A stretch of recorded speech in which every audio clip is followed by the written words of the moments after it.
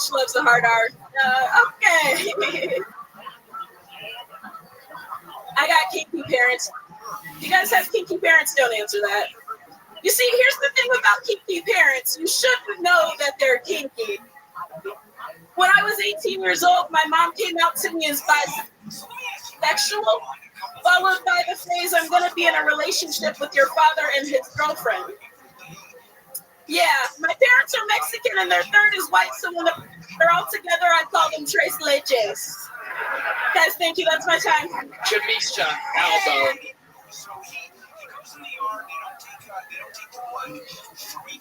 Has returned. Hi, Jamisha. Tony, Mr. President. How are you? Thank you, indeed. So you were adopted? Is that what I'm getting? I was adopted. Right. Yeah, Okay. only black person in my family. And so that ended that joke. So when I was 18, my mom came out to me as bi, and then she entered a relationship with my dad and the girl that he was cheating with her with. Yeah. That sounds about right. That's not even that crazy. I'm used to much crazier shit with comedians. That's actually a pretty balanced breakfast of a childhood. Wait until 18. Normally when parents say bye at 18, they mean goodbye. Goodbye. You're out. Oh my Don't God. come back. See you later. You had a little bit of infidelity growing up, right? More than infidelity. My entire thing. My mom and dad cheated on their significant others for 11 years secretly while raising families. They were fucking the shit out of each other. There we go. 11 years into it, my dad nutted inside of my mother and she got pregnant. My dad assumed that she would have an abortion, but she decided to have me her dream love child. The youngest by 12 years. So, being told that your mom's bi at 18 to me is fucking boring. You know what I'm saying? Because I was fucked up. I did the math when I was a kid and called them out on it. Yeah. Anyway, it's the whole thing. There's many podcasts where I talk about Thank you for sharing. Demon Seed. I'm the bastard of Youngstown. Okay. Anyway, so it's interesting that you were adopted by Mexicans. How did this happen? That sounds different. Yeah, so it's like Mexican and Italian, mostly Mexican. I have a lot of Mexicans that live in Fresno, California. But yeah, 6 years old. My mom just wanted a girl, so she got me. She wanted a girl, so like that's the only request. She's like, I just want a girl. And they gave her a black girl. Black girl. Yeah. Damn. Yep. That's kind of like a fucking raw deal. It was 2001. Damn. Can I have a second draft pick here? The Mexicans are shaking their heads at me. Right now. Gosh. I love it. So what was it like being raised in a Mexican household? Good, a lot of tamales. I'm recently sober and I used to smoke a lot of weed, so I've replaced rolling blunts with rolling tamales now. That's it. Did you have brothers and sisters in the household? I do, yeah. So when I got adopted, my mom had a son from her first, we'll call it, encounter. We lived in Fresno. And then when I got adopted, I had a brother who's my age, so I'm 30 now. He's 30 as well. And then I have a little brother. The brother came out of your mother's vagina? Uh-huh, yeah. So why did they go shopping for a kid? I don't know. She was also pregnant when she adopted me, so I don't know. She really just... John B's senior black correspondent on the show. Yes. What were you going to say, John? That's the wrong microphone, John. What did you say? Okie dokie. Real great stuff, dude. You get a little bit stronger every week at the show. I'm kidding. Yeah. No, so she was pregnant with my little brother when she had me, and then the band loves it when Keith fucks up. Everybody's having their own side tables right now. Fucking love that shit. The band leader, John B's. Okay. So my mom was pregnant with my little brother when they adopted me. What would possibly make a woman try to get an extra child? Yeah, so I asked her, right? I was like, why did you decide to adopt me? And the only reason was because she wanted a girl. So that was it. She found out she wasn't having a girl. She found out the thing inside of her belly had a penis. Boy, yeah. I mean, does she even like the boy that's the same age as you? Hates me, loves the boy. Why does she hate you? I was a piece of shit growing up. Really? Yeah, I would lie. I would steal. I know I'm nice now, but I was a fucking terror. Wow. So even if you're raised by a different race, you still steal and lie. Yes. We're learning. It's nature, not nurture. And you're figuring it out here tonight. Jesus, not smiling at this at all. And this is before mothers can make their boys girls if they wanted to. Yeah, Yes. Yes. Pre-trans. Yes, pre-trans. My adoption, I've been a little bit more into like the technical terms of my adoption, and it's called a transracial adoption when you're the only fucking different race.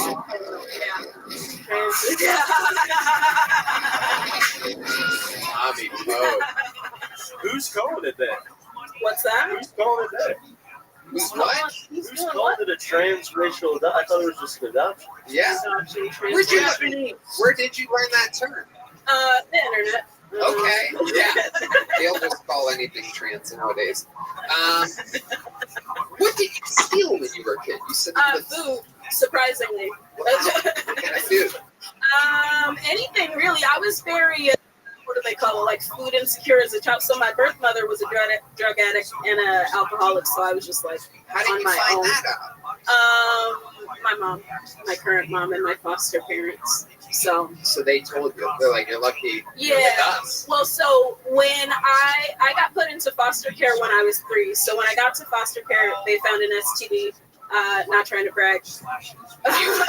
You had an STD? When I was 3 years old. 3? Yeah. You dirty slut. Jesus Christ. Wow. That is incredible. Oh, yeah. Oh, yeah. Tommy's going in for that hepatitis BET. Oh, yeah. Look at this.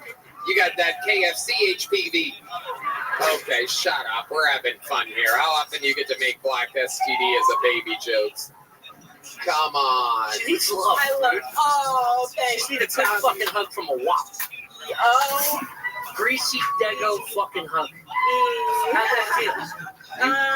You may have given her a wop. Yeah, my neck is a little it's a little wet. But so basically my birth mother had passed out on the couch and I just like left, and then the cops picked me up, and then from then on, yeah. Look at me now. You love it. Yes. You love this game all the time. I notice that you sign up all the time because I see you before the show. You get to perform in The Little Boy. There's a lot that goes on here. Some people you see more than others around. Yeah. Adam, you get the booker likes you. It's been a long time since you actually got pulled out of the bucket. Yeah. We're happy to have you. You already have a big joke book. It's filled. Yep. I love it. You want another one? Please. You got it. Jamisha Alba. Boom. What a great catch. Hell yeah. She can catch a joke book. She can catch an STD. She can catch everything, ladies and gentlemen. It's unbelievable. The stylings of Jamisha Alba. Raised by Mexicans, still catches leather like a black person. Amazing. That's a football joke. It's a football joke for those of you trying to clip things to make me look like a racist. Hello there. This podcast is sponsored by Talkspace. You know, therapy can be costly, but Talkspace is affordable and in-network with most insurance providers. Most insured members have a $0 copay. That's right, Tony. It's Men's Health Awareness Month, and Talkspace wants to know how you feel. Guys, this November, prioritize your health prioritize your health by prioritizing your mental health with Talkspace. I love Talkspace, and I think they're providing some great mental health services. Talkspace therapy and psychiatry are covered by many insurance plans and many employers. Most insured members have a $0 copay. You can easily sign up online and get paired with a licensed provider who will fit your needs well within typically 48 hours. You can always switch providers at no extra cost. Talkspace makes getting help convenient because you can make your appointments from the comfort and privacy of your own home. You can even talk it out between sessions by sending text, video, or audio messages to your therapist. There's more to Men's Health Awareness Month than just mustaches. Talkspace is here to provide you with therapy on your terms. As a listener of this podcast, you'll get $80 off your first month with Talkspace when you go to Talkspace.com/Tony and enter promo code SPACE80 to match with a licensed therapist today. Go to Talkspace.com/Tony and enter promo code SPACE80 to get $80 off your first month and show your support for the show. That's Talkspace.com/Tony, promo code SPACE80.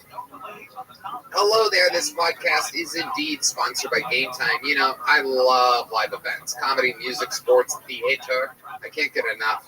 When I go to live events, I use the best ticketing site in the industry, Game Time. Game Time has a new feature called Game Time Picks that makes getting tickets for your favorite live events even easier. Game Time Picks filters out the fluff to show you only incredible deals on great seats so you don't have to waste time searching through thousands of tickets. Red Band. Tony, I love Game Time. They make buying tickets so easy. I just found a super deal with Game Time Picks for Billy Strings at the Moody Center. It's so easy to pick your seats and add them to your cart and check out. I personally love the seat views before you buy, plus the lowest price guarantee. With Game Time Picks, curation makes it easier to save more on sports, concerts, comedy, and theater. Plus, they're all in pricing that shows the total up front with no surprise fees at checkout. Game Time also has the best ticket coverage. Your purchase is covered with the most flexible customer service policy in the ticketing industry. So take the guesswork out of buying concert tickets with Game Time. Download the Game Time app, create an account, use code KILLTONY for $20 off your first purchase. Terms apply. Again, create an account, redeem code KILLTONY for $20 off. That's why. Download Game Time today. What time is it? It's game time. Your next bucket pull goes by the name of Cole Castle, everybody. Cole Castle.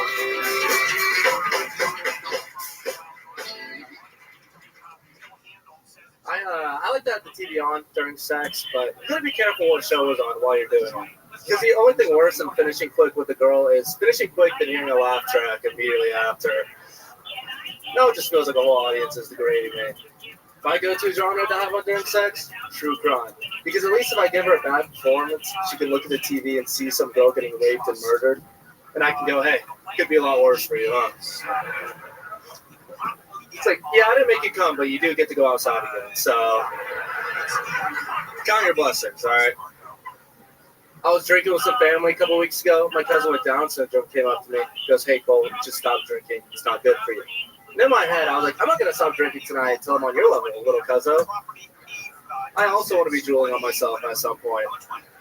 That's when I realized getting drunk is just microdosing Down syndrome. There's a lot of similarities. You know, you're harder to understand, you eat more, you fall more, and no one's going to trust you behind the wheel. So a lot of similarities, I think. People start drinking and say, let's get fucked up. I say, let's get fucked down. All right, thank y'all. Cole Castle. There you go. It's sad. How's it going, Cole? Good. You've been on this show before? Yeah, I was on a few months ago. Yeah. Did this go better than the last time, you think? I think it went about the same. Okay. Yeah, we'll see. Yeah, things can change. Well, no, it already happened. We did see. Yeah, okay. Well, there's the interview, but yeah. Oh, yeah. That's a good point. You're in it right now. Yeah. Have you had a broken nose before? No. No? Just looks like that? Yeah. Damn. That's appreciate that. Yeah, you're right. The interview is a long. I'll try to face you so you want to like. No. Oh yeah. Just seeing someone so fucking. You ever been hit by a car? What's this about? You got an excuse for that fucking face? That's crazy. Cole, how long have you been on stand-up? Just at 1 year. 1 year. What do you do for work? Sales. What are you selling? I sell insurance to financial advisors. Wow. Yeah. That sounds terrible. It's Yo, I'm here. My coworkers are cool. That's all these fucking. I'll be there in just 1 second. How's your day going, Mo, man? Let everybody stay there. Yeah. It's in Florida, so I could. Yes, I am. Fucking story. Are you? All right. Well, the best advice I can give to you for that is to consult your local Orthodox rabbi. I went to Texas. That's something you're gonna have to look up on your own, my friend. I don't know where you're located, but just look up synagogue near me. Find the nearest Orthodox one, and they will give you the plan of attack. Yeah, they just said radar rash, but then like, dude, everyone gets chlamydia. Wow, dude, yeah, I was like, How'd you find out about? But dude, I couldn't even. How'd you find out about me? You make me want to shave my mustache, dude. Okay, well, That's amazing. then do what I told you to do, and they will put you on. Okay, go for it. It's been a while.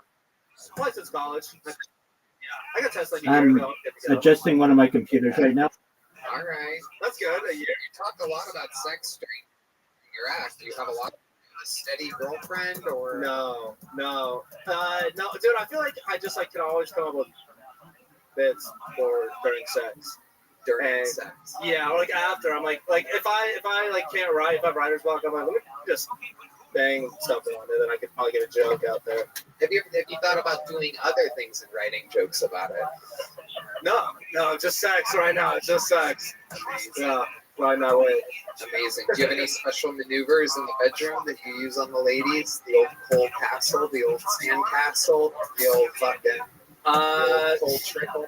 No, I'm really good at like the pillow talk after. Like, Yeah. Sex, all right, but like I'll hold a mean conversation after. Like, Really? Yeah. Is that true? Yeah, like I think like the sex is all right, but the pillow talk is like, all right, I'll hang out with that guy again. You know what? Let's get Heidi up here. I want to see what this guy's pillow talk is like. Let's do a little. The lovely Heidi, always an intimidating force when looking directly in a man's eyes.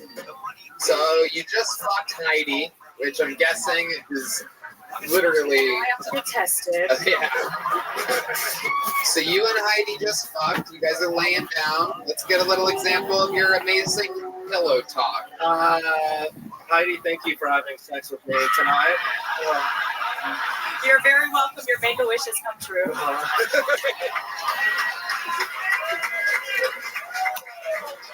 We won. Keep it going. So like you like play Fortnite or what? I really love Grand Theft Auto. Grand Theft Auto?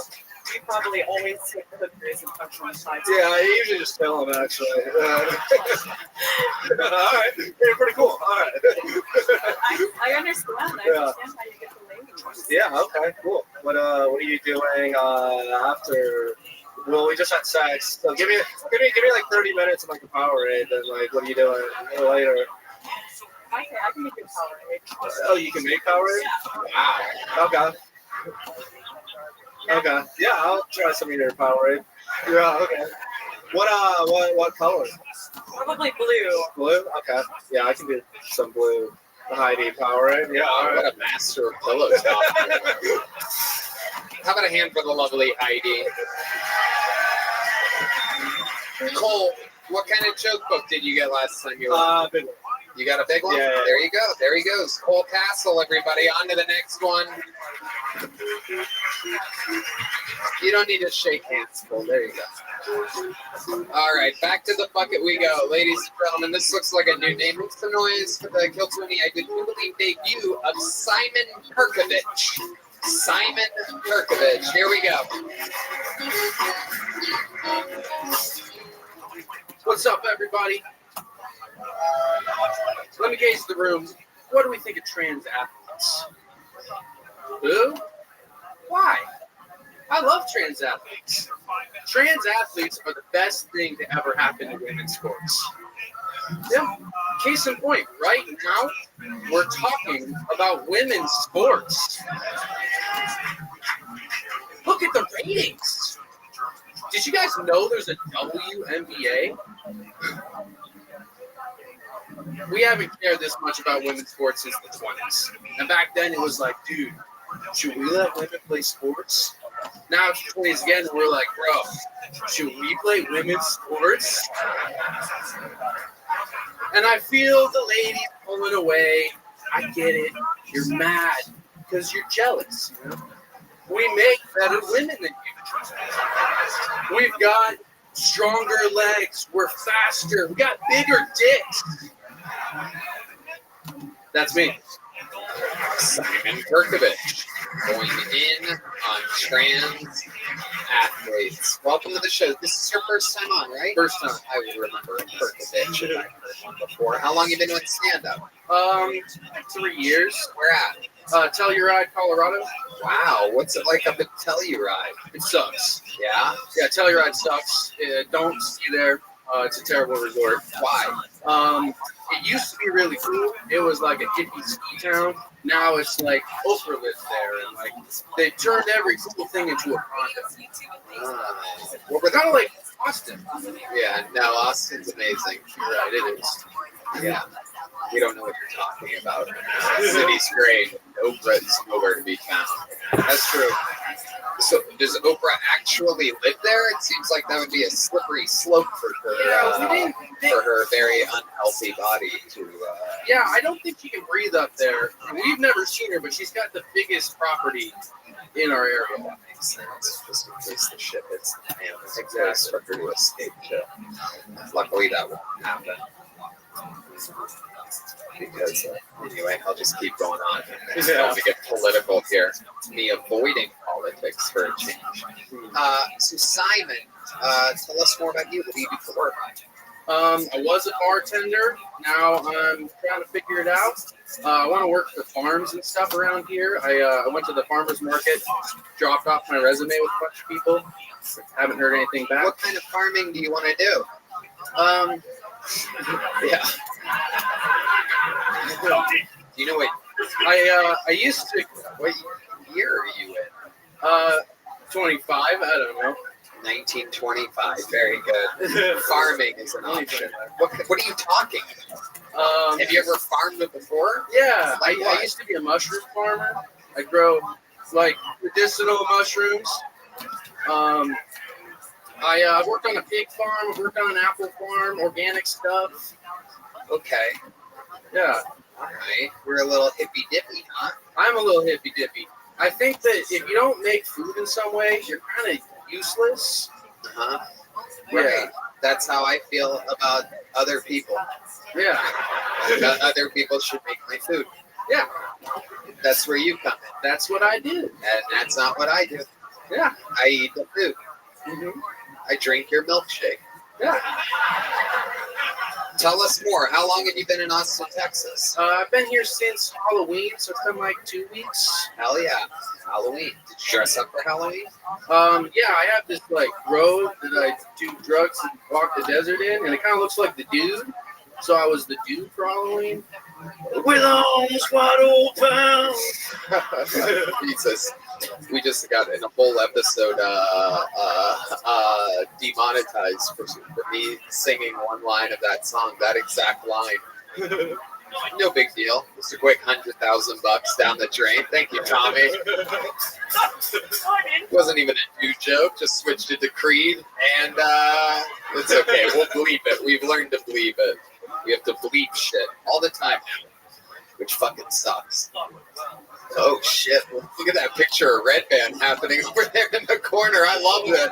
Very rarely do I get sidetracked by the artwork, but I've never seen anyone draw Red Band so spot on before. Look at that.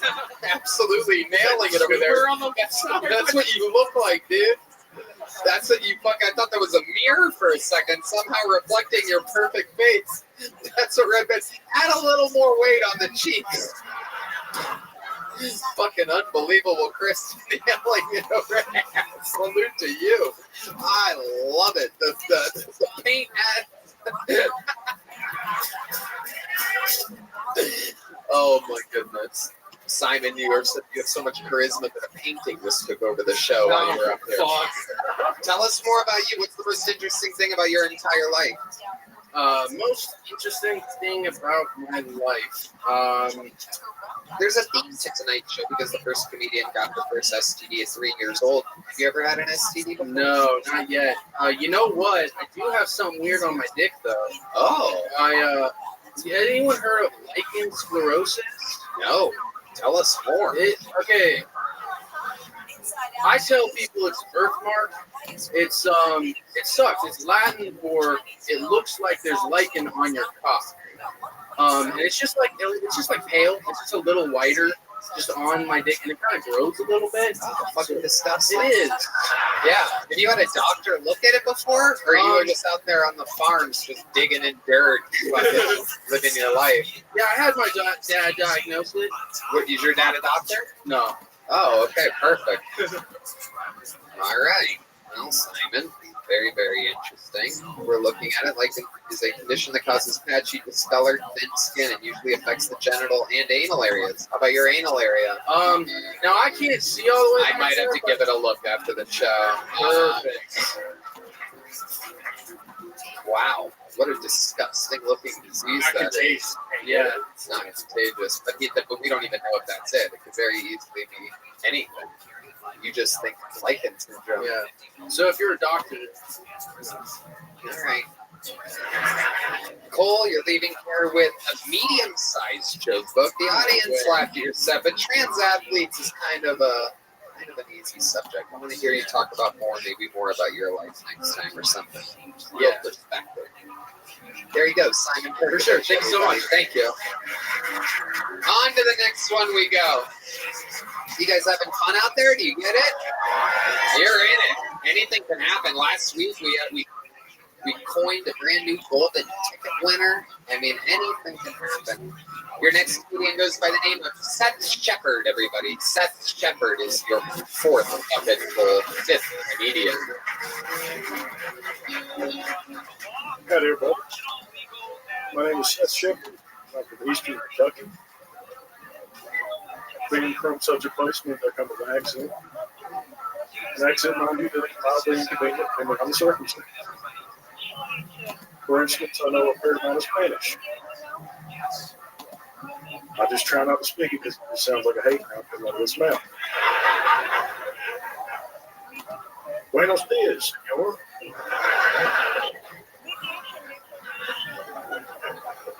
Means good day, miss.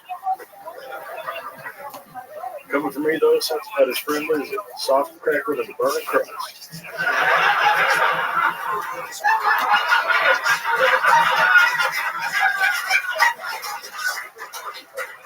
Thank you so much. This is almost a dated joke, I guess. The election is over, but did y'all hear about the mechanic shop the Harrison Waltz campaign was trying to come out with? They mostly do electrical work, radiator work, but their real specialty was rebuilding trannies. There you go. Very tranny-heavy episode tonight. Seth Shepard. Welcome, Seth. How long have you been doing stand-up? This is less than my 10th time. Less than my 10th time. Yes, you sound like a guy that's like 50 years older than you. How old are you? I'm 27. Oh, God damn it, Tony. I'm only 11 years old. I've been sounding like this my whole goddamn life. My first words were objection. My dad gave my first cigarette when I was 4. Is that true? Yes, sir. Wow, look at this episode. STDs at 3, cigarettes at 4. What the fuck? This bucket is contaminated tonight. He said if you keep puffing, we'll go out with Marlboro family. Wow, absolutely incredible. That is the most Kentucky shit I've ever heard of in my life. Do you still live in Eastern Kentucky? No, sir. I moved here the end of September. Oh, by God, the end of September. Unbelievable. We went from the dude to the guy that narrates The Big Lebowski. And that was the story of the dude. I have always wanted to do voiceover work. Yes, sir. You have a great narrator voice. It's incredible, powerful stuff. So, what was I going to say? How long ago did you move here again? The end of September. I worked the dog shit job and just didn't get done to get up on stage. I quit it last Saturday. Paid rent up to the end of January. Yes, sir. There you go. So here you go. What's your living situation? Where do you live in? Studio apartment for myself. Do you have a job here yet? I quit it last Saturday. You quit the job here in Austin? Yes, sir. What was that job? It was a general manager spot for a chain pizza restaurant. What was the chain? Papa John's. Yep. Papa John is falling down. You would know. Our senior pizza correspondent, Brian Redband. Since Papa left, it's not the same. Yep. Papa's got a brand new bag.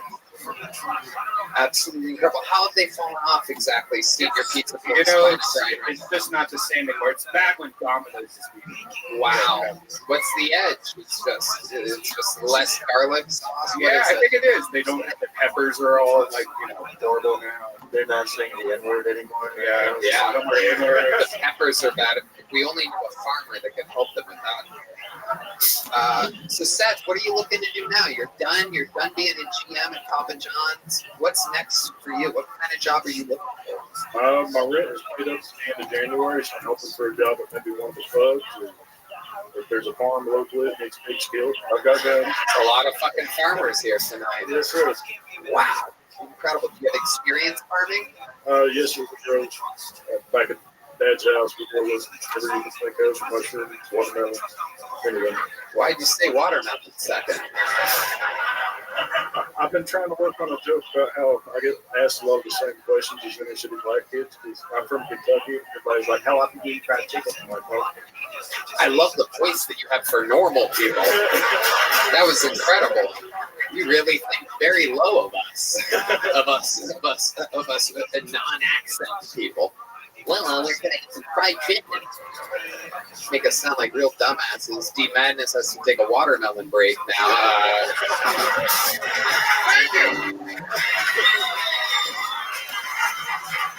Racist. Always said watermelon. Oh my god.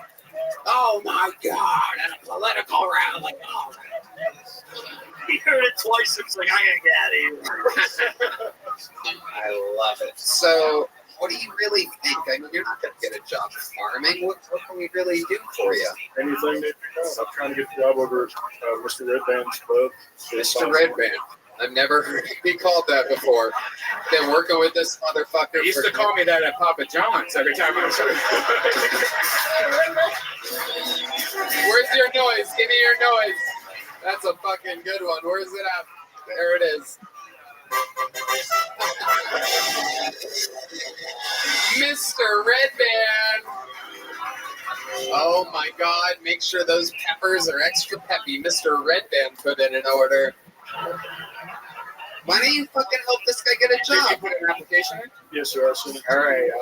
I'll remember it. See, I don't know if we're hiring, but I'll look. Why don't we just say it? Next person to get fired or that needs to get fired, let's move him to the top of the list. We might be hired, so I don't know.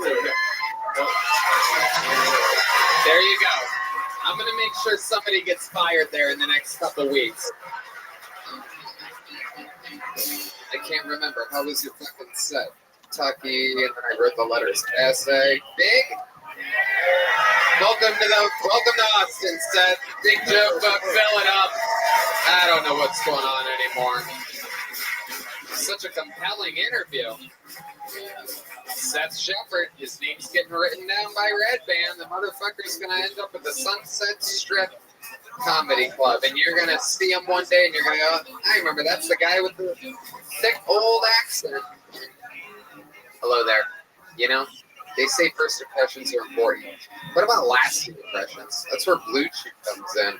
Blue Chew helps give men longer lasting and stronger erections so you can perform at your very best. Blue Chew is an online service that delivers the same active ingredients as Viagra, Cialis, and Levitra, but at a fraction of the cost and in a chewable form. The process is simple. Sign up at BlueChew.com, consult with one of their licensed medical providers, and once you're approved, you'll receive your prescription within days. Blue Chew tablets are made in the USA and prepared and shipped directly to your door. The best part? It's all done online. That means no visits to the doctor's office, no awkward conversations, and no waiting in line at the pharmacy. You can take them anytime, day or night. So when you plan ahead, you can be ready anytime an opportunity arises. Right, Van? Tony, I love Blue Chew, providing some great ED treatment for men everywhere. They say there's nothing sexier than confidence, and Blue Chew can give you the confidence where it's counts. I see. It's working really well for you this evening. Blue Chew wants you to have confidence to perform at your best. So discover your options at BlueChew.com. And we've got a special deal for our listeners. Try Blue Chew free when you use our promo code Tony at checkout. Just pay $5 shipping. That's BlueChew.com, promo code Tony, to receive your first month free. Visit BlueChew.com for more details and important safety information. And we want to thank Blue Chew for sponsoring the podcast. We want to make you hard. Blue Chew. Hello there. This podcast is sponsored by Prize Picks. Prize Picks is the best place to get real money, sports action. Join over 10 million users and sign up today. Sign up today and get $50 instantly when you play $5. You don't even need to win to receive the $50 bonus. It's guaranteed. Think James Cook will get more than 60 yards next week? Joe Burrow passed more than 1.5 touchdowns? Cook up hot takes with your friends to win real money this football season when you and your crew run your game on Prize Picks. So Red Band. Tony, I love Prize Picks. There are so many opportunities to get it in on. This week on Prize Picks, I'm looking at the football board and selecting Jared Goff for more than 230 passing yards and Saquon Barkley for more than 1 touchdown, Travis Kelce for more than 70 receiving yards, and Lamar Jackson for more than 250 passing yards. Wow, I can't believe you know all that about football. That's amazing. I love it. But anybody can get in on Prize Picks. I mean, indeed, that does sound like a great lineup, Red Band. Download the app today and use code Tony to get $50 instantly after you play your first $5 lineup. Again, download the app today and use code Tony to get $50 instantly after you play your first $5 lineup. Prize Picks. Run your game. All right, is our guy ready over there? Yeah, great. You guys are in for it. This is it. One of the greatest regulars in the history of the show. Not easy at all to move the crowd once a week for 60 seconds. It basically gives you an hour special every year. He's a fucking prodigy at his age, at his experience, to be this goddamn good, this cool, and such a great friend. Make some noise for the great and powerful Cam Patterson.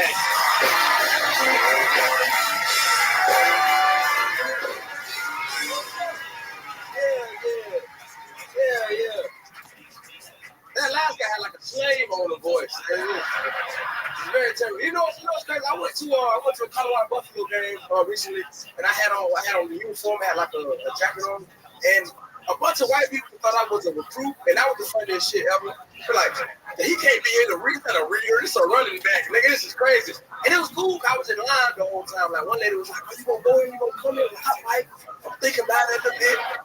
I got 3 schools lined up right now. It's Florida, Georgia, and here, you feel me?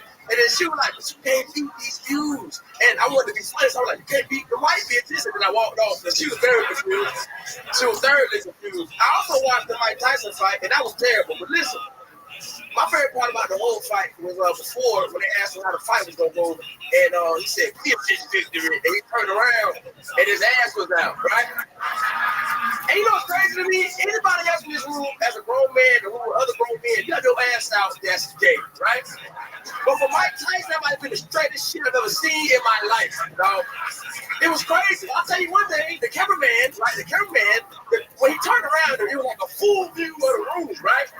And then he was pulling on his ass. Now that guy gay as fuck, dog. I've been camping out that guy so much. That is how you do it. What's up? Fuck yeah. That was fun, man. This is good. I'm happy. Done it again. Talking about your weekend in Colorado. Yeah. And topical stuff. You take what you do and what you see and you immediately recycle it into great material. Oh, a fucking machine. You were in Colorado on Saturday? Yeah. I was just in Wednesday. I did 7 shows. Thank y'all. You know what I'm saying? Wow. Yeah. 7 shows. That was a real blessing. A real shit. Amazing. Yeah, you got to meet Dion? Hell yeah, I froze like a motherfucker, boy. You what? I froze like his manager, a big friend, like he like the show and shit. So like he said, "Come out," you know what I'm saying? Who's the fan? His manager, or his manager. And so I went to I seen everything, dog. So, and I met him, and I was like, "What's up? What's the Dion?" I was sent like I just got cut from the team, and I was like really nervous, but I was happy, dog. I was just happy to be there. You know what I'm saying? Shit to do. I only know you met Dion because I got a text from your dad, who always updates me on the highlights of your career when you're on the road. I was on the road at the same exact time, doing a show in Southern California to an amazing time. Shout out to Spring, India. Had a big, crazy, extremely Latino turnout. Anyway, and I get a text from your dad, who always updates me, you know, he just did this, he just did that, this to you, and so what was Dion like? The funny shit, my dad, you know, that's like my dad, he was big, so yeah, my dad was like, talk to him, he on the plane, like thinking like a plan what to say, he got there, he was like, "Hey Dion," Hey, prime time. I'm ready. And they were like, for what? And my dad was like, I ain't think that far ahead into the conversation. I want you all ready. I want you all ready as fuck. That's all it was. Did your dad and Dion compare their fucked up feet? No, they should have. That would have been fucking funny. That would have been funny as shit. But you know what's funny? My dad got his toes done. We talk about it so much. He got pedicure? Yeah, the people that see him, they don't look bad no more. They don't got like slave feet no more. You know what I'm saying? I can't believe a pedicure solved that. He needs a fucking chiropractor on those feet. Crack those toes back to where they belong. They were pointed every direction. There's no real way for you guys to. It's really just for me and Cam. This whole ongoing. I get a picture. We should. Do we have an old picture? Oh hell yeah! I found him. Let's zoom in on that pic, like Mike Tyson's ass. I want the people to see exactly. I mean, the toes are just—they look like they're like palm trees, like growing out other directions. They terrible, bro. It is. My mom always said, if we got the same feet, you feel me? My mom would always say, if he didn't claim you as your son, then still told you. That's how you get it done. You know what I'm saying? Oh yeah. You got the same feet. The good news is I've never seen your feet. Even if you're wearing sandals or flip-flops, you never always keep socks on them. Mm-hmm. Absolutely no. There's no way I'm having him pull those. Nobody ever said my feet. Everybody's over die right now, I swear to God. Yeah. I don't want to do it. I don't want to find out. I don't want to find out that Cam is 5% Falcon. This is good. I can tell Dee's kind of has fucked up feet just by the way he's laughing at all this. It is a black person thing. It's not like racist to say the stereotype that's true. I'm looking at a lot of Texans that drove an hour and have to be here from the country. It's like, hey, what? That's a thing? But it's a thing, right? They all live negative. I mean, I would not agree or disagree. I'll tell you that, but it is a thing. I don't know all that good feet. My mama got good feet. I studied weird shit. the women. That's weird. That sounds pretty weird when I said it. My mama probably got good feet. I don't know. I don't fucking know. Yeah. Who knows? Do you have a picture of those? Yeah. No, hell no. Fuck no. Are you fucking saying? No. Mama ain't got, she only got feet, nigga. She is floating shit. She be floating. That's all she be. She floating. She don't got feet. Titties on ass. She's a fucking ray of sunshine. That's what my mama is. She a fucking spectacle of a person. She's not even real. She's a voice. That's all she is. She a voice. She's not a real person. You guys have seen Cam Patterson before? Tommy, Sean? Well, I mean, So you remember when I pretended to be you? Huh? Do you remember when I pretended to be you on that blindfolded show? Yes, that's what we did a dating show. I don't think they were buying it, to be honest with you. Let's see it. What was it like? I was up. Wait, explain the premise. There was a blindfold show. Blind dating show. Okay. I won't pretend you're blind. Do it. Okay. I mean, it's not much to it. I just walked out. I said, "Hey, everybody, I'm Cam Patterson." I'm wearing flip-flops right now. I swear to God, I'm black as hell. I'm not white. And they weren't buying it. I don't know why, but they weren't somehow buying it didn't work for some reason. They didn't like it.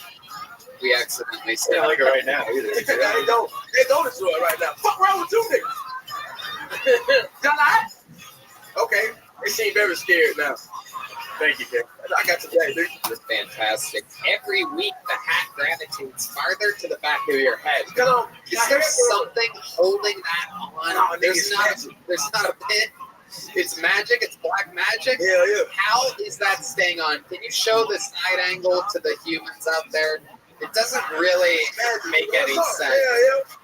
This is magic. I got good hair. You know what I'm saying? I swear to God, we are 3 weeks away from that thing just being on the back of your neck sideways. Does it come with the wig? Does it come with the wig? What the fuck are you talking about, Red Man? Fuck you mean a wig? Look at the picture of Red Band in the corner over there if you want to feel it. He look dead. Hey, the late great Red Band over there, that's him after being found in a river. Somehow his hat stayed on the whole time as well. That's rigor mortis, man. What it is, rigor mortis? Rigor mortis? Rigor mortis. Rigor mortis. Rigor mortis. That been kicking in. Yeah. Let's see your feet. Let's see your Fuck feet. you, redneck. I bet it looked like 5 dead ET. Remember when he's in the water? I bet it looked like 5 of those. Say ETs? Wow. Man, I'm 25, never seen that. Fuck ET. Fuck E.T. Yeah. Fuck E.T. Yeah, fuck ET. That's right. Absolutely. Fuck extraterrestrials and shit. Hell yeah. If you ran into E.T., I know what you would do. You would steal his bicycle. Nah, it's no ET. That'd be cool. There's nobody like you, buddy. I don't know if there's anybody I love quite as much as you. The great, powerful Cam Patterson, everybody.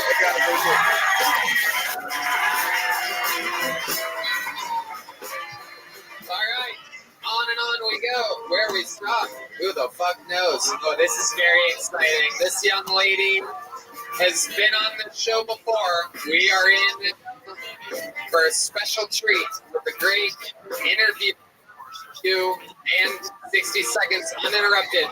This is the return of Juanita, everybody. Juanita is back.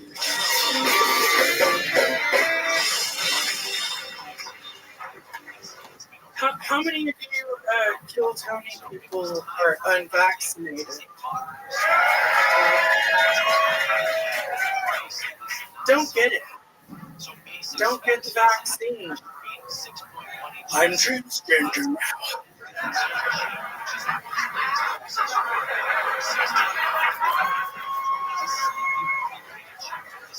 Didn't happen until after a second booster in a Bud Light. Drink Shiner. Sometimes I like to go to gender reveal parties and drown the room in negative energy.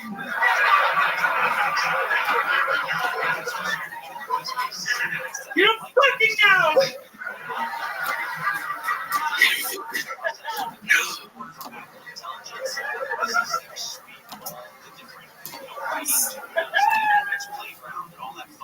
Fuck yeah.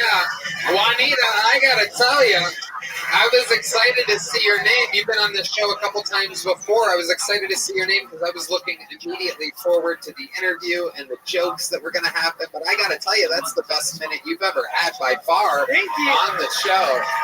I love to see you doing, acknowledging being trans, owning it, and fucking talking about it. That's fun. It's always interesting to me, and I think the last time you were on, if I remember correctly, you didn't quite cover it, right? And I was kind of like in the interview trying to hint and talking about it. This time, it's guns a-blazing. You're definitely trans. Yeah. There's no doubt about it. I just thought it was really fucking obvious, and then actually came in. It is. That's what I'm saying, is that it is. Yeah. And it's best that you acknowledge it instead of me going, so anything else about you, Juanita? I thought you were going to be like, so what does your kid look like? Well, I mean, what does it look like? I'd say you're more of a Juan than Anita. Hey, that's my dead name. You nailed it. You were a Juan. Yeah. And now you're Juan Dog. Yeah. Juan is beyond. So what's it like? When did you realize that you prefer being a woman, or you are a woman, or whatever whatever it is? I'm a lady. Hell yeah. Sort of. My entire life. He's a lady. He's a lady. Yeah, my entire life. I was like a little kid. Really? I was like a huge secret, and then I didn't actually transition until I was like 30. Okay. How old are you now? 36. 36. You've been in Texas for how long? Since I was 6. Right. Where were you before then? I was born in Mexico. Okay. Born in Mexico. Yeah. And you're here. So you are a transplant. She went to prison. Wait, hold on. What charge? If she went to prison, she could have got it. That's true. Oh, it's shit. cheaper in Mexico. Sorry, dude, I should have stolen more stuff. Yeah. So, Juanita, what do you do for work? Right now I'm unemployed. Anybody got a job? Oh my goodness. Yeah, but I'm collecting unemployment. I worked for like tech company doing translations, and then they have the Translations? Are you serious? Are you kidding me? Are you kidding me? Wow. So you were translating Spanish to English? Okay. Incredible. What, are you looking for a job now? Yeah, like bartending or doing whatever. You know how to bartend? Yeah. Okay. Yeah. What's like one of your favorite drinks to make? Just like a classic actual martini, so stirred, not shaken, gin, dry, lemon. Are there any special trans drinks that you make, like a Unshirley Temple or a? Or she makes a martini and pours it into a Miller Lite bottle. I get my boyfriend to come and put it in. You make a used to be a Manhattan. Big smart job. Yeah, I'm gonna think and do it. Yeah. Express yourself, Martine. Guys. Oh, I love it. I love it. Juanita, what else? What are some hobbies? What else are you into? You're not doing stand-up comedy. I like doing impressions, and I like to paint. Okay. Huh? I said you don't say. God damn it, Gardini. You know I love you. Yeah, I love you. That's okay. Hell yeah. Hell I'm yeah. kind of into ginger. You're into gingers? I was just kidding. Coconut. Oh, that's amazing. I love it. Take your back, dude. So I gotta know these impressions. I gotta see some impressions from the lovely Juanita. I'm so excited. Doing, what's her name? Nicole Tran. Oh, you Nicole Tran from Kill Tony fame? I keep doing it. Wow, I've never heard anybody do a Nicole Tran impression. Ladies and gentlemen, this is Juanita doing Nicole Tran, which, by the way, has the word Tran in her name. Just a fun fact for those of you hearing the translator transplant. That's a Tran doing Nicole Tran. Can't make it up. Ladies and gentlemen, here's Juanita doing Nicole Tran. When I was a kid, we did not play ding dong bitch. We just did our friends ding dong. That's very good. Very good. That is what Nicole Tran sounds like. I have a good tire of air too. Wow, okay. Who else?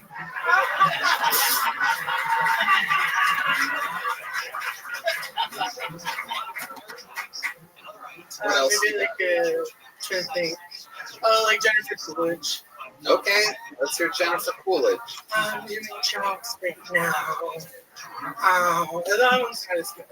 Okay. Anybody else you can think of? Nope. John Dean's throwing out a request. Samuel L. Jackson. There she is. It's kind of hard to just get thrown an impression, but we're throwing you. Yeah. We're throwing it right at you, Juanita. Motherfucker, do you know what a Royale with cheese is? Wow. Do it again, but this time untuck your cock from between your legs. No, don't do it, Juanita. Don't do it. Juanita, you are so cool. There's like this, there's like a stereotype, I guess, out there that trans people are all woke and annoying and this and that, and you fucking... I get in trouble for being racist. Tell me about it, baby.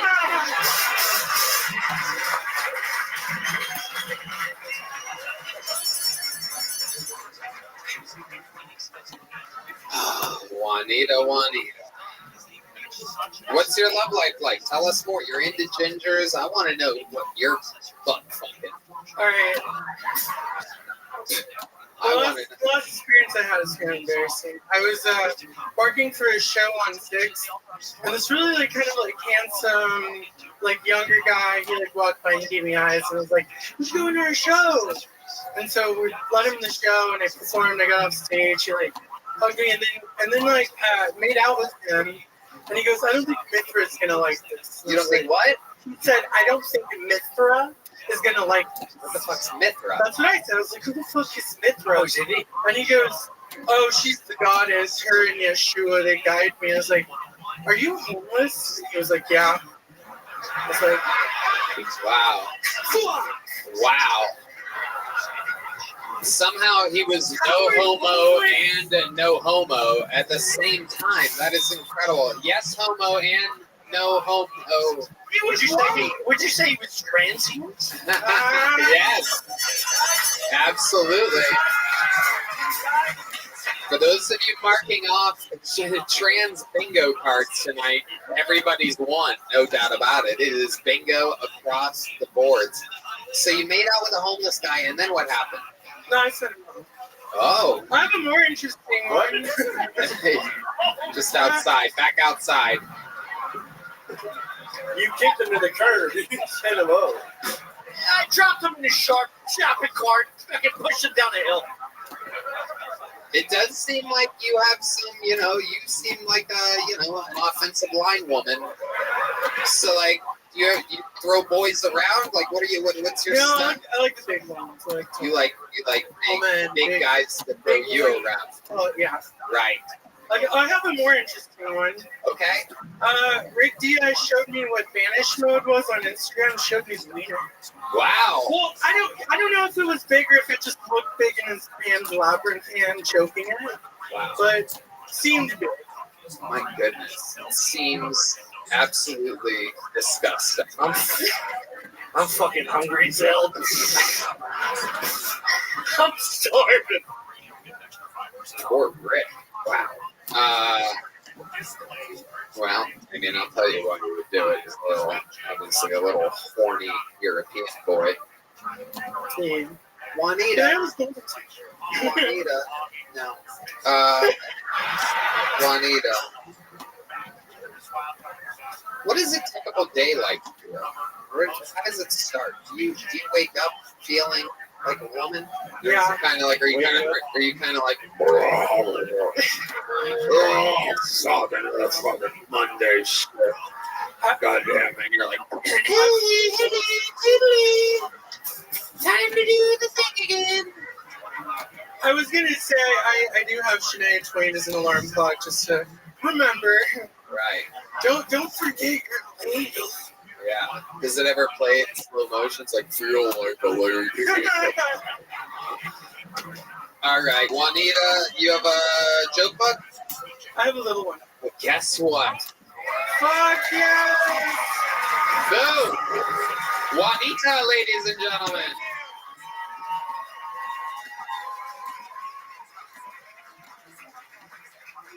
Good old Texas trans. You know what I'm saying? When you look at big and bulky, help you move. Type of lady that will help you move a couch. There we go. For those of you whose dicks have gone into your stomach, there's the lovely Heidi to bring it back out a little bit. The old piece of ginger after the trans sushi we just had up here. All right. Make some notes for your next comedian. 60 seconds uninterrupted for Dusty Keith, everybody. Dusty Keith is next on Kill Tony.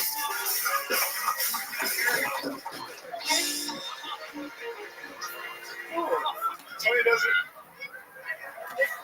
doesn't seem to recognize my name. I couldn't forget those hot pink rubber clips. Clown lips if I tried. Damn, they haunt me. Man, I get the shaky memory though. Her senses were rattled by many a headboard and man's pelvis back in the day during her whoring times. And she's transitioned since. I'm sorry, dead baby. But yeah, like me and the frat gentleman were admiring her 2-dick mouth yet 3-dick throat. We measure things before we have on pound down in the south. And in a fever, she slammed down her sea breeze, dislocated her jaw, and enveloped the 3 thickest frat gentlemen in the room. It was one of those incredible moments where time seemed to slow down as things come together. I witnessed it then. It was a singularity. If need be, Tanya here could just hit her jaw and envelop an entire frozen turkey. Let's all go down to HEB so you can show them your merchandise, girl. Still got a few seconds, huh? She earned a good name back in the day. Manaconda for those moments. Thank you. Okay, Dusty Keith. Was that about me? Yeah. Okay. That was confusing if there was just a trans person on stage. I thought maybe you were trying to rip about her. It was all completely She was running on this big tall guy the first day I was here 5 months ago. Nothing you say makes any fucking sense, Dusty. Again, just take your time, breathe a little bit, Dusty. Yeah. Dusty. So, what was that supposed to be? It was just a story about back in the day, but I thought it'd be funny. Back in the day, but a made-up story about back in the day with me. Yeah. Okay. How do you think it went, Dusty? Horrible. Right. You do stand-up? Yeah, I do. How long have you been doing it? It's been a year and 5 months. A year and 5 months. Where have you been doing it at? Raleigh, Richmond, Newport News.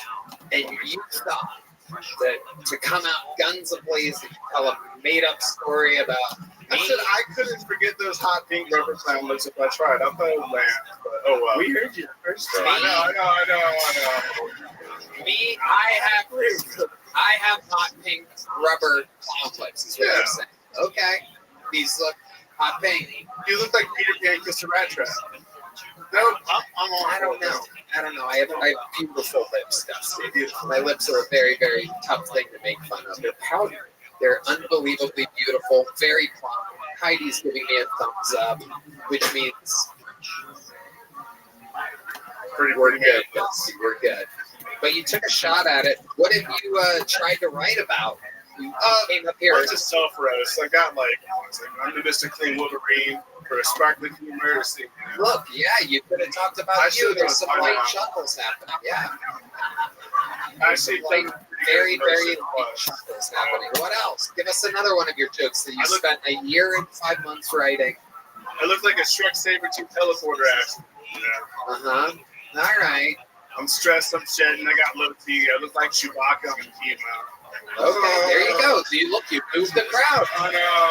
I'm trying to help you here, Dusty. You came out here thinking you were going to crush the old fucking king on his throne. And here I am showing mercy on you, Dusty. Here I am.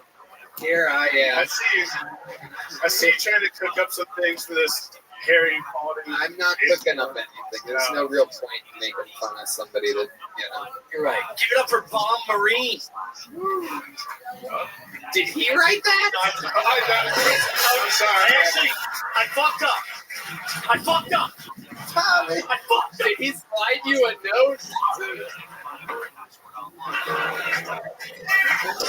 Dusty, what do you do for work? I'm a crossing guard over here, but I haven't. You're a crossing guard? Yeah. Holy shit, dude. This is amazing. Oh my God. Did you graduate from high school?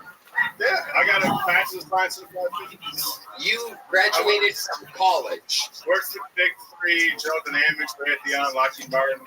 What happened? I don't like war. Really? Yeah. That's incredible, since you look like the guy from Platoon. No, not Platoon. Fucking goddamn it. Did he write that? Oh, you son of a bitch. It's a fucking wrong movie.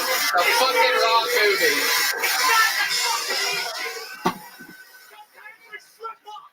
What's the fucking movie I'm trying to think of? Full Metal Jacket. Full Metal Jacket. Not fucking Platoon. Son of a bitch. Did he say he likes porn? That's why he got out of it? I have no idea. Red Band. Did he become for crossing them? You guys are like war. Yes, there you go. Thank you, Red Band. So Dusty, I'm gonna get you out of here super soon. You gave up on all that. You don't like war, but you do like being a crossing guard. Well, I'm just doing minimal stuff to get on here. To get on here? Kill, bro. Oh boy. All right, Dusty. Well, when you say minimal stuff, that means you're doing something other than being a crossing guard? Yeah, I'm doing some minimal superintendent stuff around this BK place. I'm renting. Do you have any jokes that aren't about the way you look or me? Year and 5 months. I want to hear one joke. I'm going to give you a shot to do one quick joke. Kind of long, but Okay, forget it. There's a new Titanic coming out. It's not too Forget it. I'll keep it there. The Titanic's coming out soon, you know? The what? Yeah, the Titanic's being rebuilt, and it's better to like set off and launch. And everybody's too focused on the worst and the big tragedy. No one focuses on the greatest day of shark life ever, bro. Like, Okay, here's a little joke book, Dusty. Wow, amazing. Even unfunny, all the way to the absolute last breath. There you go. Put the mic in the mic stand, Dusty. There he goes, Dusty Keith. I mean, how hard can you bomb? That is incredible. No bueno. Juanita's about to eat him alive. All right, let's get a little palate cleanser in here. Ladies and gentlemen, this guy, not a regular, not a golden ticket winner. Just a fucking character that I like to throw in the mix every once in a while. Some people love him. Some people hate him. One of the most polarizing figures in the history of the show. But as of last time he was on the show, we're watching him get better and better. According to that, we'll see how it goes tonight. Make some fucking noise for the one and only, the return of Uncle Laser.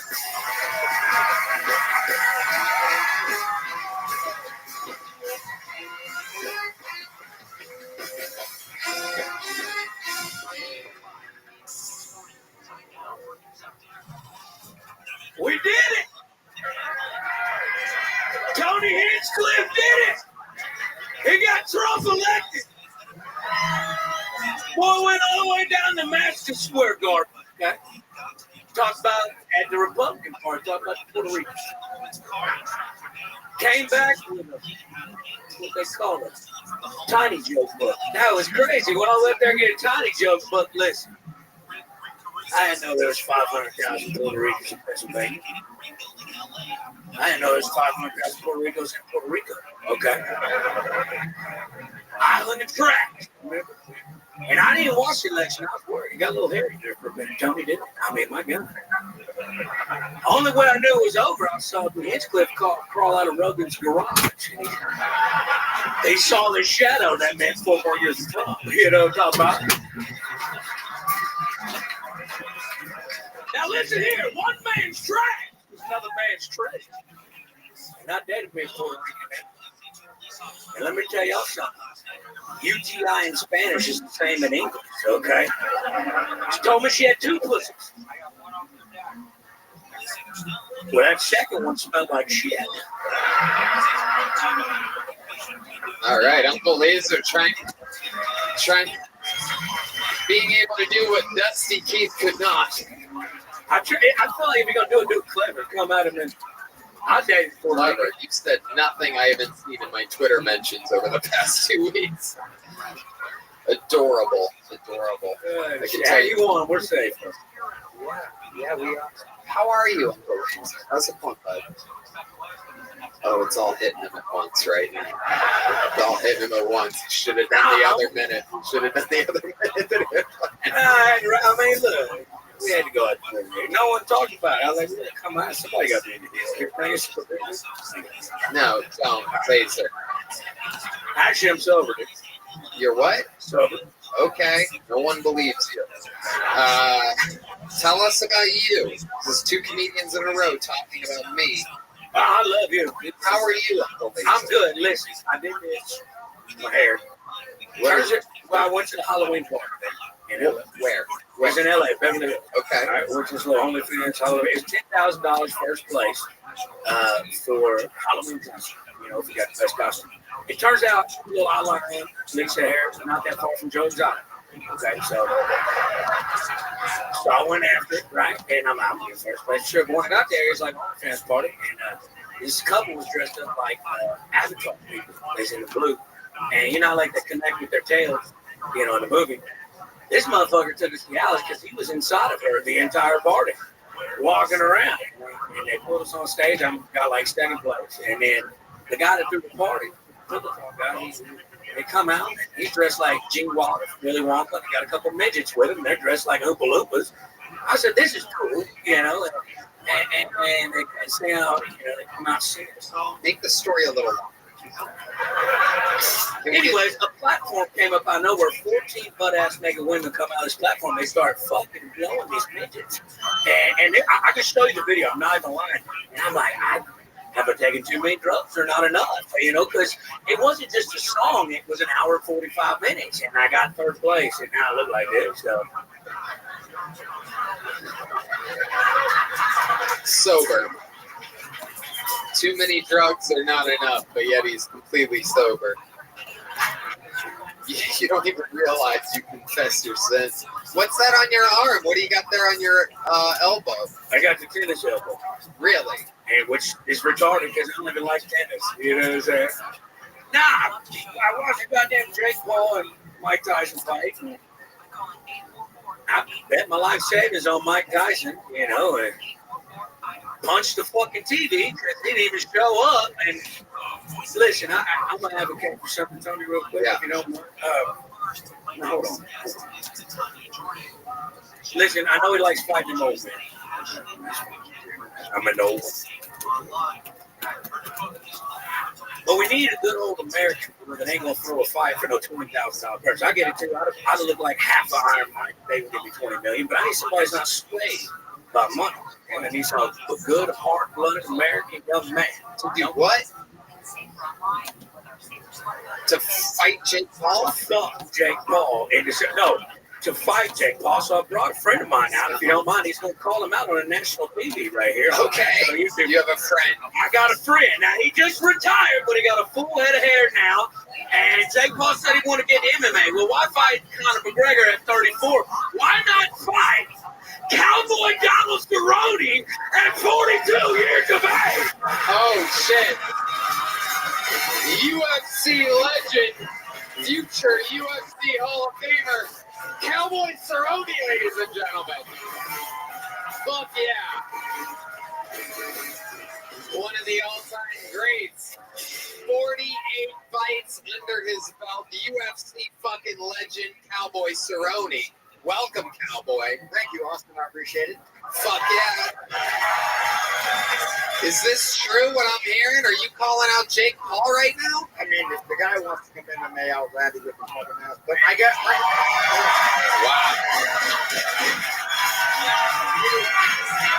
I am coming out of retirement. I have 2 more fights under contract, so I want 50 UFC fights. That's the number. So I have 2 before July to get done, and I'm going to go out and get hell. And if Jake wants to jump in line for the ass whipping train, he can jump on and give me all the money. Fuck yeah, you heard it here. Goddamn Cowboy Cerrone here in the capital of Texas. The baddest cowboy of them all. We're happy to have you here, Mr. Cerrone. An absolute pleasure. And I'm looking forward to Jake Paul's response here. I know he's definitely not going to want to go UFC against you. Would you be willing to go boxing with him? No, I'm fucking terrible about him. No head movement. I know. I need to take him down and. I saw the McGregor fight. Yeah, I know. You don't have to. God damn it. God damn it. Well, Cowboy, it is such an honor. We've had some of the greatest UFC fighters ever do cameos and pop in on the show, and it's an honor to add you to the list. Fuck you, Jake Paul. Fuck you, Jake Paul. Make some noise for Cowboy Cerrone and Uncle Laser, everybody.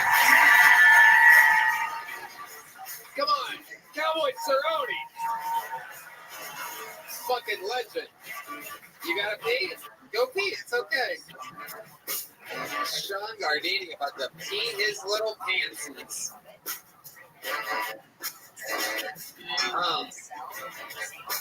I try to tell these guys, go pee before the show.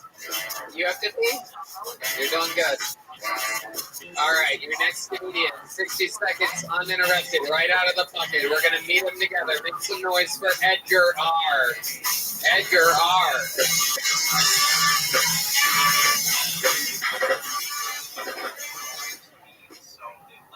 So I've been sober for about a year. Thank you. I don't really have much going on with my life, so taking off drugs is probably the best thing I've ever done so far. But I don't know if you can tell, but I used to smoke meth. And don't knock it before you try it. Because once you try it, I can't count. Yeah, I smoked way too much of it. But yeah, I was just really hanging out with the wrong crowd. You know, just I was always at the trap house, and just you can imagine it. It's a dark, smoky room, not unlike this one. And as you pan from left to right, you see drug dealers, gangsters, homeless people, and then there's me in the corner, acoustic guitar, smile on my face, asking if anyone has any song requests. Did not fit in, but yeah. So that I met my girlfriend online through it. It was one of those apps. It wasn't Bumble. It wasn't Tinder. It was. Oh yeah, it was a NA Zoom meeting for. All right, Edgar R. Hello, Edgar. Hi. Hi. Hello. How's it going? Pretty good. So you did math? Yes, I did. A lot of it. Okay. How long did you do it for? How old are you? 33. You're 33. How long were you on math for? Like 7 years. Wow, 7 years. Breaking ground. What ethnicity are you? I'm a Salvadorian. Oh, Salvadorian. Wow, absolutely incredible. Is that a thing with the El Salvadorians? Oh yeah. They love that. Oh yeah. You said it. Yes, sir. I'm the poster child. Wasn't me. I don't fuck with these islands anymore. Is it an island? Perfect.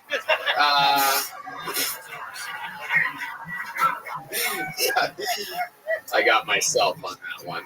So 7 years. How does it start? How does a sweet little Edgar like you end up starting crystal meth?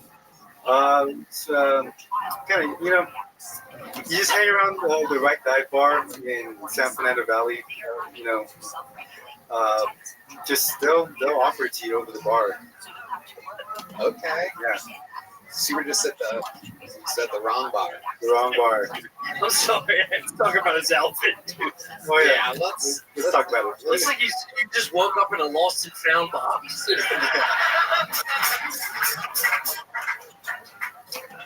It is incredible. You're dressed for the cold Every season, dude. and cold.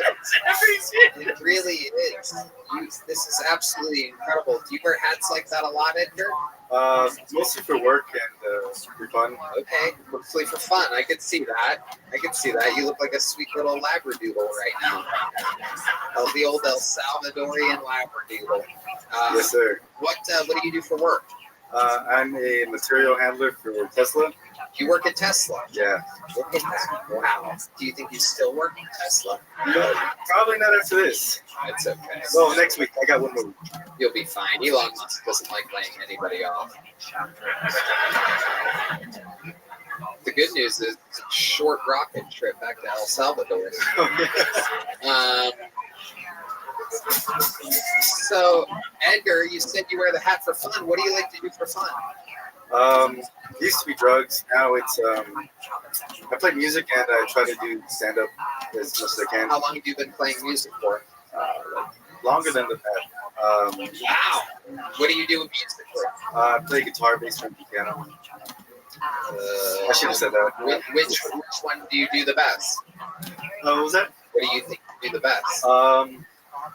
Guitar and drums. Okay, let's do guitar. Let's get that guitar up here. We have a special guitar. We're gonna see if Edgar can play. Wow, this was fast this time. Great job. Put a hand for our amazing production team here. Yoni, Christy, Colt, Monica, everybody. Jesus, Josh, Aya, Heidi. Okay, you ready? Let's try to let him go on his own a little bit, and then you guys join in whenever, but like give him a little bit. I want to see if this guy sinks or swims over here. My guess is he swims. Yeah.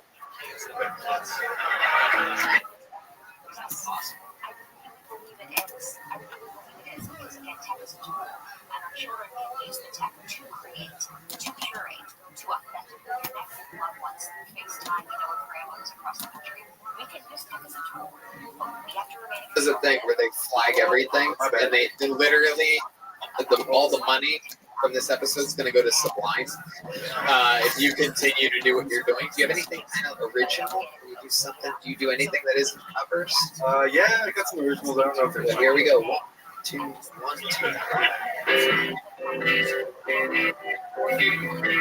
La la la la la la ba. All right, I'm kidding. Go. For the sign, but are you not giving up?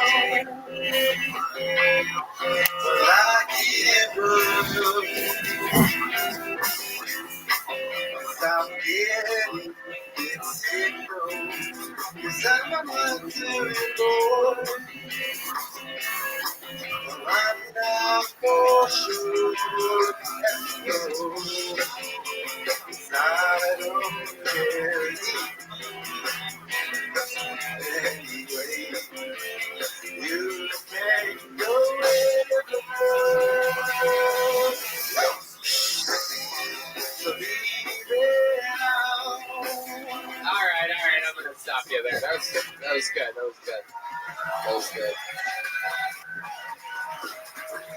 John, that's enough. You're killing it, John. I like this song better than the Sublime. Yeah, no, I know. That's true. Mattioli, who only speaks once every 4 episodes, just made a really good point that your original was better than the Sublime cover. Thank you. Yeah.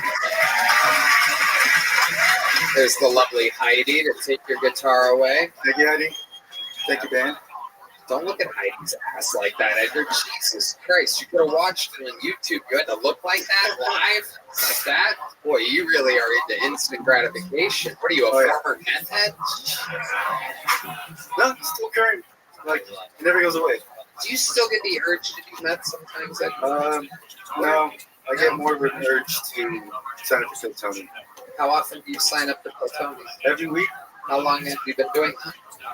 Since I moved to Texas in February. I miss Sundays because I work Mondays. Well, we don't do Sundays, so that's perfect. Yeah. Sundays. Yeah. What do you mean? No, I just meant like I work a really intense schedule, so being here, I'm losing sleep. So right. And well, that's amazing. So, did you have fun? Was it worth it? Oh, this is finally paid off. But I mean, it's not just for this one. Thank you. Yeah. But who do you think that is that Chris is drawing over there in that corner? Do you want to take a guess? Is it that gay guy who's always showing up? That is the correct answer. It's the gay guy that's always showing up. Stop. Is it him? Look at that. He took a little bit off your cheek because you complained. It looked like me. He did. He added some green. He tried to take some of that cheek away. Now you look like you have Bell's palsy. It's just like a droopy. That's red band. If you would have just kept getting vaccinated, it was you were a couple vaxes away from that, red band.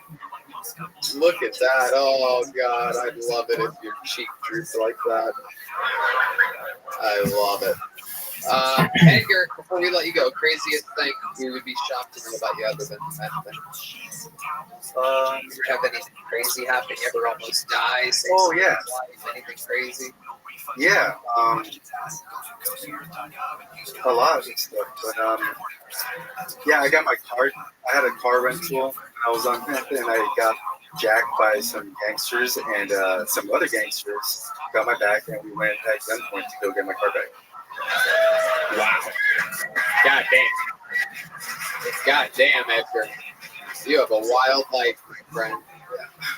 Well, we are going to start you off with a little joke book. Keep signing up, write a new minute, and let's see what happens. Make some noise for Edgar, ladies and gentlemen. All right, we're getting there. We're almost to the finish line. This looks like a fun name. I don't believe this person's been on before. 60 seconds uninterrupted to what I do believe will be your final bucket full of the show. Make some noise for De La Stoner, everybody. De La Stoner.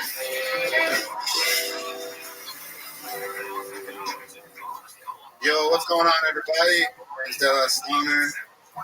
I recently stopped smoking blunts. I decided to start smoking joints now.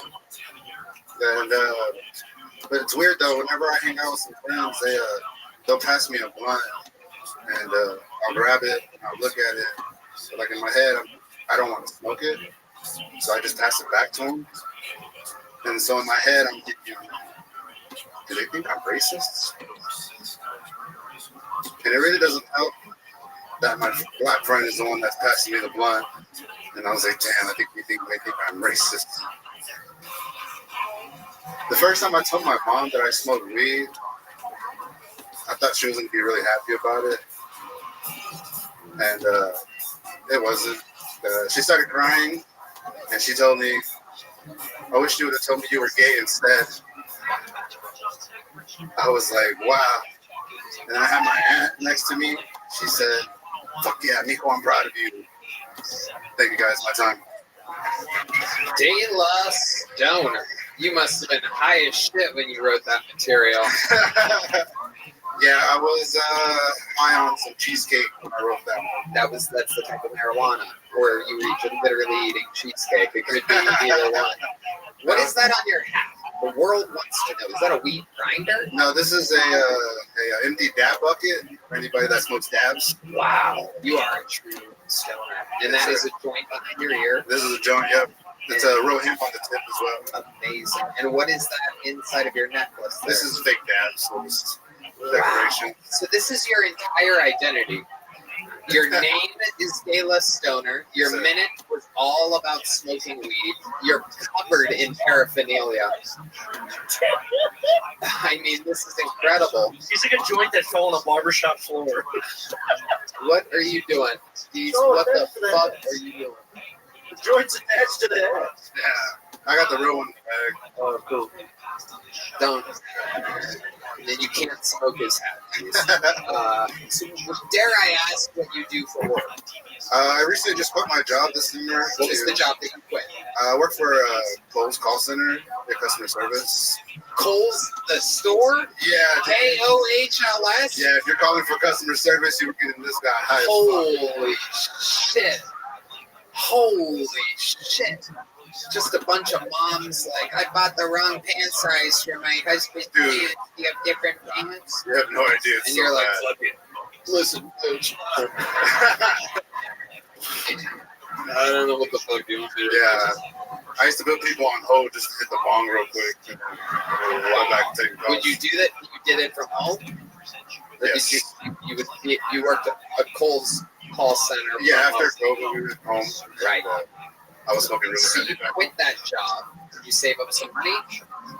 No, because I did content, or I do content. What kind of content? Stoner content, comedy content. On what? TikTok, Instagram, Facebook. Do you make money from that? I make money from doing promos for like dispensaries and stuff. Okay. So you survive off that. Or do you still live with your family? Oh, hell no. No, you live by yourself. I live with my girlfriend. Okay, what does she do? She works in collection and call center. Okay. She also works in a call center. Yeah. Is she a big stoner as well? Yes. Right. She's gonna hate that I said that. Why? I mean, it would be crazy if she was sober. Yeah, right. And fucking you, covered in paraphernalia. I would save so much weed. Yeah, it seems like it. Is it true that you don't smoke blunts anymore, or was that just all to be into that racist joke? No, I actually really did stop smoking blunts back in By February. racist joke, I mean joke about it being racist, not that it was a racist joke. There's no such thing as a racist joke. Just there's racial jokes, but by rule, if it's a joke, it can't possibly be racist. Just a little something. Just a little something to remember. Unless it ends in the N-word. I mean, Anyway, De La Stoner. So, I mean, geez, what would we be surprised to know about you? Is there any time you don't smoke weed? Is there times where like you forgot to smoke weed? I don't really smoke in the morning because I'll eat like a 500 milligram the night before, so I wake up still high. Is that true? Are you exaggerating? Oh, yeah, 500 milligram edible you'll eat before bed. Yeah, and I just like have You fun just with it. piss and shit all over yourself? Like, what happened? No, I can't even fucking imagine. it's a lot of fun. It's one of my favorite things to do when I'm not doing like content or comedy, just to get really high Say like that. hunting? Comedy or content. Oh, comedy. Yeah. Okay. So 500 milligram edible. So that if you do that, you don't want to smoke in the morning because you're still hypotonic before. So when do you typically have your first smoke of the day? Right before I gotta go get my girlfriend lunch. You get your girlfriend lunch every day. Since I'm not working, I just sleep in, wake up high, and then I'll take a shower, still stoned. And then whenever it's at least you shower. That's incredible. That's actually shocking. I'm a clean stoner sometimes. That is amazing. That is amazing. So again, is there ever been a time where you didn't? Yeah, before I was like 21. What happens? What happens? Do you think? What would happen? Let's just say you didn't do an edible tonight. What would happen if you went tomorrow and just didn't smoke anything? What do you think you would think about? How do you think your day would be different? I would definitely think about weed for sure if I wasn't going to smoke. I wouldn't go nowhere because all my friends smoke weed. So I'm just like, well, you know what? My girlfriend smokes too. So I would probably just chill in the car all day. Just go to your car and sit in it? Chill, yeah, because I'll be tempted to smoke. That would make you, anybody would want to smoke weed if they're just sitting in a car. That's probably the worst thing you could do. Yeah, that's why I probably would smoke. Yeah, that's true. There's nothing you could do to not smoke weed. Red Band? How much a day do you spend on weed, would you say? Well, since video content, not as much anymore because they kind of just like give it to me. Have you ever taken like 2 or 3 days off to reset so you can spend like $5 a day? No. Okay. What? Like I know so many people that smoke every day, like I'm like go crazy all day. If you just take a couple of days off, you reset your tolerance, and then you can smoke one joint and be high as fuck. Like I always wonder why people don't. Have you ever thought about doing that with food? God damn. Let's check in with the picture of Brian Redband over there. Oh, your eye got bigger. Your right eye is now bigger. True, it's changing. This is going to be the most famous piece of art in Kill Tony history, by the way. I think we're going to do. Let's do a live option after this. Taking the dick off. Oof, no sound effect for you after that one. De La Stoner, I implore you, you gotta I want to hear jokes about things other than just weed. Like, it's cool and all, but you gotta have some versatility. You know what I mean? Like, you gotta have some range and stuff. So, do not use this as rolling papers. Here's the little joke book. Make some noise for De La Stoner, ladies and gentlemen. All right. This is it. This is the part of the show that this is it. This has been a full episode. We've done it. We've ran it. This is the part where I see the audience looking around, tapping their loved ones, making eye contact, because this is the only way to possibly end an episode like this. It is with the record holder for all-time appearances, all-time interviews on this show. The man has done it all. Every single week, writing and performing a new minute for long over half a decade. You know his parents, you know his brothers. Ladies and gentlemen, I present to you the Virginia Ham, the Delaware Donkey, the Memphis Strangler, the Vanilla Gorilla. This is the Big Red Machine, William Montgomery, ladies and gentlemen.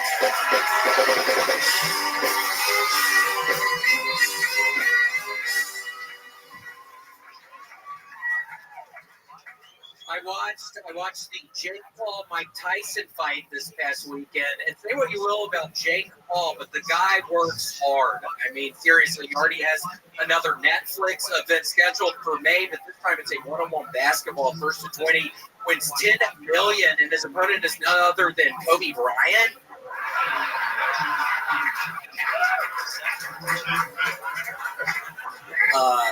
This is my impression of an alien outing themselves. Fuck, let me do that one more time. Let me start that one more time. This is my impression of an alien outing themselves as an alien. Doctor, I have a earache. Okay, I heard... You know, like a person would say headache, maybe, but an alien wouldn't know exactly what to say. I heard... I heard Santa might come early this year. The bad news, Boeing built his sleigh. Okay, that's my time. Thank you. Fantastic. So silly. So William Montgomery. Right down the barrel. Boeing might build his sleigh. St. So Nicholas. quick. Just, you have grown into quite the specialist. Topical, evergreen, jokes that will work forever. What was that? A little chimpanzee and like That's it's Tony. more. Ink maze. Fuck! Let me do that one more time. Let me start that one more time. This is my Friends, if you're watching this, you know I may fucking regret putting this. The man has done it all. Every single week, writing. Friends, if you're watching this now, you know I may fucking end up half a regretting decade. this. You know his parents. You know his brothers. Ladies and gentlemen, I present to you the Virginia Ham, the Delaware Donkey, the Memphis Strangler, the Vanilla Gorilla. This is the Big Red Machine, William Montgomery, ladies and gentlemen.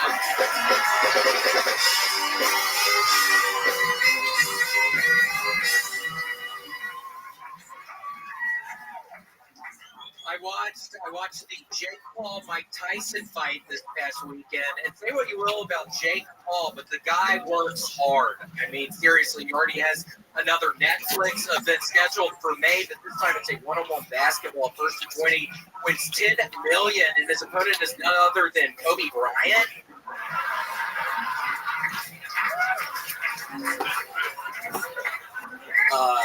This is my impression of an alien out in themselves. Fuck, let me do that one more time. Let me start that one more time.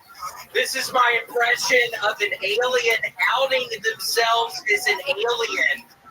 Doctor, I have a hairache. Okay, I heard, like a person would say headache, maybe. An alien would know exactly what to say. I heard Santa might come early this year. The bad news, Boeing built his sleigh. Okay, that's my time. Thank you. Fantastic. So silly. So William Montgomery. Right down the barrel. Boeing might build his sleigh. St. So Nicholas. quick. You have grown into quite the specialist. Topical, evergreen, jokes, some of them will work forever. What was that, a little chimpanzee? And like that it's did Tony sound like that nice lady was about against you. It Yeah, sounded like there's a lady over there that doesn't like you. Lady, show yourself. Oh, no. Who was that? Who laughed like that? Raise your hand. We have a little coward out there.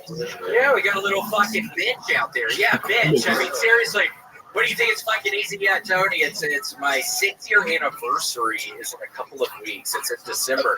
So yeah, bitch. That's every fucking week almost for 6 fucking years. Yeah. You probably never done anything in your life for 6 years, bitch. That is the basic equivalent, basically, of 6 one-hour specials. I mean, if you count the interview, which usually runs probably about 6 to 8 minutes, I mean, one could almost say that that's like What's your take on that, Rabbi? 3 one-hour specials. What do you think, Rabbi? I think you write more comedy than any comedian in the world.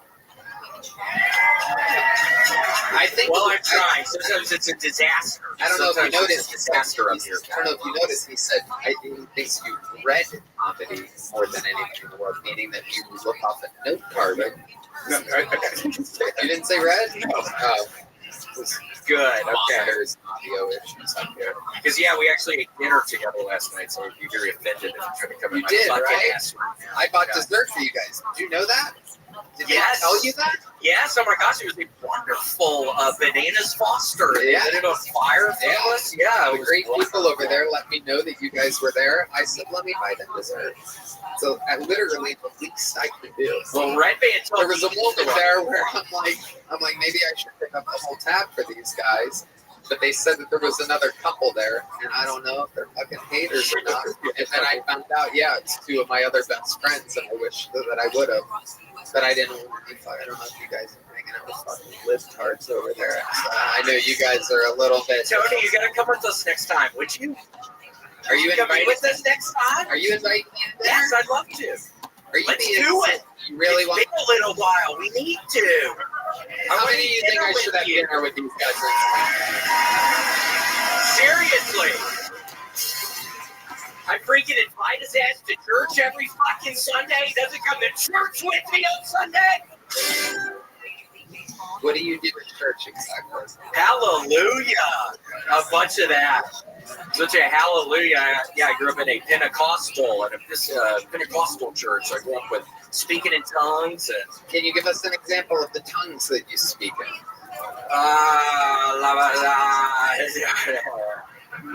Keep going.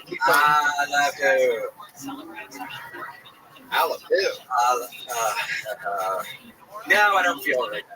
Okay, you don't feel it. I feel in a good mood, but I don't feel it right now. Because I've been in a kind of a crummy mood recently. Tell us more about this crummy mood you've been in. Well, I think it does start. Is that what is funny, sir? Like, is that fun feeling down? Do you ever feel down? Seriously? Yes. Is it because you're gay? No, I'm kidding! Wow. I like drag shows, and you look like somebody before they dress into the woman. Like, you look like, because I can tell you'd be a good-looking woman if you did dress up in drag. I can tell you'd probably be a hot woman.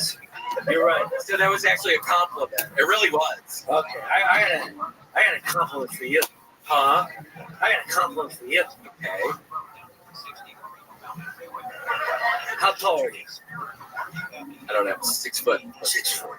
Yeah. I wish I was 6 feet. And every inch of me looked at.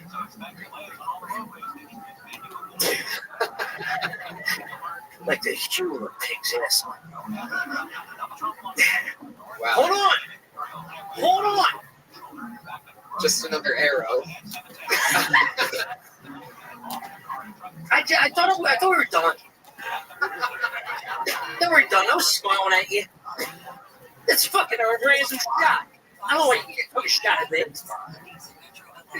took a shot at you, Tony. When I have to feel that well, you would be proud of me if you understand Call of Duty, and I know you don't. That's hard that you don't, but Tony, I'm almost at diamond camouflage with 15 of my weapons right now. Wow, that's amazing, bro. Diamond camouflage, 15 weapons. It's kind of a big deal. I've been playing so much. How close are you to diamond camouflage?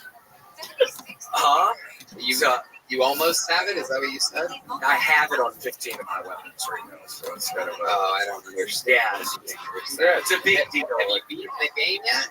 No, it's like there's no beating a game. There's no end for the game? Yeah, you just play online, and you play forever. Wow, so the war just goes on forever. What is this, the Biden administration? Oh, I'm sorry. I can hear your complaints already.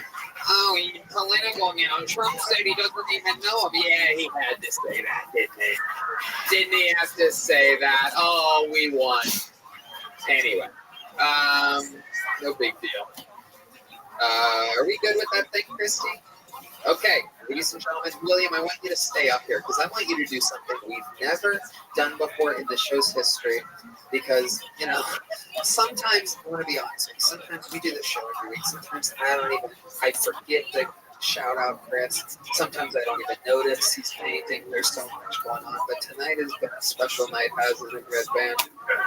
It's been a real special night. And William, for the first time ever, this show is wild. It's very improvised. I want you to be an auctioneer for the first time ever. Chris, come out here. Chris Rogers, local artist. Wow, look at this wildebeest. Wildebeest of a painting. Oh, Brian, you look beautiful. It literally does look just like Red Band. I'm making jokes. There's no right way to paint a Red Band. It is a tough face. It changes a lot. It's very round. Is that what you think that looks like? Okay, can we turn up house lights just a little bit? Can you give it that red tinge for my stand up? There it is. All right, so here's what we're gonna do. You actually have to have the money that you bid. You have to be honest about it, no lies. And William, why don't you start it? Bidding is right here, $50. That was a lot of 50. Do I hear 75? Do I hear 75? Do I hear 100? Do I hear 100? Do I hear 150? Again, you actually have to have the money. 250. Do I hear 250? Keep going, William. If they say yes, keep going. I have 300. Oh, I think someone's bidding up on the balcony. 300, 350, 350, 350. Okay, keep going higher. 400, 400.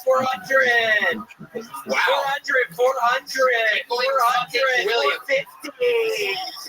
450. Welcome to the world's worst dog shit. Yes. Wait, you have to keep going higher, William. 450, 500. 500. There's somebody in the top. 550. Wait, is that Cowboy Cerrone? Bid 600. Holy shit. 600. Oh my God. Oh my God. Is there anyone going to top? Who's going up against Cowboy Cerrone in here? 600. We got a 650. All the men just crawled into the fetal position. They just got alphaed by a man in the tower over here. Whoa, 650.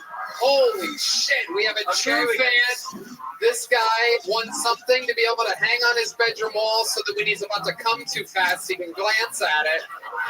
This picture of Red Band, nothing will stop you from coming, like thinking about this beautiful face of the man that I've worked with for almost 18 years. Okay, so we're what? 650. Does anyone want to top 650? No way. Oh my God, Cowboy just said 7. Who said 1,000? You have 1,000? Jesus, Josh just bet 1,000. 1,000. Oh my God, this is incredible. 1,000. Oh my God, 1,000. Are you going to compete with 1,000? Can't compete. Cowboy's out. That's why it's not worth 1,000. Wait, there's somebody who's got it. 1,000. You 1,100? 1,100 right now. 1,500. Jesus, this is amazing. By the way, just to let you know, Chris, we're getting 20% of tonight's donations to the landfills in Puerto Rico. Just a heads up. They have a serious landfill problem for over a decade. I'm one of the only people in the world that knew about it up until 3 weeks ago. Thank you very much. 1,500. Anybody want to top 1,500? You'll be a legend. You'll get a chef. What? Oh my God, 2,000. 2,000. Holy shit. Out of nowhere. 1,000 out of nowhere. Oh my God. What's your name, sir? Eli has bet 2,000. Oh my God, Jesus Josh is out. Okay. Jesus Josh is the guy that takes care of D Madness.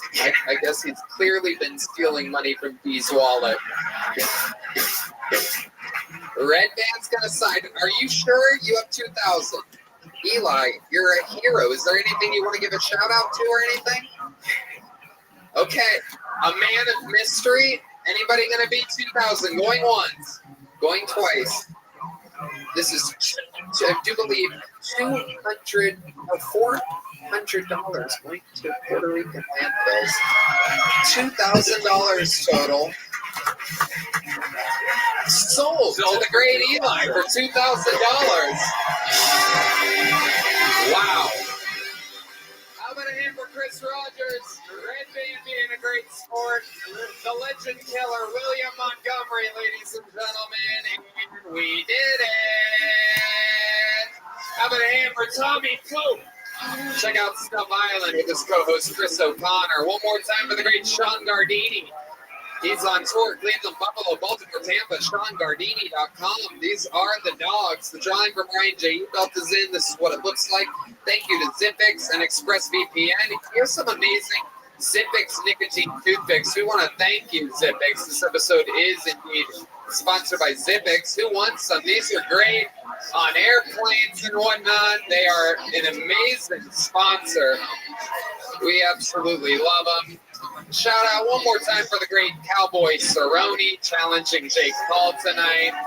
Martin Phillips, Cam Patterson, William Montgomery. We did it again, everybody. How about one more time for the best damn band in the land? Our guest, the Comedy Mothership. Business is booming. Big announcements coming. Make sure you buckle up and get ready for the HEB Center. 2 sold-out arenas. 2 sold-out arenas at the end of the year. That stream is going up for sale if it's not already very soon. You can buy the weekend package. Little Christmas gift for those of you that love your husbands or boyfriends. Get them the 2-night New Year's Eve package. Red Band? Check out Jet's Pizza. It's way better than Papa John's. Thank you. Wow. Thank you, everybody. We love you. Good night. God bless Texas, and God bless the United States of America. Thank you.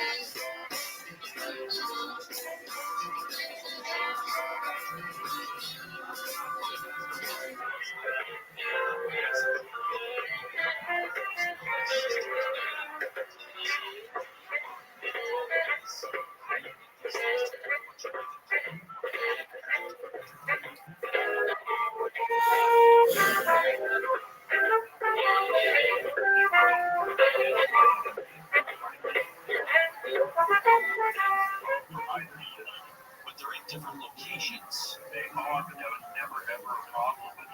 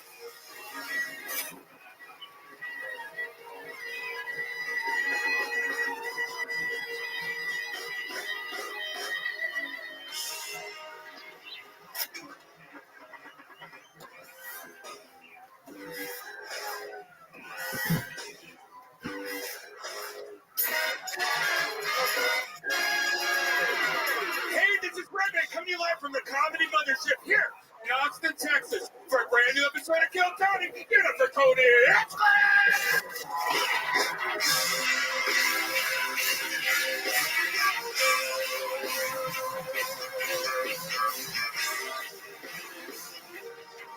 Who's ready for the best fucking night of their life?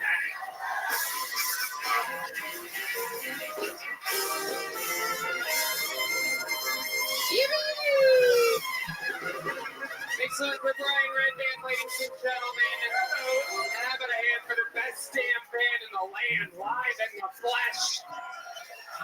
Raul Vallejo, Carlos Sosa, Fernando Castillo, Michael Gonzalez, Nachos Belgrande, the great Matt Mueling on the electric guitar, John Dees on the keys, and this is Deep Madness live in the flesh, right here, right now. Very exciting stuff planned for tonight. How do we feel? You guys happy?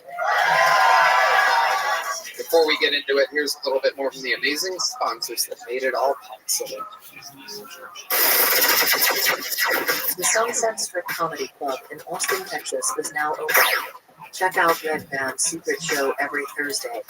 Go to sunsetstripatx.com for tickets.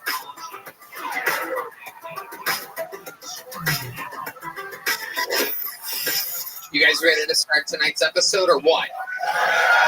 Come on, are you guys with us? Are you guys ready for the best damn show?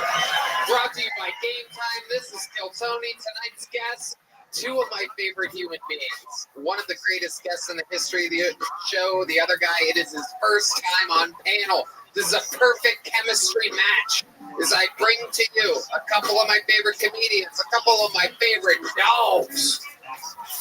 Make some fucking noise for the great Matt McCusker and Lemaire. Oh, yeah, baby. Fuck yeah.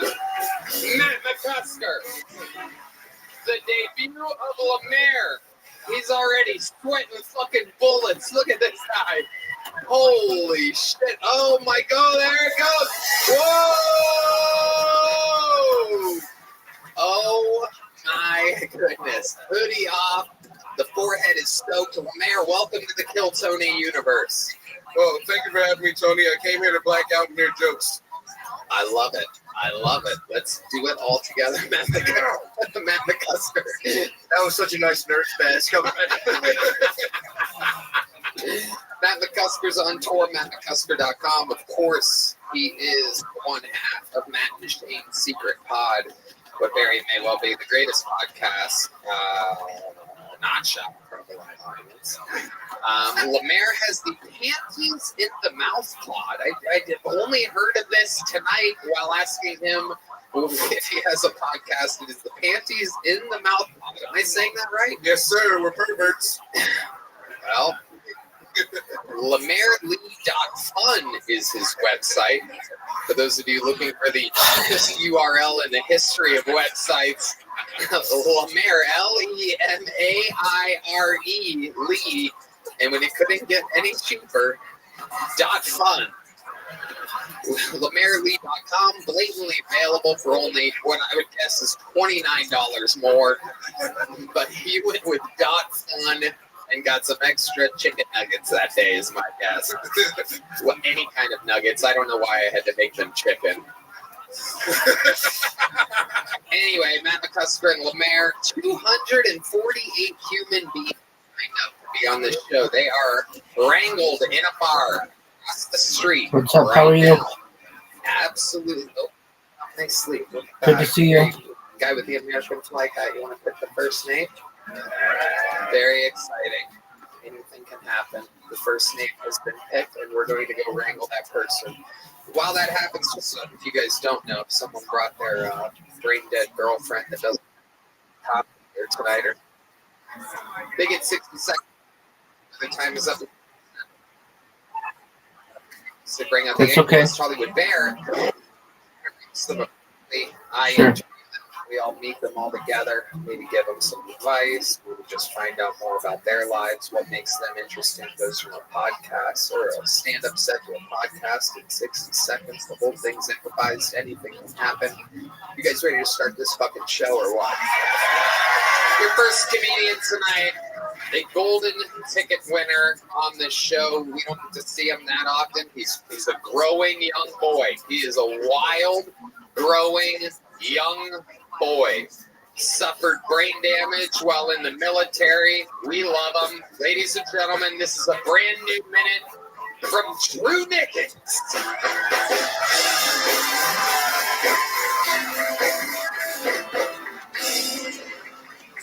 One of my brother's nicknames was Mr. Brittany Griner Jr. His name was Jesse. He was an all-state athlete, but he was wild. He was a combination of Antonio Brown and Kanye West with a sprinkle of Seth Curry. Yeah, he didn't identify as male or female for a week. He thought he was Crash Bandicoot, the video game character. My man escaped 3 mental hospitals on pure athletic ability. I thought he was Mexican the way he was hopping fences. He reminded me of an outside cat because he would disappear for 4 days. We wouldn't hear a peep from him. But then he'd come back like nothing happened. And then he'd be real hungry. He'd go from Crash Bandicoot to Garfield really quickly.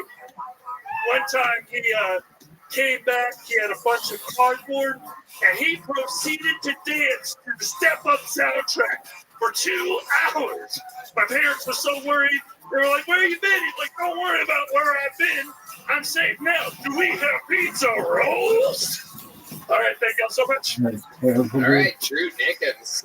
Brain damage thumping here tonight. A lot of keywords, a lot of references there. Ricky Griner Jr., Jesse, Steph Curry, Crash Bandicoot, Mexican, Garfield. You hit a lot of... There's a lot going on in 60 seconds. Not a ton of, like, boom. Like, it's not a lot of punch. Not a lot of hooks. A lot of jabs. Yes, sir. Tiny little feel it out, like touch the opponent's hands kind of jabs. This was your brother? Yeah, yes. My brother Jesse. Yes, he was a wow. What happened? What happened to Jesse in real life? What's he up to? So he's dead. Oh, okay. See, that would have been.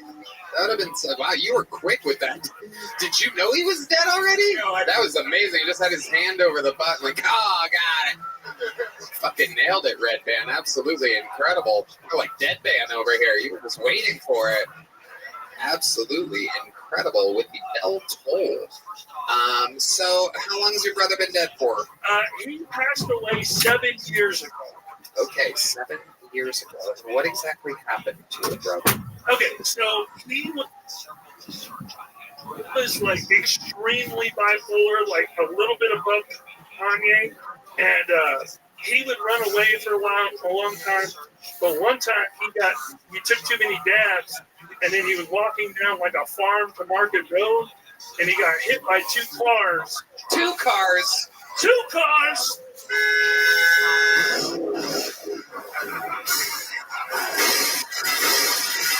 Red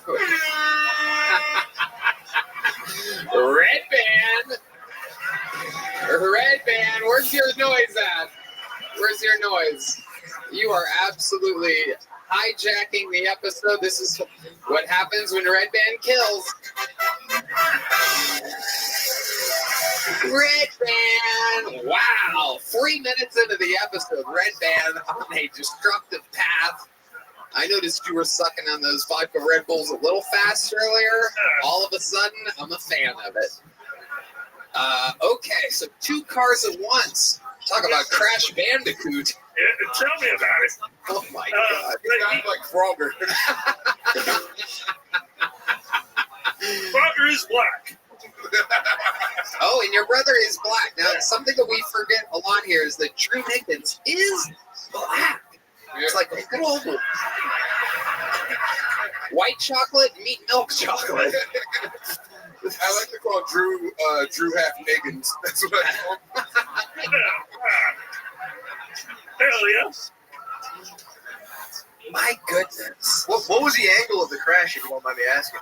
So he got hit by one, and then he spun out like a cartoon character, and then he got hit by another, and it made him collapse and like hit his head really hard, and he rolled into the ditch. Holy shit, ladies and gentlemen. Red Band making up for 11 and a half years. 11 and a half years he was the weakest link, and now he's thriving, ladies and gentlemen. This is his moment. I had the Tom Brady roast. He had the first 5 minutes of this episode. This is a breakout mainstream moment for Brian Redband. We are waiting for it to slow down. It is unbelievable. We've never seen anything like it. He's drinking his power juice. This is absolutely amazing. This is a moment nobody will ever forget, especially Drew's brother. Drew, how's comedy going for you? Enough about your brother and your. There is one thing about my brother. So he died, and then 2 years later, there was a program called Jesse's Place that was made in his name.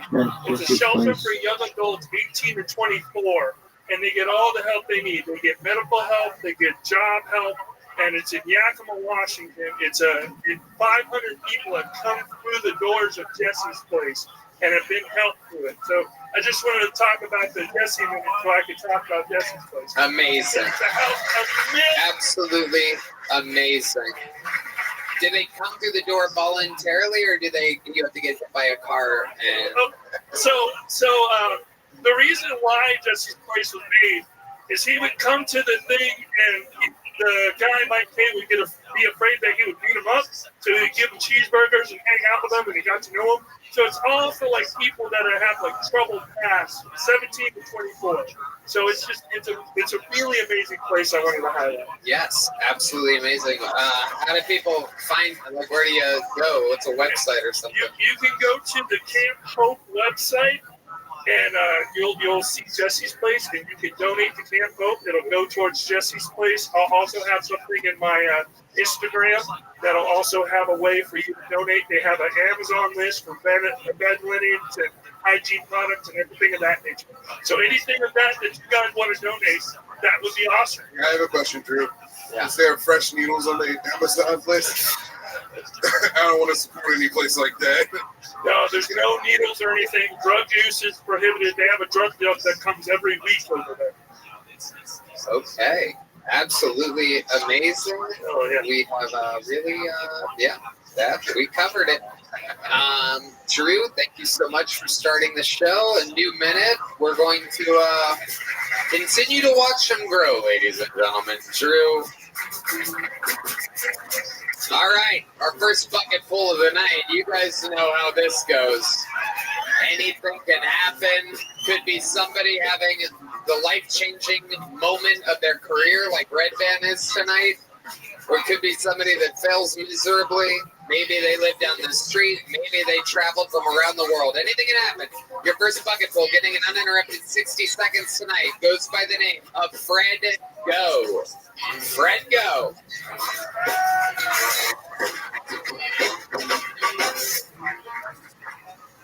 I hate one-liners because every time I do one, it takes like 9.5 minutes before I want to do another one. I had a hoot and holler watching Lived Out Women cry online about the election results because now they think they have to get their clits cut off and go to concentration camps because the orange beat the camel. Just go to Boulder and take a ski trip and get your Uber there. You know, it's not that hard. I'm just glad that I don't have to go die to a really neat RC toy in a ditch somewhere now in fucking Ukraine. That sounds way worse than a ski trip. I'd much rather stay home and goon to the Talk-Tard whores when they ain't crying. And cry a little bit myself when I come too soon on accident.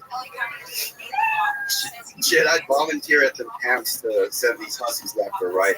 Am I right, Kamaraden? I mean, feller. Yeah, that's what you get, Nina, for, next thing on Bumble, bitch.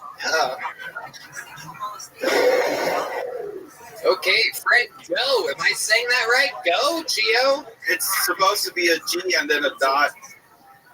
G dot. Oh, Fred G. Yeah, Fred G. But you did the dot. You made a little circle. Yeah.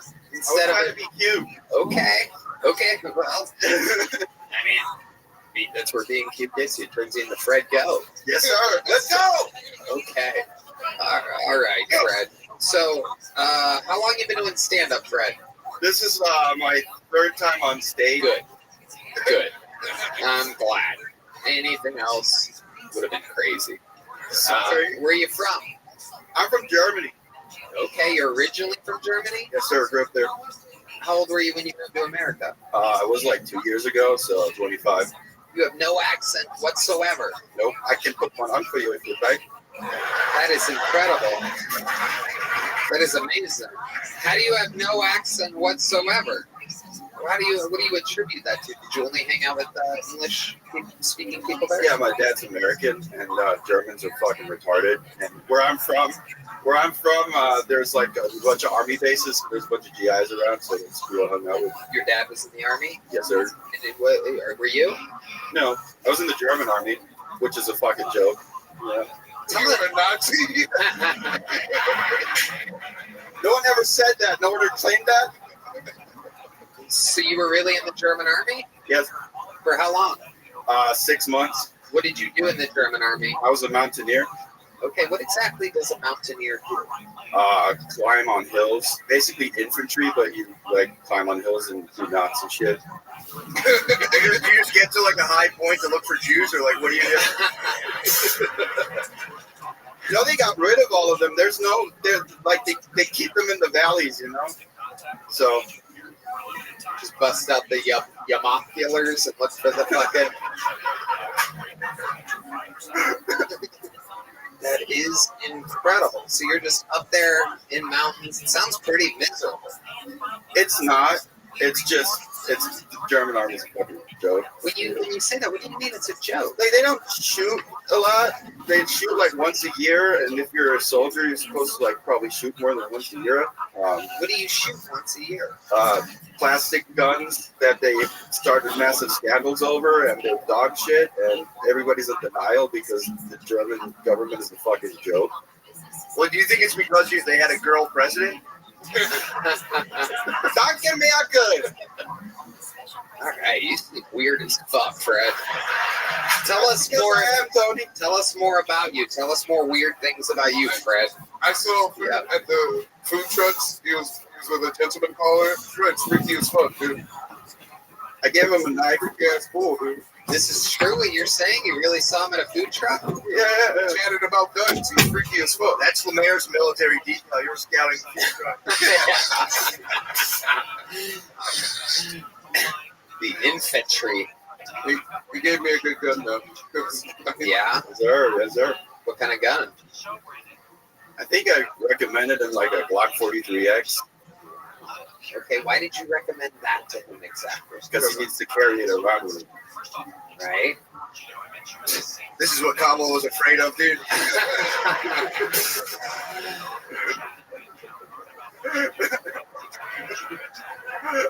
This is amazing. I feel like this is what people thought the podcast was 3 weeks ago when they heard about it for the first time. Like, oh, this fucking guy probably talks to Nazis. It's like, well, I guess now coincidentally we are for the first time ever. Our first Nazi ever on the show happens just organically. So Fred, is there anything you miss about Germany, love about America? What's going on in your head? I miss the food and the beer. Yeah, that was awesome. But what kind of German food do you miss? You know what Met is? It's basically just raw pork on a roll. Raw pork on a roll. That's definitely not a Jew food. No!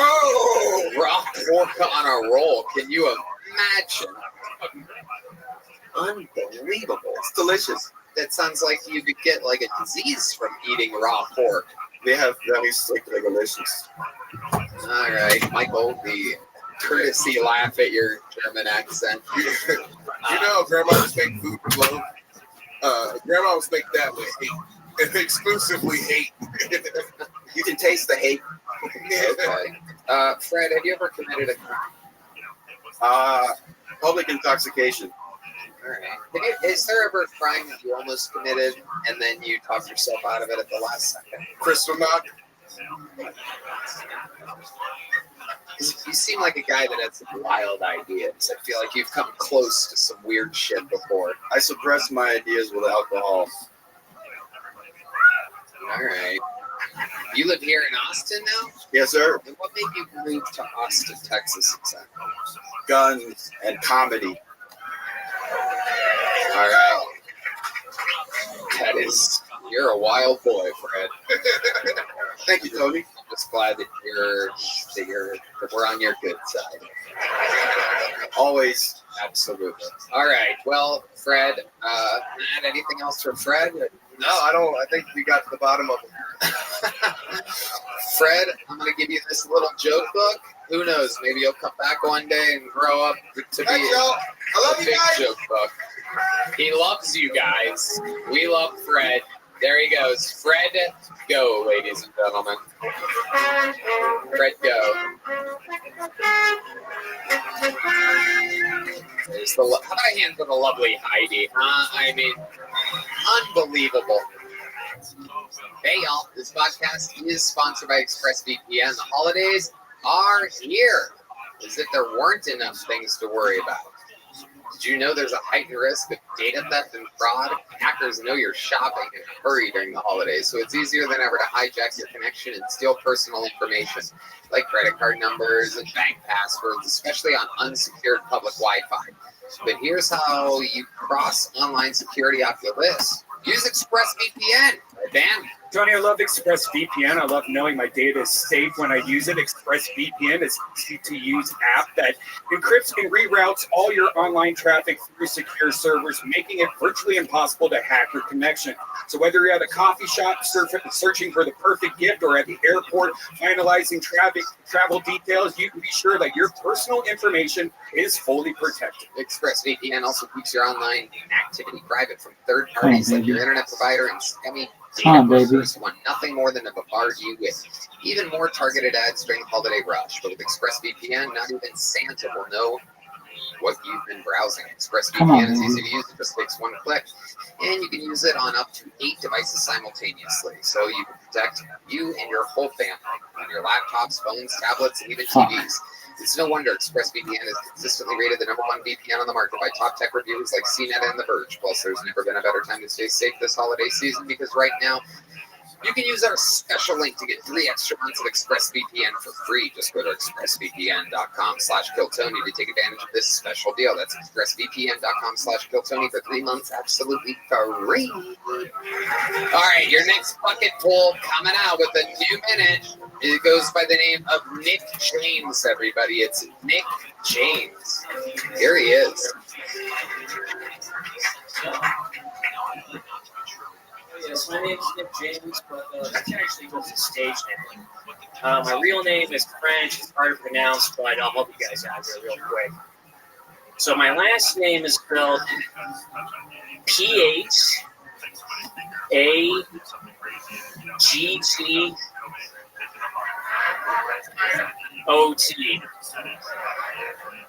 It's pronounced Go.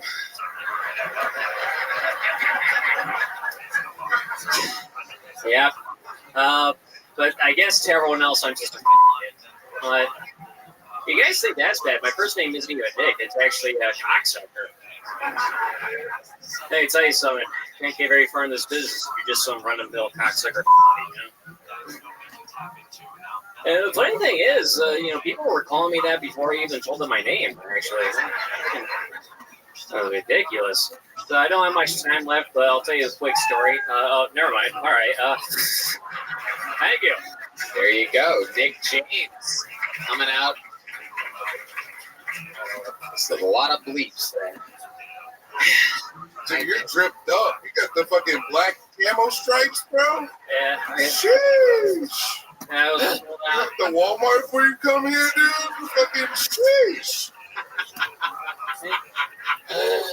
Jeez. Yeah, between him and the last guest, we had the whole fall collection, dude.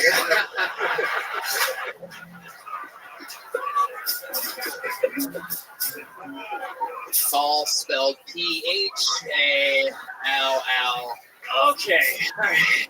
Hell yes. When you saw that jacket for sale, what exactly went through your mind? I thought, wow, 1999, that's a steal. Yeah, that's the year that came out. No, he saw it. He's like, no one will think I'm a fake audit if I wear this. It is amazing. It really is. It's like part camo, part just jet black. It's absolutely wild. It's like you could hide in bushes and just like do like puppet shows or something. Now that's for dads to show they're a little bit racist. That's just a little. Hey, who said I was a little bit? What's your least favorite race? Oh god. On that one. Well, it's okay, Nick. We're gonna let you off the hook. You've been on this show before. I remember your face. Fourth time now. Fourth time. Oh yeah. Wow. How's it been going for you? People recognizing you out there? Yeah, not for the right reasons though. Right. Yeah, let's just say I didn't do very well the last 2.5 times I was on here. Right. So how's life been going? What do you do for work? I write parking tickets. Whoa.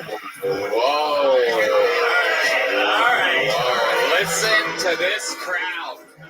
Here in Texas, we don't like that shit. I'm going to write all of you a ticket later. Fuck off. Wow. Dude, I'm so glad your last name is Yeah, they call me that when I write them up too. It's weird. How do you know? Nick, how long have you been doing that for?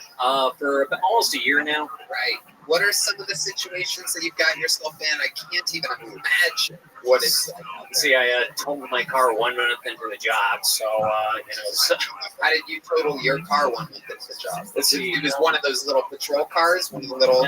No, it was my own personal car. So basically, I'm still getting used to the job and whatnot. I'm not used to the confrontation of people finding out I wrote them a ticket. I understand what you're saying exactly.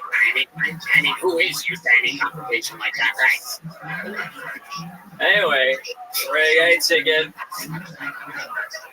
God damn it.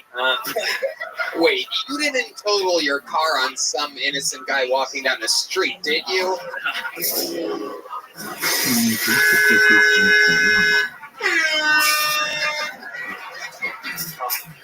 Still got it. Still in the zone. I would have got a better deal on my insurance then, but no. Basically, I was in a parking garage. I forgot to straighten out the wheel, car, pillar, fucking. I was in a hurry to get away from a guy I just ruined. So it was my fault. I deserve it. But, All right. So you totaled the car. When you were at work, what are some of the confrontations that you get into? Let's see. I mean, usually it's just homeless guys asking me for $1, but Nick, I'm talking specifically. You're beating around the bush here. You're talking about homeless people, your own personal car accidents. You write tickets for a living. We all see it every day. Someone goes, "Hey, motherfucker, that's my car." That's what I'm talking about, Nick. I can't believe I just spell it out for you. The shit part of the shitty job that you have is what people are interested in knowing about. What's some of the worst stuff that's happened to you while executing a ticket on the street doing your job? That's getting yelled at by uppity white women. That's Is there not a moment or a part of the story or a line that you remember from any of this? I mean, they all come through together. There's so many of them, that don't like it. Anyone ever offer you a sexual favor to get out of the parking ticket? One person asked me, was a woman ever like, "I will suck your tiny cock if you don't give me this ticket"? I could write my own ticket then, but no. You almost answered. What was one that maybe one offered you something? One guy did offer me a bribe, but it was. Even I wasn't expecting you to be that big of a. You know what I mean? Damn. You didn't say it was capital PHAGGOT. Okay, now what did the guy offer you? $20. Whoa. You're gonna take it like $40 out here though? Not the ones I write. They're like $92. Whoa, boo this man. The $92 ticket man. With the amount of money of one of his tickets, he could buy almost 5 of those jackets he's wearing. Why are your tickets $92? Because it's like a private lot. It's not like for the city. Oh, okay. Yeah. All right. It's a good job. It's a good job. How much did they pay you? Actually, dude, thank you for your service, for real though. Like, give it up to him, for real. Thank you for your service. But also, boo, dude, that shit fucking sucks. When you say thank you for your service, Lemaire, what are you talking about? Dude, I mean, he's doing a service. He was doing a No, job. he's not. His tickets go to one guy. They don't even go to the city. They go to a Lemaire totally forgot everything about this interview, looked up, saw the camo, was like, thank you for your service, man. That weed is hitting hard over there, Lemaire. This guy's been up here for 7 minutes. Lemaire's like, you're in the army? Thank you, dude. But seriously, bro. Sorry about your brother. He's just mashing everybody that's been up here together right now.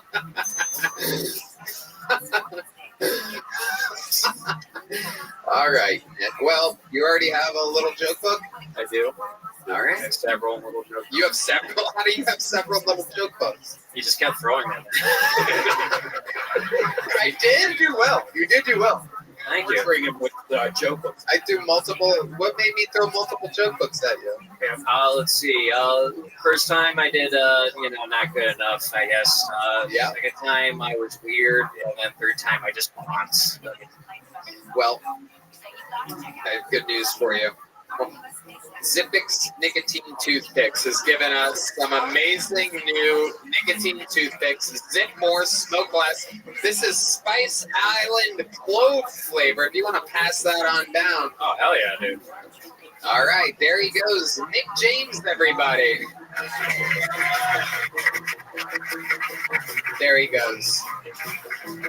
All right, ladies and gentlemen, we're going to keep it moving along. Make some noise for your next bucket pull. He goes by the name of C. Wayne. C. Wayne. Here we go.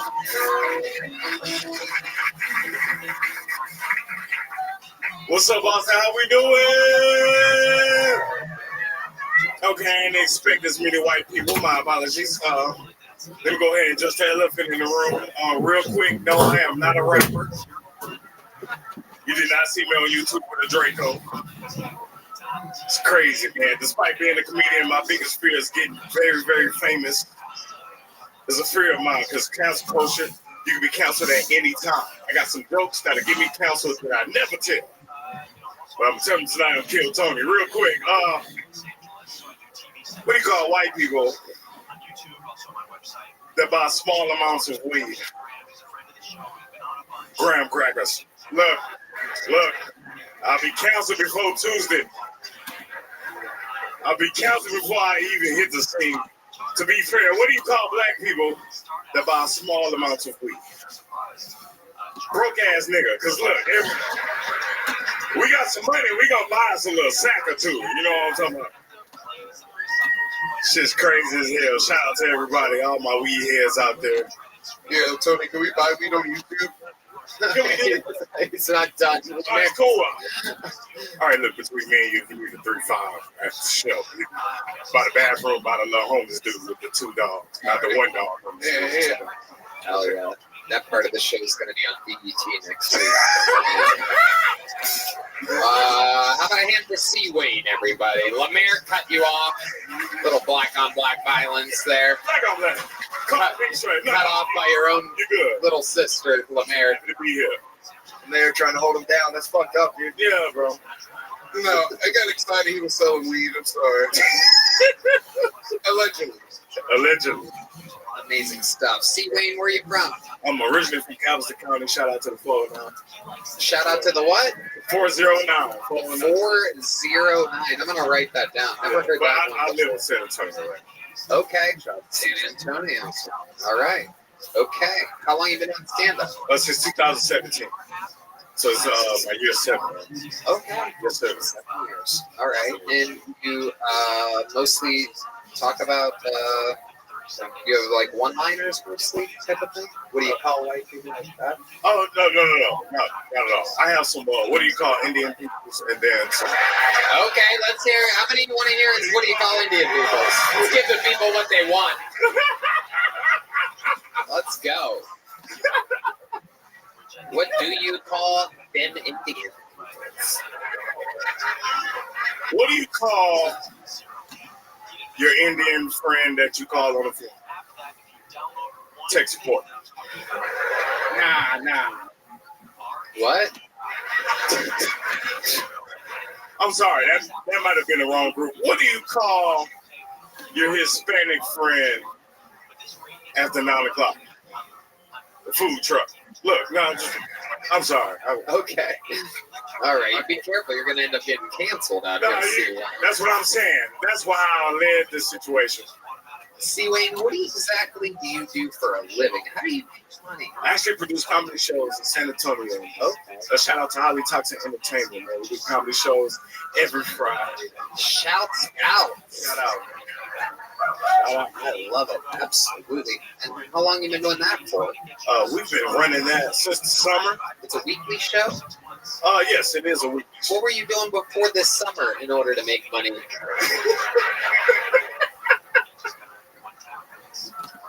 Well, before this summer, I was running spring shows. So we was doing a lot of spring work. You know what I'm saying? I'm starting to figure out why you have all these jokes about people buying a small amount of weed. What do you do for fun, C-Wing? For fun, I like to play a little basketball, joke right, you know what I'm saying, troll people. What did you say after basketball? I said I like to play basketball. And troll people in real life. Oh, okay. Yeah, not on the internet, though. That's just blue. Right. How do you troll people in real life? Hey, man, how you doing? I'm good. How are you? I'm good, man. Who'd you vote for? I already know. No, Can I ask an innocent question? Is this the latest in black eye gene technology? No, I'm dead serious. I was curious. That is incredible. I know you guys had straps for a while. Now, gully suit. It's nice. Rips are like piercings, you know. At first, 2 was cool, right? Now you end up with 36, and we're just out here making turns. That is incredible. Yes, sir. It's like a most definitely. It's like a Goku head. It kind of rips, dude. What? It's a Goku head. This is Goku, right? You're talking about what's on the back side of his baseball cap right How the now? fuck do you see the back of his head, dude? Lemaire is specifically doing jokes for the Mexican part of the band right now. Hey, what about that Goku hat, though? Roasted. For those of you with eyes in the back of your head, he just got roasted. No, but seriously, though, your pants look like liberal women's arms after the past 3 weeks. The cutters have been cutting, one little slit at a time, for your new king, dictator, first in his name. All right. See, Wayne, what kind of big booty bitches you be fucking?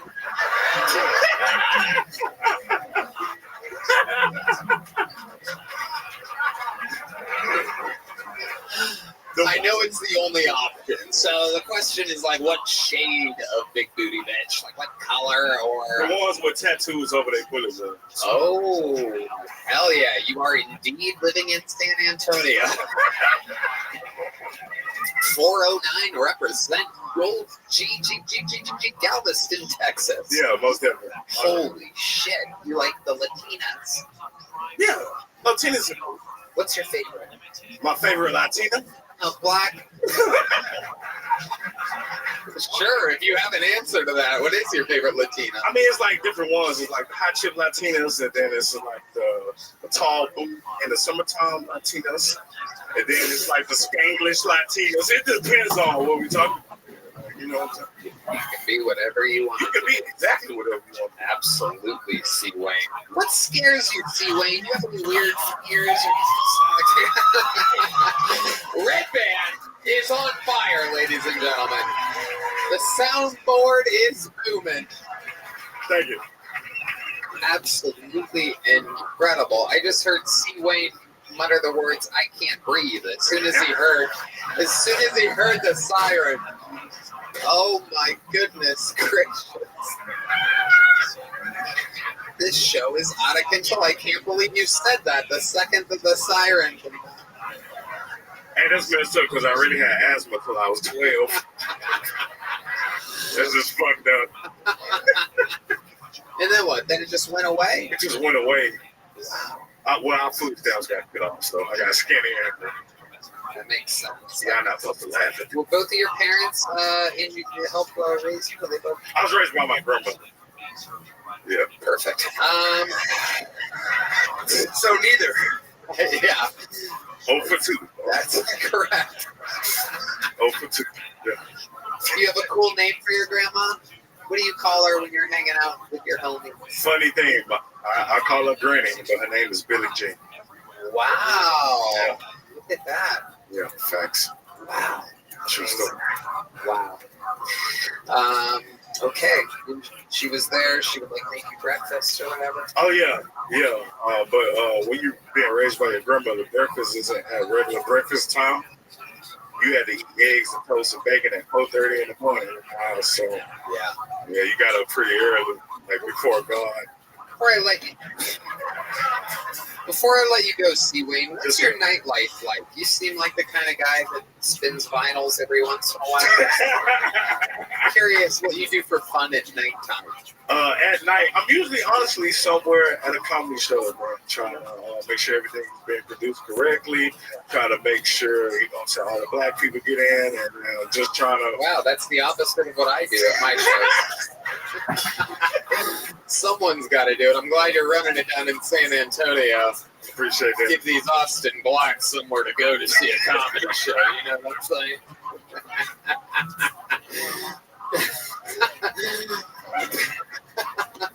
Bad news is we're sold out. Good news, San Antonio is just 50 minutes that way. We went down the street. C. Wayne, welcome to the Kiltony world. Here's a big joke book coming at you. C. Wayne, ladies and gentlemen, with a one-handed catch, especially reserved for specific types of people that are good at catching things made of leather. Wow. The lovely Heidi. All right, another bucket full. We're flying through them here tonight. Yes. Hold on one second. He keeps fucking like going ay at the lady. It's crazy. Wow. He blew her kisses the first time. Then he went. You okay, guy in the white hat? What's going on? What? You can't help yourself. Wow. All right, I didn't mean to catch it. What's going on with you? When's the last time you think you busted a nut? You got a lot of pent-up energies over there. You jerk off today or recently? 4 months ago. Oh, Jesus. Yikes. This guy's about to wet his pants. Live. First ever live nut busting from an audience member. Red Band is a sound effect away from making this guy come in his pants. What do you got over there? You think you can make him? Uh-oh. Whoa, his eyes just rolled in the back of his head. All right, back. Good observation, though. I'm going to keep an eye on that for the next Heidi appearances. This guy's out of control over here. All right, your next bucket full goes by the name of Matt Walker, everybody. We're having fun in here tonight. 60 seconds of Matt Walker.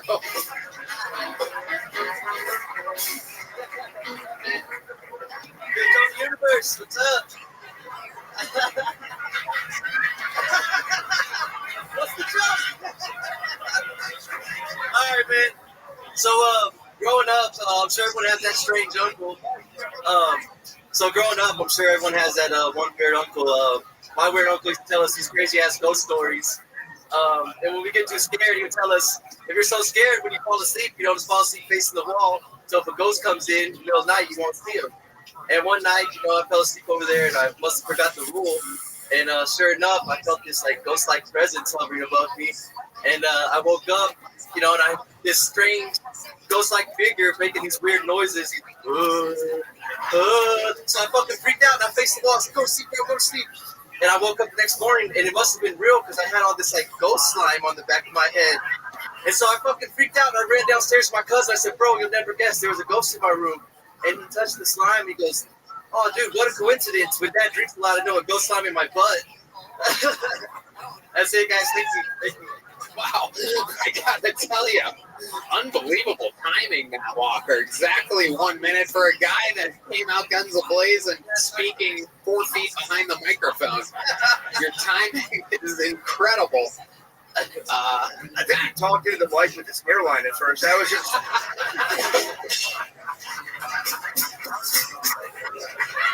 Hey, man, gotta keep it glued down, bro. I used to, when I was a kid, I would pray to keep the hairline, bro. What is going on up there, dude? What the fuck do you think you're doing with that, dude? I don't know, man. Trying to work with what I got left, I guess. Dude, it ain't working, bro. Holy shit, bro. Wait, dude, you gotta. The hairline is a distraction. Look at his chin. I don't know. When Lemaire is pointing out multiple things that's physically wrong with you, you're in deep shit, dude.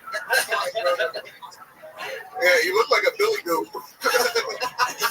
Your goatee's receding too, so Okay, Matt, let's talk about this. Is your first time trying stand-up, correct? Yes, sir. Yes. Awesome. Congratulations. There it is again. So, Matt, let's just jump right into it. How old are you? I'm 38 years old, sir. 38 years old. You started today. What made you want to start today at 38? I've been doing just working construction, fine repairs, stuff like that. Just spinning the wheels, man. Look for something bigger, better, faster. You know. Right. Ready for an opportunity? Absolutely. I figure the first time you almost got canceled, we got Hans Kim out of the deal. So this next time we get canceled, I figured my haircut, my facial hair. Why? Because your hair is garbage? Puerto Rican.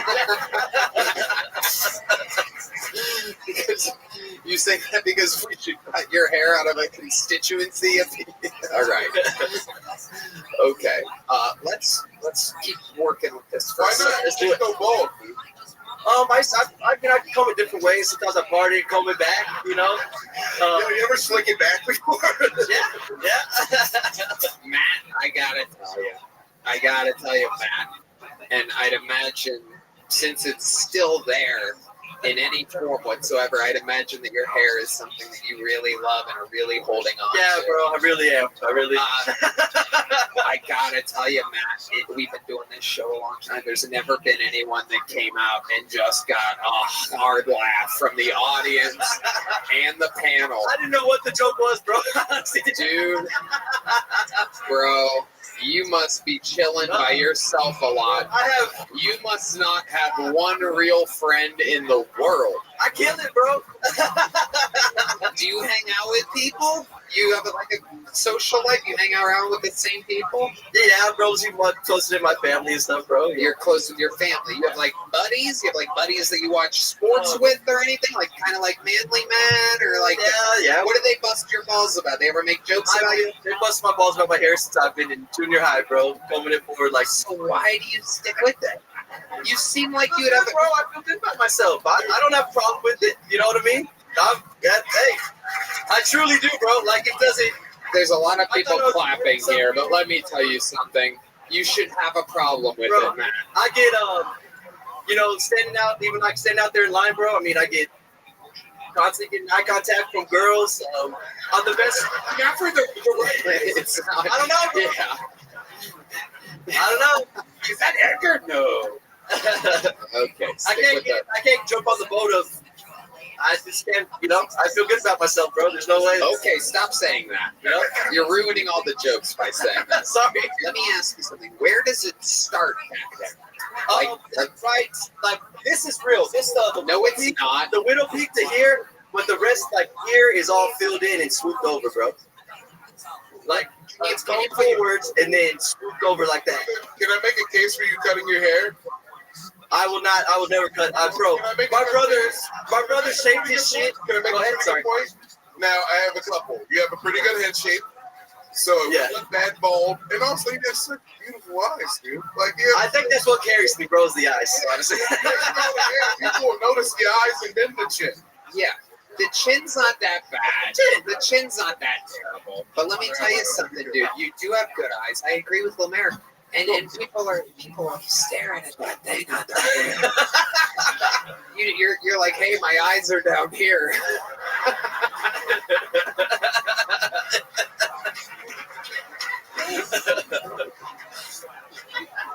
Have you ever thought of becoming a Franciscan monk?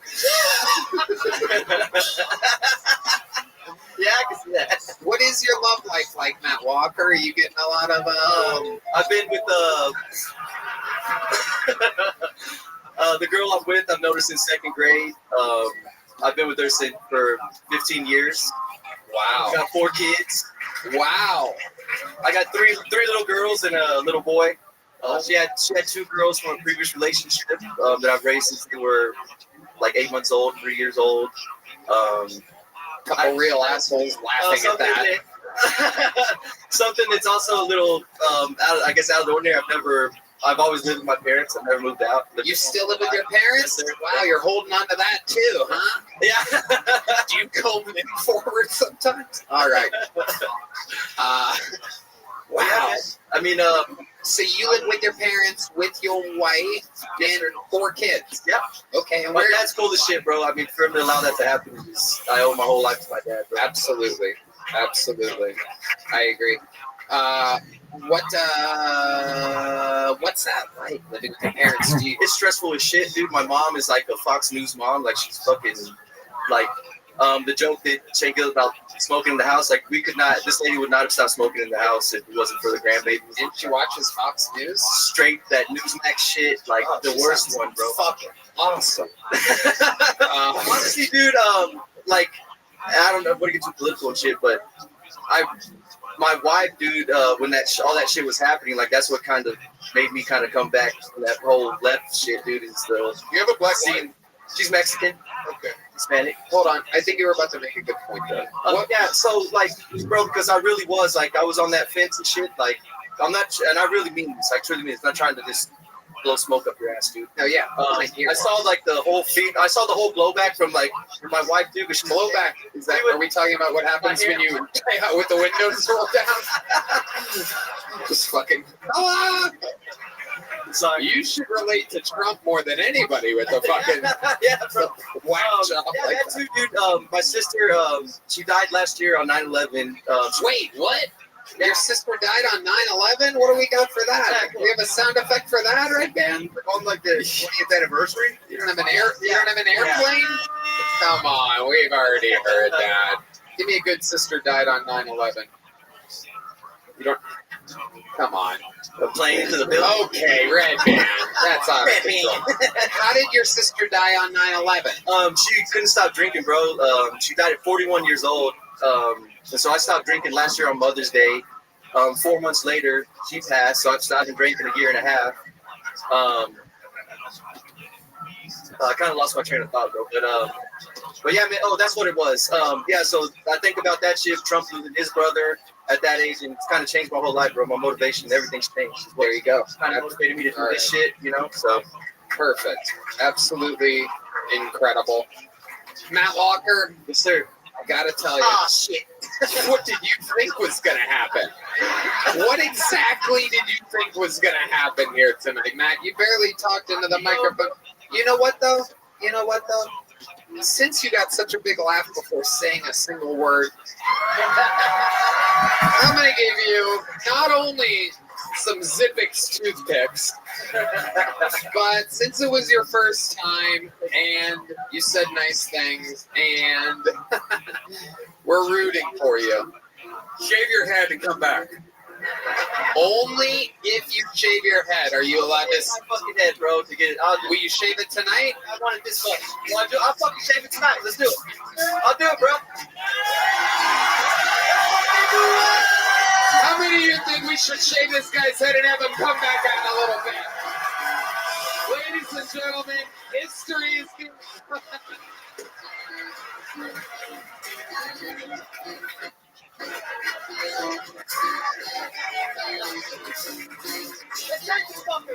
Somebody shave this guy's fucking head. We're gonna bring him out a little bit later. The unthinkable is happening. Dreams are coming true. Matt Walker has debuted on Kill Tony. Literally the worst hair in the history of the show. We're gonna get to see it shaved tonight. Somebody figure out a fucking shaving system. Oh, we're having fun here.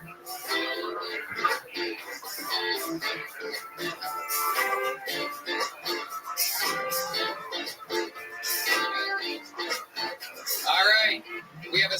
treat for y'all while we go wrangle another comedian. This is one of the most prolific regulars, ladies and gentlemen, in the history of the show. His citizenship is inevitable. Ladies and gentlemen, I present to you the Estonian assassin. This is a brand new minute from Ari Matti.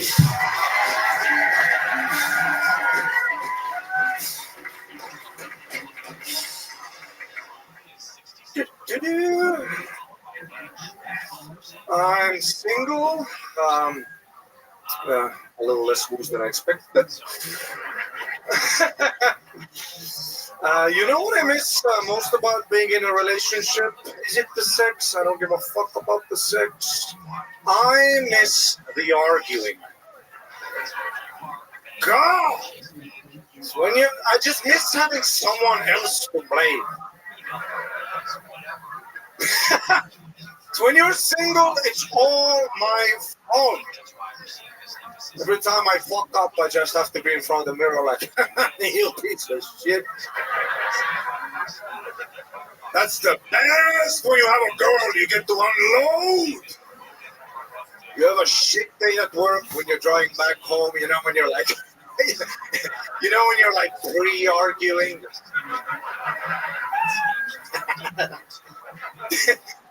You know, when you're like building a case, you're like playing that mental chess.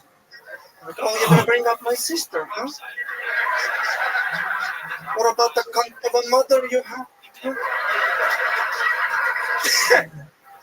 You get home, she has that stupid face. Honey, how was your day? And you go, oh, how the fuck was your night? She calls you a loser, you call her a bitch. She gets the knife from the kitchen, you hold the cat over the balcony.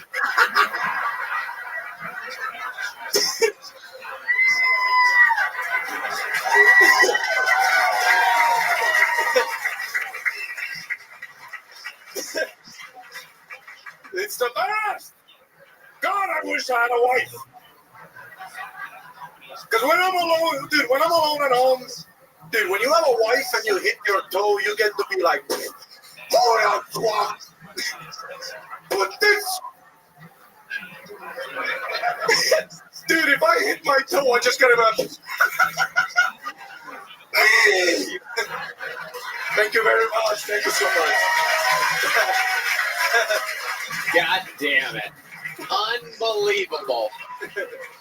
Real fucking material. Real fucking thunder and lightning throughout. The momentum continues with the re-arrival of D Madness, the only guy that makes 6 entrances per show. I'm sorry, I let it went a little over. I'm sorry about that. Sorry, Brian. Oh, it's fantastic. First of all, Brian has nothing to do with the production of the show whatsoever. Why you would apologize to him, nobody has any idea whatsoever. It's me, it's all me, and I love it. Does Brian ever complain to you about going too long? No, I just don't want to ruin the format, you know. I want to respect the format. You can ruin it all you want. Killing is killing, and you, my friend, are an absolute anomaly. Nobody does it quite like you. You're a goddamn sensation. Future American citizen. Thank you. There's no question about it now. I'm in deep with this new administration. Yeah? Oh, I am fully connected. I get a box delivered to me from West Palm Beach, Florida every fucking week now. Got a new pen yesterday. Got some new fucking... You got a pen? Got it. Yep, I got a lot. There's a lot. Gold ashtrays. Wow.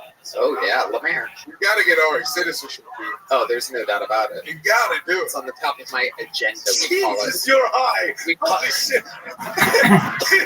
I didn't know when he looked at it. I thought you got stung by a bee or something.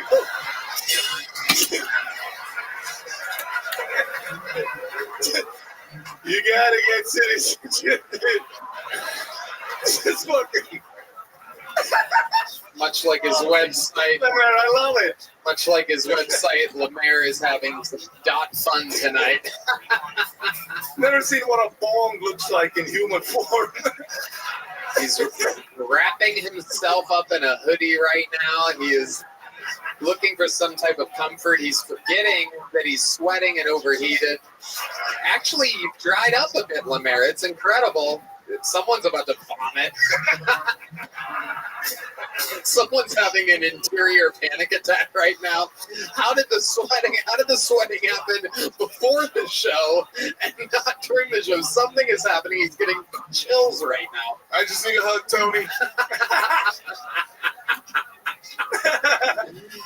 Incredible. Are we working on shaving that guy's head? It's happening? How do we even have that technology? That's all I can think about, by the way. It's absolutely incredible. What does that mean? Scissors? You're not doing scissors, are you? Clippers? Oh, we're going to my place? Oh, you have a shaver. Oh, very good. Absolutely incredible. We have the production here is just incredible. Did you see? What do you have to do? Somebody's getting shaved? You didn't see the guy's hair earlier? Was that? It looked like it was Sharpied on. It looked like I drew it on like that. It looked like one of those shaky guy things with like the black dots that accumulate over something. He had real life Charlie Brown hair. Is what he had. You are a special treat. I don't want to give too much away. I had the chance to shoot a special show in Las Vegas that is produced by the UFC last week. And I decided to take, of all people, Ari Mackey with me for this first pilot episode. And him and I had so many laughs, such a great time. From the plane ride there all the way to the plane ride back. I've never met a luckier guy in a casino than you, by the way. I do have It's insane. It really is. Yeah. I have a system. I have a thing. Before we boarded the flight back home, we had like 15 minutes, and he just went to a random slot machine, put in like $100, got 700. It was like, I use it as an ATM. You know? Yeah. It's literally insane. I've never just the whole thing going off. People looking, just the wheel of fortune just fucking spinning. Just again and again. You put 100 in, that shit was gone fast. You need it like it did not like immigrants, that machine. Yeah. I don't know what side. This is a needy pool. I don't know what side Estonia was on in World War II, but you got bad luck, bro. You got bad karma somewhere in your generation. But we had an absolute fucking blast. The casino literally had to rob me so that I didn't win. It was insane, dude. You having a meltdown in a casino, one of my favorite things I've seen in life. I wouldn't consider it a meltdown exactly. I would consider it fair justice. Time out for 10 minutes. But what happened? Yeah, it was okay. I don't know. What would you have done? Just been like, thank you, good night. A lady pulled the ball out of the slot red 9. So he put, I don't know roulette, but he put 500 on like one, what is it, number 9 did you put? Yeah, he put on 509, which is times 36, which is $72 billion. So yeah, it's an insane thing to do, and I decided one time to take that risk. I go, I'm going to go fucking ballistic here. I'm going to put 500 on red 9. And then what happened? All of my net worth.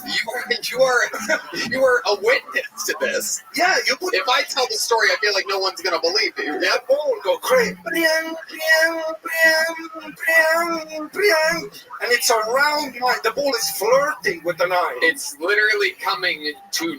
Yeah. It starts to trickle, starts bouncing, starts slow bouncing, and just then before it gets in, a lady appears, grabs the ball over red 9. When the ball in the hole as it lands in red 9. She goes, re-spin, we're going to re-roll it. And I'm literally like, what the fuck is happening? And Ari's like, I go, Ari, fucking, I was so excited. I literally said, fuck Tony. He was so excited at the thought of me just randomly, like he said, the universe kind of like, it was the dealer. Wasn't a random woman. Then we walked around the casino, and I'm behind you, and you're exactly. What is the reason? They tried to cheat me out of $26,000. And then he's talking to the manager and shit, and I'm being the pit boss. And I asked the pit boss for his fucking pit boss. They reviewed the tape. They come down. I go, well, if you fucking reviewed the tape, then you know what happened. He's like, I'm gonna go review the tape again. It was the equivalent to the Texas Longhorns game when they threw water bottles and then they came back and overturned the call. And then the whole time he's arguing with people, I'm just standing behind arguing with people and a fucked up accent like, where my friend money? You know, it literally looked like Tony betted my money. Did they say a reason? What was their reason for doing it? Their reason for doing it, they said that in the game of roulette that there is a specific rule that happens once every year. Literally, they tried to steal my money. But their explanation was that if the ball gets stuck on the wheel, which is what the dealer originally said happened, if it gets stuck and it's just rolling with the wheel, which, by the way, fucking absolutely never happens. But if that happens and it goes around 3 times, it's a reroll. That's not what happens, and that's not what went down. It was actually the craziest shit I've ever seen in a casino, and it just so happened to happen to me. And that was nuts. And Ari's my only witness. It was so much fun. It was so much fun. It did cost us an hour and a half of sleep. The reason why I put 500 on 9 on that roll is because let's get the fuck out of here. It's 2 a.m. We got to shoot a thing in the morning. Let's put a ribbon on it. Little did I know that I would be fighting for justice for the next hour and a half. Dude, but it's so funny watching it because, you know, you're at that perfect level of celebrity where people know you, they love you, but if they don't know who you are, you seem absolutely bananas. Oh, yeah. Oh, I absolutely did. As soon as she did that, I go, time out. What the fuck just happened? And the guy at the table that didn't know me, he's like, it's okay, we'll just re-roll. I go, you shut the fuck up. Hold on. Hold every thought that you have in the world. I'll get back to you, sir. You really started pausing other tables. You really stood up and went, everybody stop. I did not pause other tables. People will believe you if you make jokes like that. I did not pause other tables. And then he walks around the casino, my name is Tony. I did not. I would never do that. I don't know why you're saying that. I would never do that. That would be completely insane for me to do that. That would be a viral video. I wouldn't do that. So much. If the internet didn't exist, I might do it. It's with a massive belt buckle that says kill and then your own name. Literally doesn't say that. Ari's still just making jokes over there.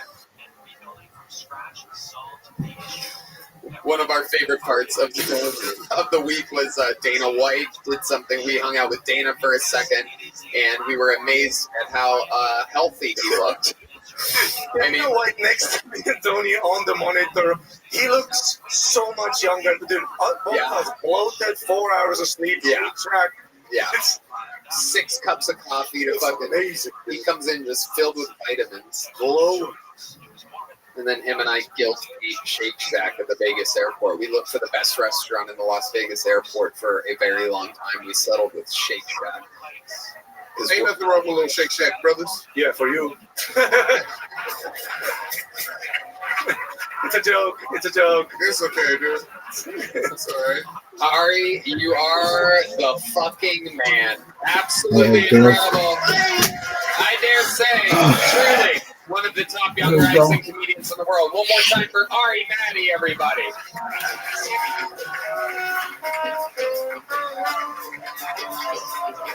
Longest Tony of my life. We're having fun out here. Your next bucket pool. We're going back to normalcy, ladies and gentlemen. Lower your expectations. We have our second Matt of the night with a Matt on the panel. We've had Matt Walker, who barely had hair. We have Matt McCusker, the man himself. And now, the Kill Tony debut of Matt Brown, everybody. Here we go.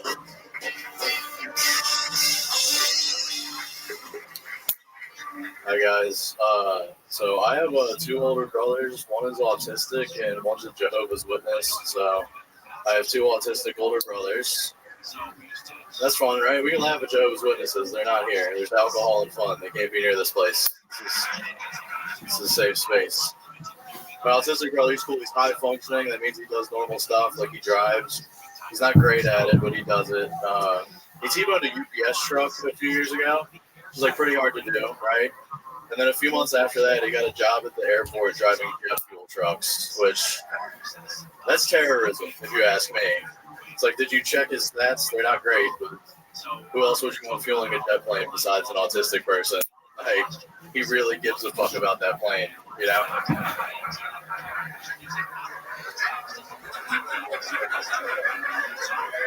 Thank you. He also smokes weed, which is pretty fun. I give him weed, I should say. Like, it's cool because we smoke weed together and he becomes not autistic, which is the opposite of what happens to me. Like, you smoke a joint, go to Chipotle, and I'm just like, dude, you gotta order. I'm nonverbal. They all think I'm gay. All right, thanks, guys. A fucking amazing set. Matt Brown. Welcome. Is this your first time on the show? There it is. Welcome. How long have you been Look at this fucking thing. doing stand-up? Almost 11 years. I love it, man. Look at this fucking thing. When people that have been doing that long sign up for the show and come on and show their fucking experience.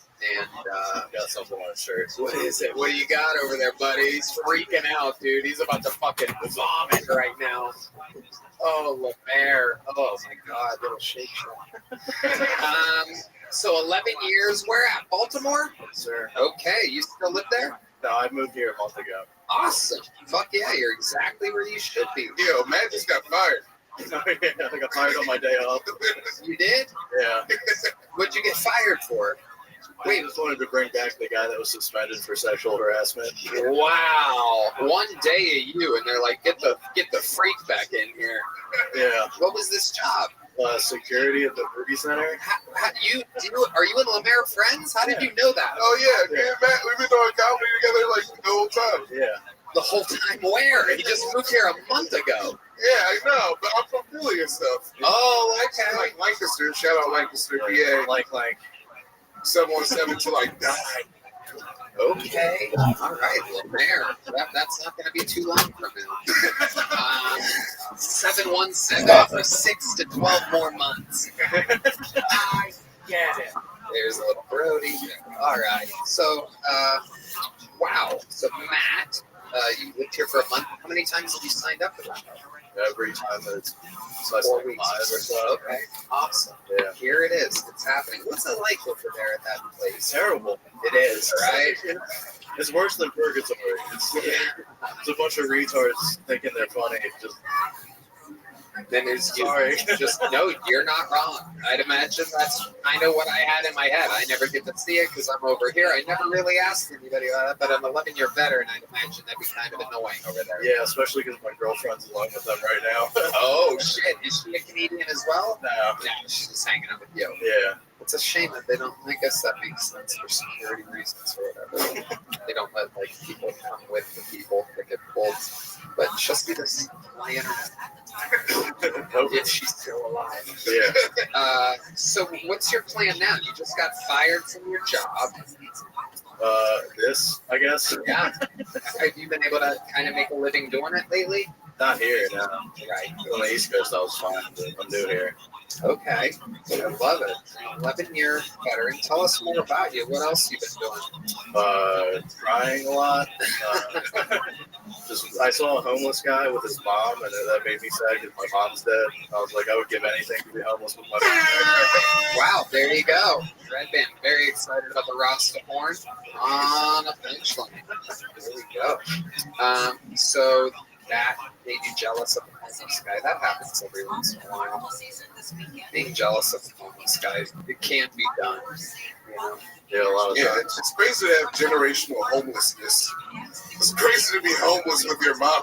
Like that's 2 failures. Like that's crazy. It's true. Yeah, you just step up on the curb, it's like, "Hey, honey, welcome back." Hell yeah. It's the saddest version of I still live with my mom. That's for sure. There's no doubt about it. Okay, Matt, any hobbies or anything other than stand-up comedy?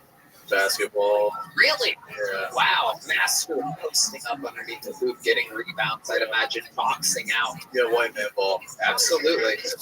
Bounce passes. Yeah. Matt loves the Spurs. I do. I'm Tim Duncan in the post. You guys really know each other. Yeah, we're actually boys, dude. It's crazy that we're both here right now. It is incredible. It is absolutely. My apartment like 3 times. Wow, you're very close. I would not let Lemaire shit in any one of my multiple bathrooms. I'm betting my whole life that you only have one bathroom, Matt Brown. Yep. Unbelievable. Unbelievable. Lemaire might be one of the last people I would let shit in my place.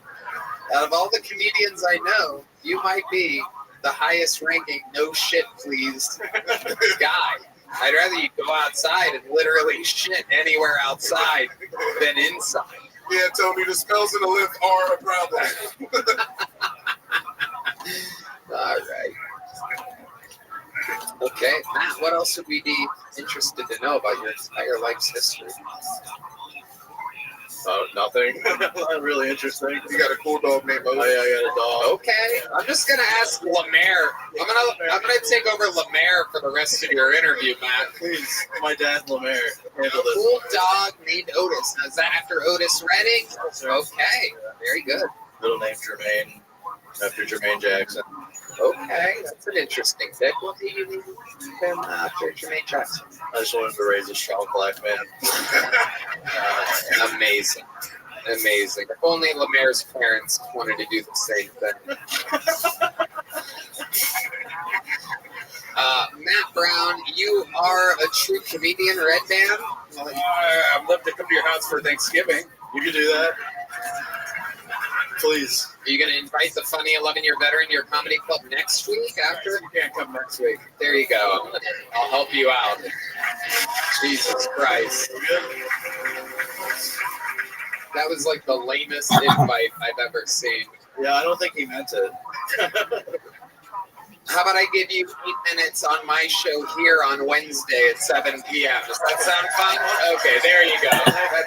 That's how you do it. You do a little showbiz. You give them something. Here's a big joke book. Fantastic Hill Tony debut. We hope to see you again. Matt Brown. Can I come over for Thanksgiving? All right.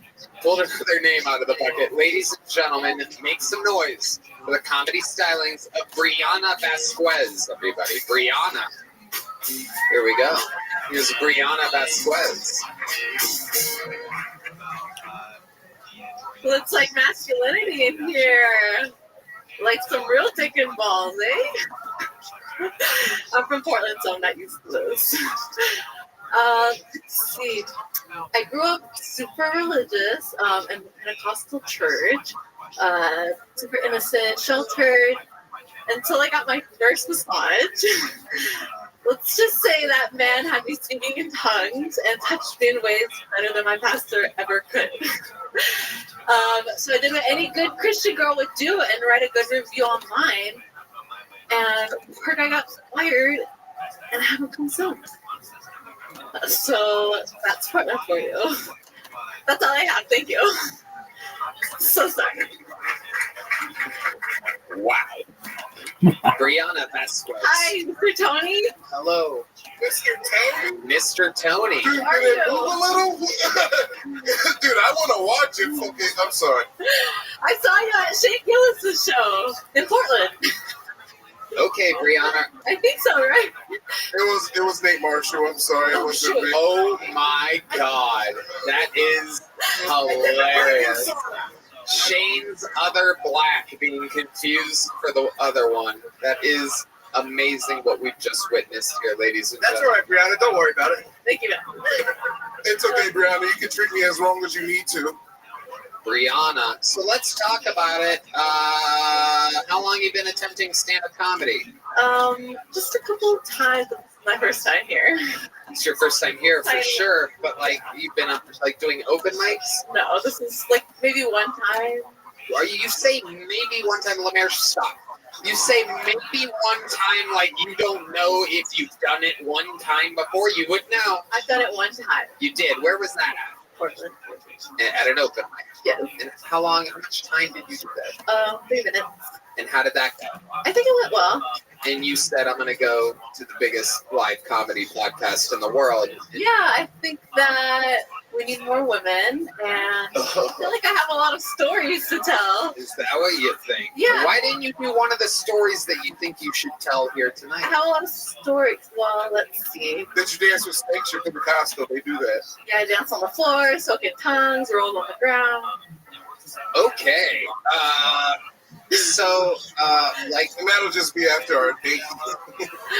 Wow, Lemaire losing all control of what he's saying into the microphone. We are slowly losing Lemaire. He is higher than his own blood sugar right now. It is incredible what's happening. We've never seen anything quite like it. I just watched his foot fall off of his leg. This is incredible. He just checked. He checked, everybody. For those of you wondering, just listening to the podcast, how high is Lemaire?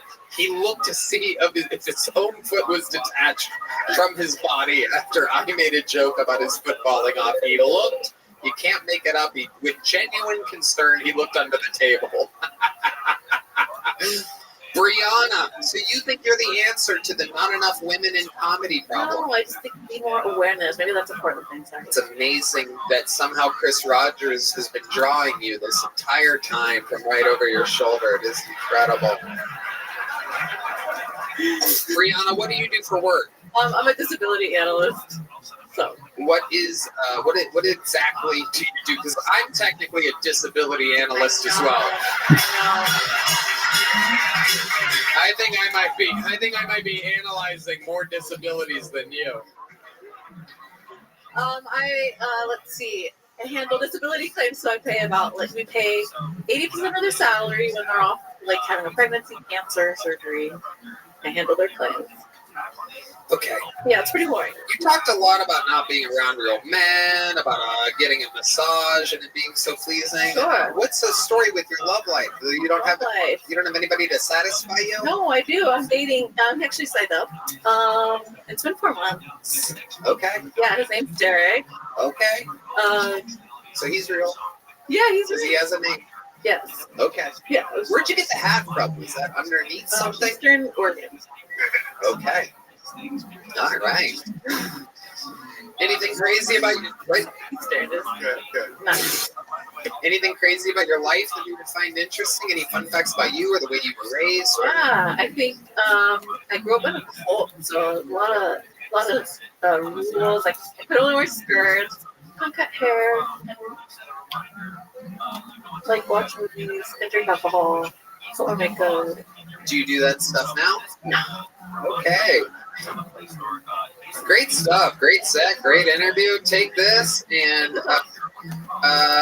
we'll never see you again. There you go. Brianna Vasquez, ladies and gentlemen. Ooh. Unbelievably rough. Somehow still, right now, ranked the 15th funniest female comedian in the world. It's incredible. Absolutely amazing how that works. I don't know what it is. Perhaps. Look at the angry women that just don't like that joke. They'll laugh at the handicapped people. They'll laugh at brothers getting hit by cars. You say women aren't funny. Just a bunch of women in glasses. Like, what the fuck, man? I saw you. I saw the way you looked at me. All right.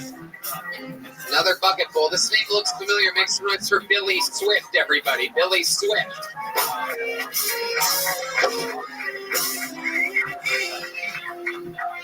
What is up? I like to smoke weed and read history because it makes me more empathetic towards history and stuff like that. And the other day I was reading and it clicked in my head of like, it's crazy. We get to learn about history immediately, you know, we can watch war on TikTok now. You know, it's crazy.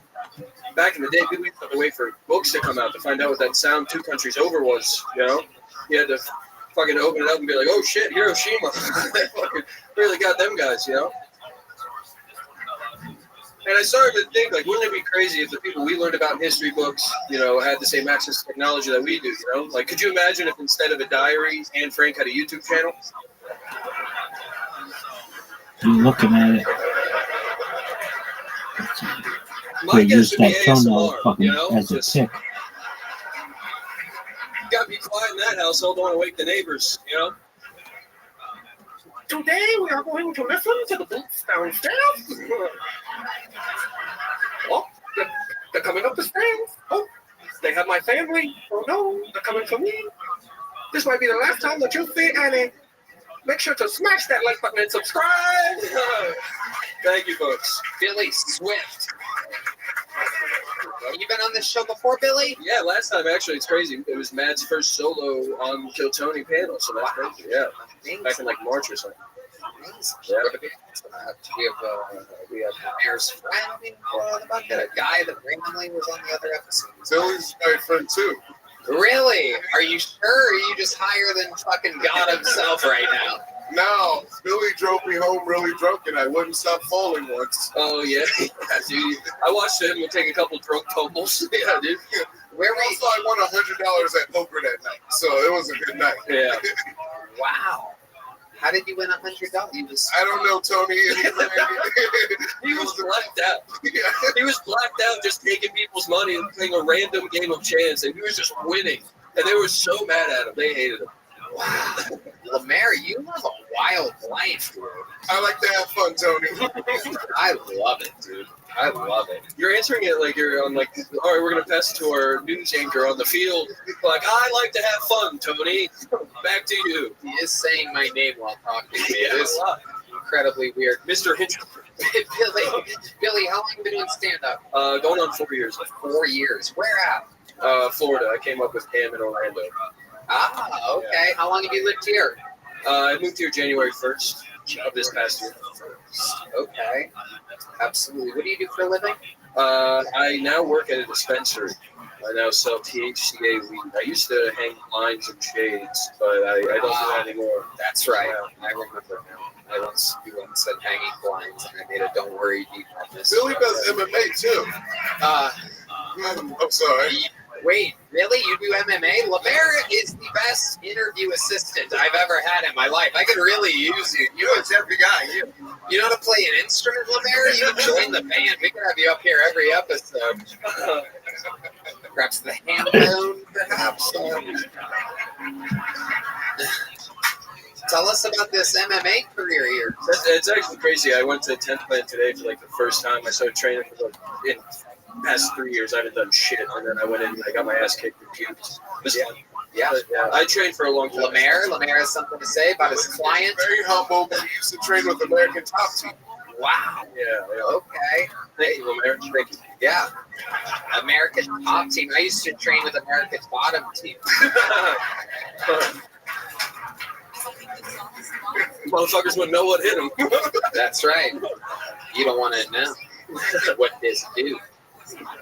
Okay, Billy, what do you do for fun? You're not doing stand-up. I just do drugs. What kind of drugs exactly? I like mushrooms a lot. Okay, what other drugs do you do? I just Austin fucking gets you on coke real quick, dude. They'll get you. Austin gets you on coke real quick. Yes, it does. How did that happen? Give me an example of how that happened. Last time I was visiting in October, it was around my birthday. I turned 27, and I was like, I'm going to do it. I've always talked about it, been like, yeah, I'll do it once. And then I got really drunk on my birthday, took a fucking hit of God dust, and it felt great. It's amazing. Yeah, I always say, like, there's drugs all kind of end up, I'm not a religious guy, but it always kind of leads to God, Like, if you do mushrooms, you'll see God. If you want to talk to him, hit some weed. But if you want to be God, do cocaine. Okay. Wow. These fucking guys out. True. We found the two huge cokeheads in the crowd. Coincidentally, the one that keeps clanking his teeth when Heidi comes out of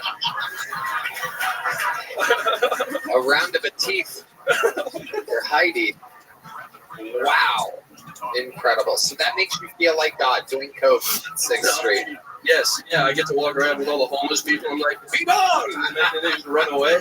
Wow. Amazing. Fucking part the homeless sea out there, dude. Just... And comedy's one good for you, Billy? It's picking up now, yeah. It's been pretty good. I got a decent boost from Kill Tony and shit like that when I did the first time. But now I'm getting booked a little bit more, trying to work in clubs as much as I can. And you got a big book last time? Yes, sir, I did. Well, you're going to get booked a little more. Another good appearance. Billy Swift, ladies and gentlemen.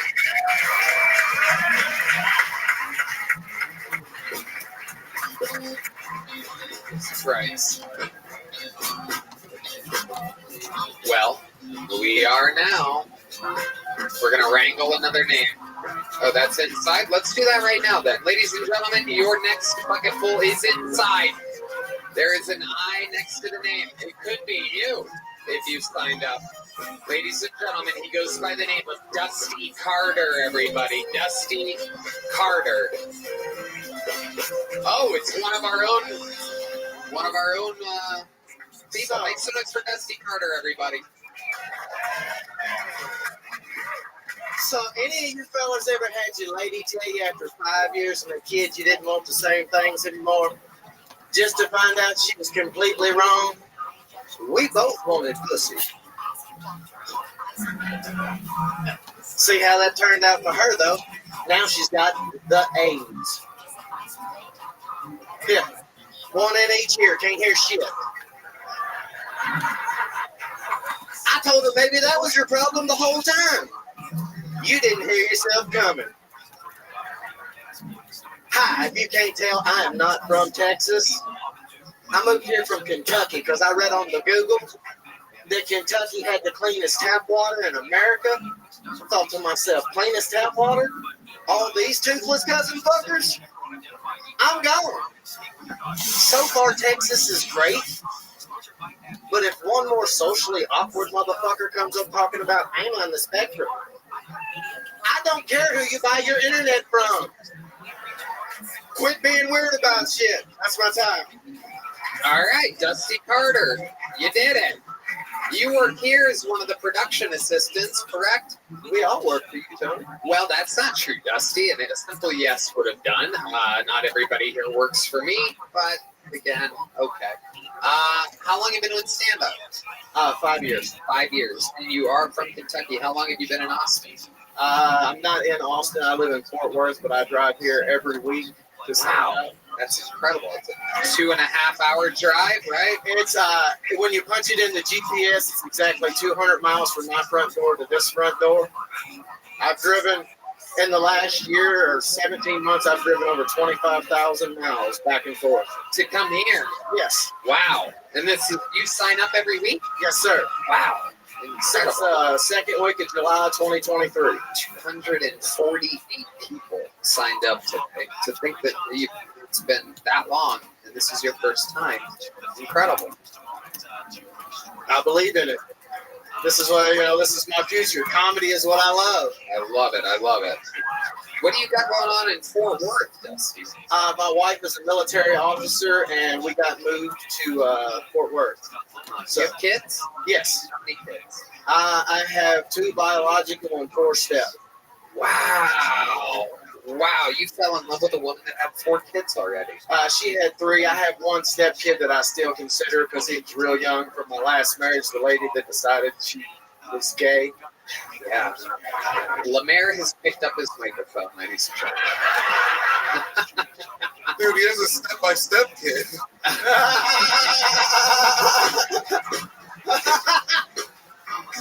Lemaire somehow, I don't know where that came from, Lemaire. That was incredible. Step by step. So, Dusty, tell us more about you. What do you think's the most hillbilly thing about you? Your look is incredible. You look like you're from the top left corner of the GTA map. Yeah. You look like the GPS that you plug in to get here is on a 4-wheeler.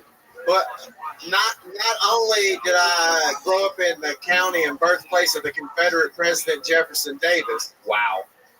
But I grew up in the hills in the 1990s where I had HBO but not running water. Wow. Incredible. So what would you have to do for water? Go to the well? We had a well for a while, but our house burnt down. Oh, you are just as trash as it gets. I love this. I love it. And when your house starts burning down, if you don't have running water, a little fun fact, you are fucked. Yeah. That's it. You just watch it go. There's really nothing you can do. Just grab the television. You grab the TV. You grab the kids too, but the TV first. Yeah. I was 7, so I took off barefooted in my Dunta-Duns down the street to try and get Papa to help. Hell yeah. Well, when you don't have shoes, you can't put them on. Damn right. That's you finished. I started it. You finished it. Me and Dusty do a comedy duo thing every once in a while. Can I ask you a question? So you were with somebody, you had a kid, and they became gay? Yeah, after 5 years, she decided that she was interested in women, and she wanted to do that polyamory thing, and I was kind of against it, but I was like, if it's going to make you happy. Right on. So why does she have to be with the kid anymore? Well, she had a kid when I met her, Oh. and he was like 5 or 6 months old, and I raised him until he was in kindergarten. That's my dude. He's now 12, and I talk to him at least once a week. That's my dude. Okay. He lives with No, he lives with his dad. I have custody of my daughter, the girl that her and I had. I've had her since. Wait, were you fucking a dude? I don't know. I'm trying to make. My ex-wife had a child, and during the pandemic, she went nuts. And that father and myself both took our children from her because she was not in a good spot at that time. She's now doing much better, but at the time, so she's not gay anymore. Actually, no. How did that happen exactly? What's the order of events for her to not be gay anymore? Okay, well, here she was with a chick. First of all, let's slow it down real quick. Because when you said that she was interested in women all of a sudden, you were kind of not into it, but then you let her do what she wanted. Did you hang out with the two chicks at the same time? Yes, her and I and some chicks did a lot of things. Yeah, let's talk more about that. Somehow there's a penguin involved or something like that. Oh, yes, that is a dolphin. Thank you, John Dees. John Dees, a master of water animals. Not a lot of people know that, but I knew it was a dolphin. I don't know why I said that. Let's talk about this Kentucky threesome. No, this was in Louisville. It was Kentucky. Okay. Yeah. Okay. So, so you and all your cousins got together. A good old Kentucky orgy, or as we call it, a family reunion. You know what I'm saying? Hell yeah. Thanksgiving Day. We grab for the turkey at the same time. Let's fuck over it. Whoever gets the bigger part of the wishbone gets the other bigger part of the bone. Oh my God, you dirty bastard. Okay, so Dusty. Did you enjoy having multiple women at once? Yes, I mean, who wouldn't? I'm not gay. Right, no, exactly. Did it make you more of a man, you think? Did you have a beard before the threesome? No, I was clean shaven, shorter hair then, but I had spent a former life being, I'm an ex-con, I was a drug dealer, I was a meth cook. I've done all that wild stuff. Lemaire.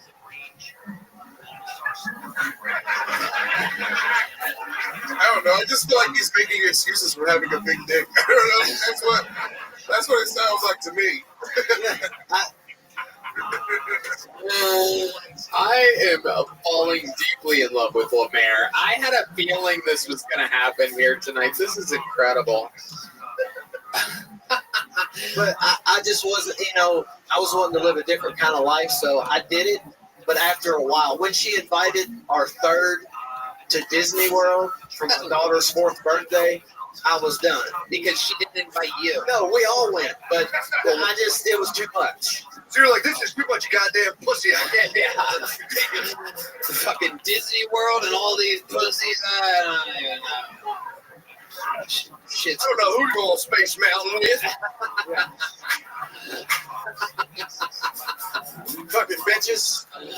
Why was Disney World where you drew the line?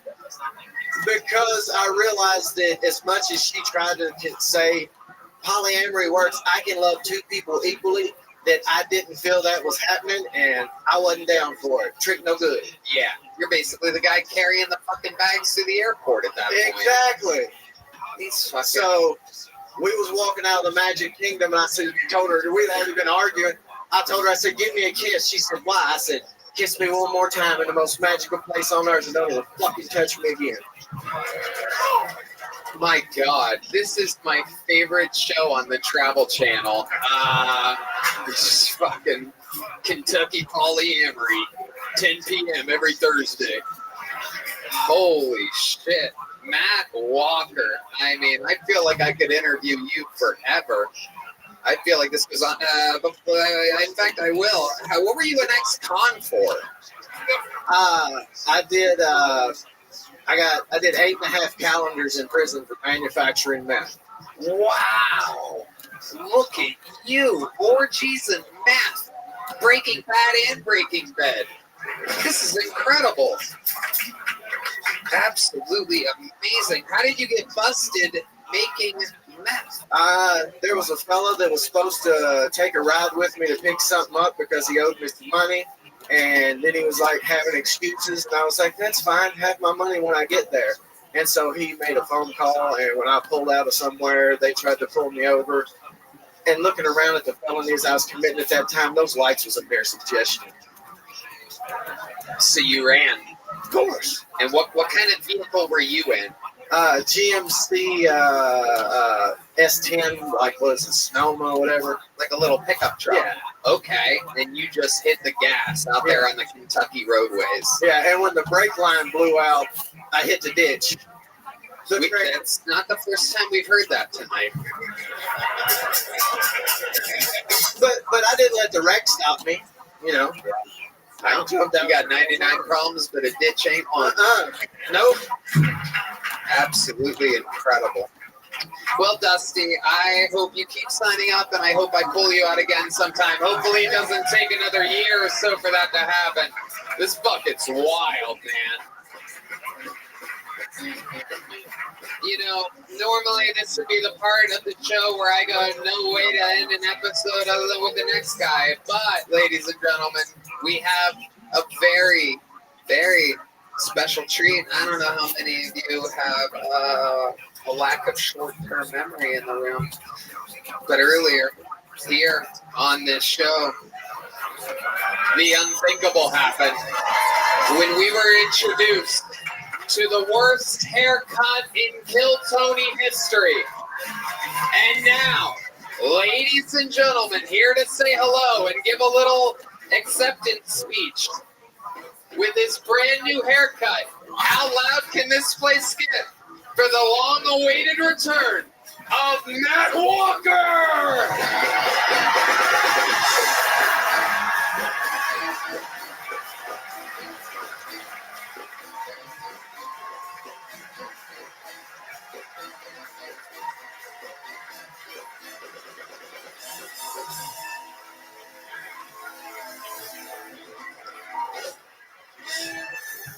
Holy shit. Dude.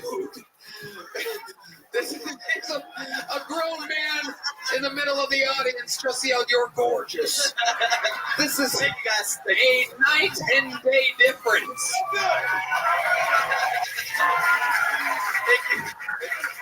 Matt, we all see how you look. I can guarantee you there's not a human in the world that doesn't think you look better now than you did earlier. I needed it. Thank you, Kill Tony. How do you feel? I feel great. I think you should branch out, do little Jenny Jones makeovers. I love that Jenny Jones is the reference. A 22-year-old reference, ladies and gentlemen. I'm older than I look. This is incredible. It went from being your bad hair, went from being your identity, a thing that was stopping people from paying attention to you, taking you seriously, to, I mean, this is what you should have looked like all along. Do you think you're going to go back to the Sharpie marker? I won't, bro. No. This is incredible. This is incredible. I appreciate it, bro. Honestly, I'm kind of pissed because I realized I might be a year away from shaving my head too. No, it's quite sad. I feel like it's a beautiful head. Matt, what do you think your lady's gonna say? I think she'll be happy with it. Yeah. I think when she sees the episode, she'll be clowning on me too. You know, giving me my time. Maybe she's been holding back. You know. Everybody's been holding back, bro. You walked into a chamber of truth here tonight, and I mean, I didn't know what everybody was laughing about when I first walked out, bro. I'll be honest. I had no fucking clue. This is beautiful. It is seriously seriously the most undeniable physical and perhaps any type of change I've ever seen anybody go through in a single episode. You seem happier. He's funny now. Yeah, John fucking Dees just nonsense. said you're funny now. Thanks. Well, fuck yeah, bro. There you go. Incredible. You know what I'm going to do since you were such a fucking good sport about this, and clearly that really meant the world to you, holding on until the very last second. But because you were such a good sport, we have these more Zippix here. There's these mocha Zippix, mocha flavor. This is supposed to be one of the best flavor of nicotine toothpicks. No, you know what I'm going to do? I'm going to give you, in 1 month, let's see, another new minute. Automatically, you don't have to worry about signing up. Wait a month, and I can guarantee you that the people will be highly looking forward to that set in a month. Talk to Yoni, we'll give you an exact date. And there he goes, Matt Walker.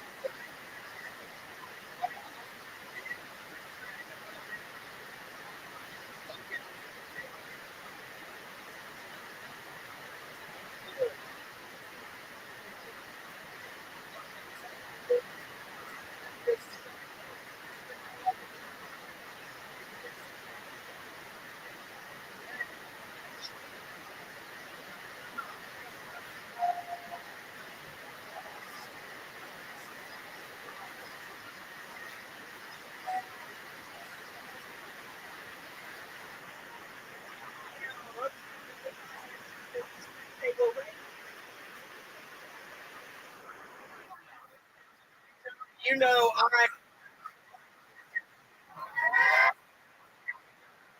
Whoopi and Trump now refusing to have sex. Whoopi, so man, Trump got to blow the body got it.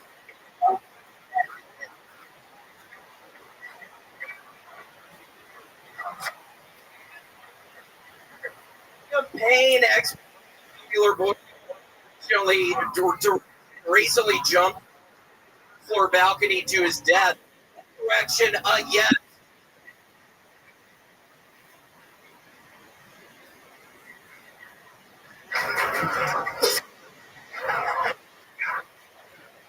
The Oregon government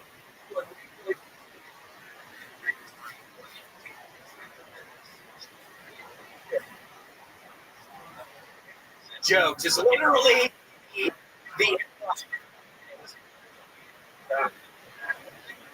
for all time. The record rating.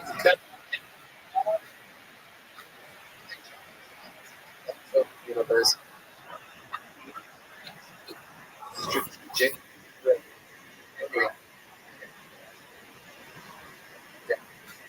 Go Florida, and I did.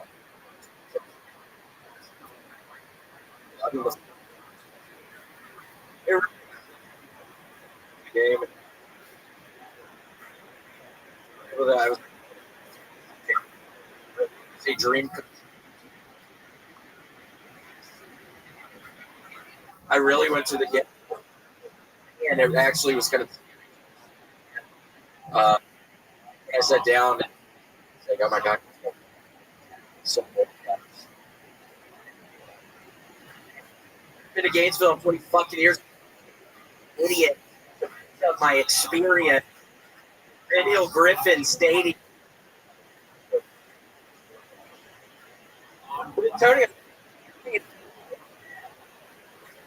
it's just vision. Thinking about vision. How big was it? Good.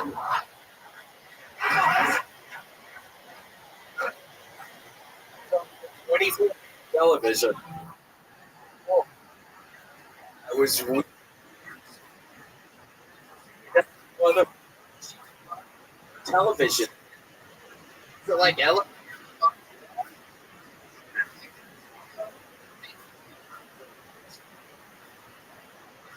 Stuff in the dresser. I went through. There's a bunch of in her kid.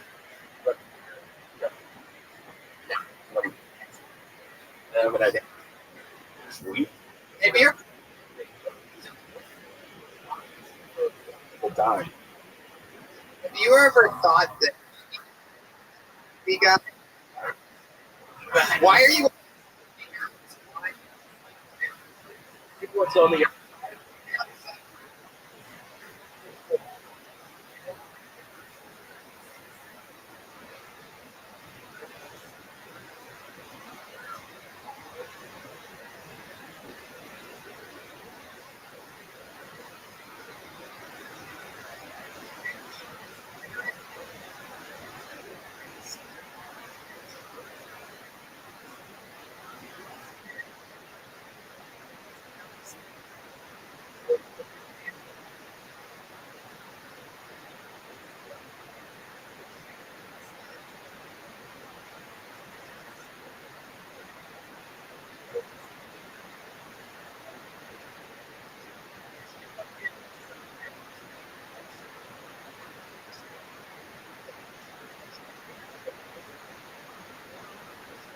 Some venue where they.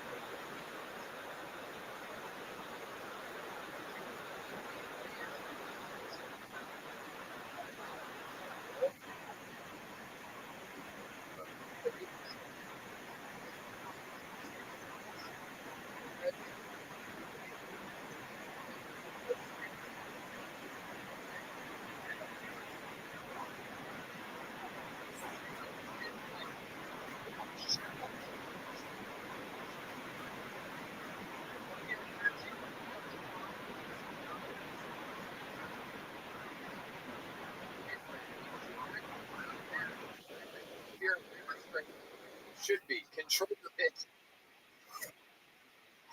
It was. You would do another show.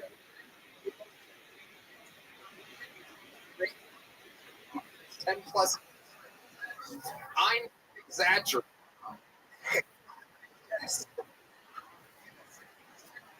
Some reason.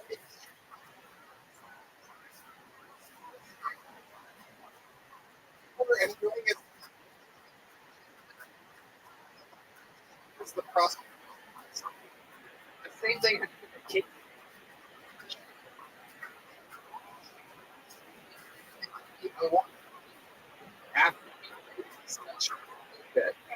However, address for again. William, however.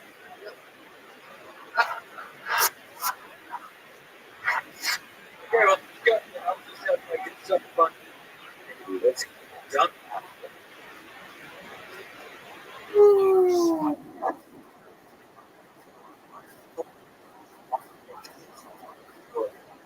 So I just dumped her over, and I was so happy. I swear to God,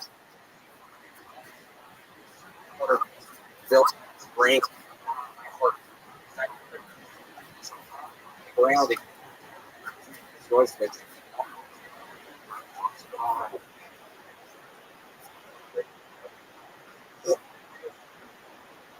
It's the club they show in game.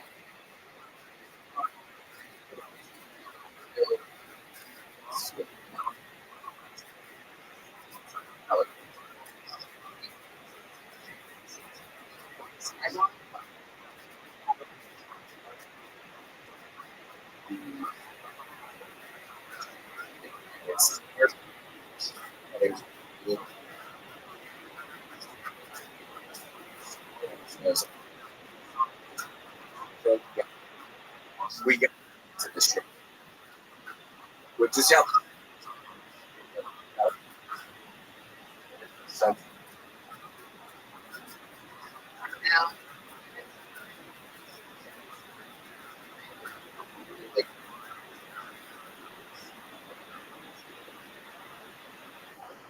woman.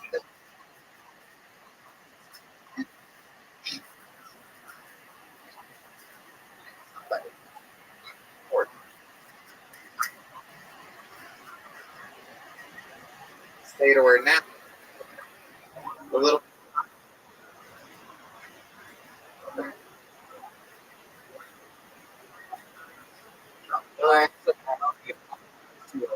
Yeah. Wow, that's all the comedy out of that. And apology for the live audience. When do you say?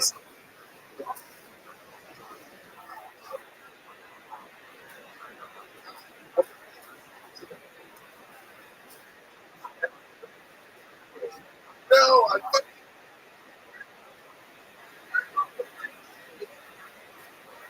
finals. Right before the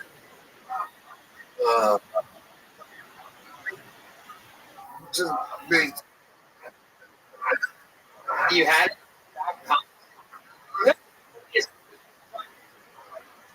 There's nothing else around it. What I'm seeing.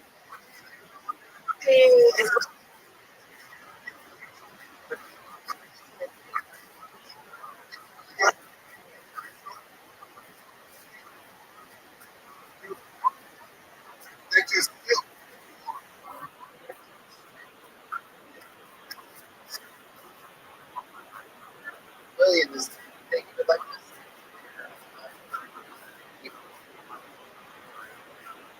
I totally agree. William. Someone's been here. Yeah, it's Christmas time. Meeting. You have this smoking up.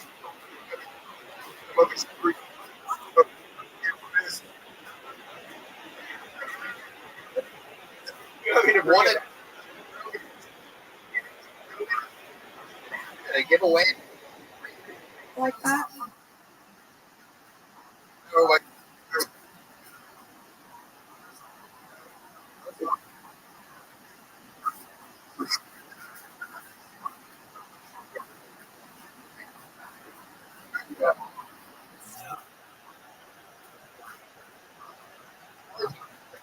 to kill.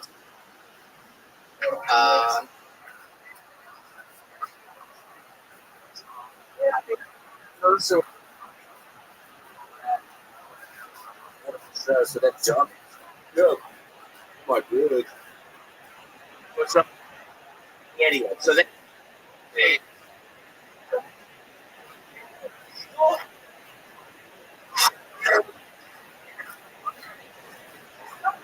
I am, but a little bit. You're dead. But it doesn't matter what they say. Yo, William.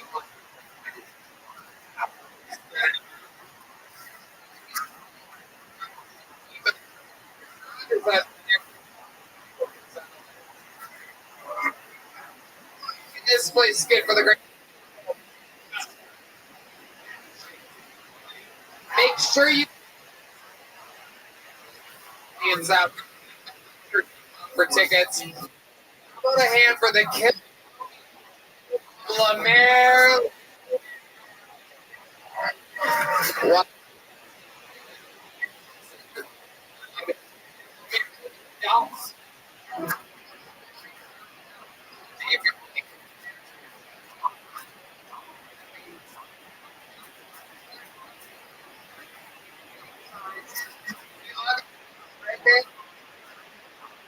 Good night, everybody.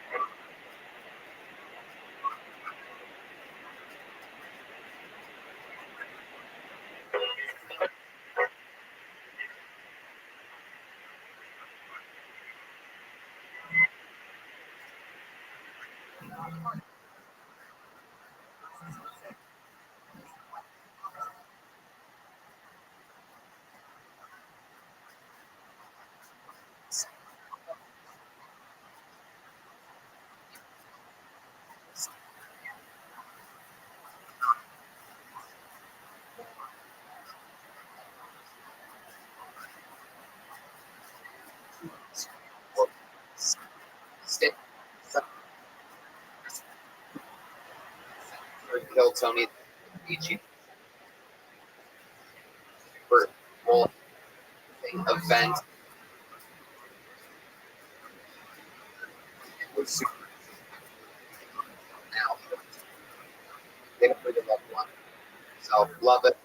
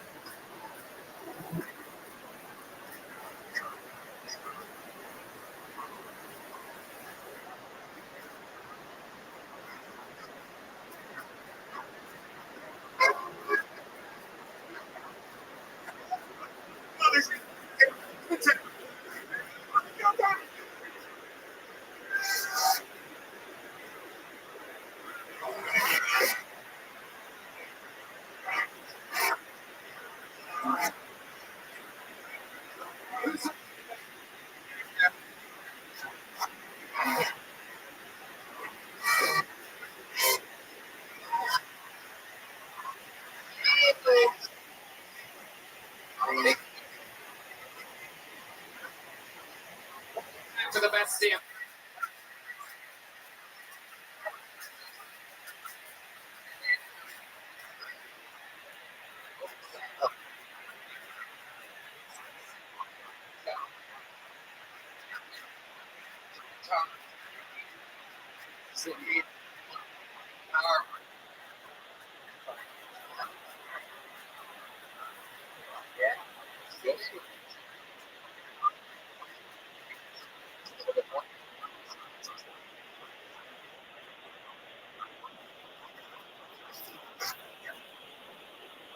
Austin, Texas is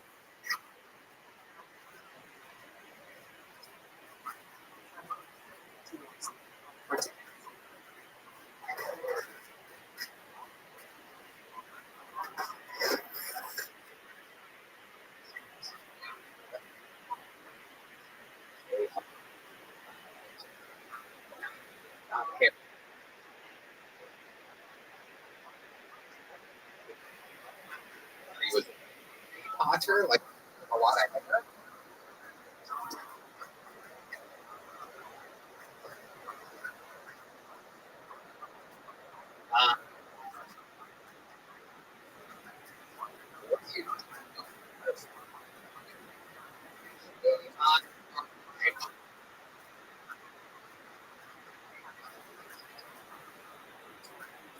First name's Harry. Okay. Get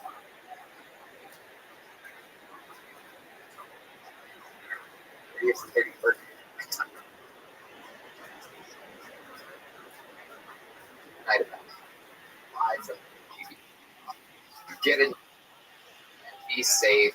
Don't drive it big, smart.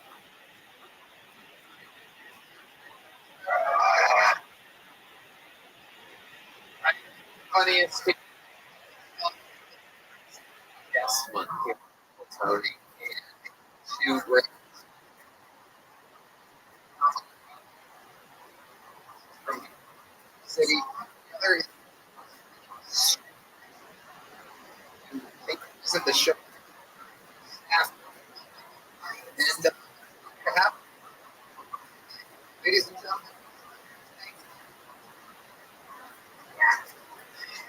oh my God.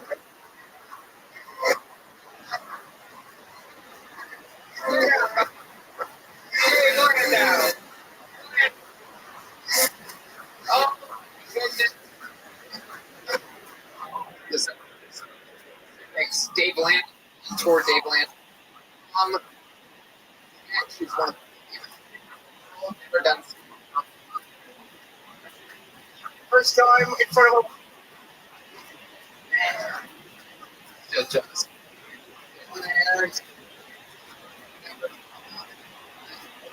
dreamers. I don't ever any of it, but I guess hey, it's a little normal, but I'm you're ready to. How about a hand first?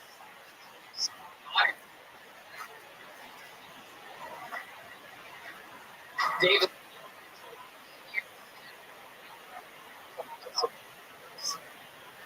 Welcome, Dave.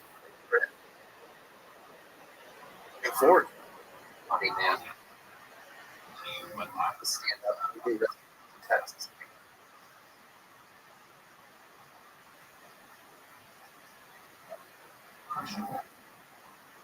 Isn't that the time? Being out of it.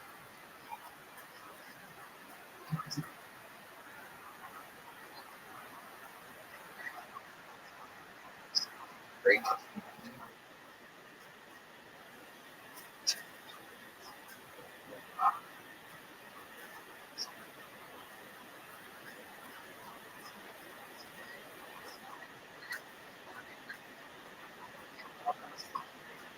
Let me remind you.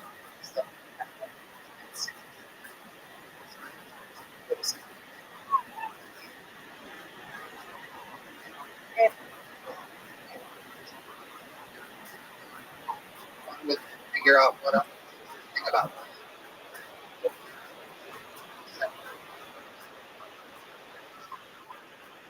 Whole things in my life.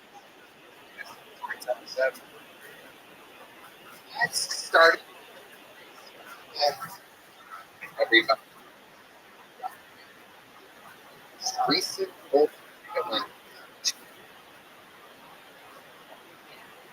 First,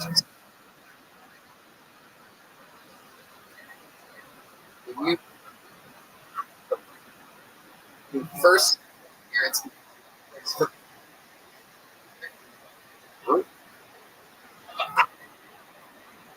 I am.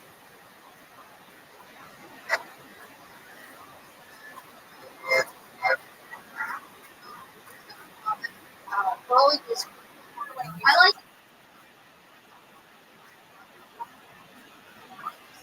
Found the.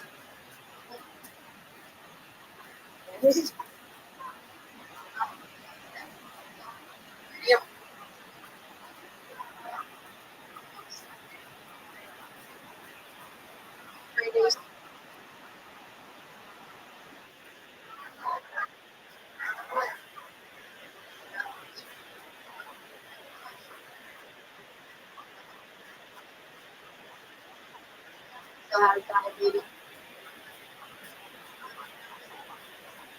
And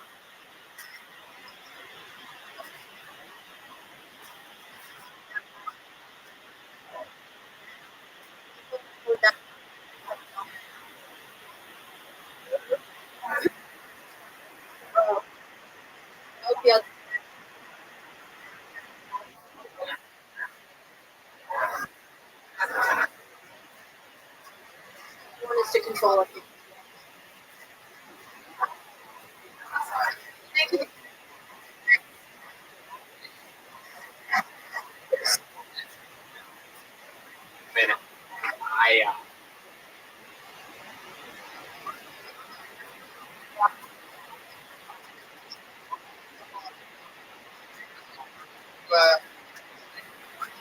Bill.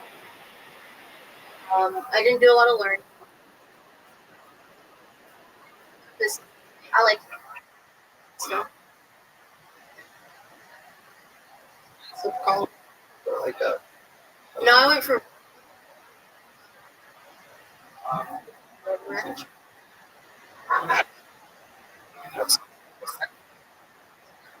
I think it was a little bit of both. So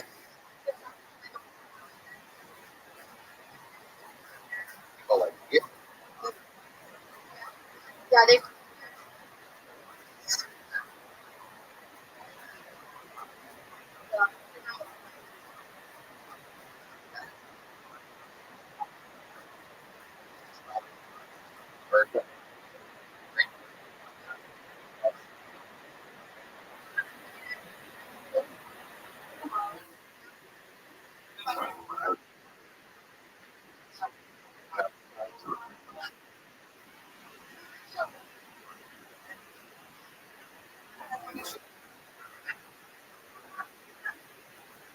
Don't even.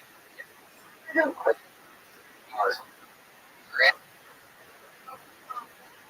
card. But like a gas.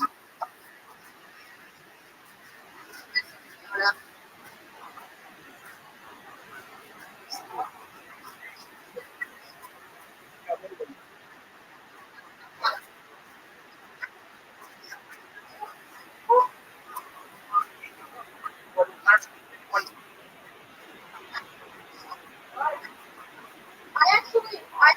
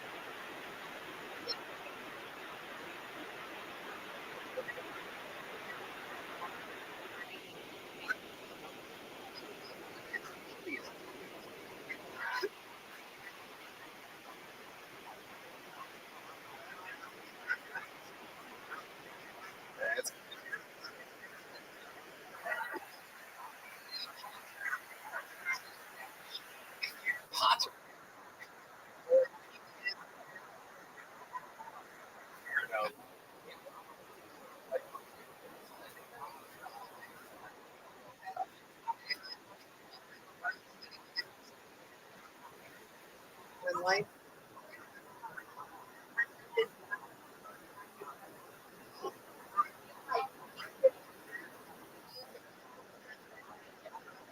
White.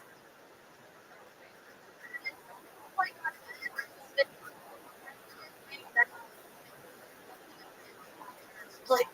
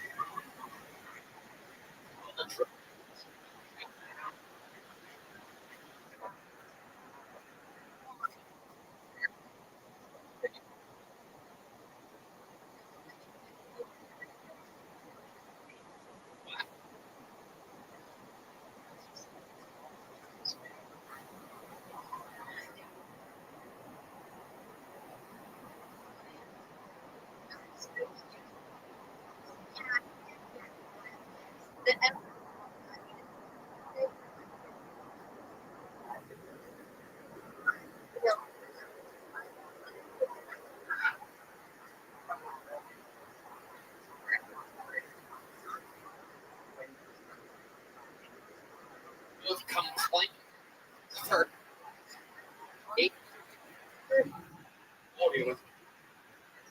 The bread. No, the whole. Oh.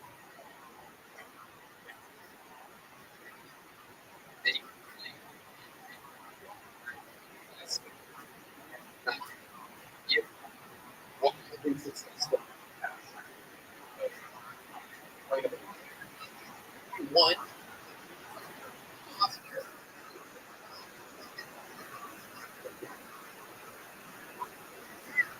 It's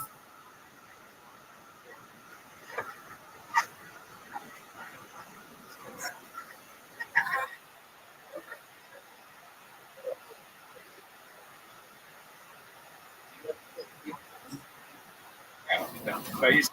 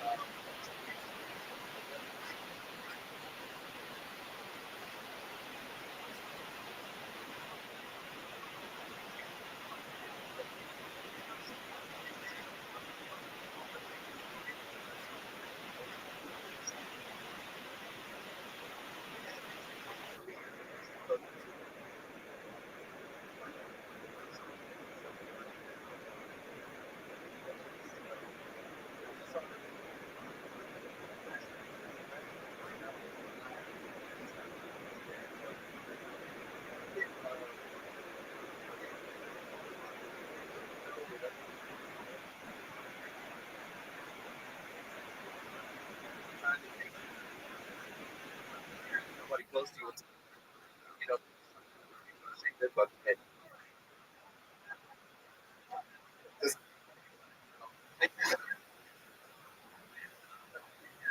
so let me get contact.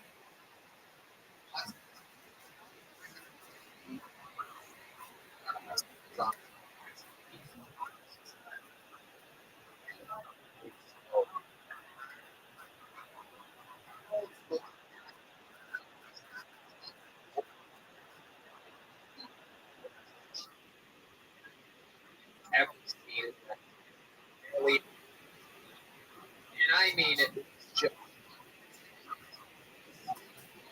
just made like 11. I swear to God, it was like at one point. What's a that is you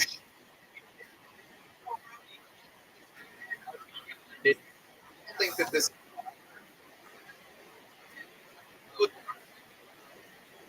it wouldn't be weird. You told Red that it doesn't seem so like Buffy. Waited star all these be like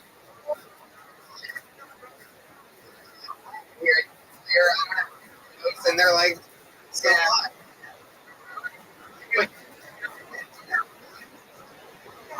yeah, that too is wait, yeah. I just,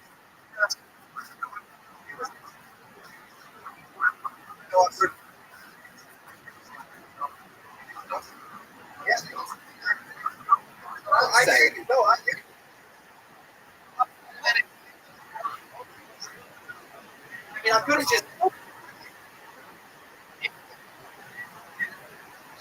You're welcome. Let's do another. This guy. Only time.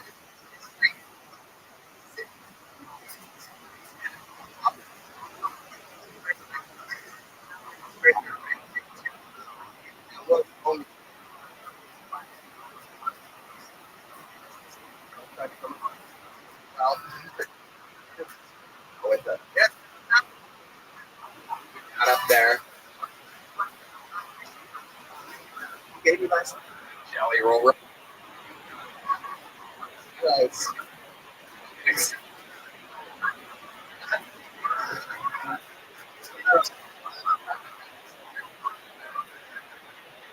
So.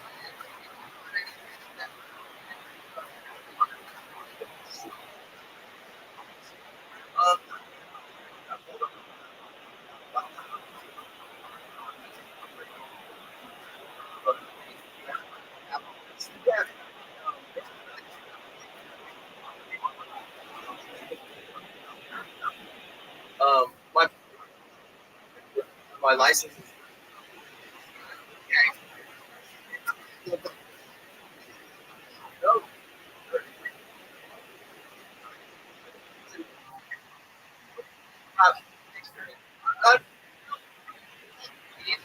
he was a drug.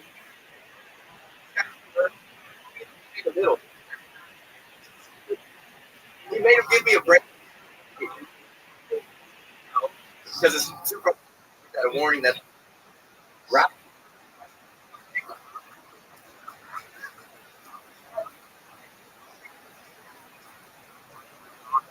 Hey, bro. So, well, she played.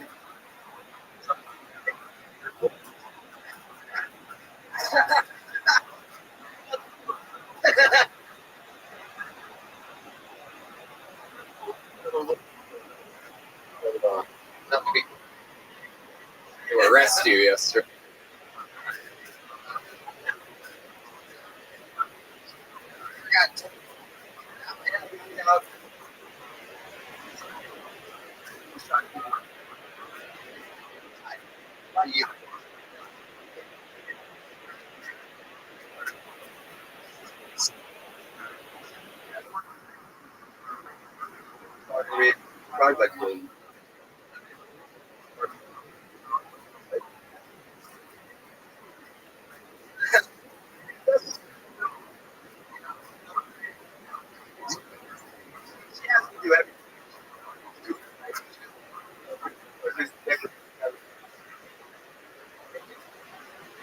First, figure it. Well, this is for Matt Walker. Well, we already have a joke book. You know, outlook on life. A few weeks.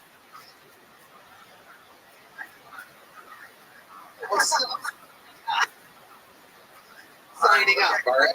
First one, bro. Here, there goes.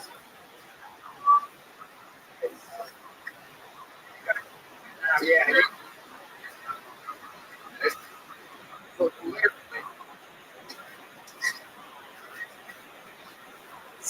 I do believe. Sponsored by live event. Go to live events. I can ship.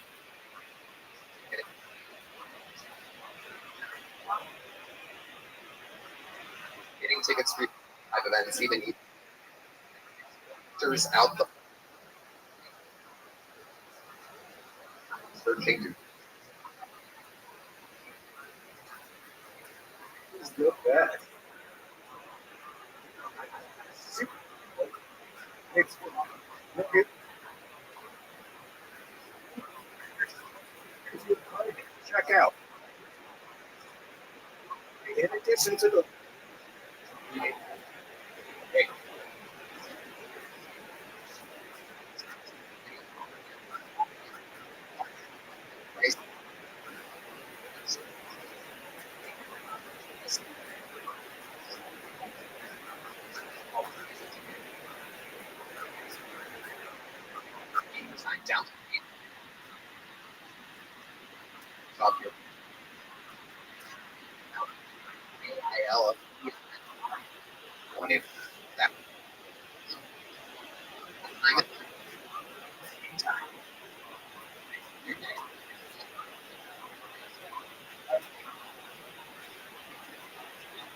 There's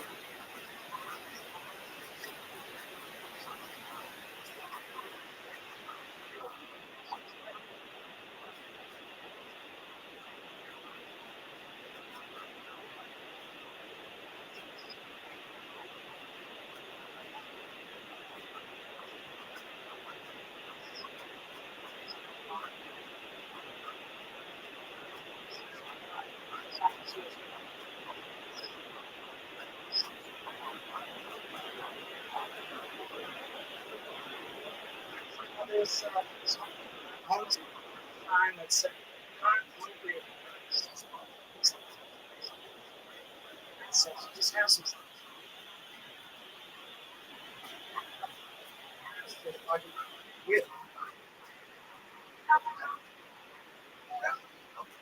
I think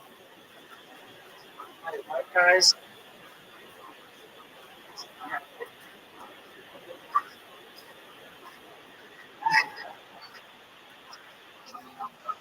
All right. It's your first time on. Welcome.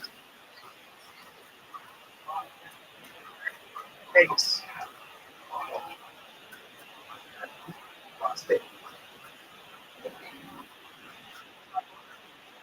What do you do for a living?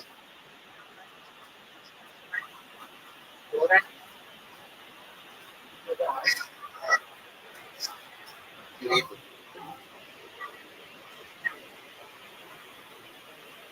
Gordon. Yeah.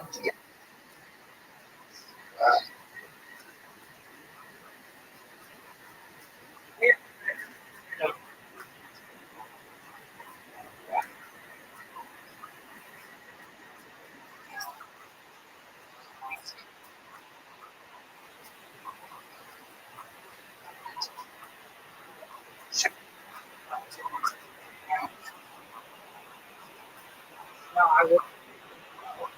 So you were in Vegas. So, okay.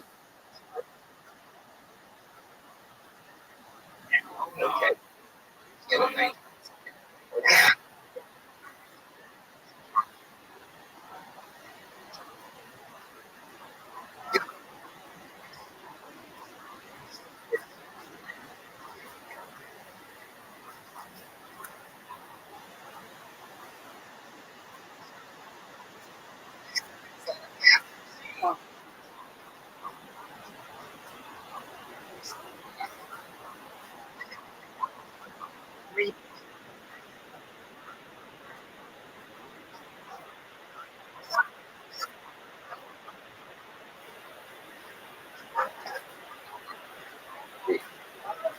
so sure. What kind of car is it?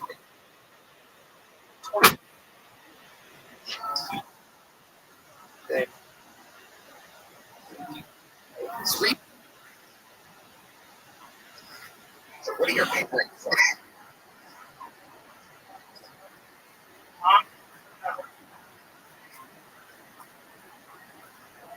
Dad.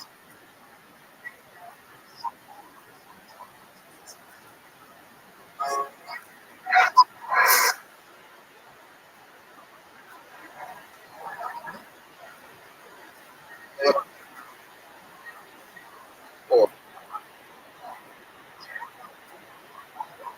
so you're Yeah, since I was.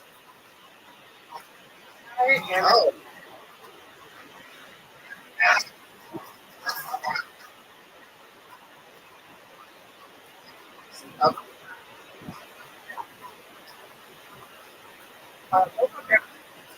Pretty heavy.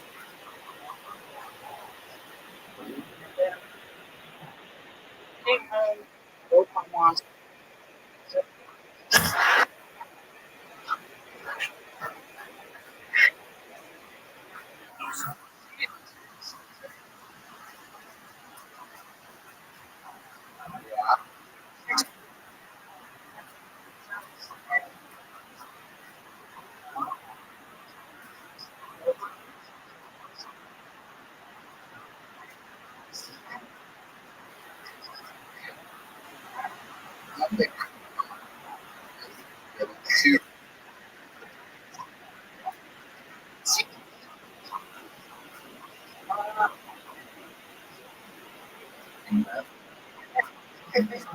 It sounds like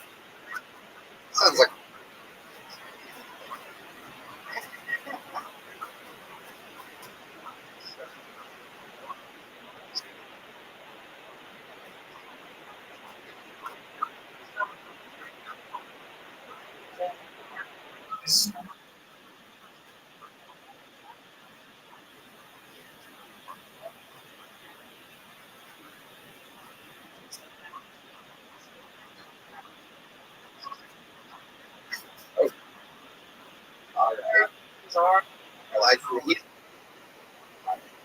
wow. Have you ever met that guy?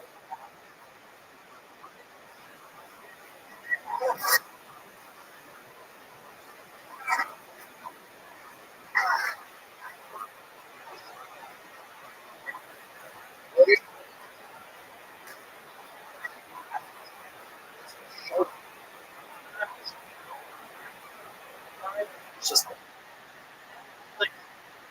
A couple times.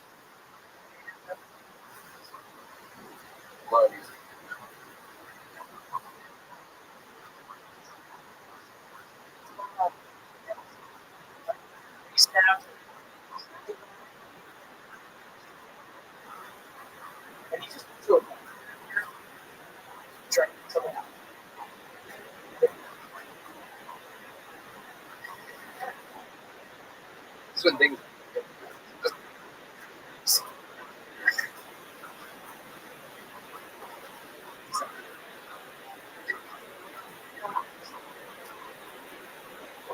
Work.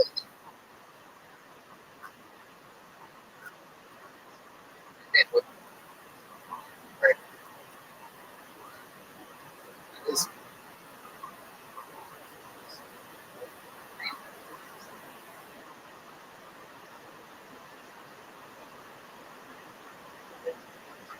fun. Buy like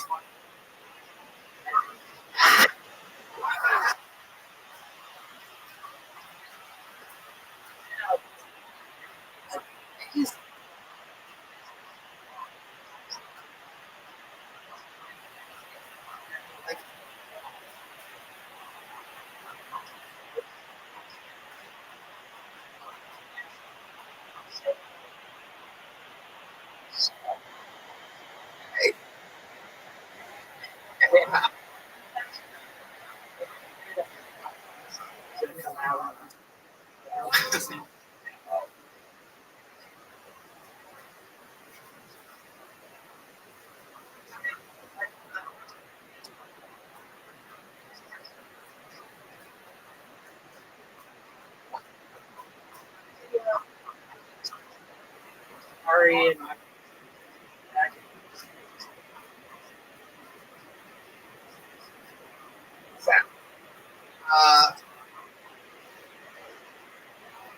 Uh,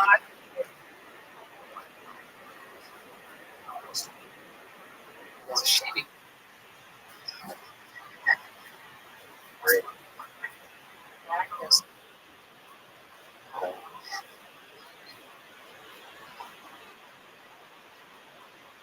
Just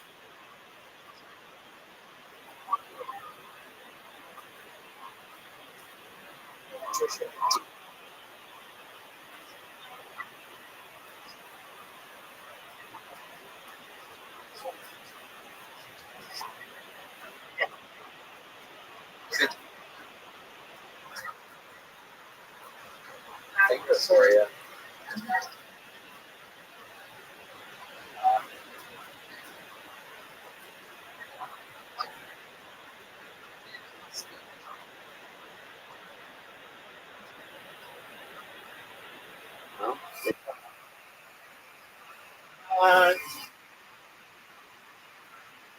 Is that good for you?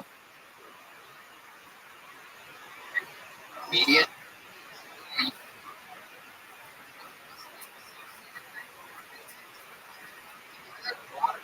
Is that good, eh? Goes Danny B.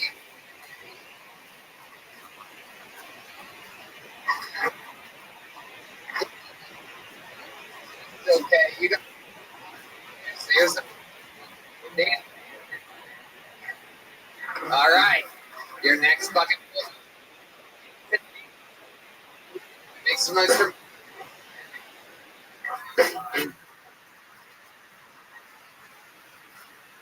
is.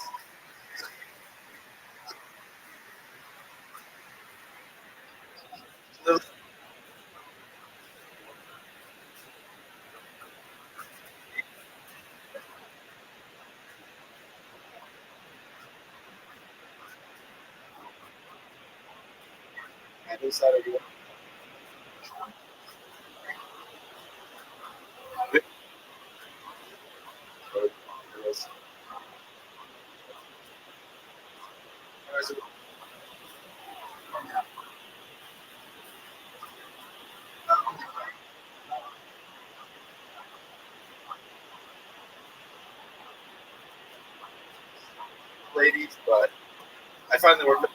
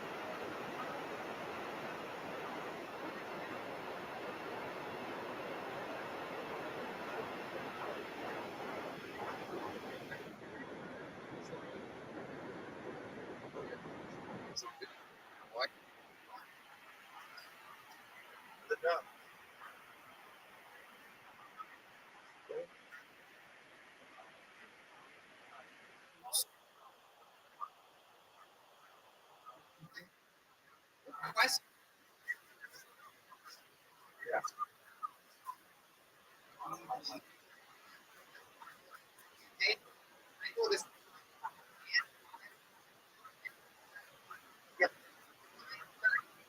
Stand-up experience.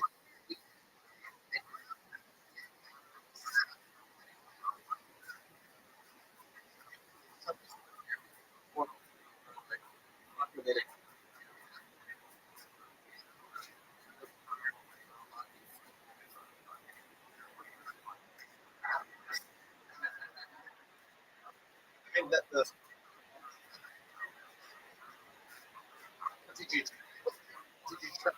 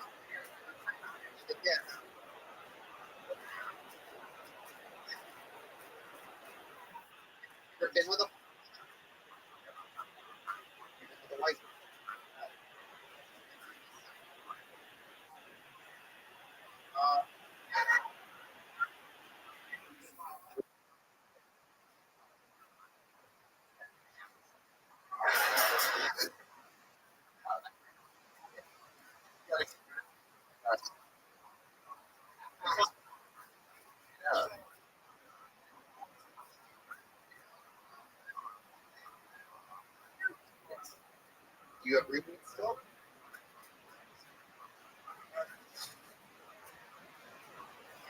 How are you able to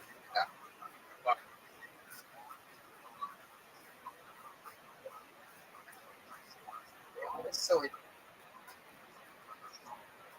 joke that asked somebody just got on my own cure again. I know. It was yeah. Here. But it's like, oh,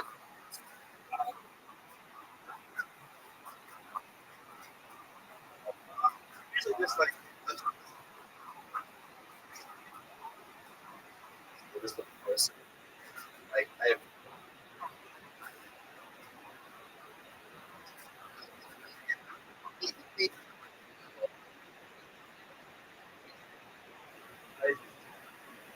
I made all my I just open trauma. No?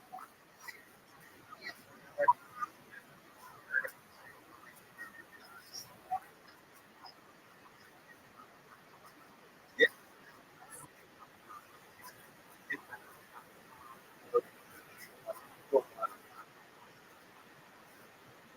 I try it. Well, yeah. Get better, right? Trying to figure out the city. Just like city.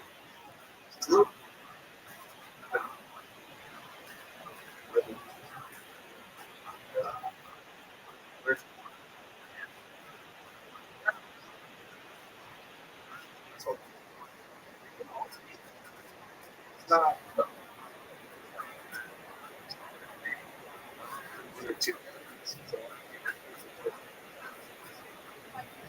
Jen.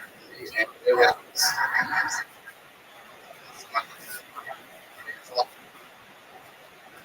Uh,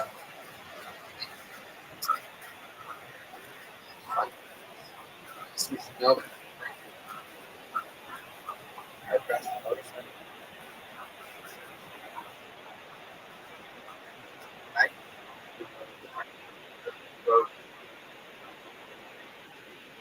Oh. But we're doing good now. So.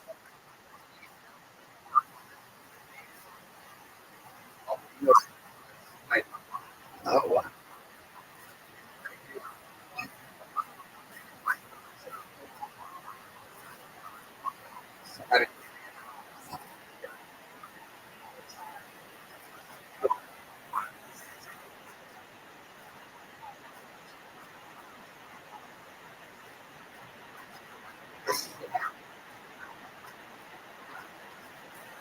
Said, no.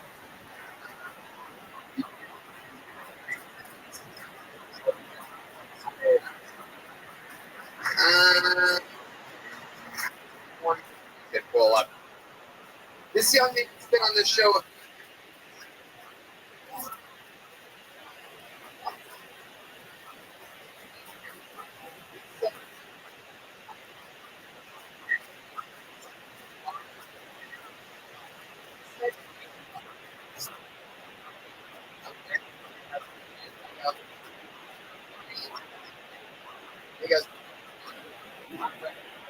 I got.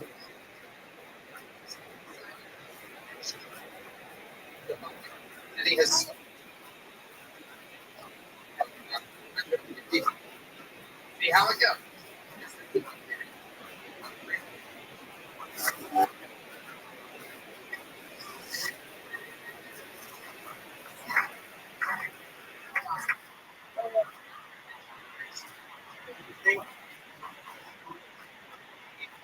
Hard to stick to.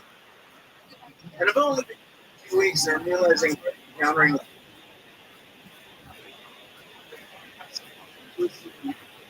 Beethoven.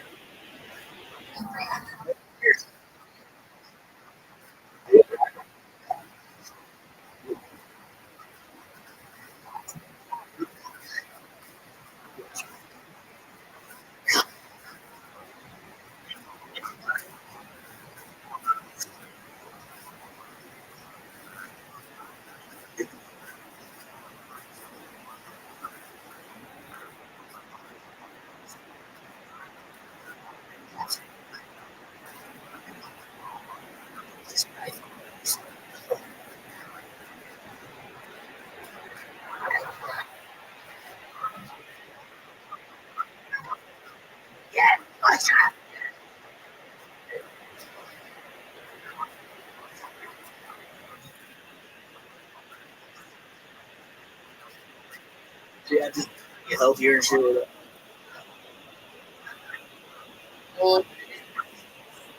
Seconds.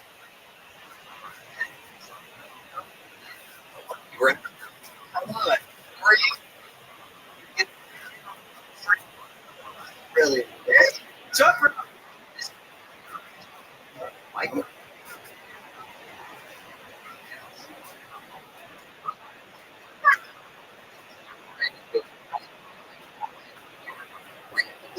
Coming up. You thought?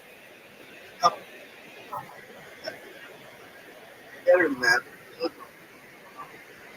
It's okay. Yeah. A little thick, and I just. When I'm half thick.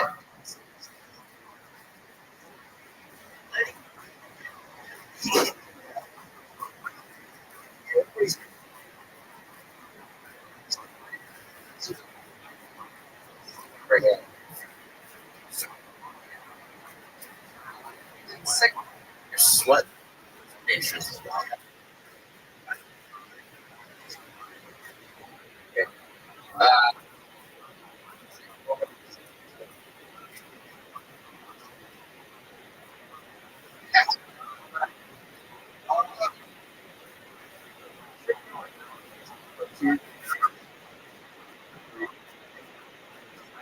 I'm out.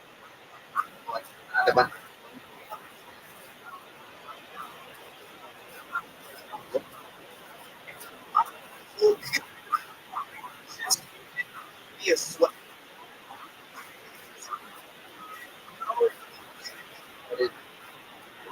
Sweaty. Sweaty. Feel great today. So good. Easy.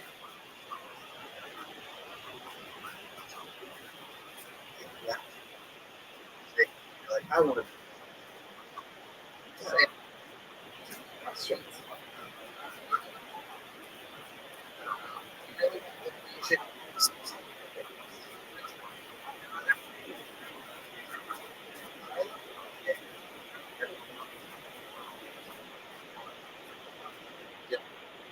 No, probably small.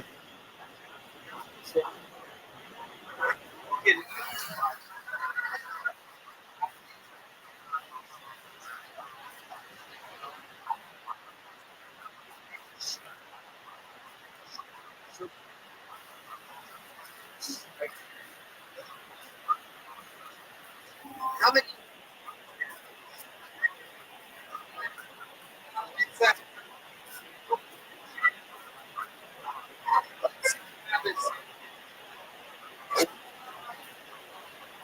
Look at it. Demon is.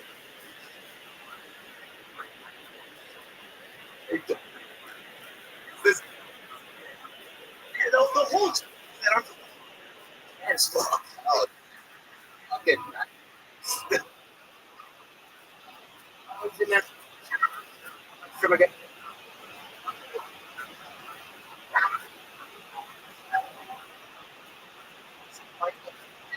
What else? You really? Dude.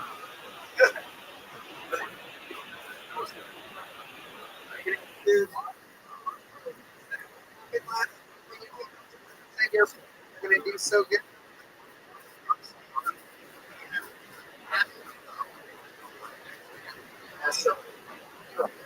I didn't more of a rich.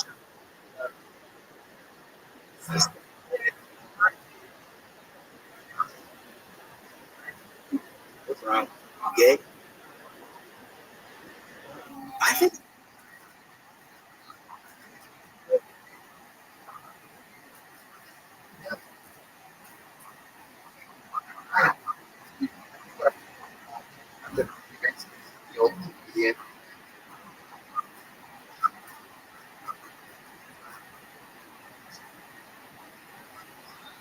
Oh, fuck. I think.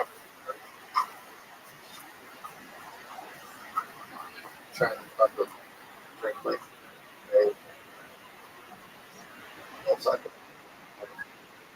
You ready?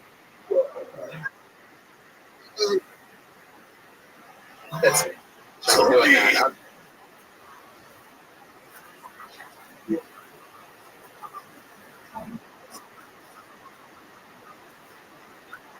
What?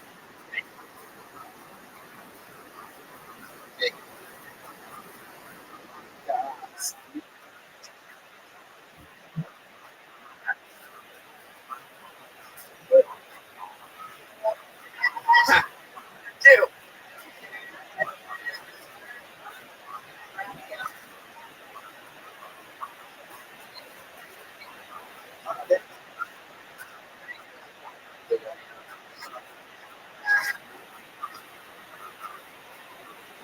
Watch. That'll be a. I'll, he's that time.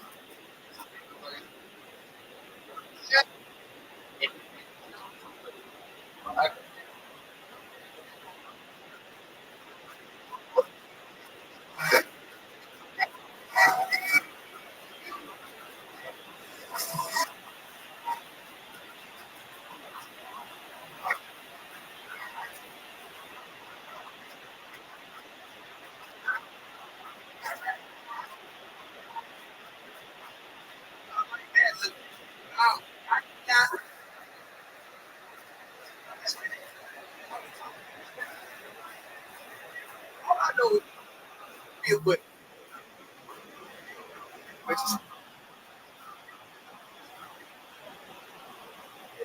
oh my.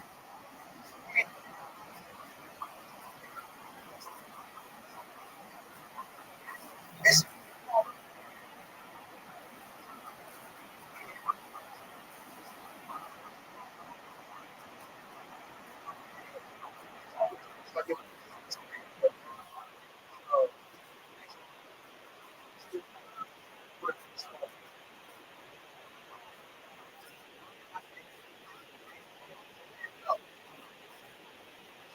I want that.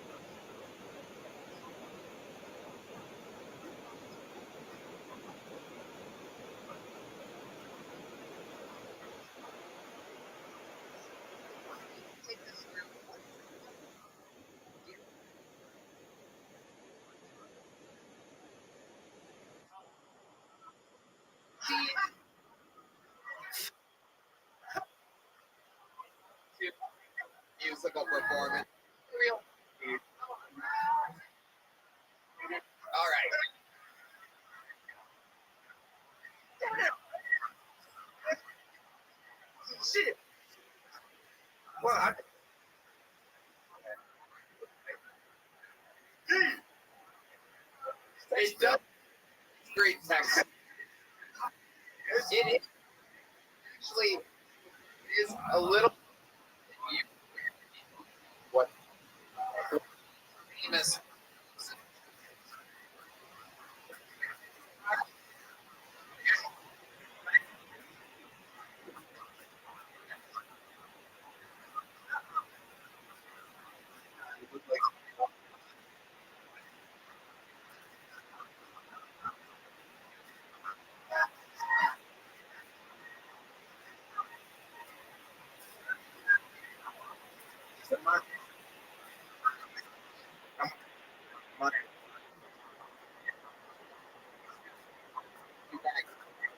Next time you.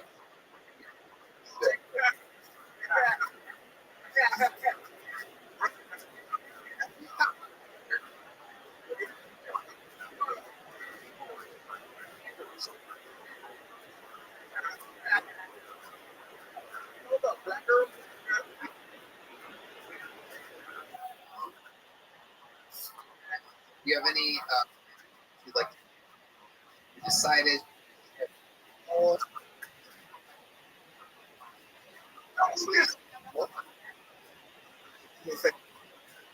Look at my. Well, what? I know it's like.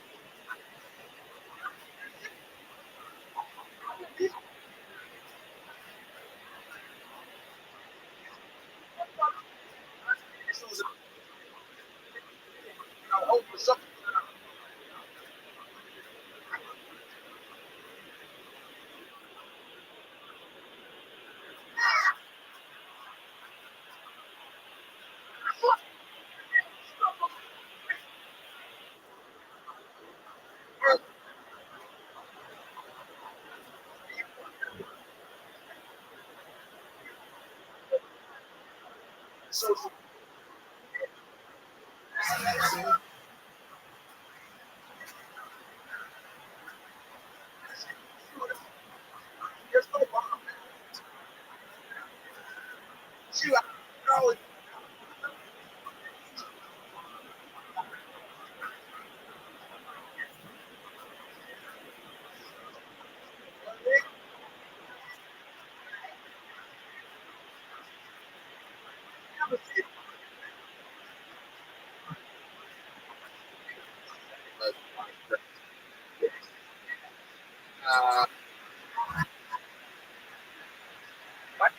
Pretty far.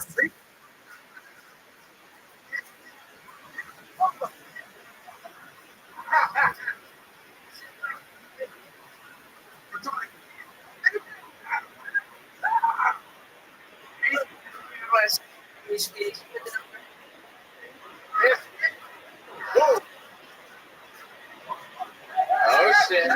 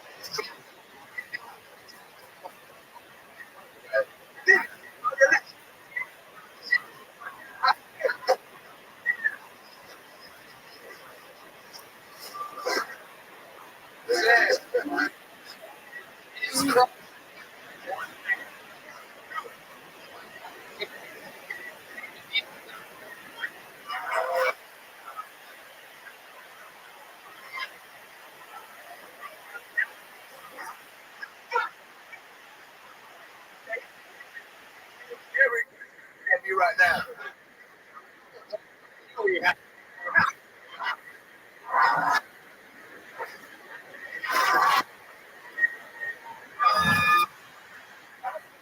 Oh.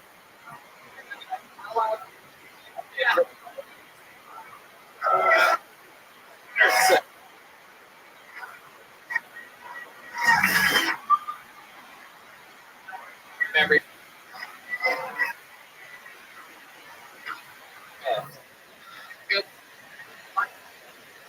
getting for you. So, Very lucky.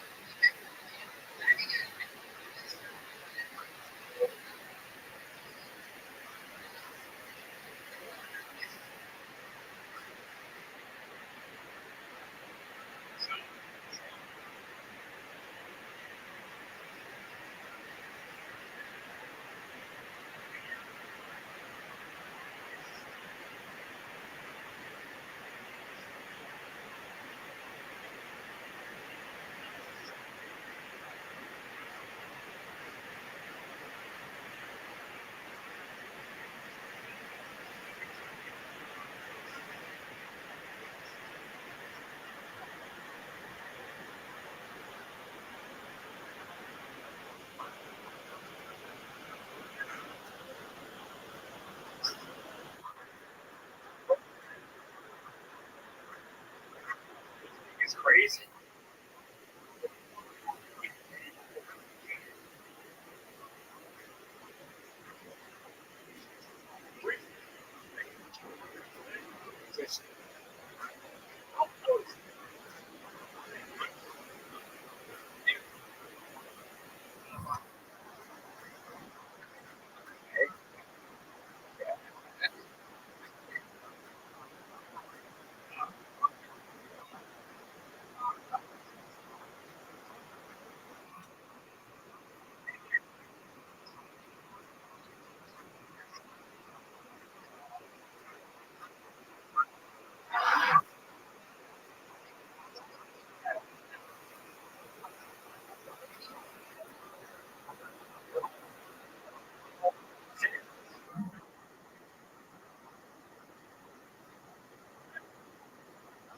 Nope.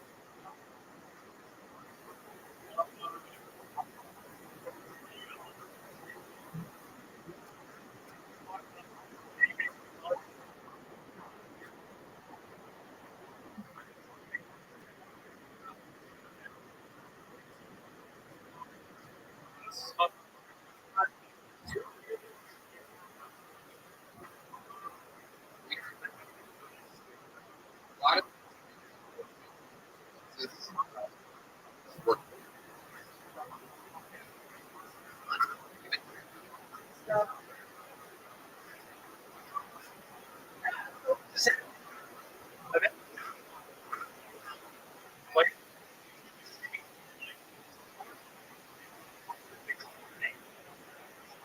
Freeze. Not being good.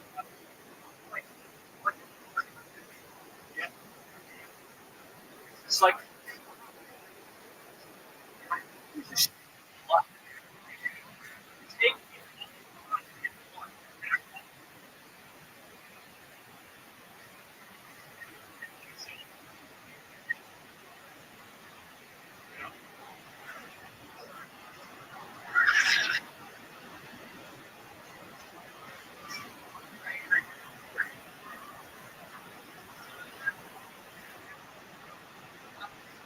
oh, did I miss part of the set? like a lot of work. So I figured.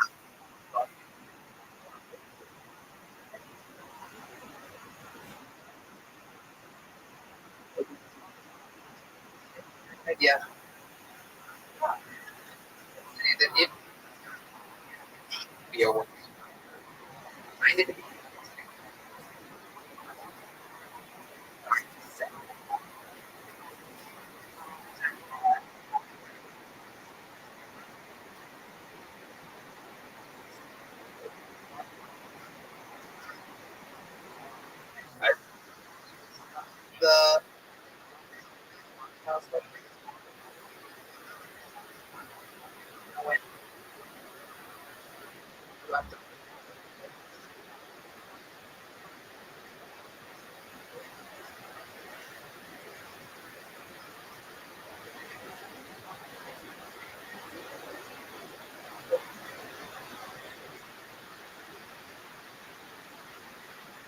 You're funnier than that minute.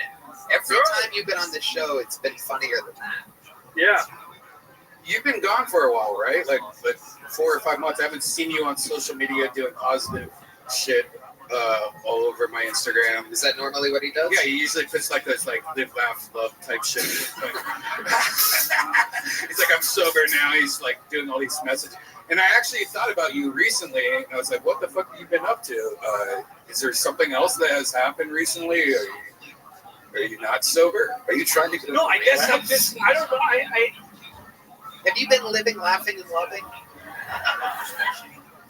Actually, yes, but yeah, it's just been a struggle. I've been by myself, basically. All right, the shame thing. I've never thought I'm good enough. I don't think I'm good enough, right? So I did You are a comic. Thank you. Yeah.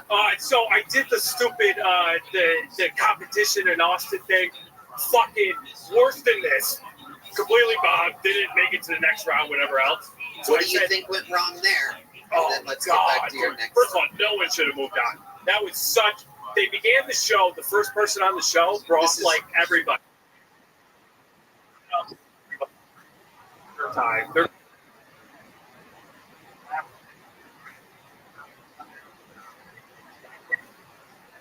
Don't.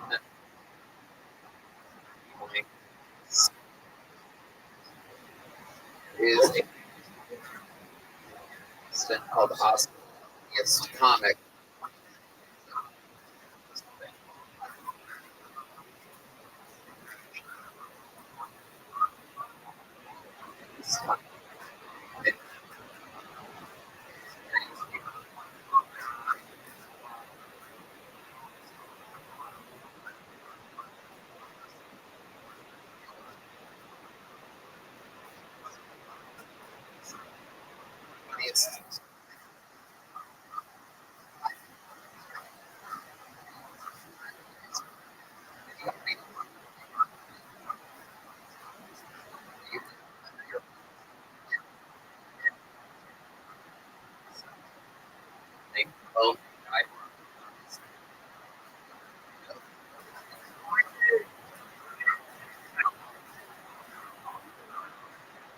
Like the wind, basically.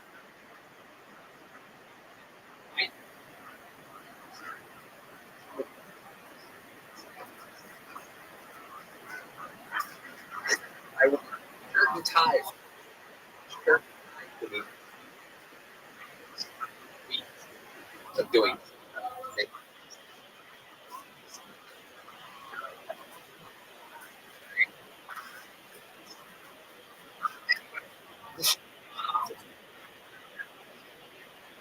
Shit to D-Mad.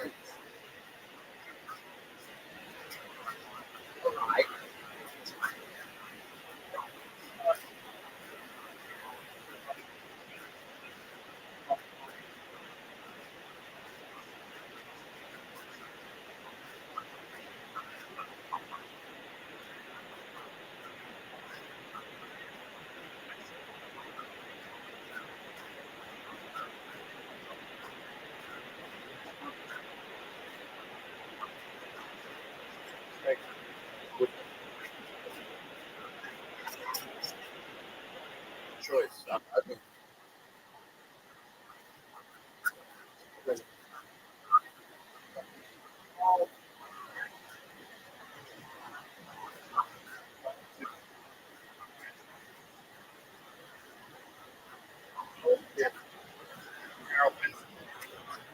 Thank you.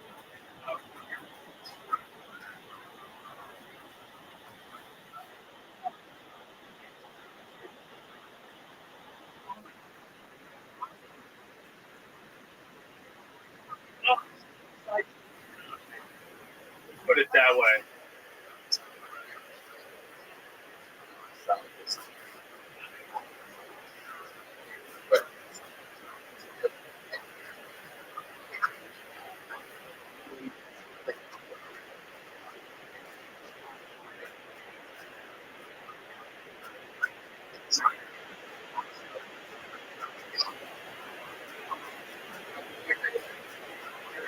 So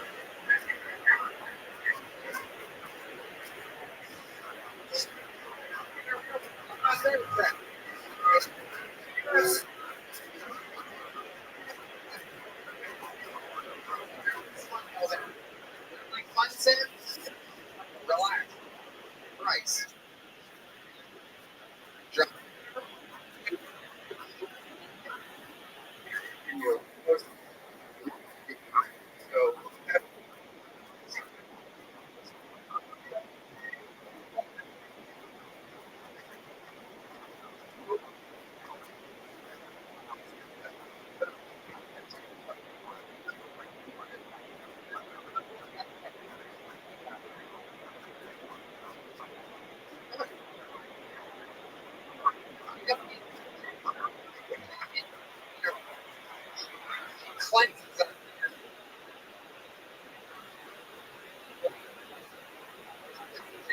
Lovely.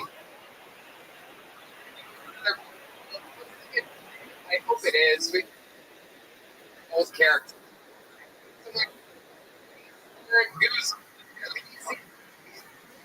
Guzman.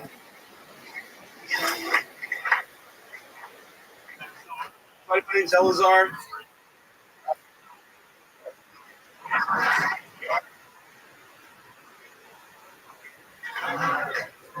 Best.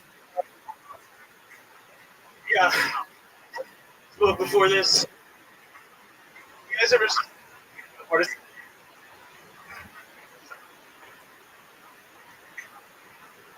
Nah, yeah, kidding.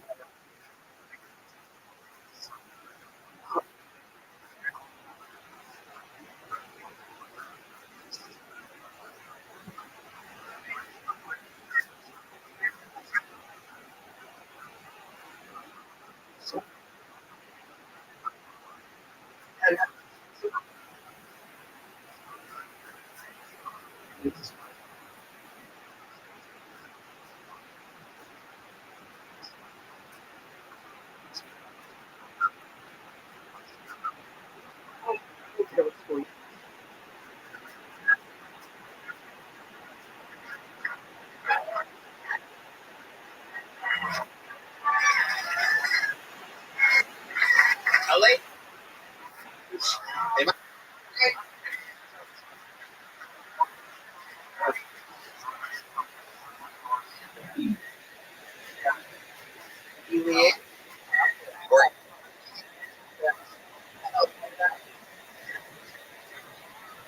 About 100.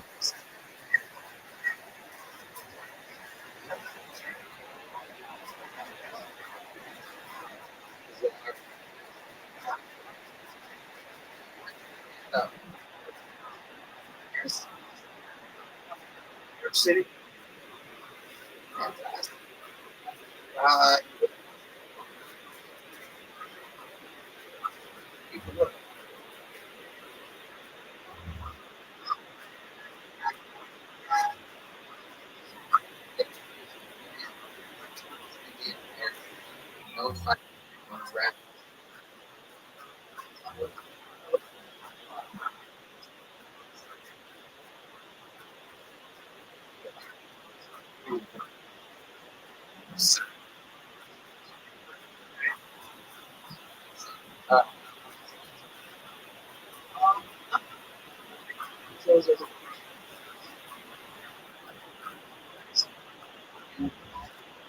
Good ship. Yep. Yeah, I have.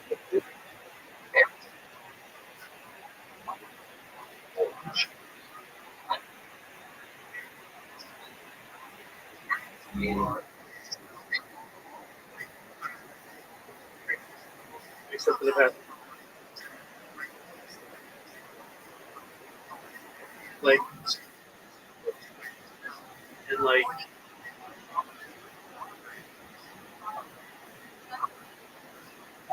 just like Bart. New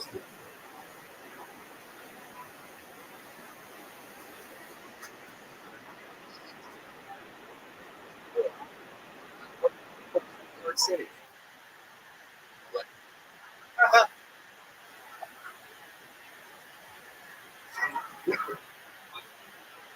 Busser. Busser.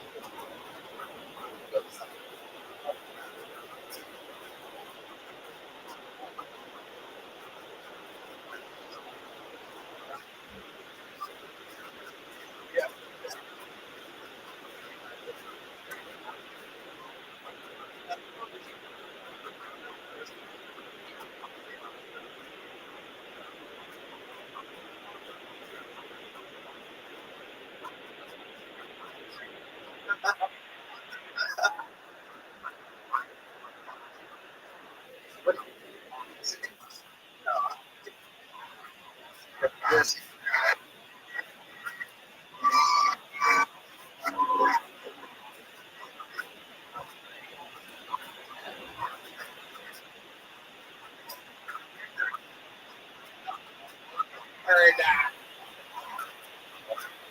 Anything not at all anywhere.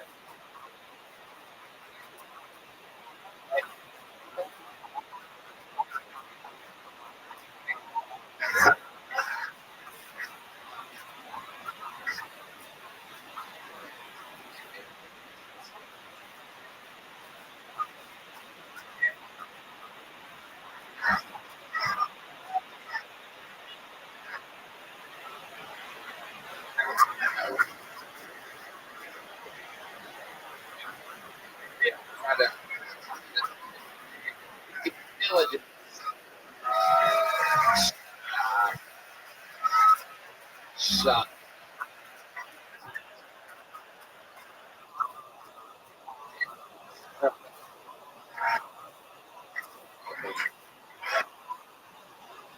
Anytime for you.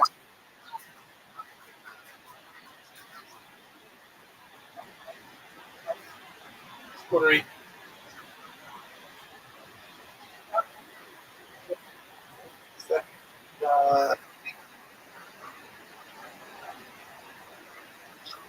Stop giving.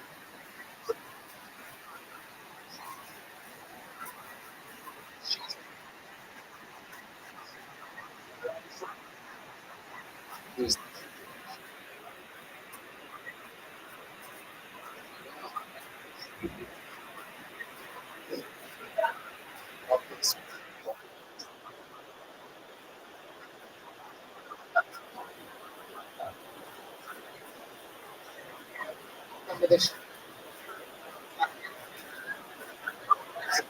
And that is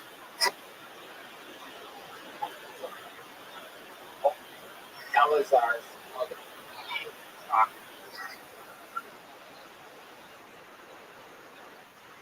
Another bucket name with writing. You.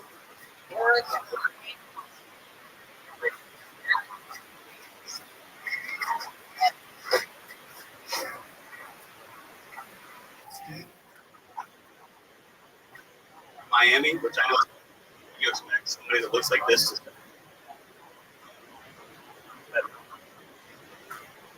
But Miami.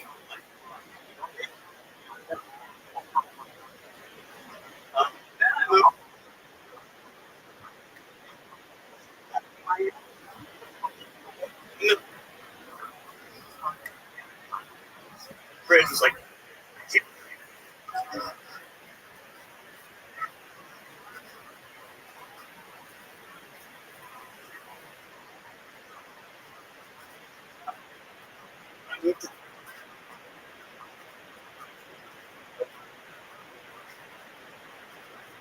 I got to play something. I can't hear you.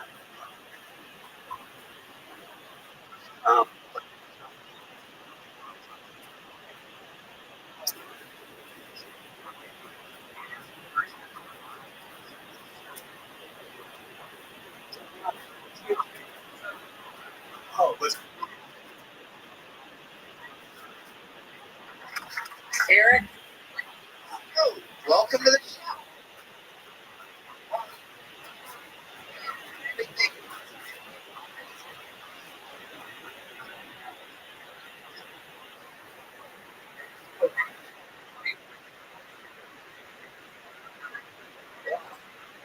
Your energy. That's right. Great. Kind of be happy.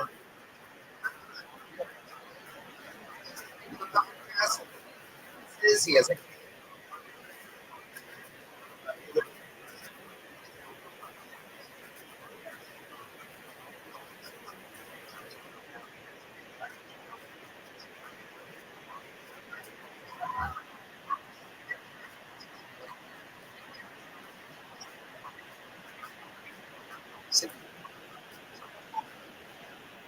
Bueno.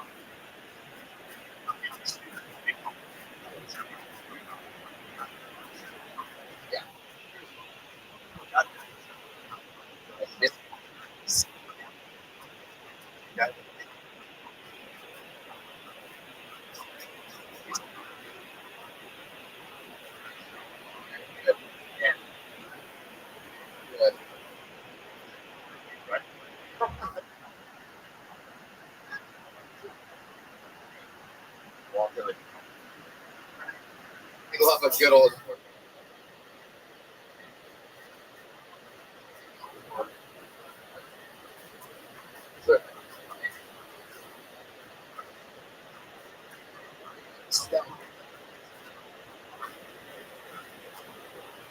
Start here.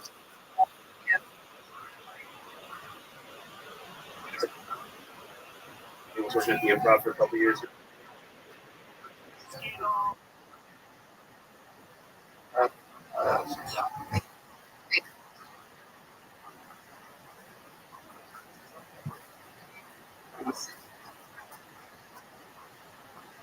For me, with DD.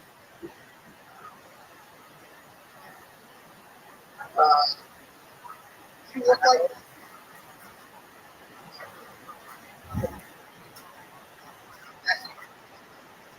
Yeah, pretty much. Yeah.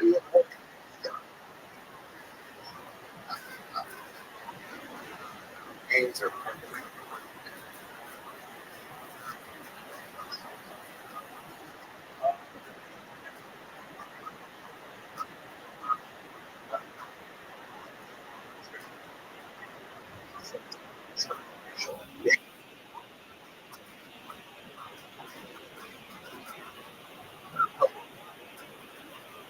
Ironically, they actually make. I was like, okay.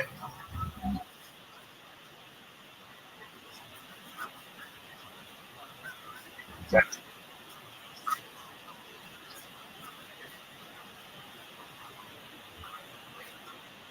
Okay.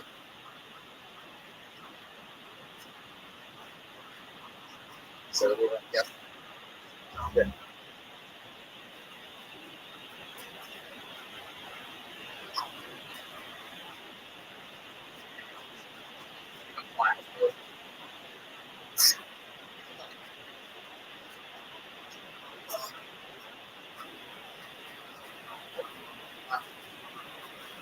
Well, every.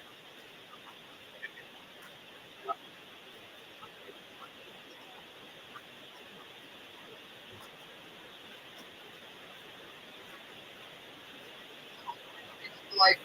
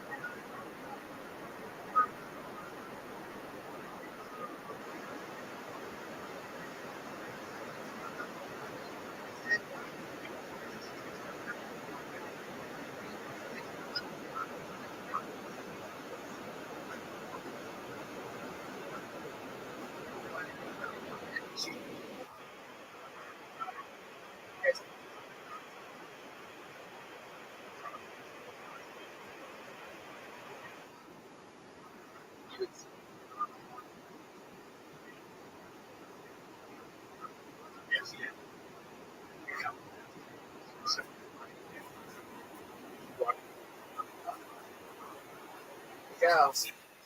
When you came, It's probably all.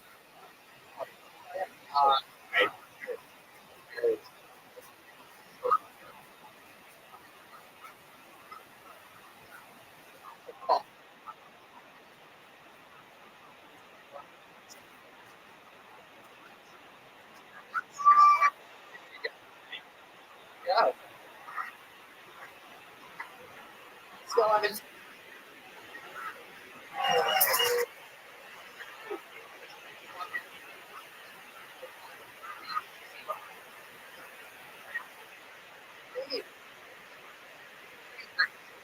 Three word.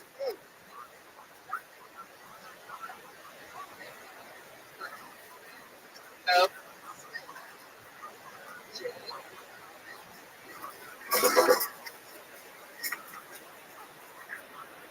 Why?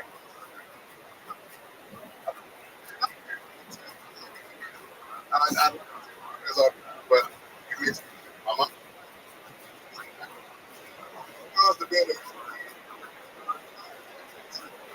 Look, daily. I don't know. For me.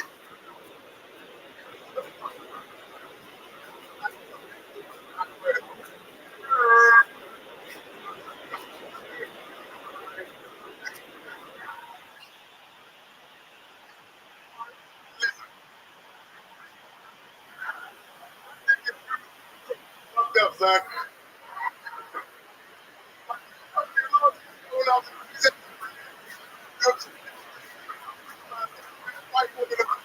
You won't.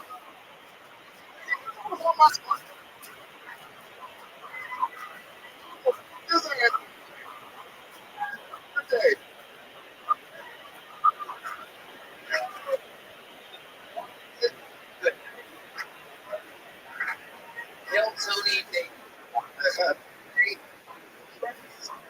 Nation, my nigga. All right. I'm on.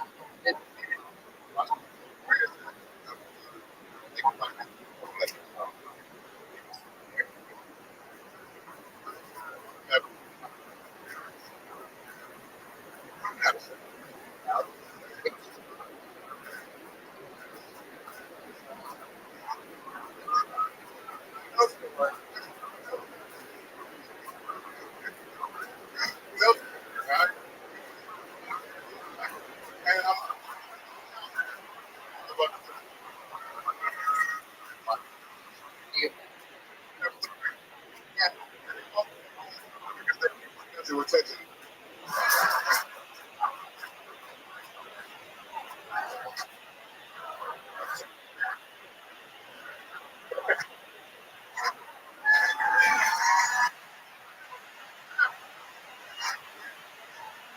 That is funny. Yeah, I've heard.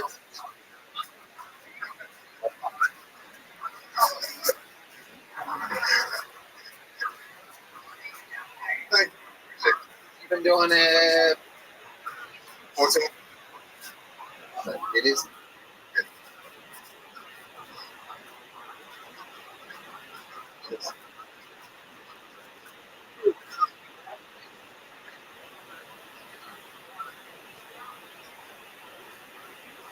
Jerry.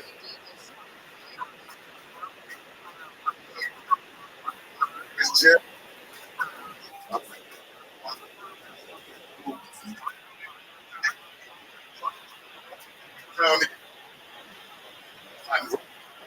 So I like to go.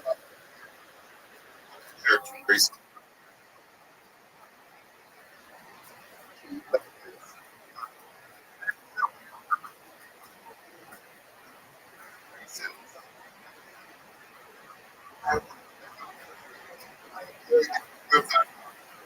Sus.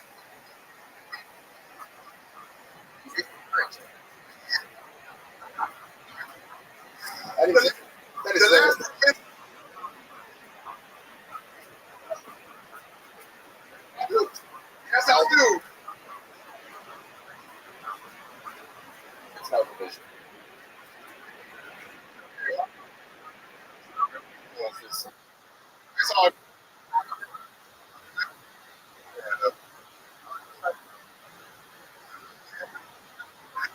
could have started at like.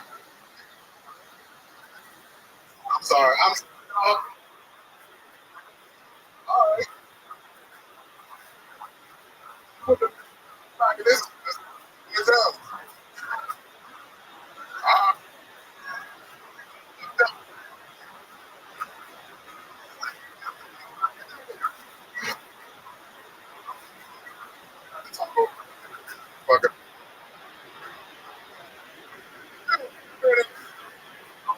There's too many. You're doing. You got put in the field.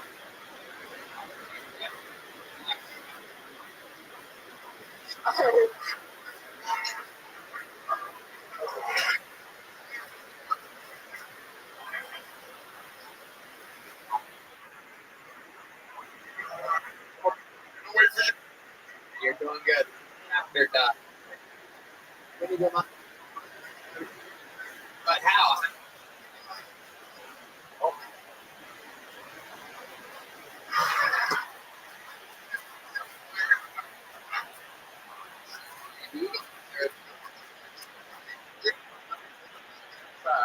Side.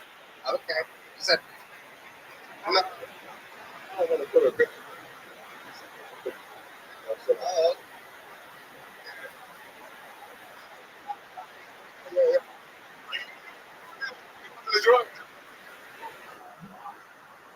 Just wondering.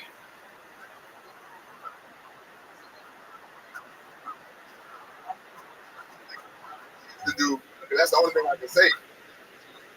Used to do. He had no other wording here. Poor niggas. I'm gonna fuck somebody else. Oh.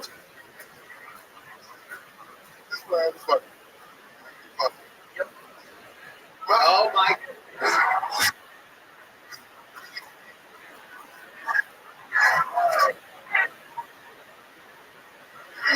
The nigga, the corner talking. Wouldn't be able to look at the police. I wouldn't be able. You should.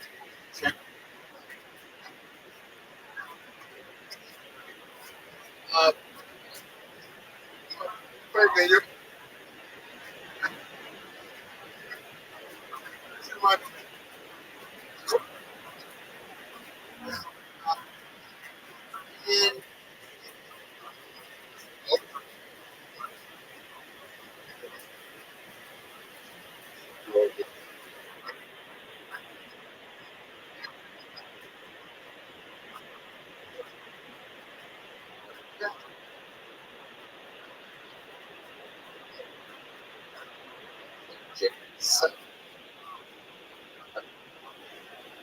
You say it. Tell you. Oh yeah. Oh, them mother.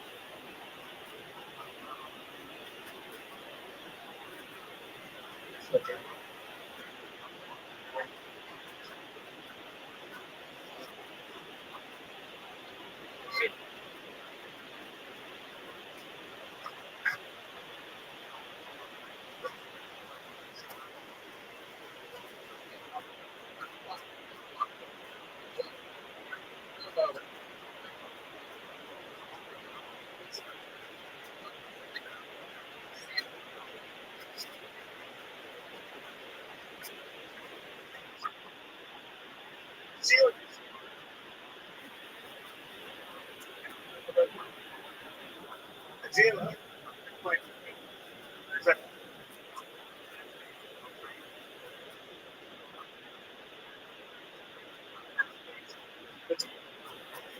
Now, but what's worse?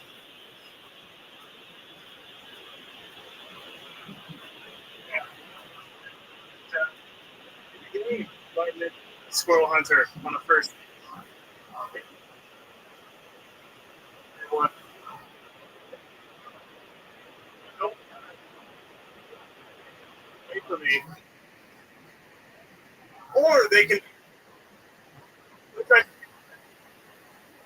Son of. Road.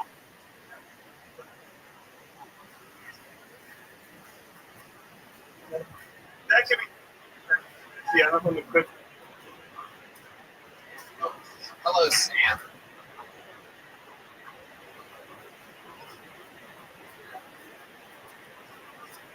Yes, sir. Shakespeare. But most. Are you originally?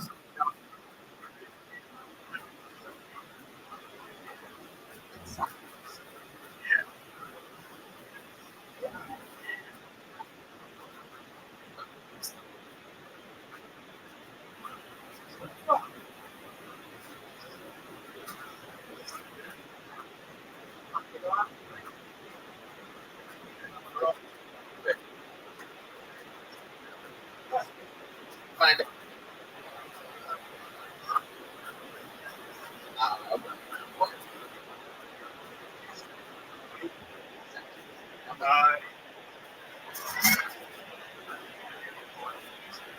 Door to door.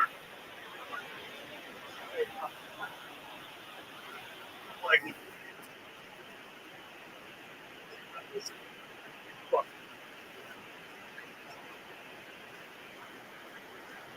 Did a van in Australia.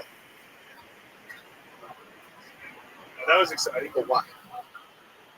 Street there. What? For most. It's good. A lot of people think it's. Yeah. Good. So. It's it.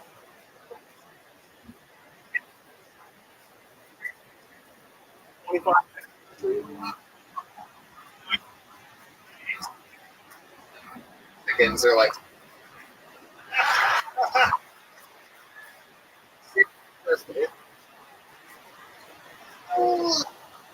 What?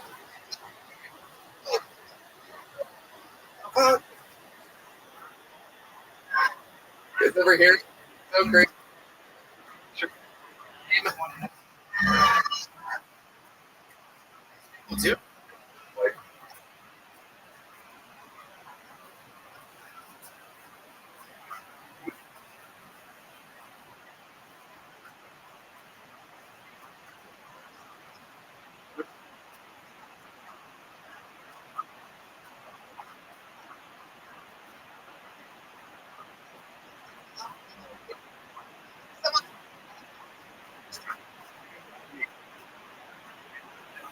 Yeah, it's pretty.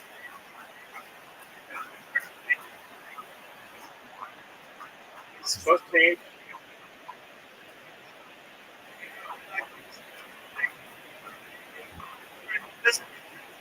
Days like that.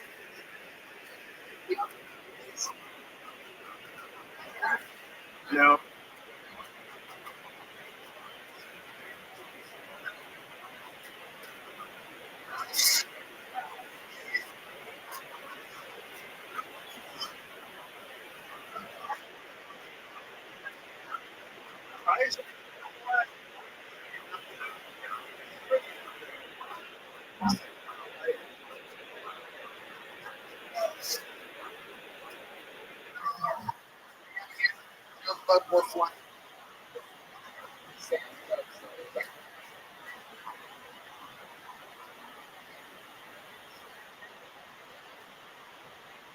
He's been on this show before.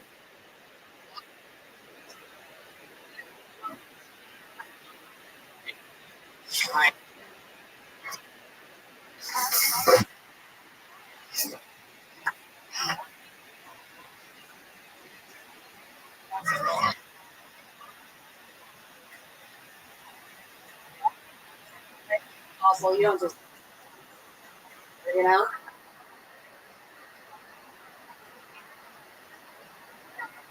I just because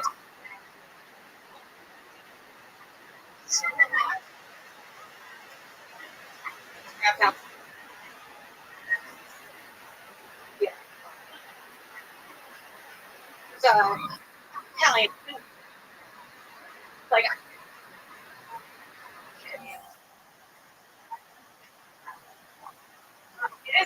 saying you said.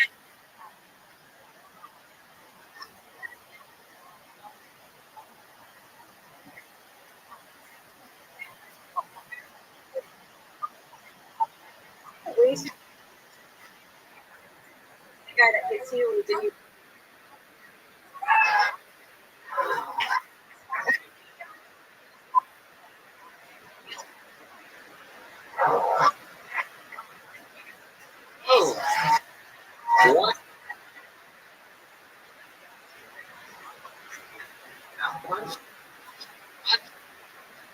Fine.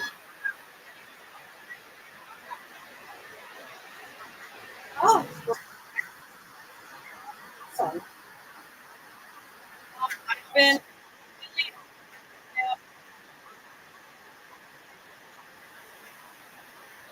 Amazing. Amazing.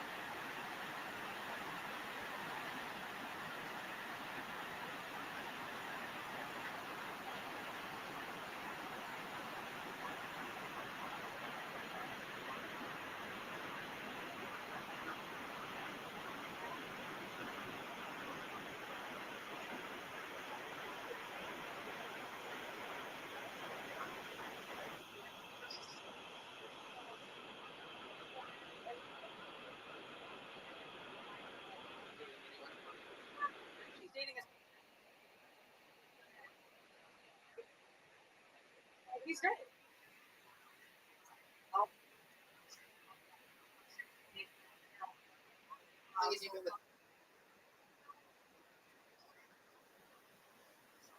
See.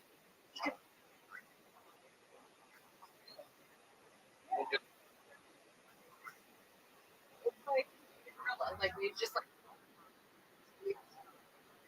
Why? Yeah. The way the. So.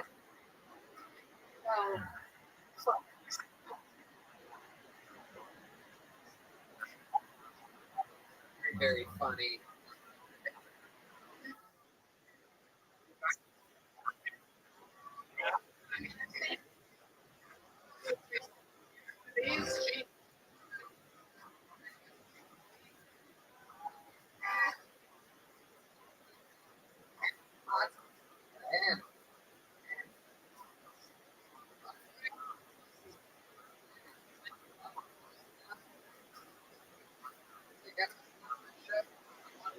Ribbon on.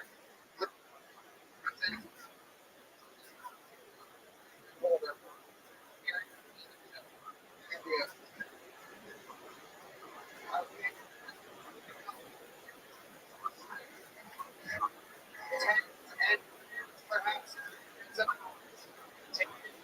give it by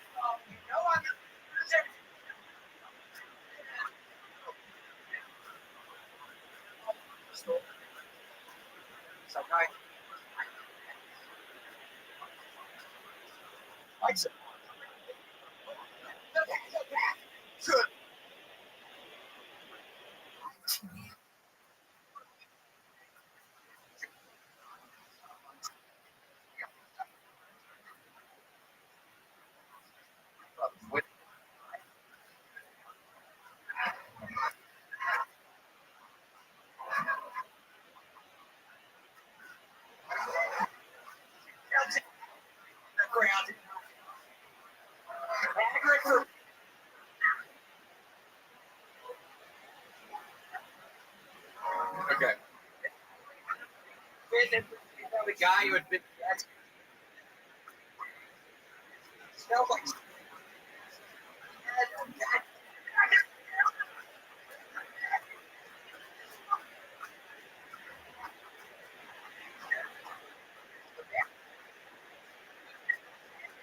go to it.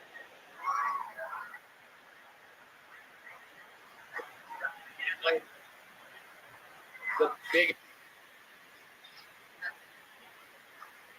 the big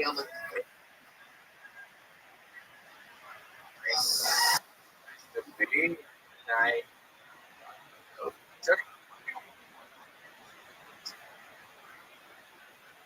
We did have a big one.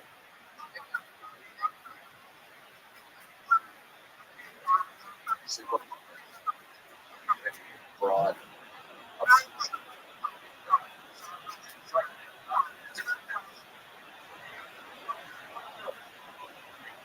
Stop thinking really was.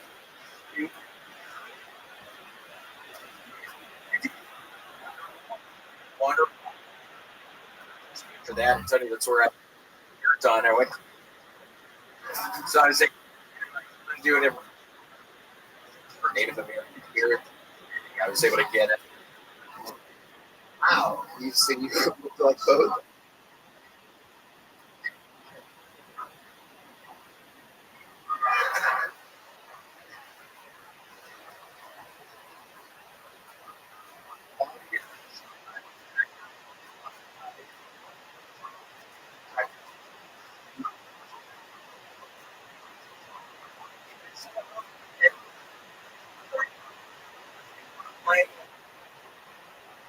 Sir, I don't know, Prestige.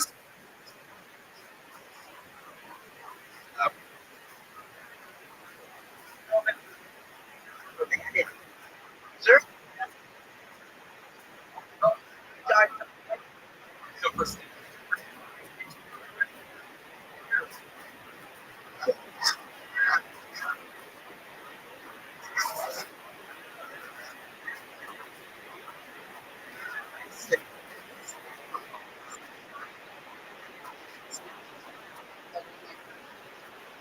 Front of the audience has Ray.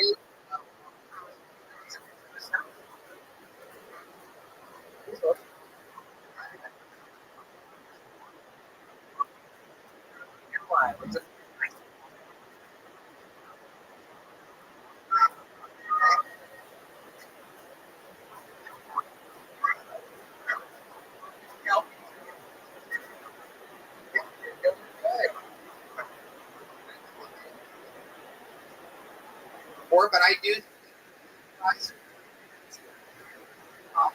Right around there. It's fun. Get this together. Before the desk, and I was we did. And I remember high. One came up.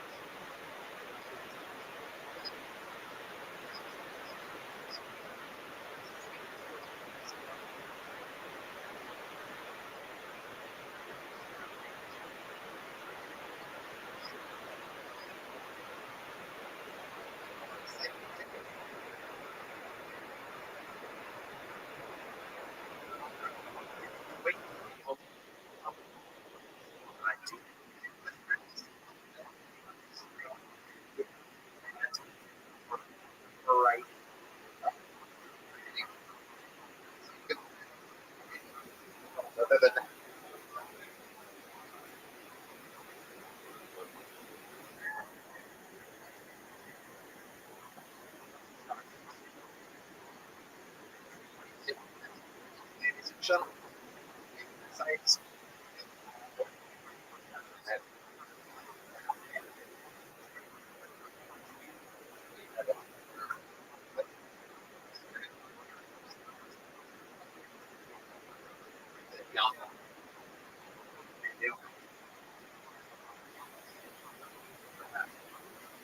Winter death.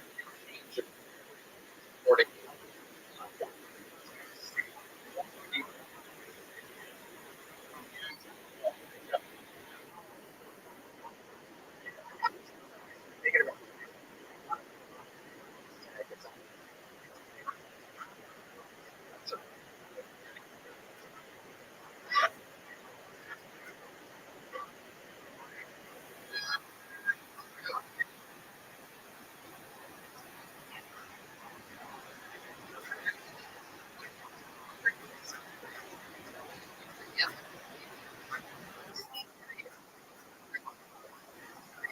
So,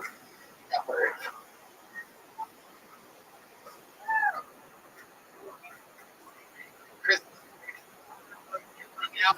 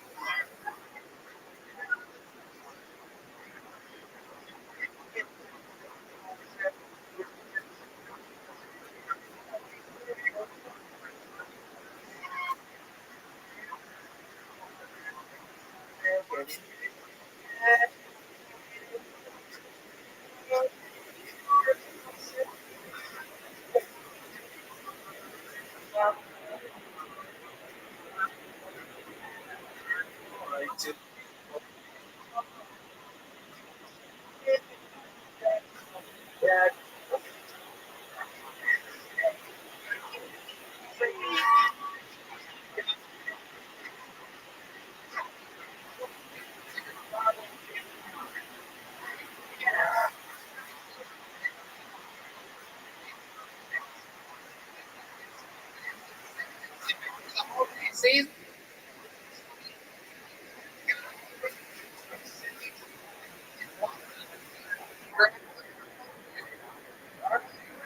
It's going.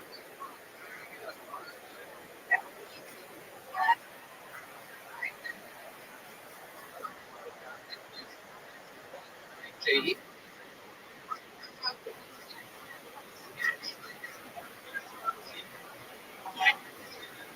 Here. The boat.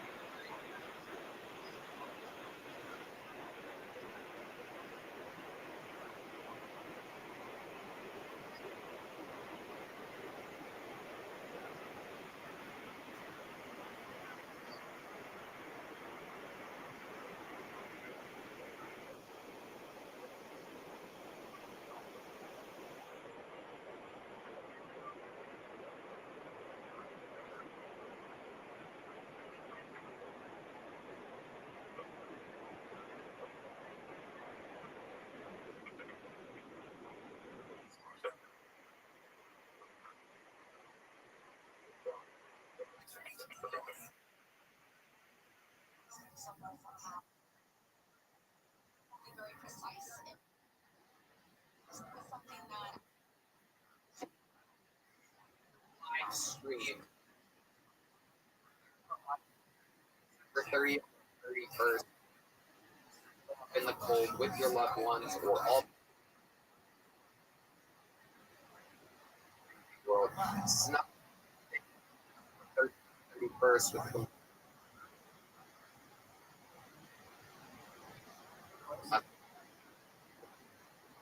well, amazing.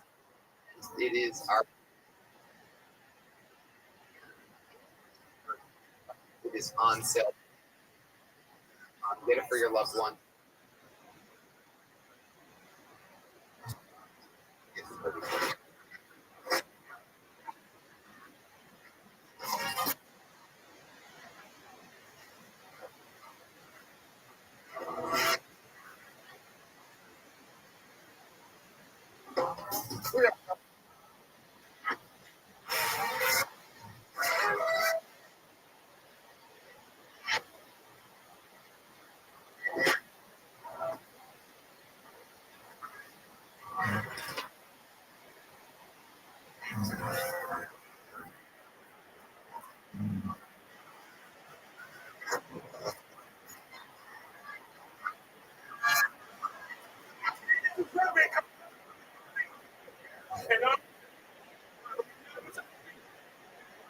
What's that?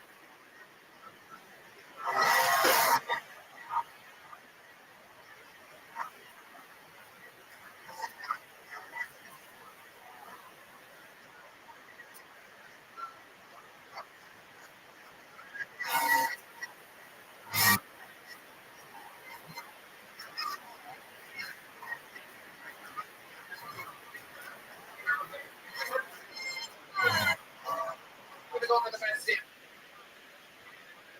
What do you think?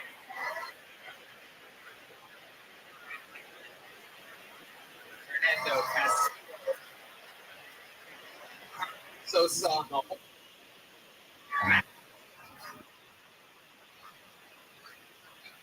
Please.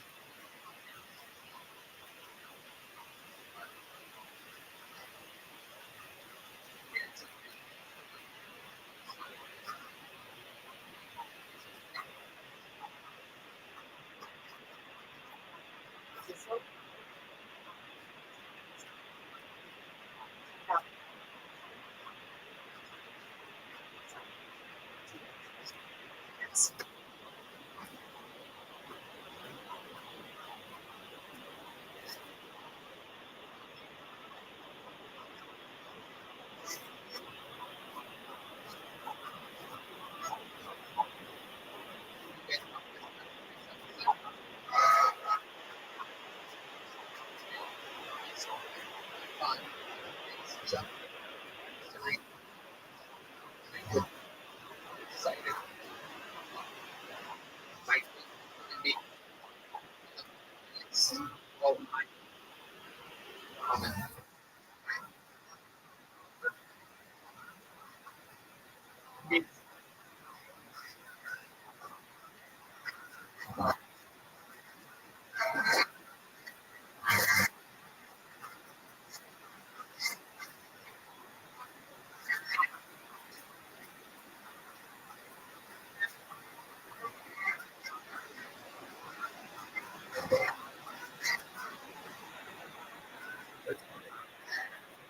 So glad you're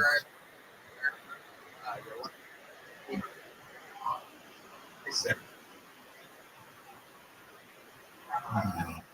Thank you. I'm German.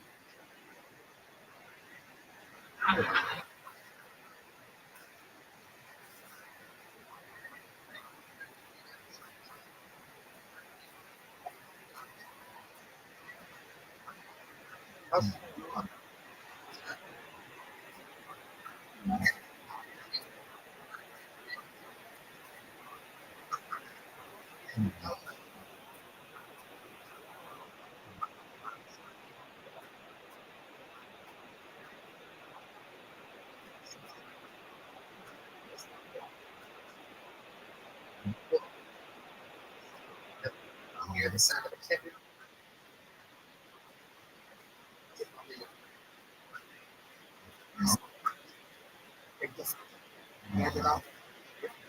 Sir, it's a that's actually that first all yeah, because they were so they're gonna go in street. Polish.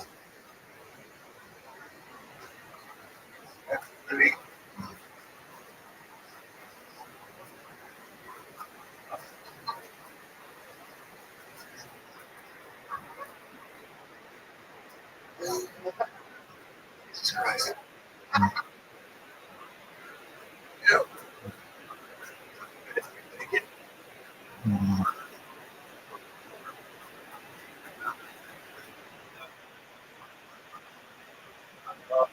gonna be.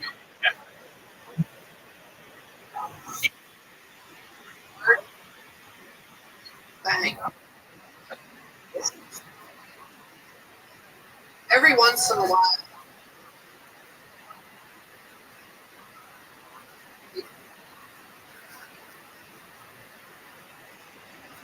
So, like to present your comic.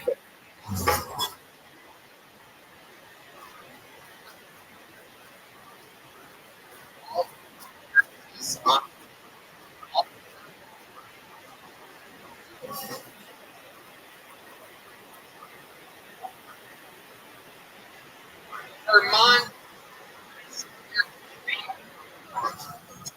vanilla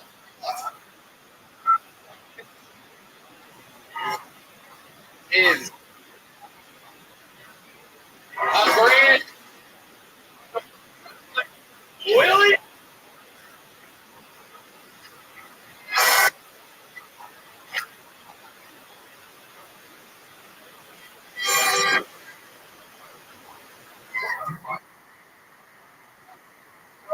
G.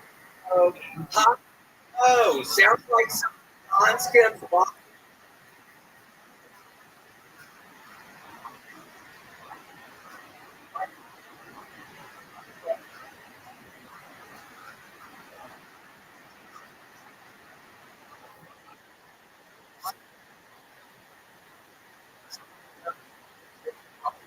Arnold's a bit something.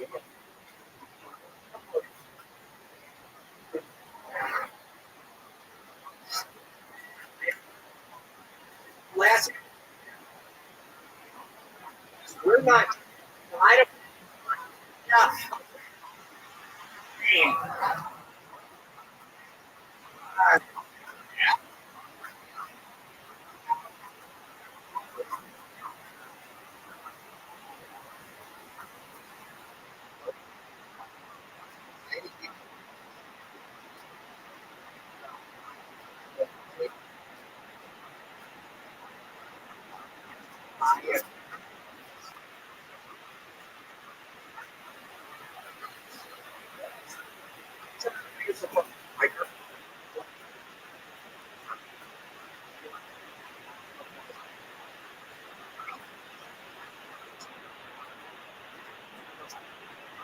Don't.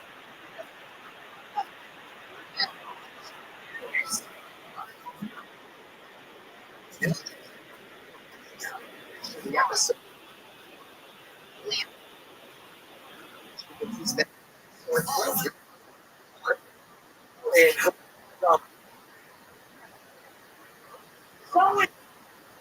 You need to wait for Adderall.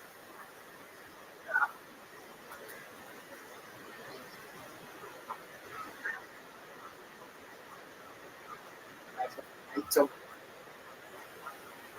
whatever. Incredible. Yeah.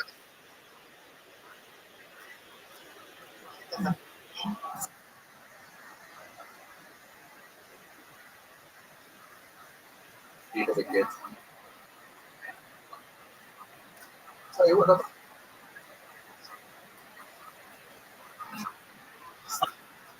Here.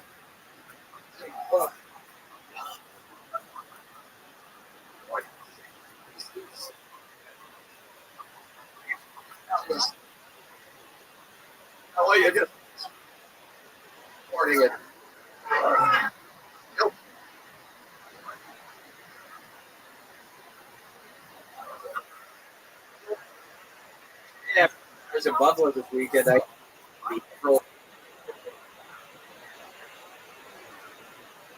My all brand.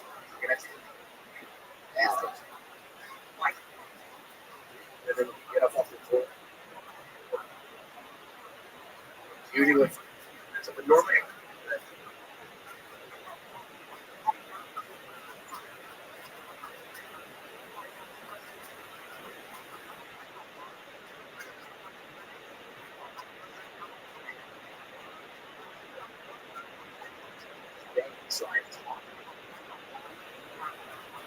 Very to the front.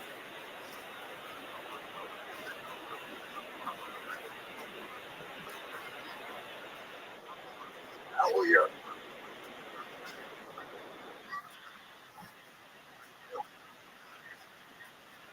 Let's go.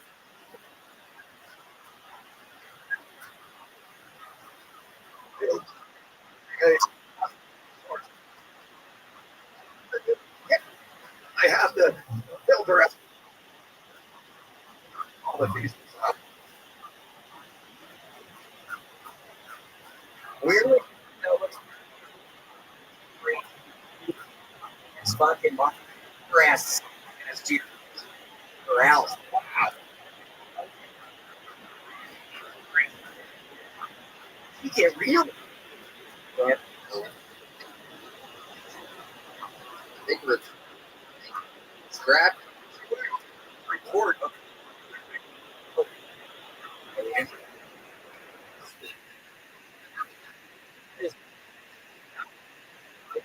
I mean, it was the kind of back.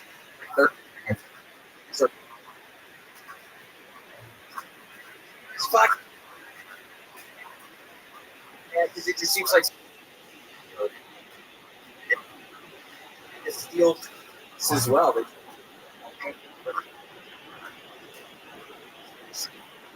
Told the man, is this your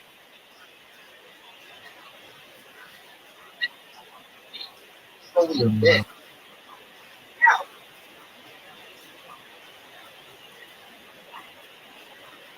Was it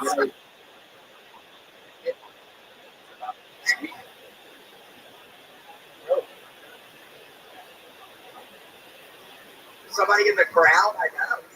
Like, very. Something. And what? What?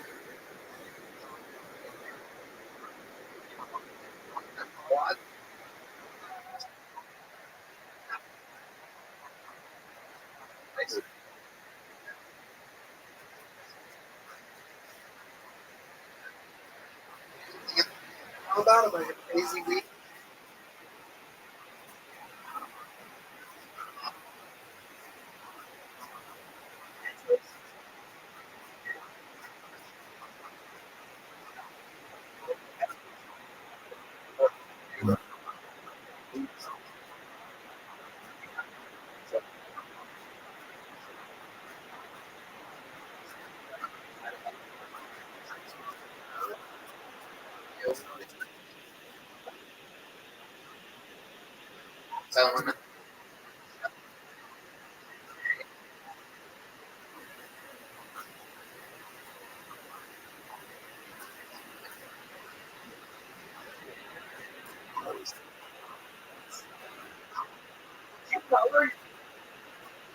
Yeah, look.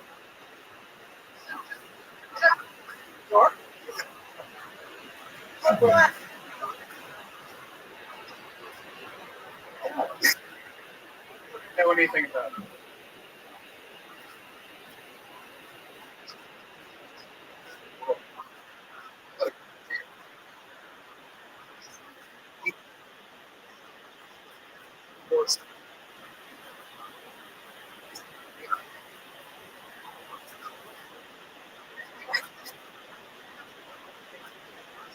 The blood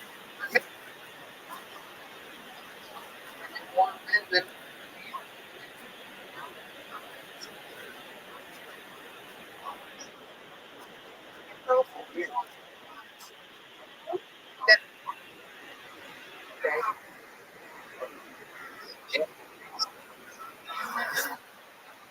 in the ship.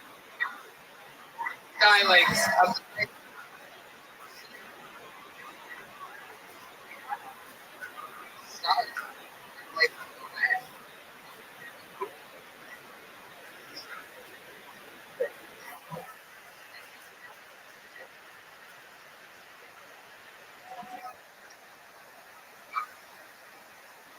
Well, very.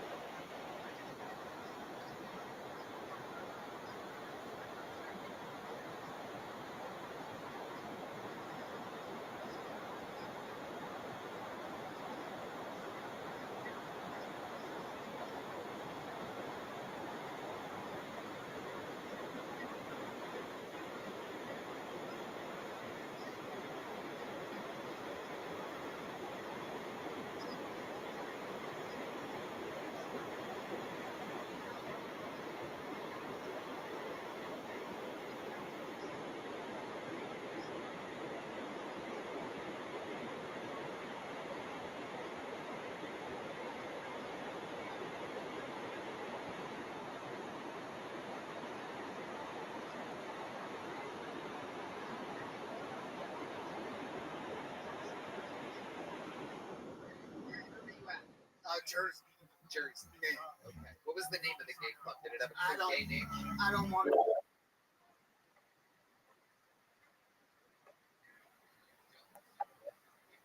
With your local gay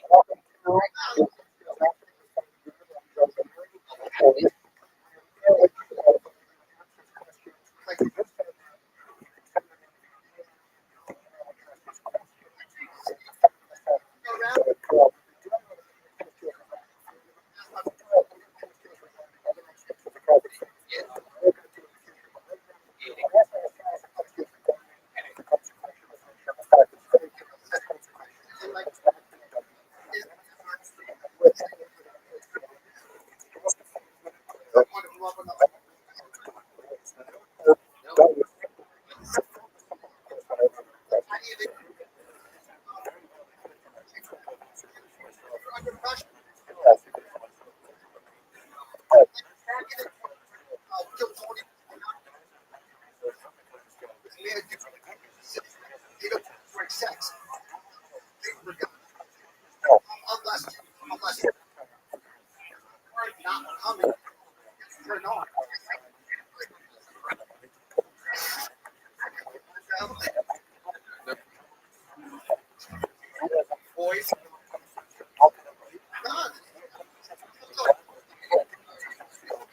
Right.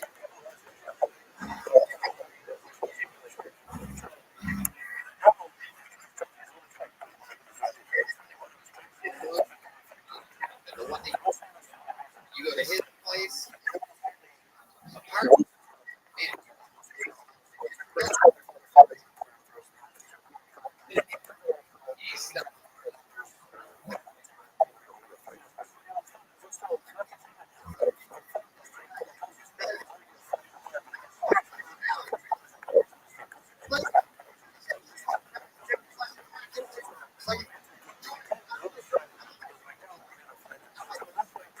So yeah, 20 years.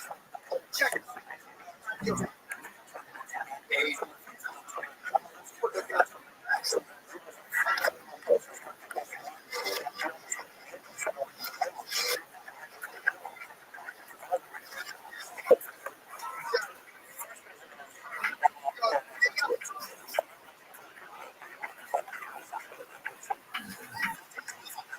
I get. Hey, Tony. This one.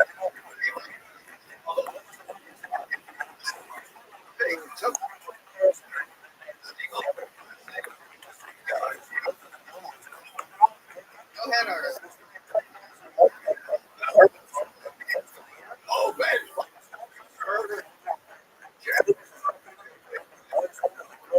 Okay.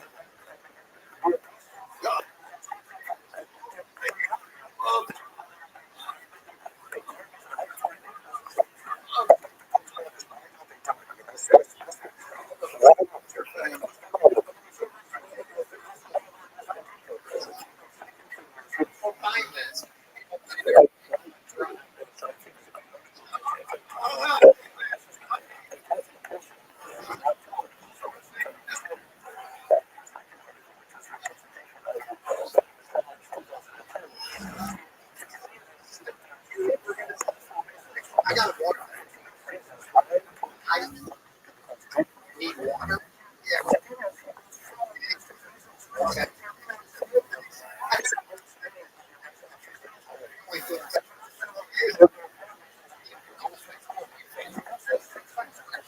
For the dude. No. It was how I could.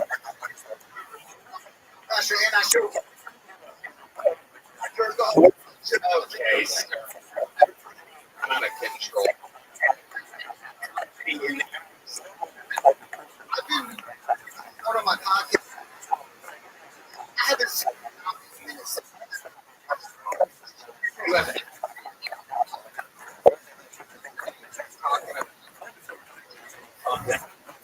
Yeah, I think that.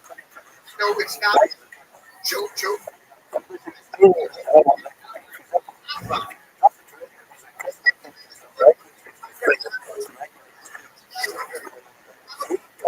I have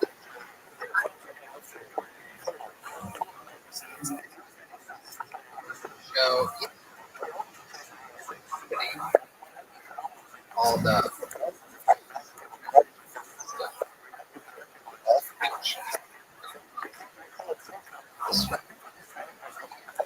so I found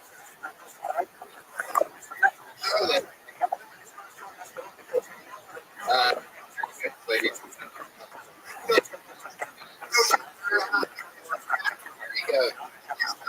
First,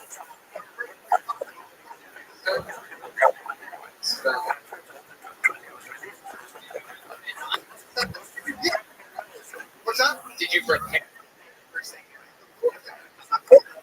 That's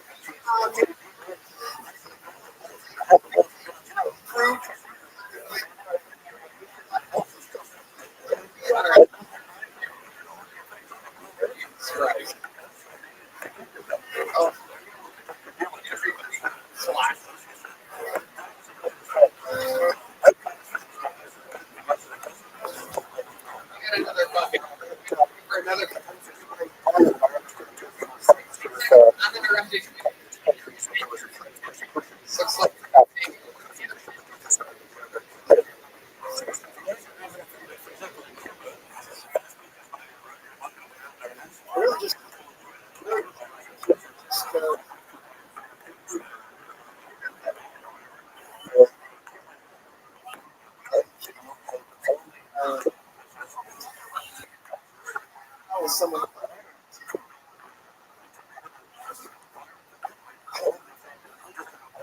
Got a problem?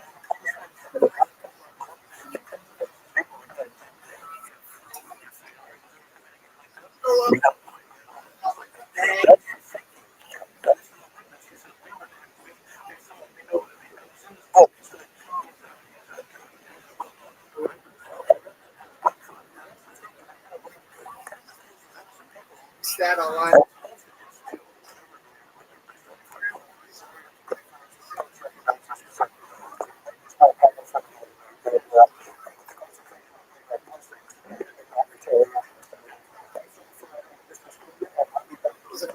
Find out on.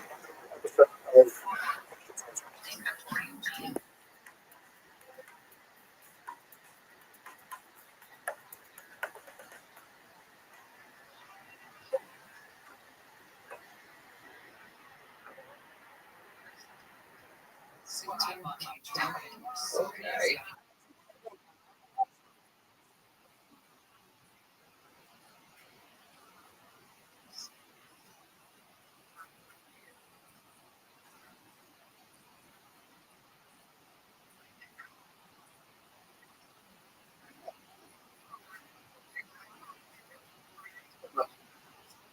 There.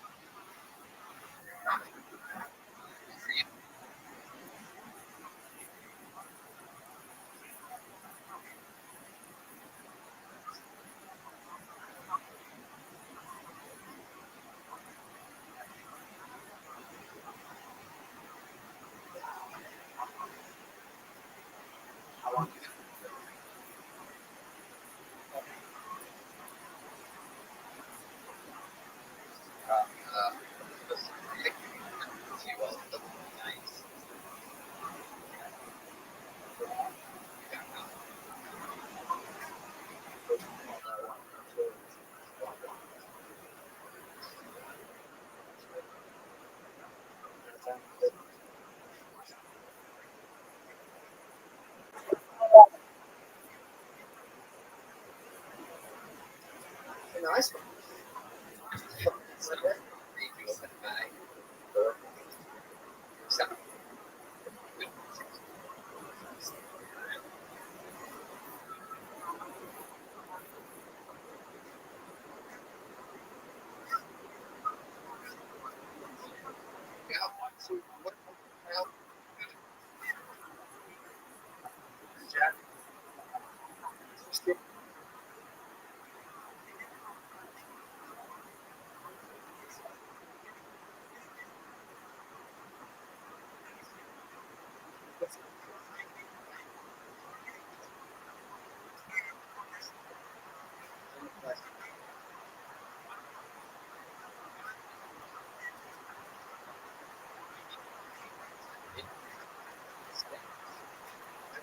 Incredible. Can you give us a little example of your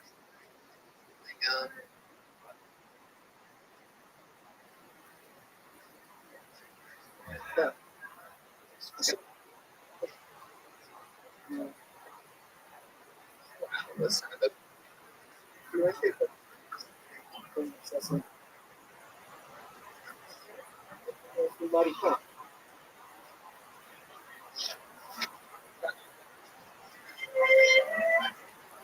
new.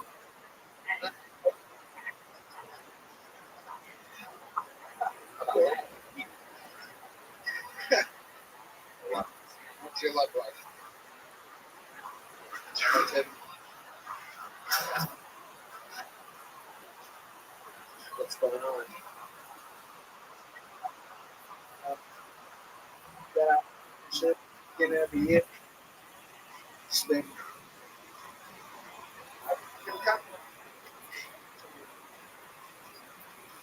Yeah. They just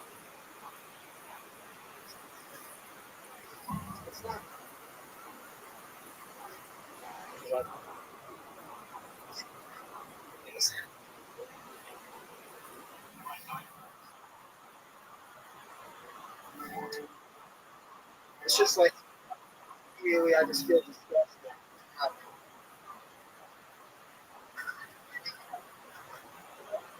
It's really, I don't know. Yeah. Hey.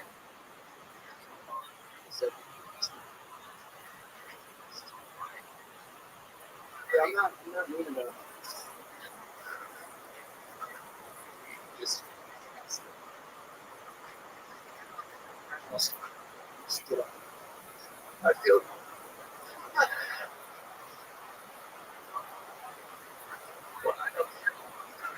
I have a panic attack.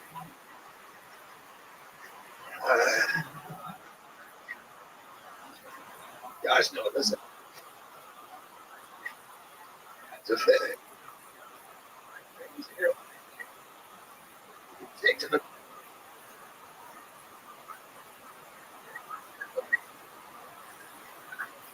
She's.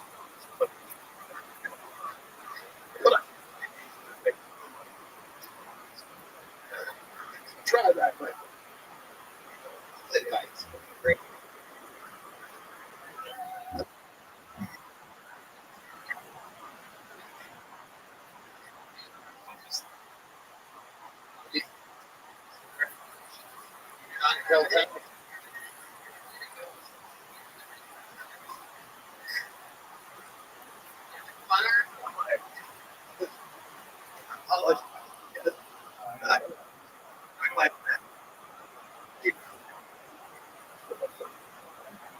Like that.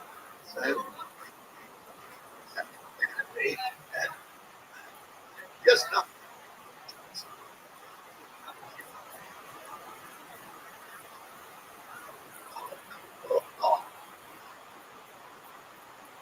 You see, sorry. You. Help. Oh, really? Stop there. Stop. Help. Causing her breath. Yay.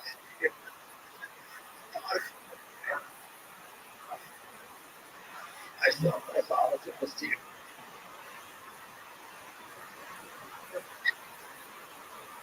You. Hey. Please. Look. Still keep us.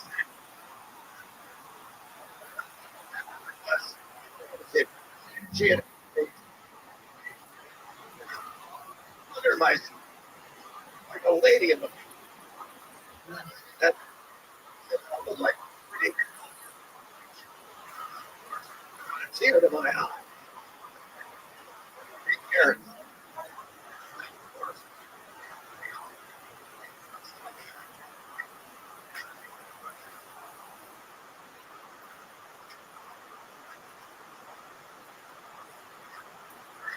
Junior, ladies and gentlemen.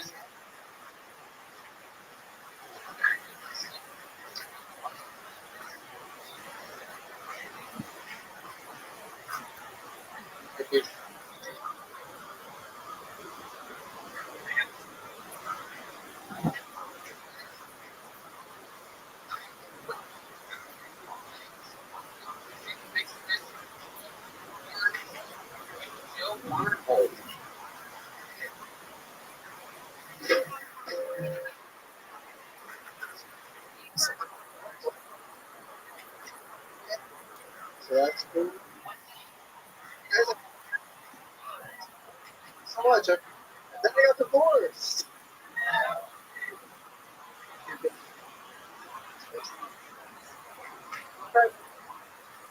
Divorced.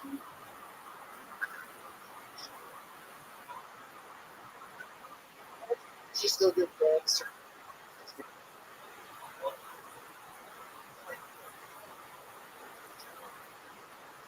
Look at us. How would you she's up with?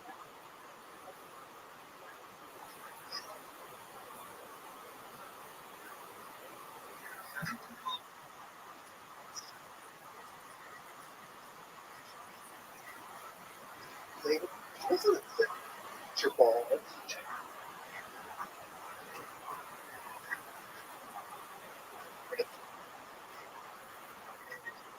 You guys like hand out and I got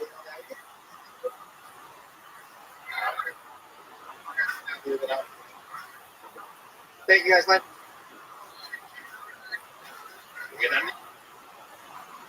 Hi. How's it going?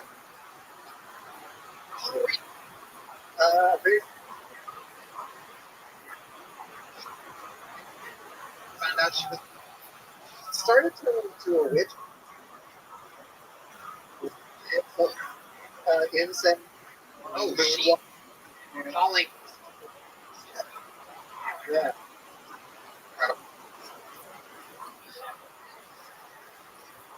A little overstated.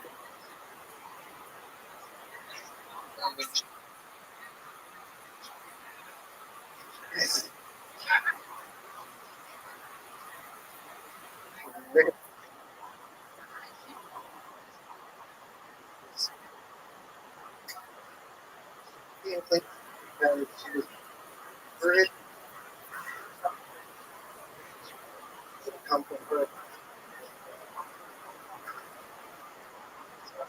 Reach out. It's a woman.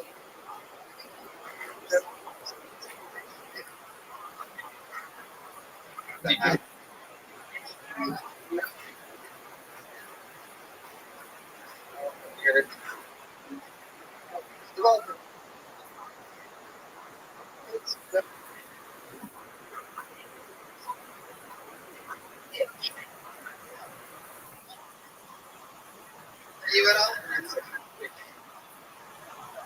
The rare is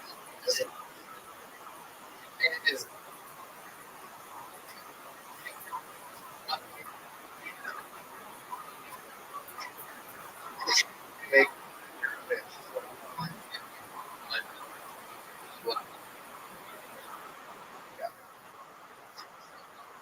work.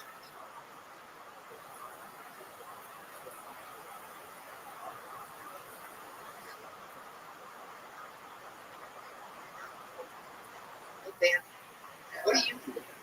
guitar. Yeah. How many Songs are all. is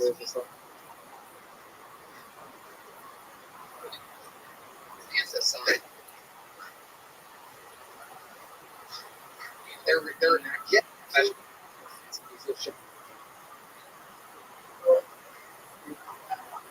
It's the style. It's on G. I.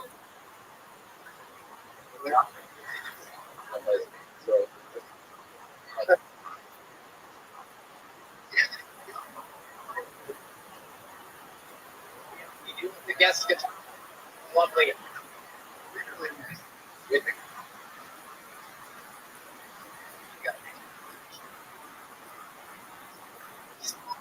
Reminds me of cold.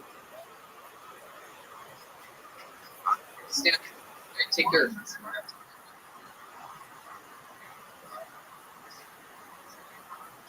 Is what? That. There we go.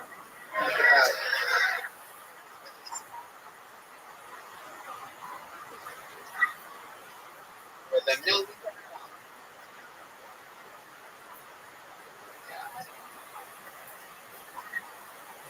Spirit.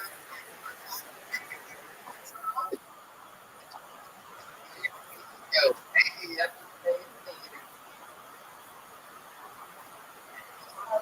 sick.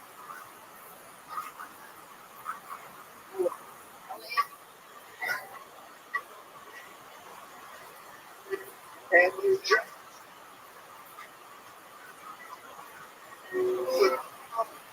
It's your good day.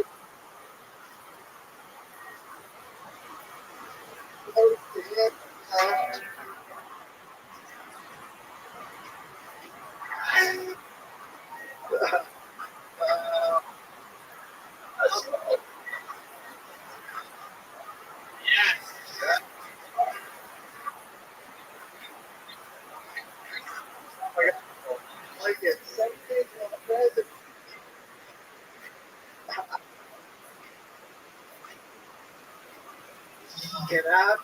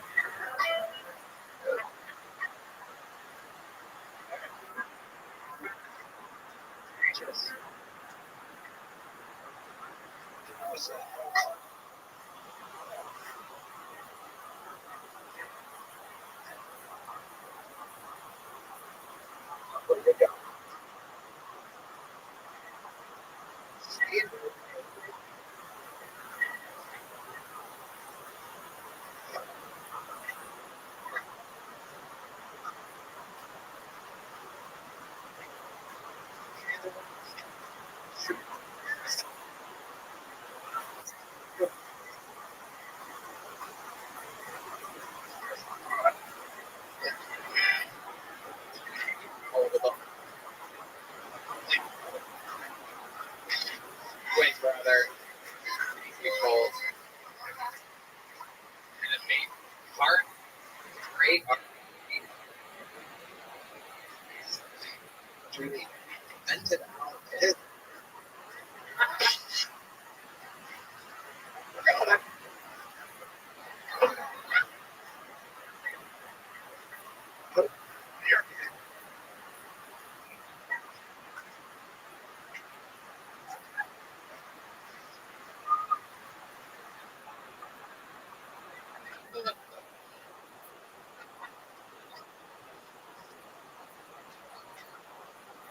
Including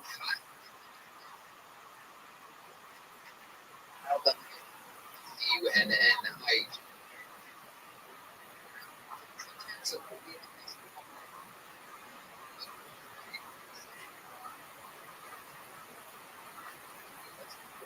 in the world.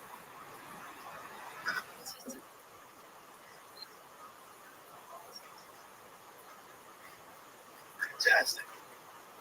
What a juggles.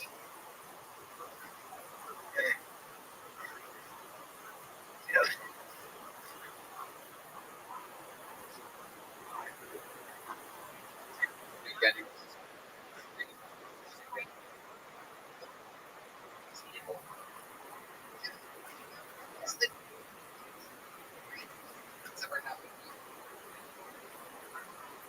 Okay, so you get where you go. So this is the movie. Over.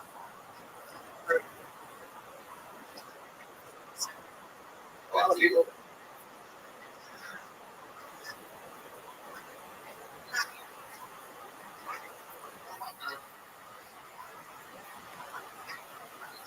Right?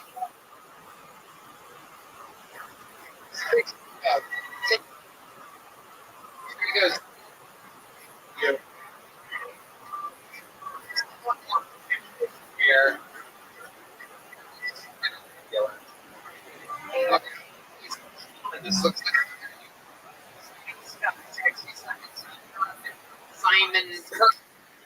Simon Perkovich.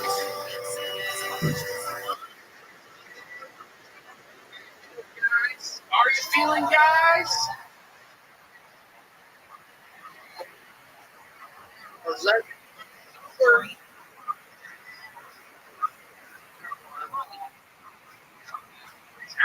Anymore.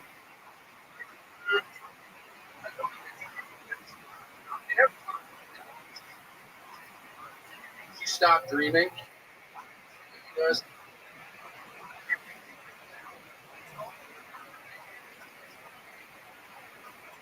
What? My whole Colorado. Dreaming He is different. What do you think? All right, everyone.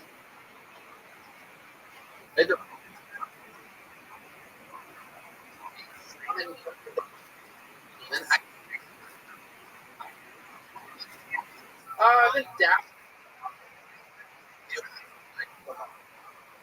And that. So, okay. Trying to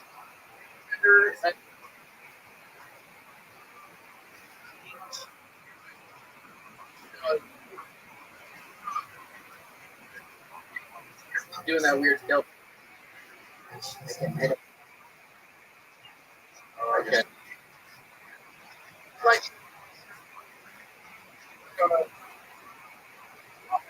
stuff. Sounds very healthy. You help.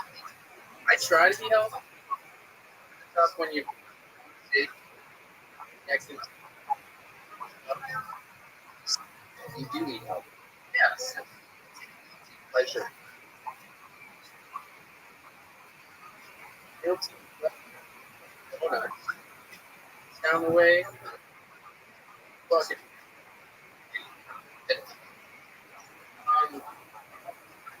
Man.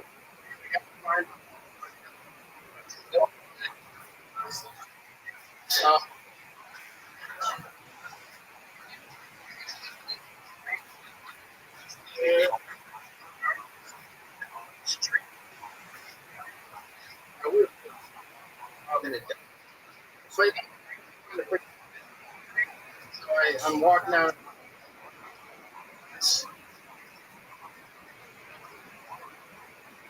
You know, I feel it's going in.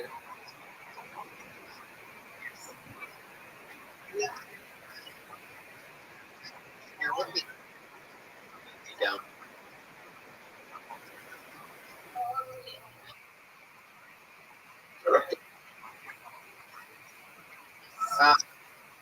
Yeah, there's. That was actually.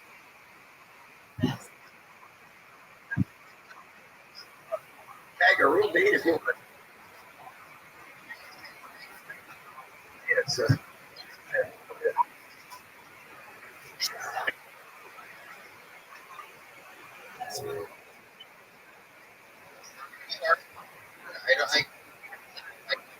direct.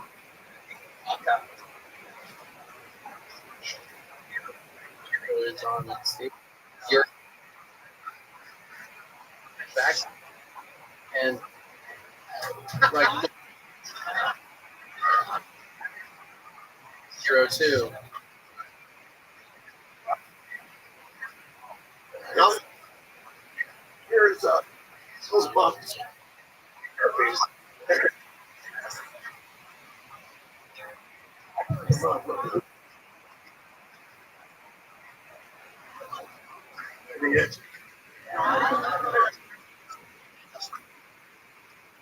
Holy.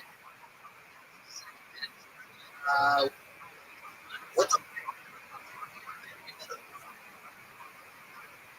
yes.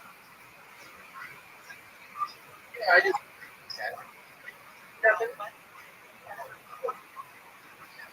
Receive blacks.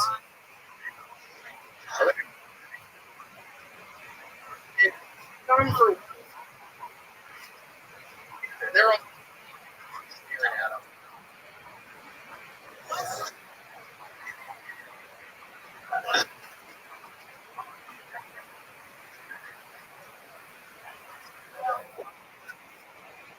Bruce, I are you man as they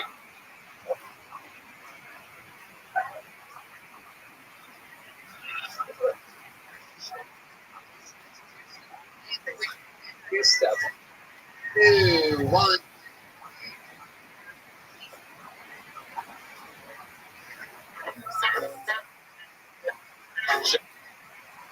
Giant.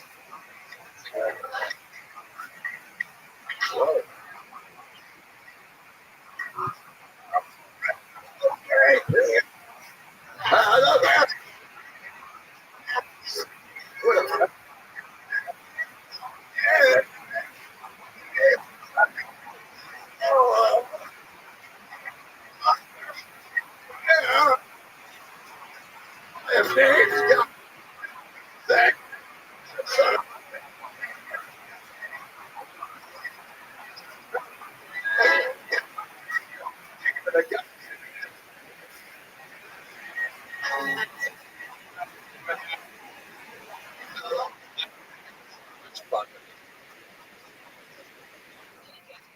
it's real. Been alone. Yeah.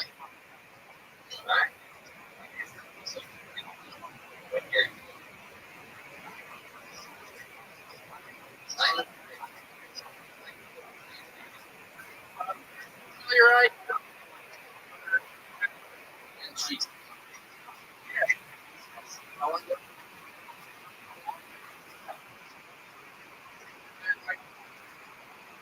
Not that good.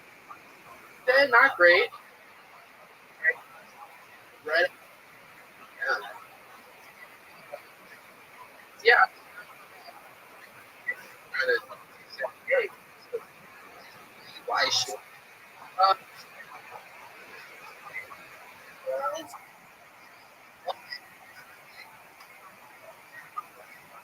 Awkward.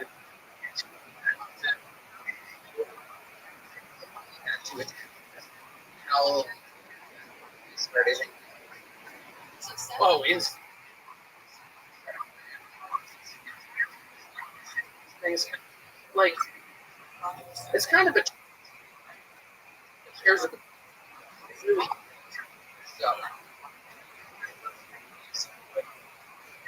for myself.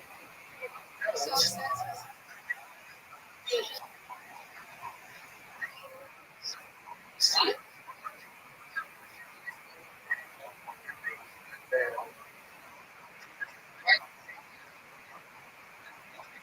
Fucking there's room. You didn't say how you need to. So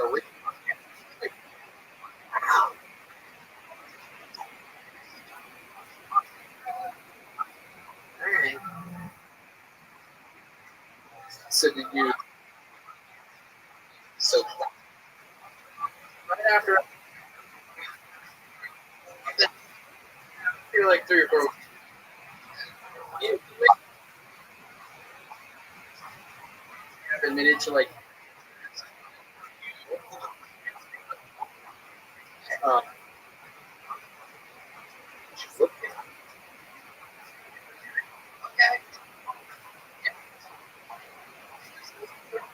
Congratulations. Twice. Very good. Long wait. 60.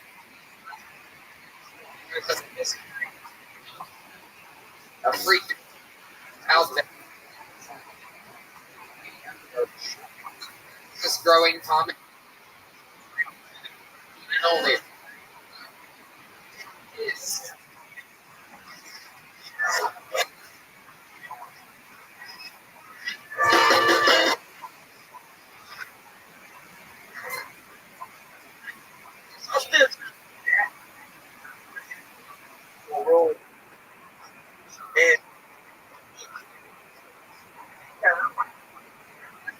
Hey, even I got it.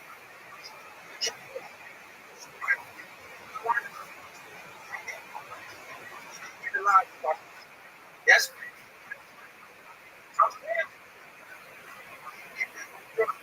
Find it. Every time you said that, I fuck.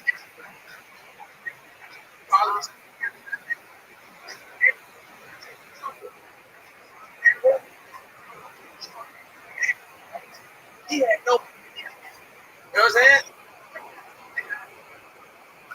You think almost my little gay people out. So me and my family, I don't. Every time. Yeah. And RFK chick.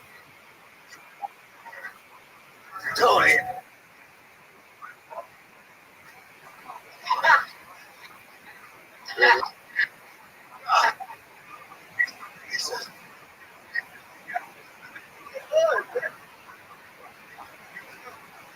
The hell shit.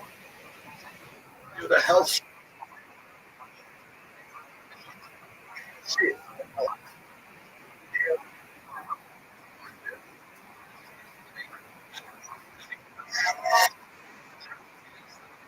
Absolutely.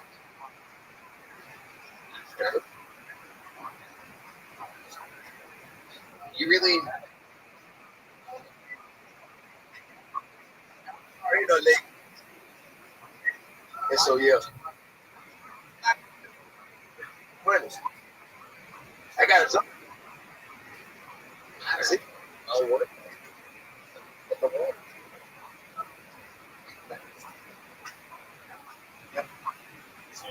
Right.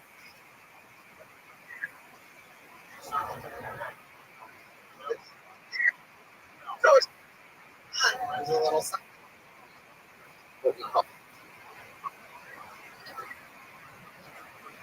Oh.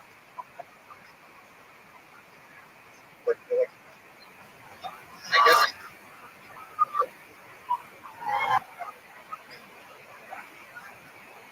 Wow.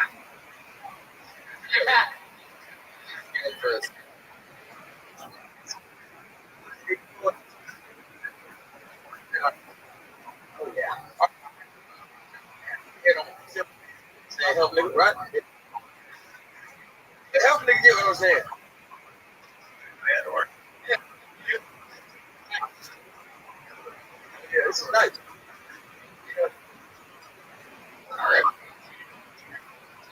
Let's talk to Eddie.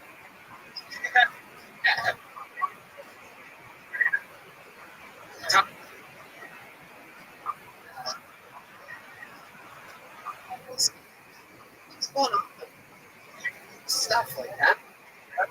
Yeah.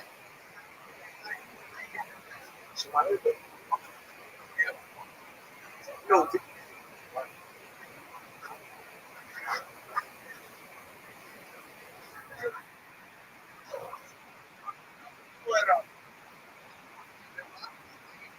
Bitch.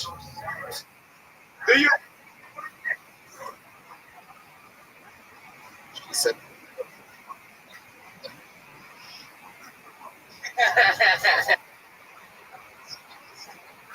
How was it?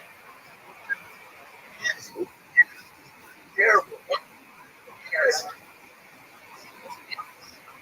You were in Rothschild. Four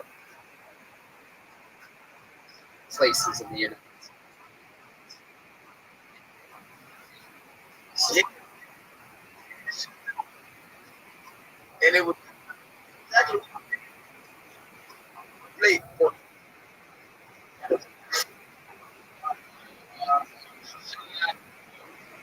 come on.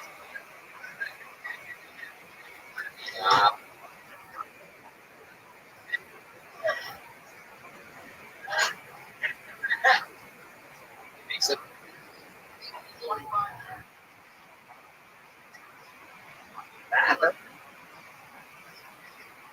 Got a few. This change. What else? Do anything. Something different. Never.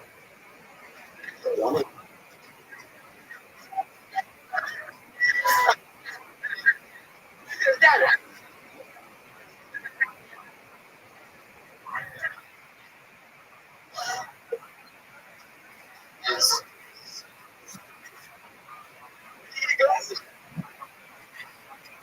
He always had glasses.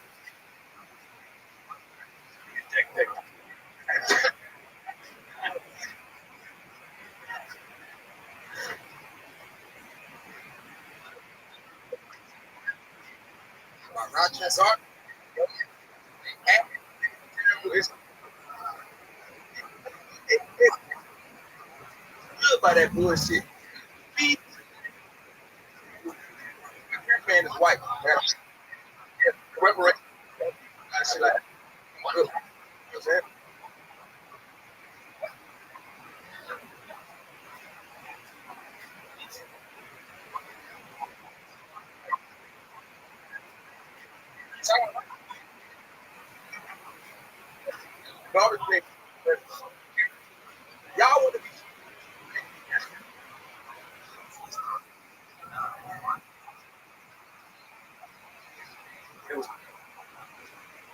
God off.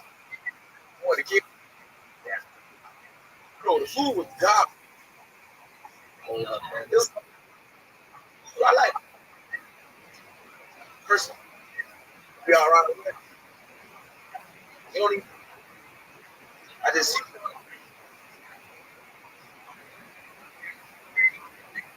Tony? Yeah. Always right. Fucking jeez.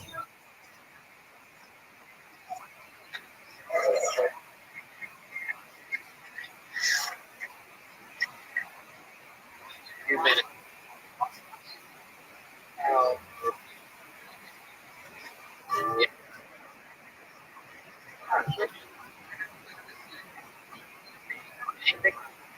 Be a boy. That makes sense. You would.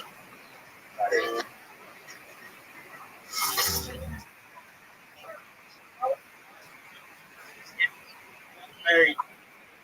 You just like wait list on who you have. Create a list.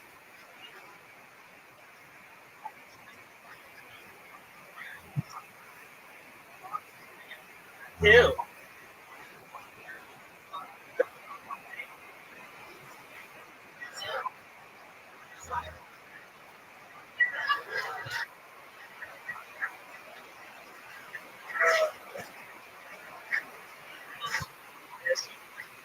My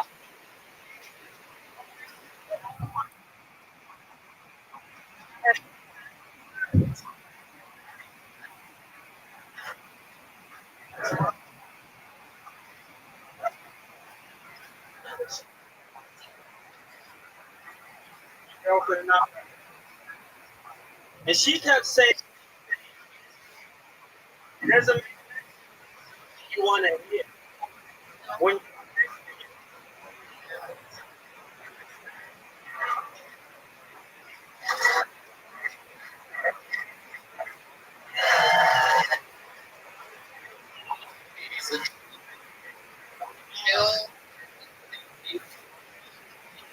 was good, bro.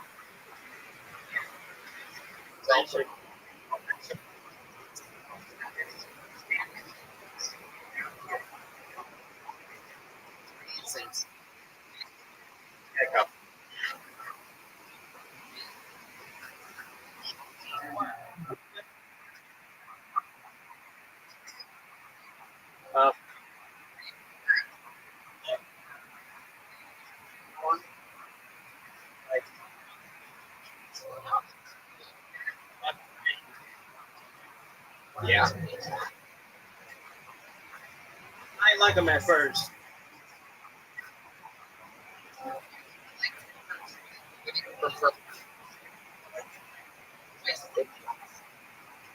Racist. White bitches. Or white bitches. Like that.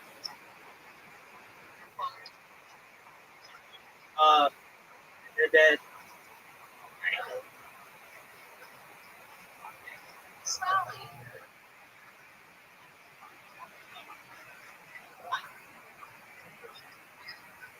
Extreme. Every look for work that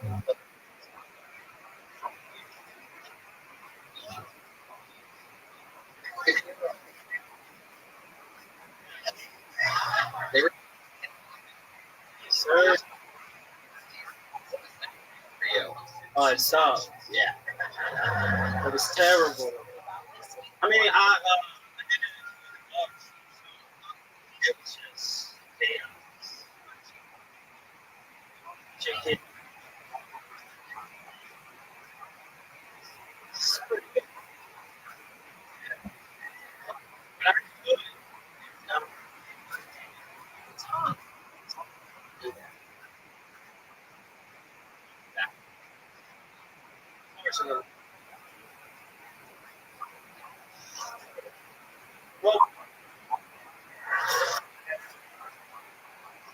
strength.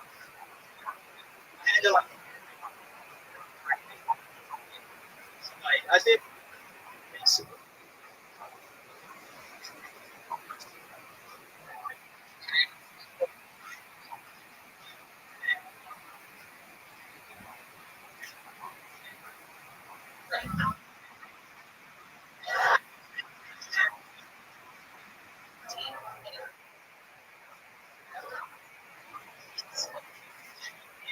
Why?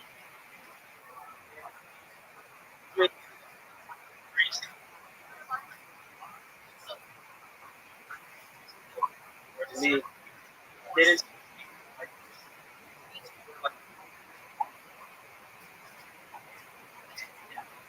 So the see.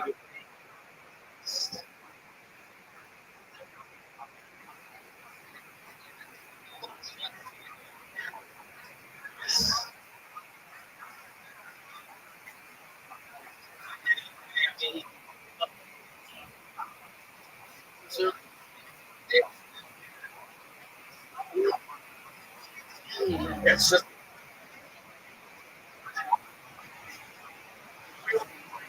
So,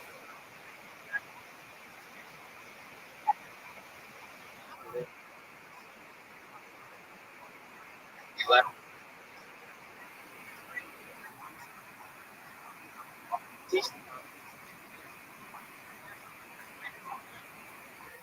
You know.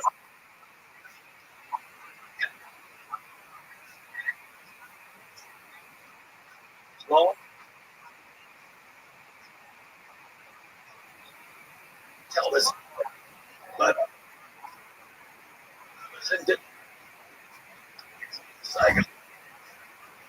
Help. Oh.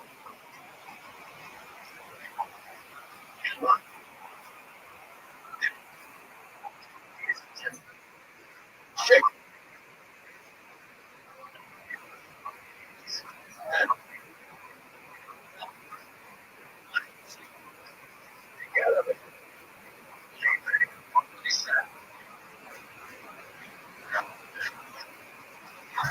Great time. Wow. Sir. So being raised.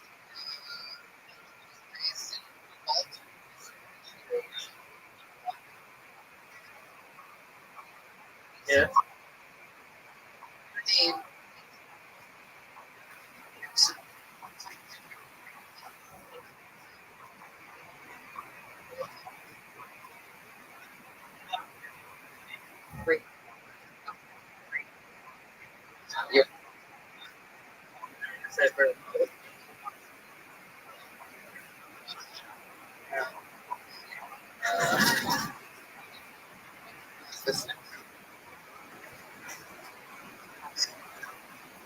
Yep. Okay.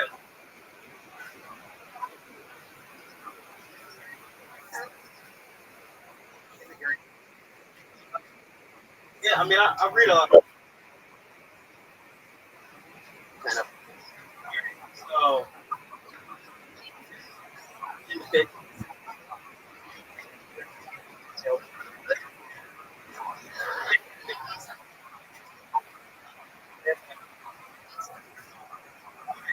So it's like. So. Type of.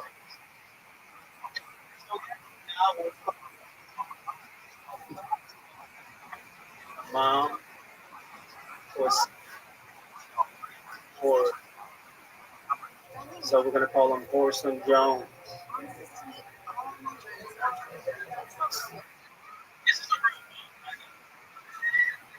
So they like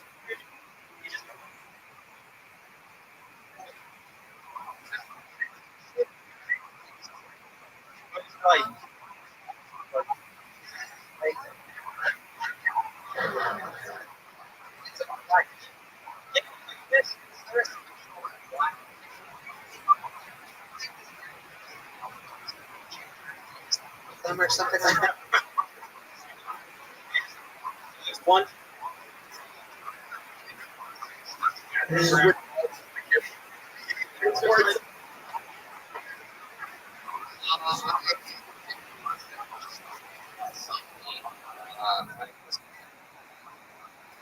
the it's okay if you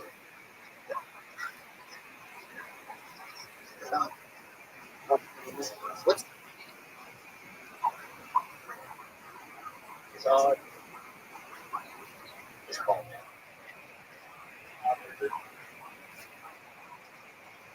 do a bit second.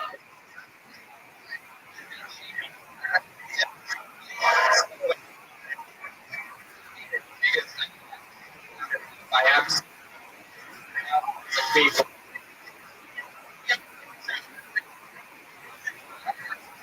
Joke, but little back. Like this guy. All right. Bucket, everybody. You guys have it.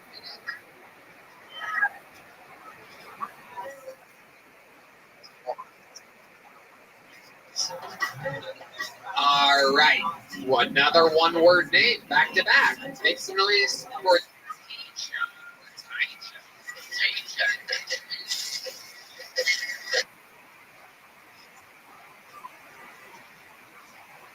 Yeah, don't.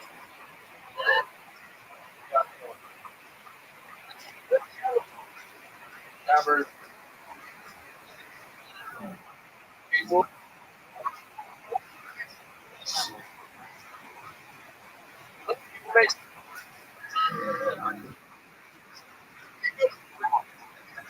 That's just. No. Hold it.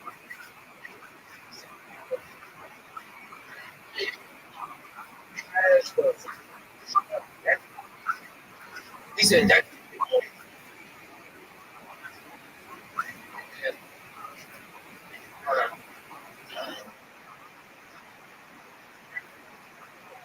He look like you, nigga. I ain't gonna lie. Nah, man, I am biracial. I grew up with a white dad.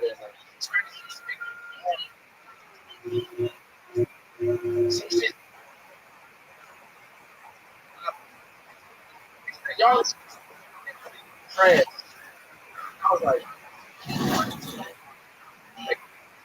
all right, that's my time.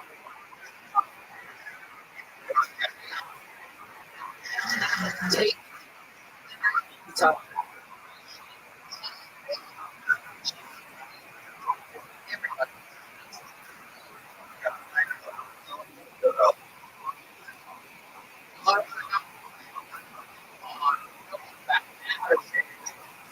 well.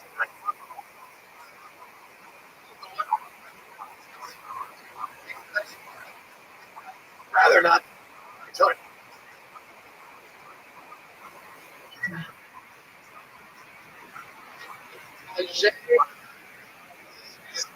Half black. I made it just like. She go like. Shalane? Snap.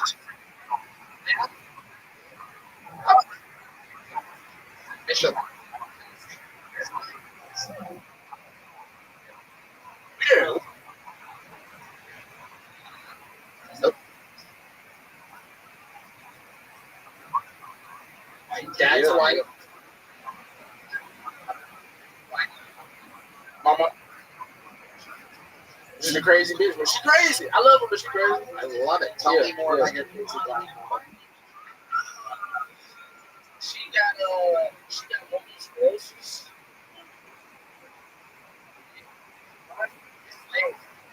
Yeah. Oh. Yeah.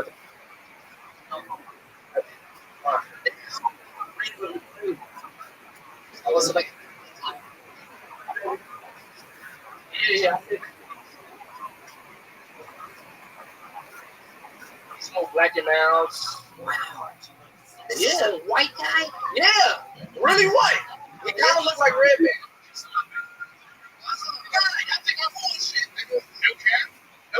No cap on.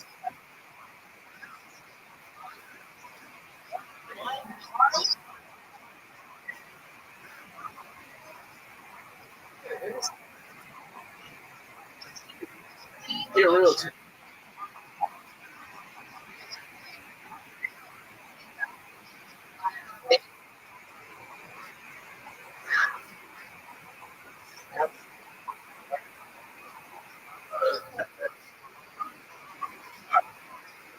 I can sure.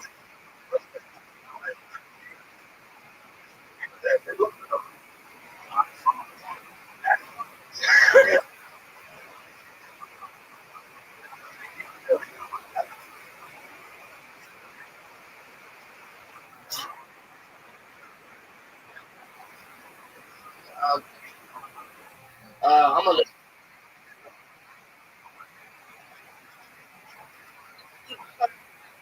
Yeah.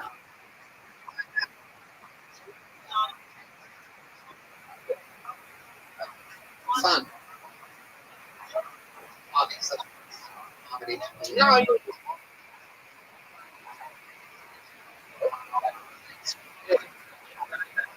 Son. Eating. Why you?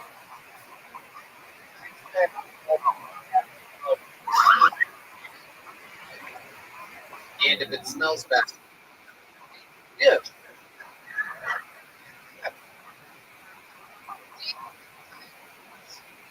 Is take the time to put my shoes on. I must have them on already. I'm just like you. Take it. Touch it.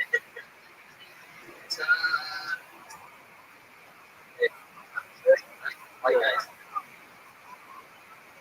Every time. Shoes and need your shoes. Legal.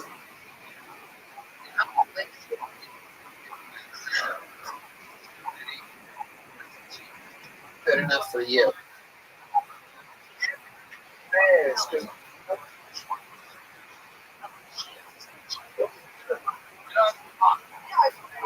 Man, who's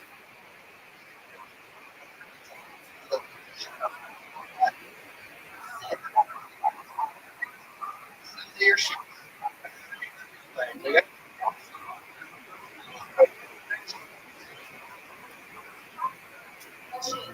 That is super black because black people in porns leave their socks and sometimes their shoes.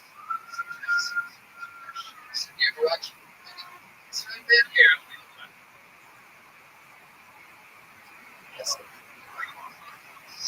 Straight.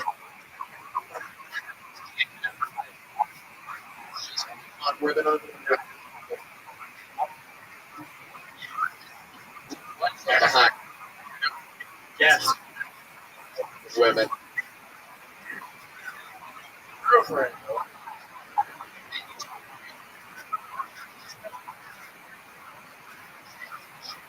Yeah. Yes. No.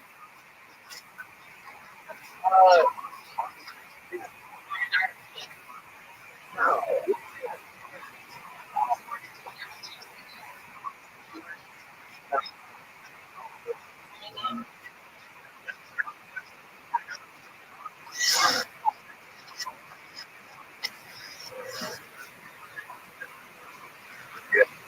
Wheatgrass.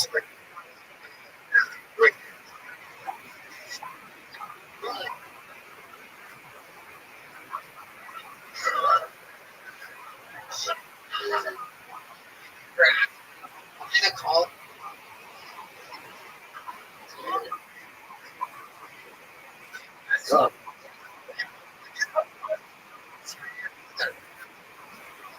Flores.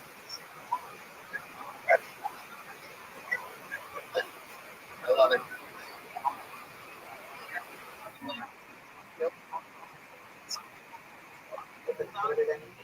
Yeah, I play a little bit of guitar, small bit of guitar. Really? Yeah, that's my wife's song. Really?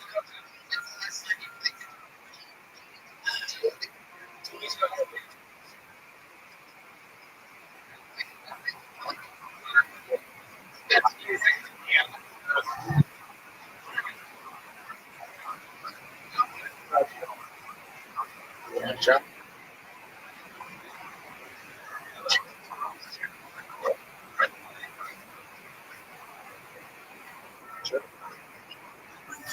Really needs a it becomes a hair pick.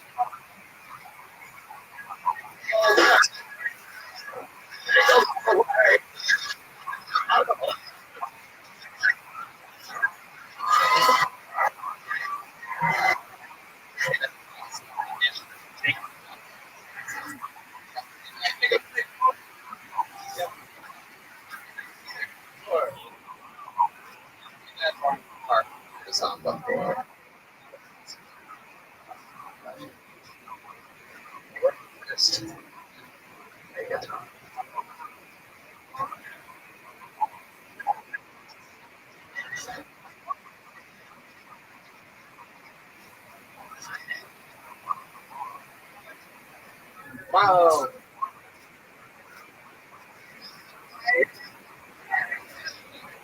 She both. Yeah.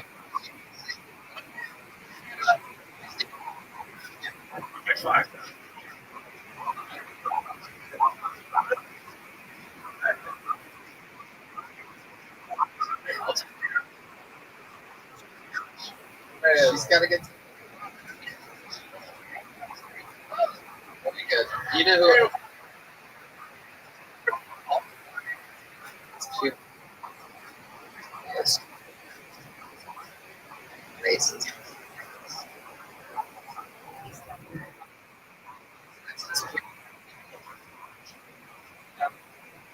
Yeah.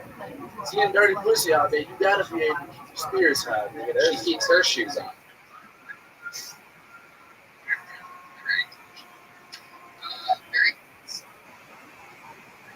Get the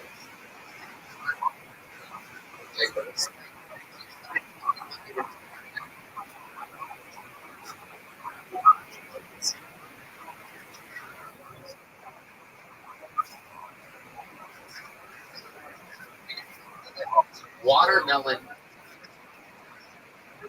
It's water. It's a nicotine. White.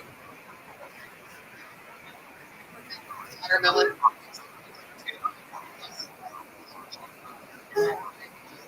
Gentlemen. Watermelon, you get it? Or other names. No. Weird. Oh my God! Wait a second. It's amongst gentlemen.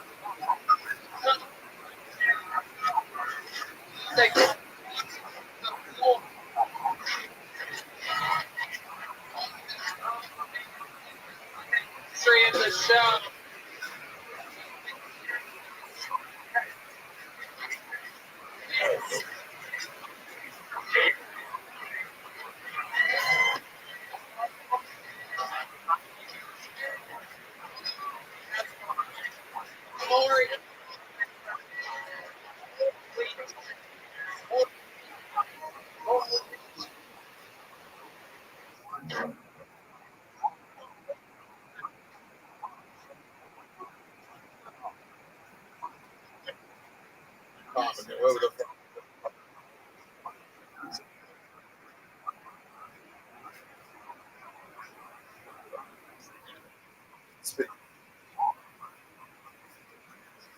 Full day.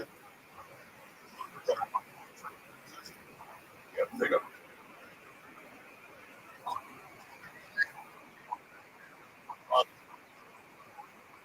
What's your? What?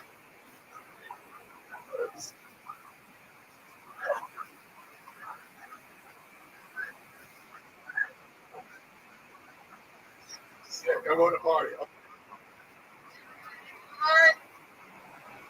Oh my God.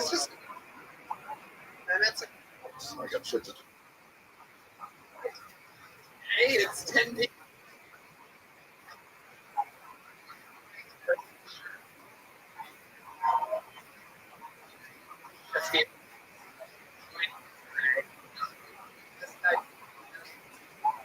Thank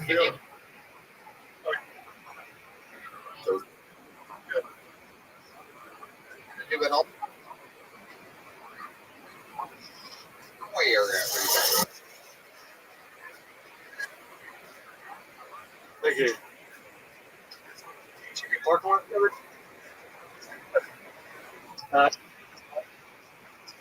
The human.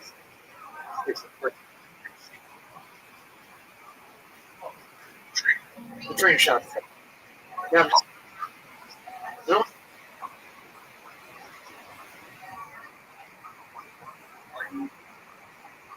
I don't know what. The two girls. Or dude. You gotta pay.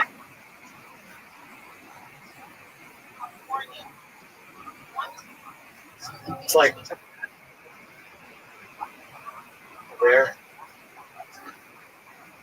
his taste all over.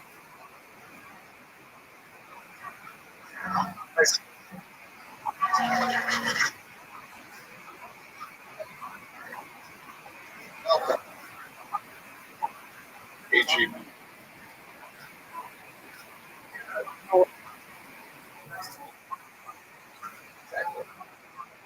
Yeah,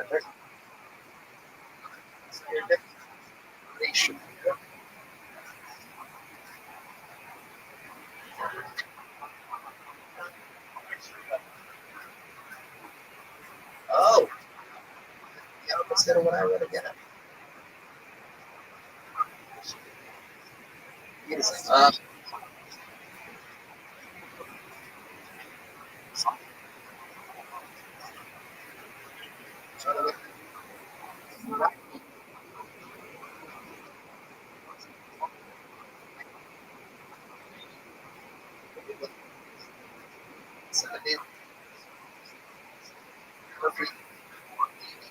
Stuff to do.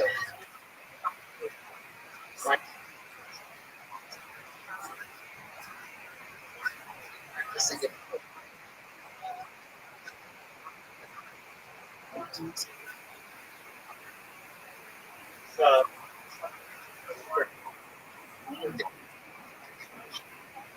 Today. Earlier.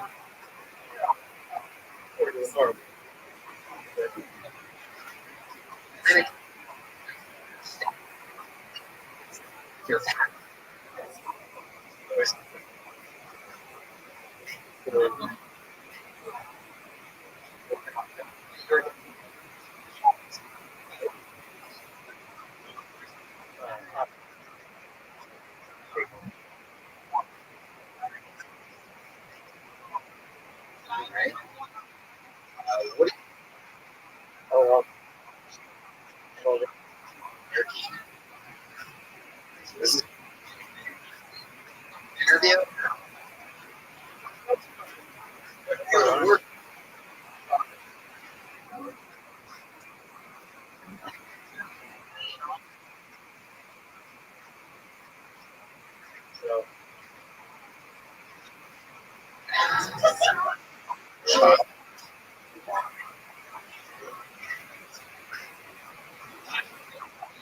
Tell it.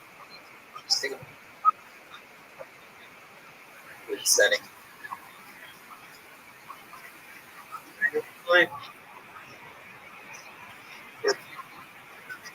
Yeah.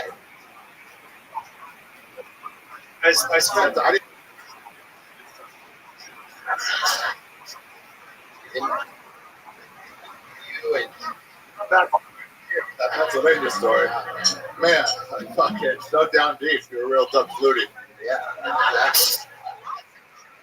Ask anything interesting about you. Quick answer, yes.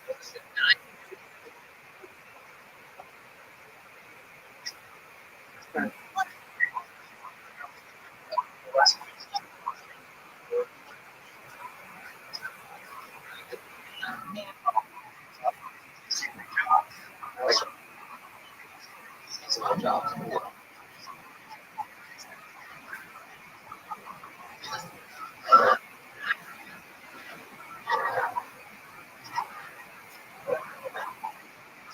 Do it.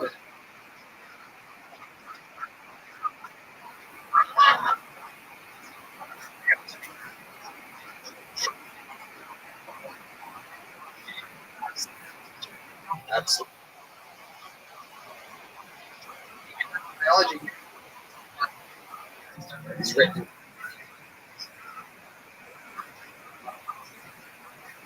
That's right. Respect. Or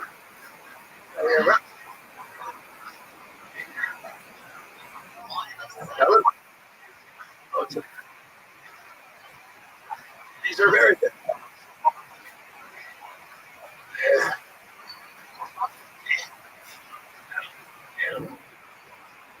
Oh, Mary.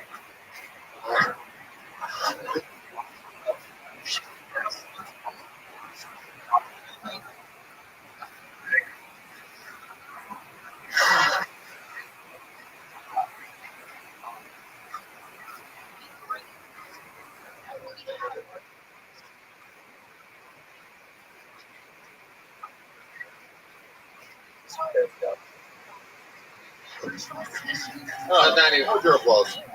Yeah. I wanted to get a woman.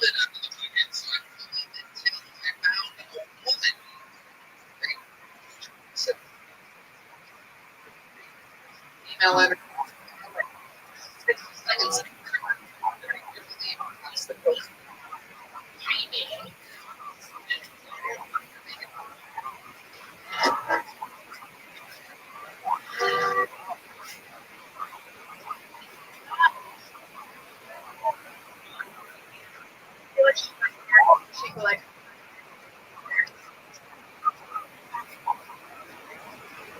Thanks, guys. Love my day. Yeah. Apartment again. I see your face.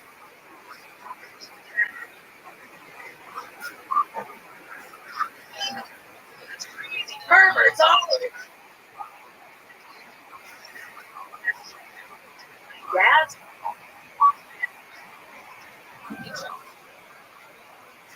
I'll let that sit.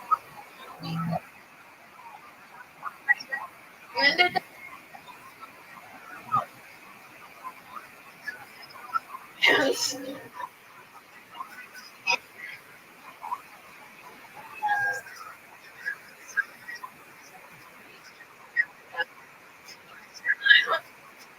All right.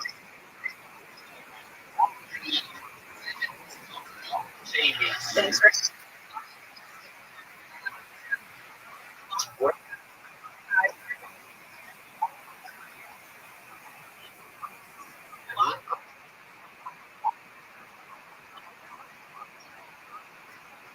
Okay.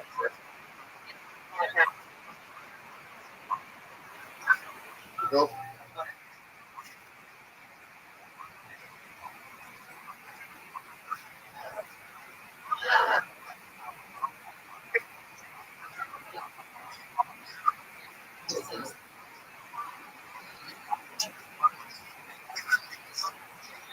I love it here.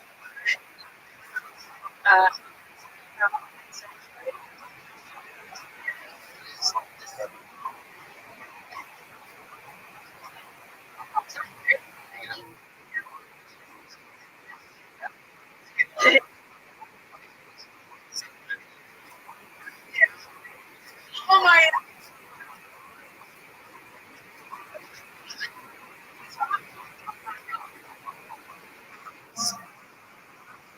But in the That is. it's okay.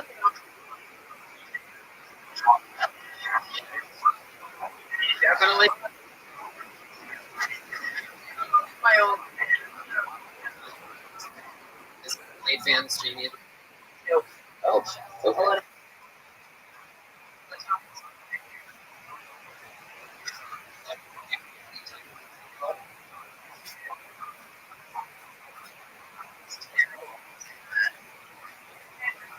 I made a doing it.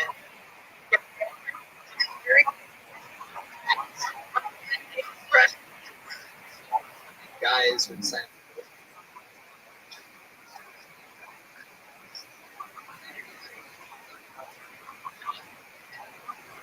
You know?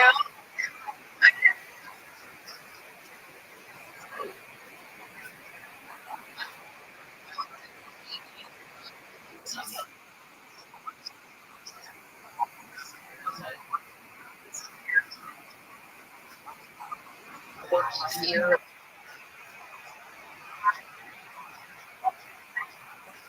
Doesn't happen. Because I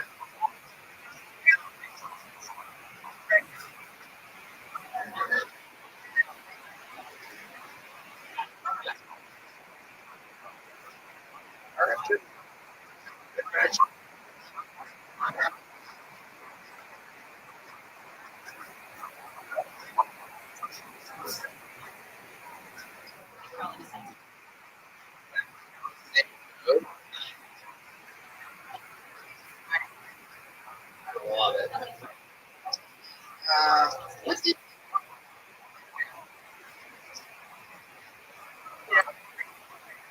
what everybody, hey, ladies, Break up recently.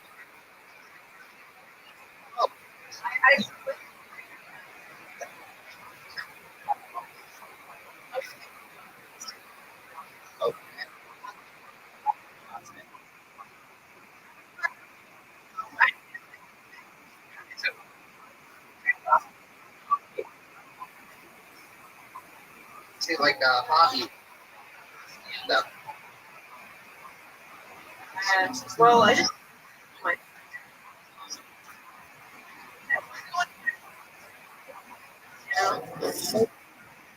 forecast.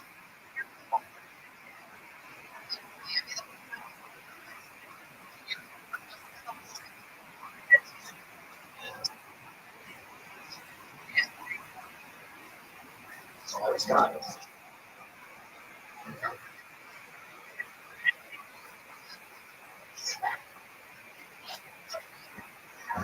Are you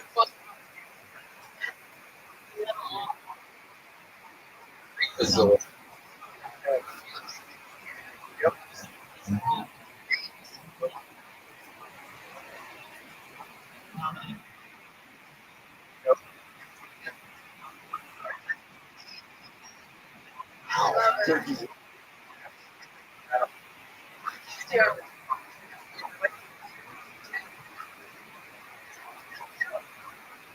You'd have to.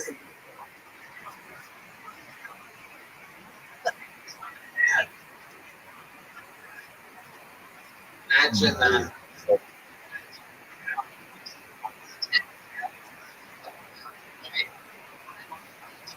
To me.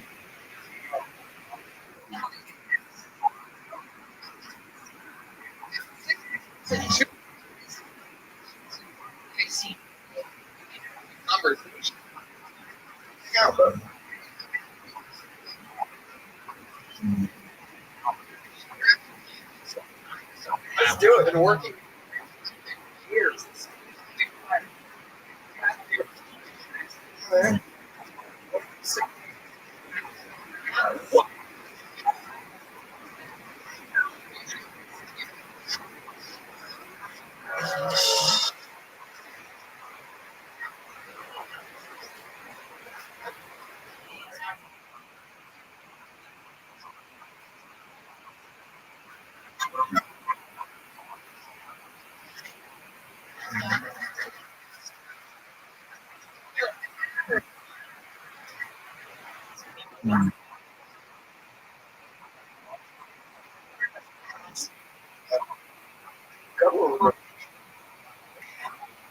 That's a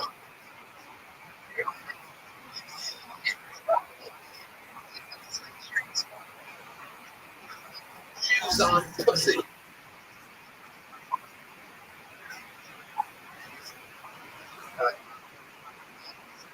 Sexually.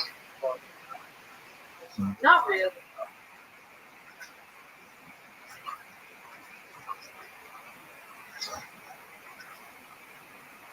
STD ones.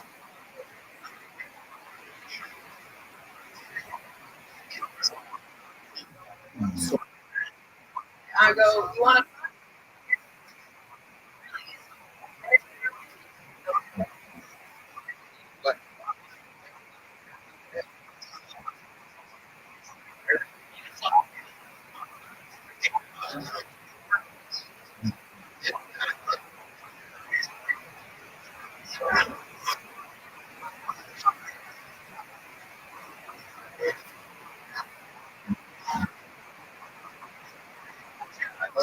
Chub.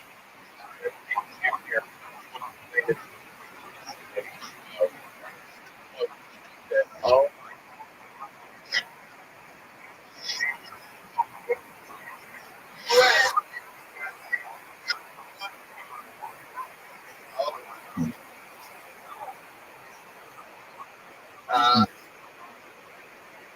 Oh.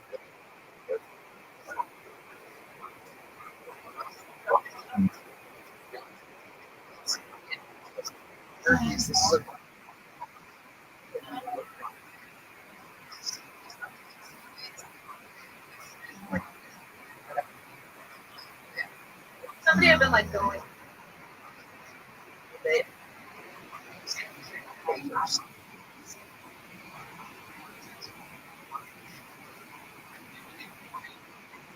At that point, right?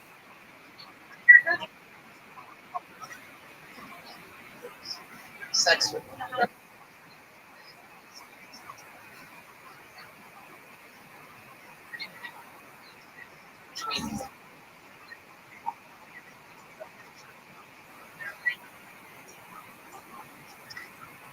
Right.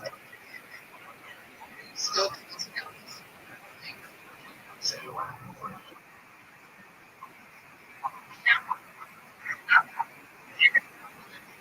Online. I feel like yeah.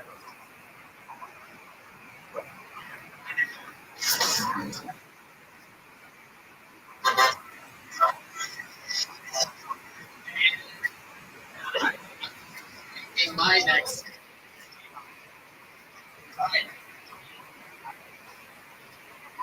Jamie, it's very.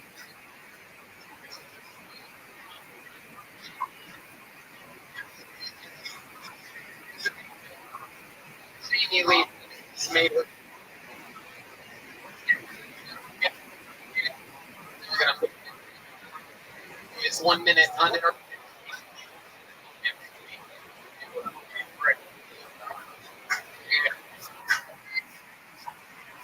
Full timer.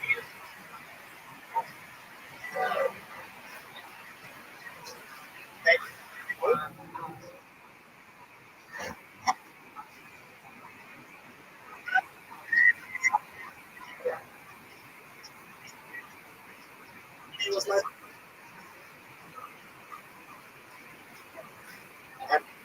it's way out.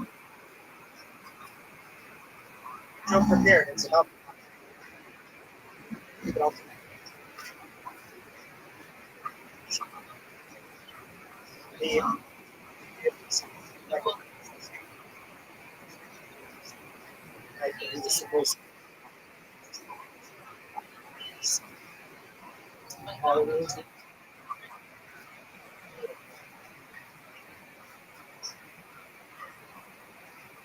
Michael Leary was like his performances.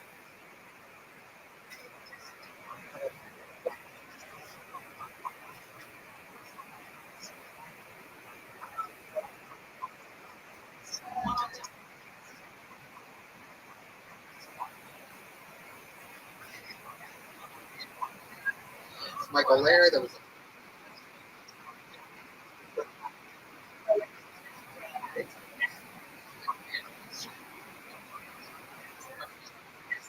Rio.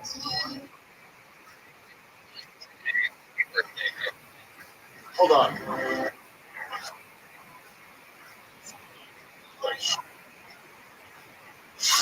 Yeah.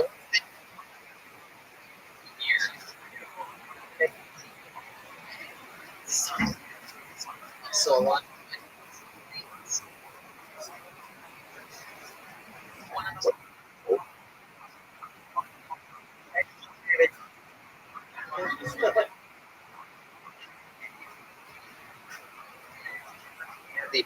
It is hot here.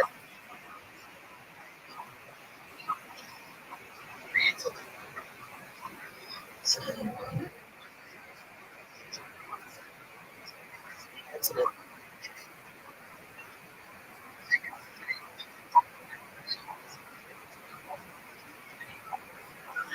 Okay.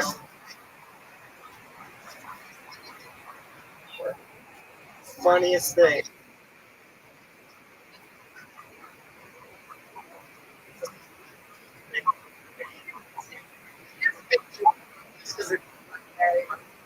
Yeah. That you pay.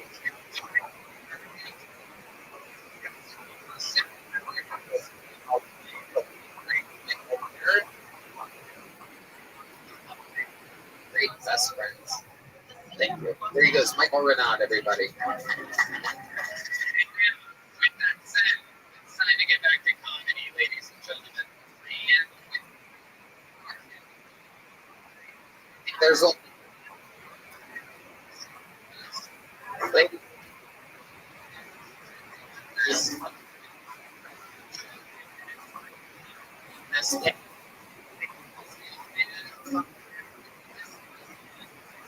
I got. I hope speed up the. In there. He's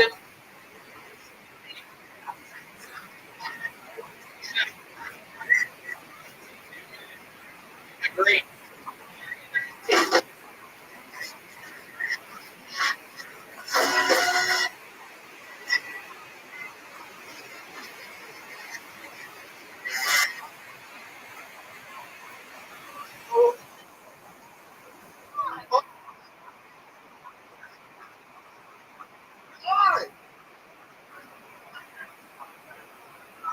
I'm talking. I'm talking.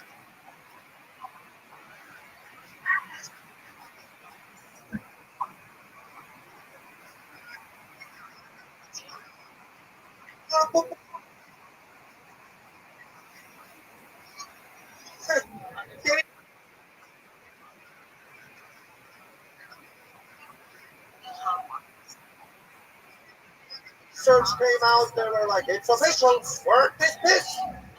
I was at home like, I don't give a fuck.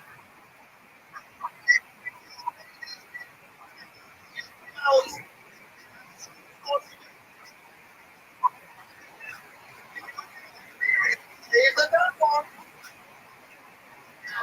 I want to.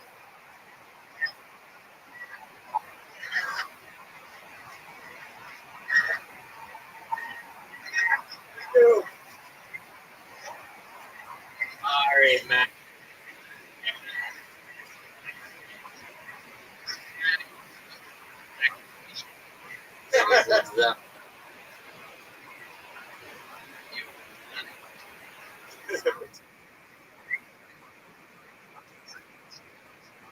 Here's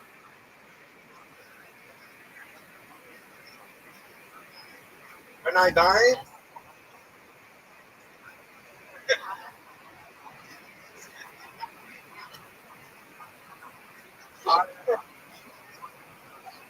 like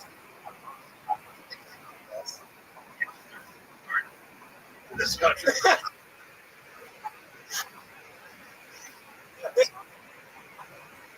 doesn't he invited.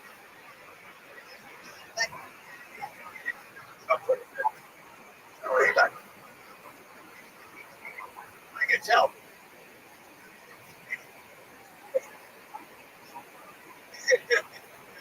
You've been squeezing your.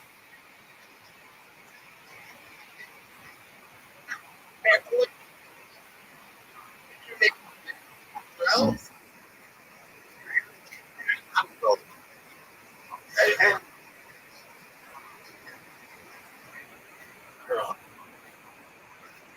my father.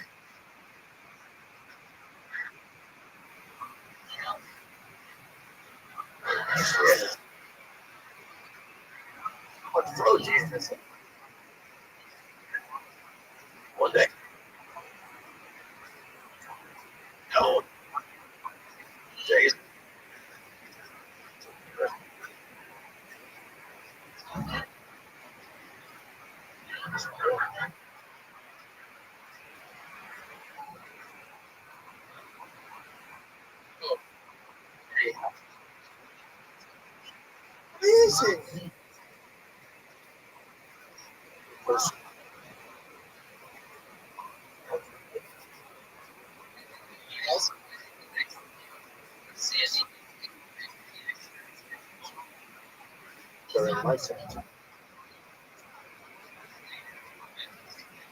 Like,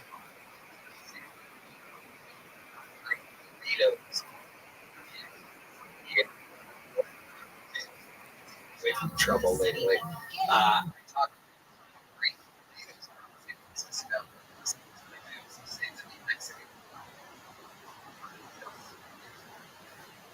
I lived there for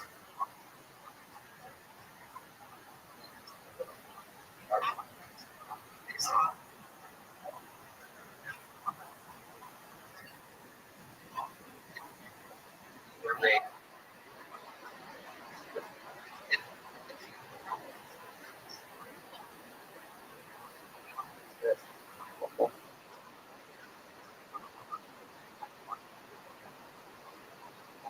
To say,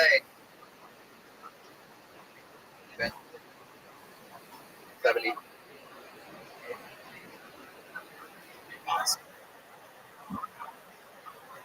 something. This guy, the Marine,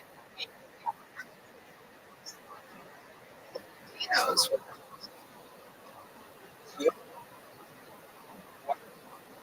as all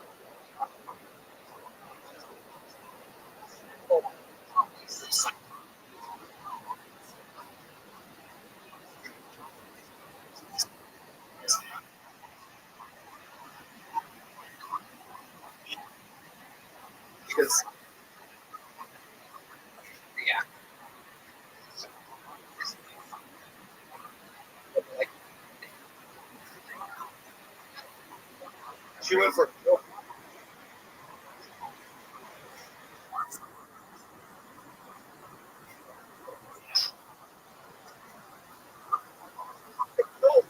haven't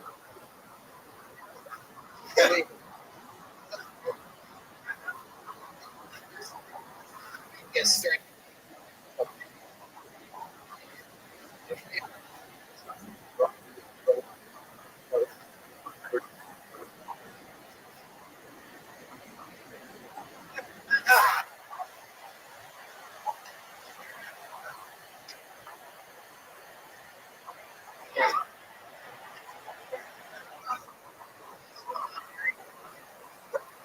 Oh shit. Yeah. That's my door.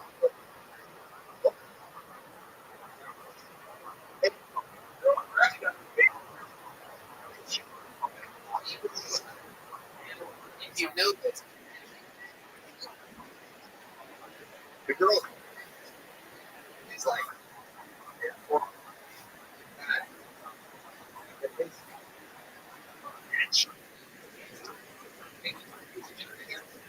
I think kind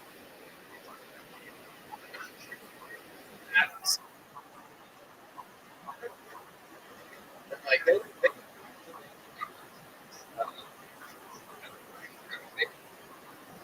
she was the whiny lady in this man. Pig, this red hand just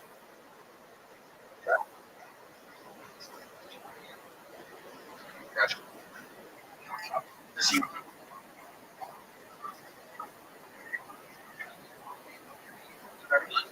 said so the I spent a lot see this this is cage done this place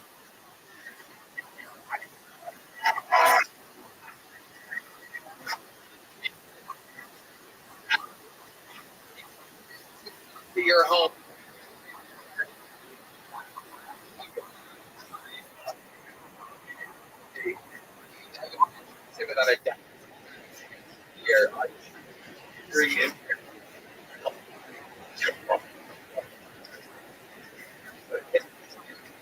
part where I'm laughing. Just some.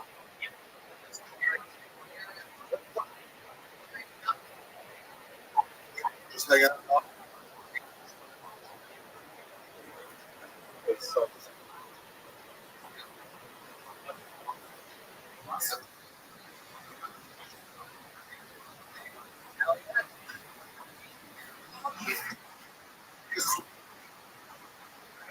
Oh.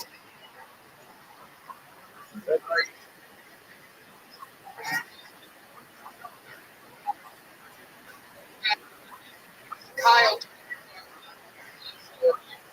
So now.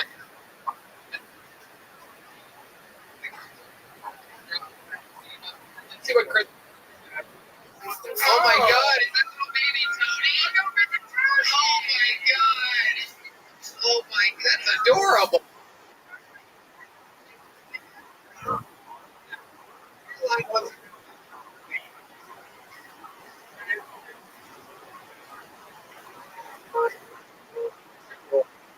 A handful.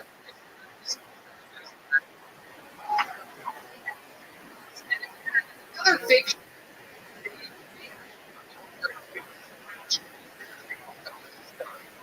Kid.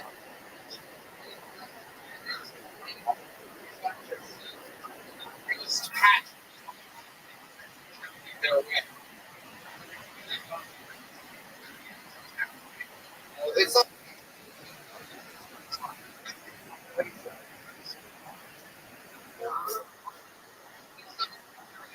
Red band.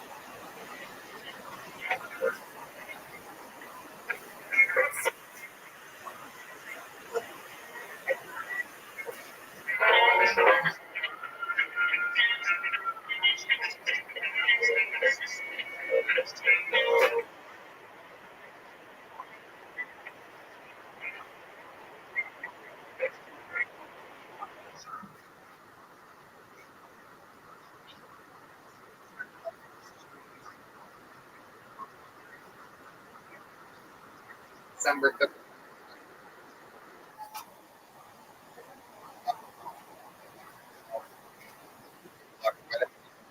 This crazy world. State law, December 30th and 31st. Uncensored book.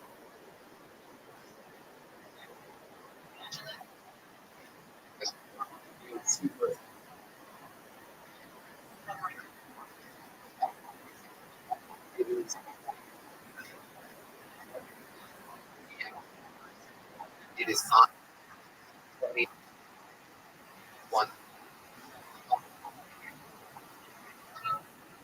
30th and 31st.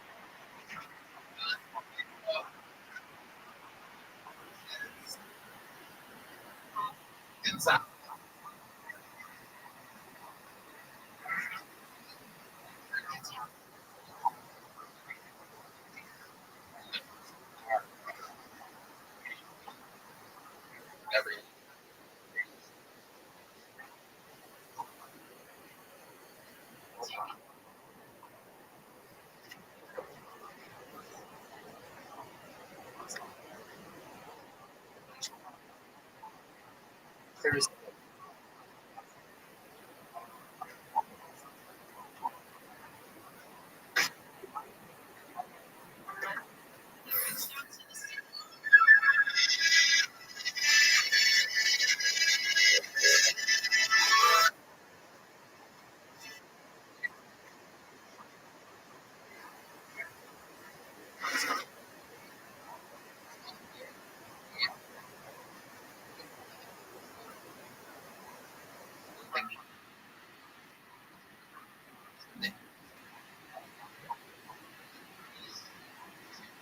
March.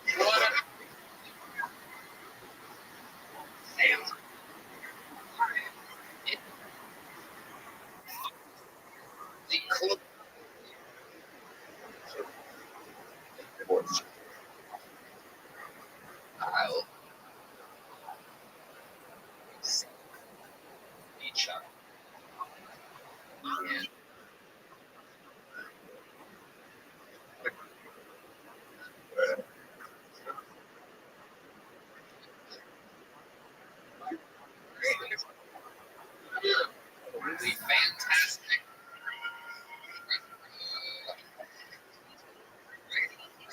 Wait, I got something. Oh, really?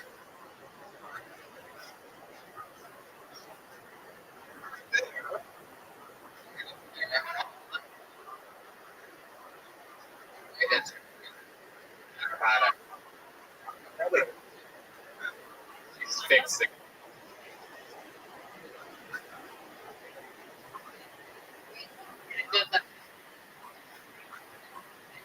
Comedian. Oh.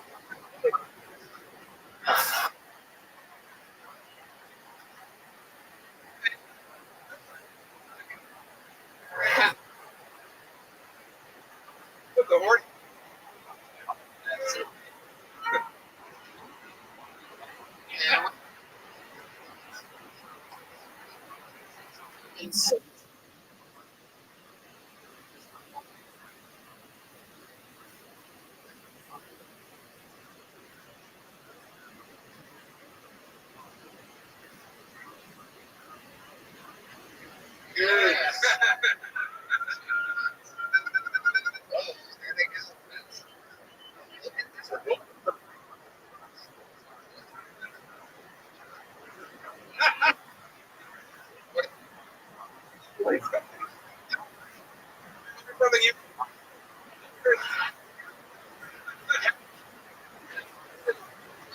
There's a balloon.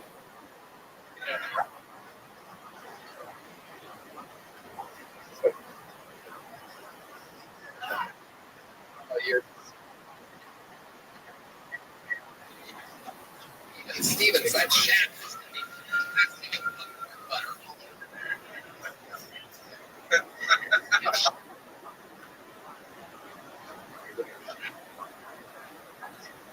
Tim. Over. Yeah. And then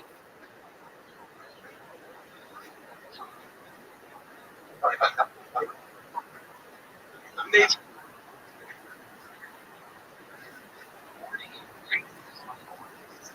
Thank God.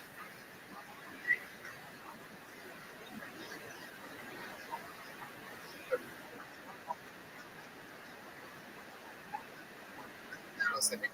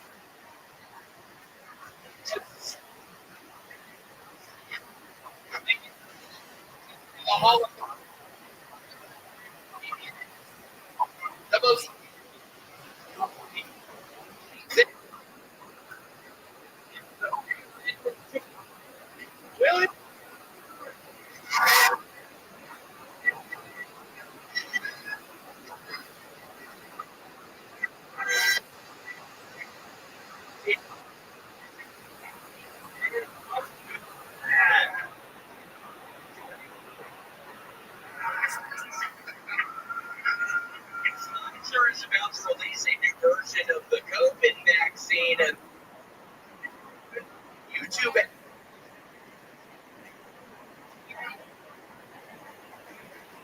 Knows.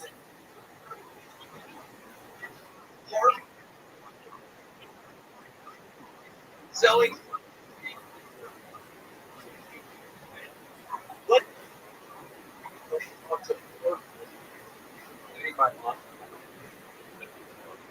Like being right. One there.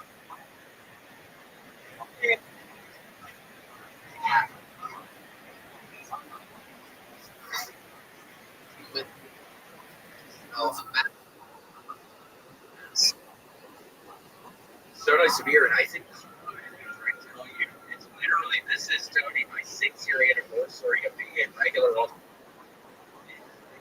Really?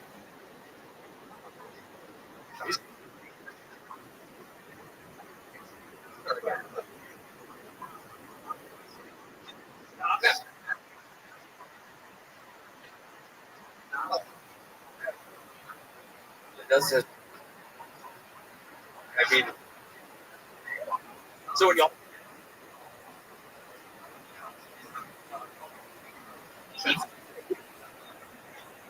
Relax.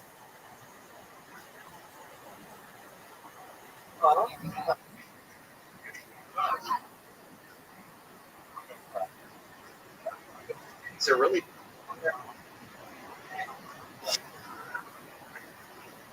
I want.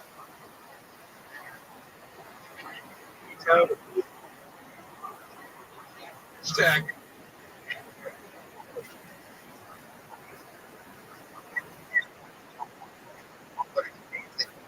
Game. Or streets. You were there.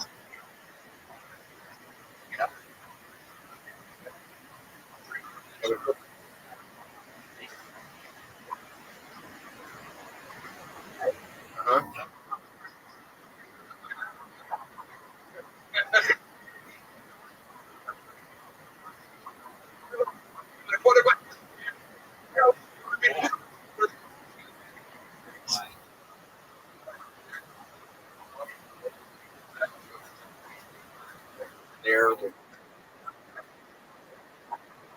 Well,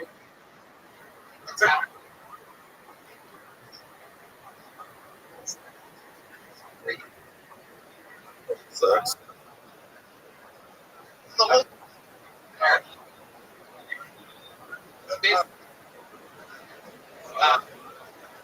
Thinking about you get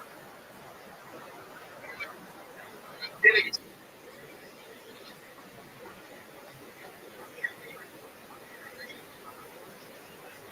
educated, finish. It's hot. Things that the other sector doing it. And at the end of this episode, maybe she enjoyed herself. Especially next month. Yeah.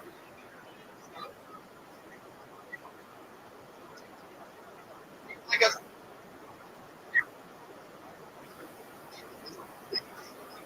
Order something.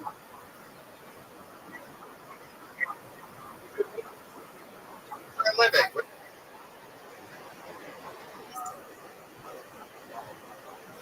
Wow.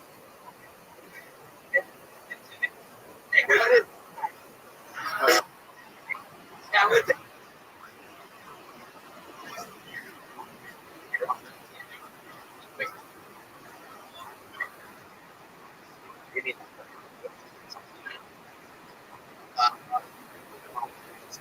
Well, what? Red. Let's keep. Or for anything. Risk. Get him to come to Memphis. Is anybody in your family allergic to cats by any chance? Because I don't think you know this, but Red Man.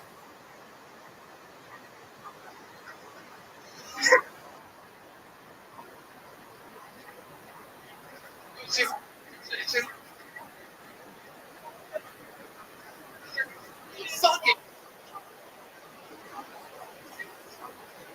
Yeah. Wow.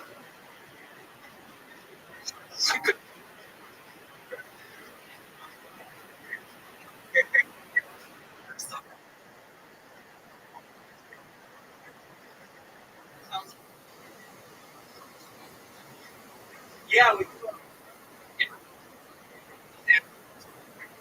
what are Instagram women and their children breastfeeding. Wait. Leave that.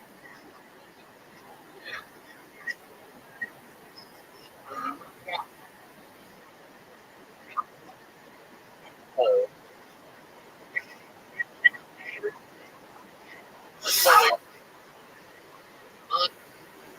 Leave. These are dumb.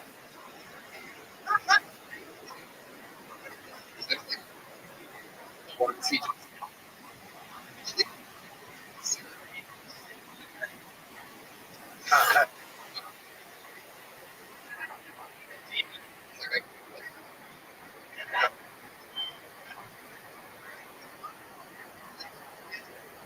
Yes.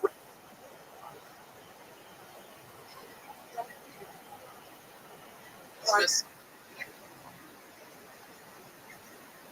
I really.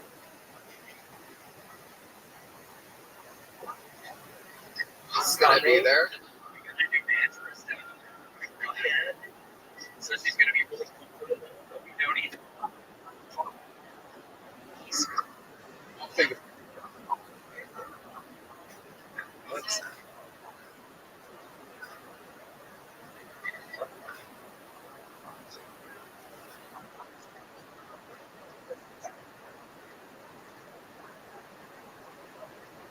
You want to hear that? I want to record. Saying.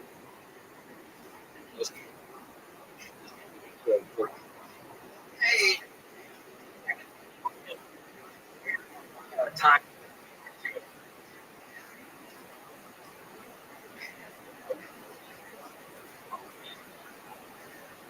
It's good. I'm not gonna do a name right now because I was trying to do it with my brother.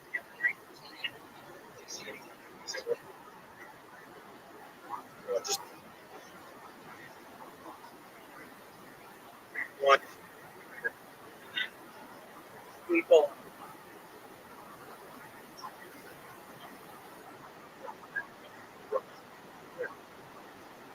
I mean.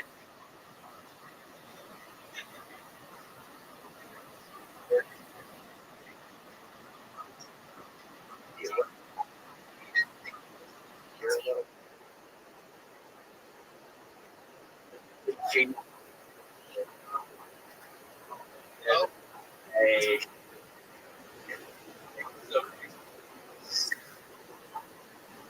It's been a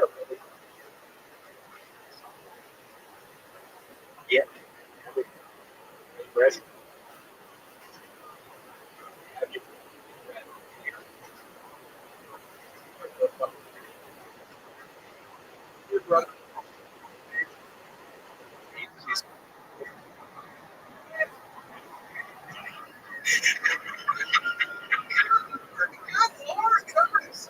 That's a fucking funny bill.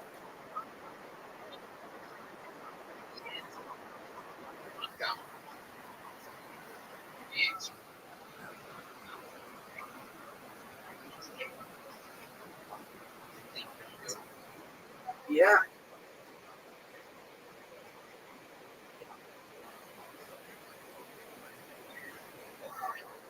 Drop.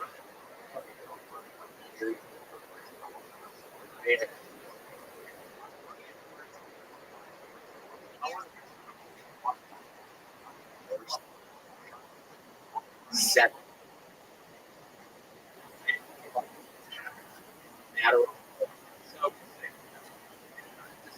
Drive.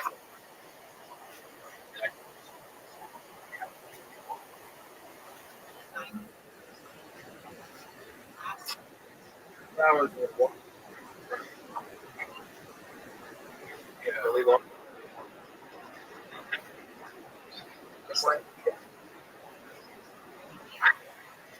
my mother.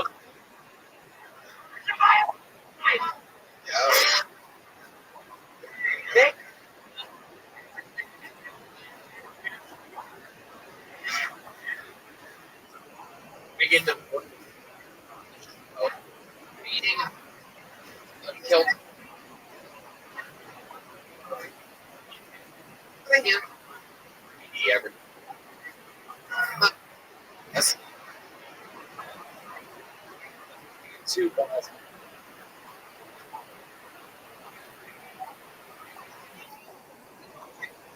All right.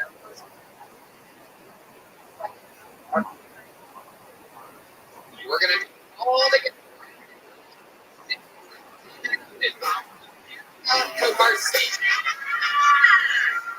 Hell yeah! Bring the man and me for a fourth.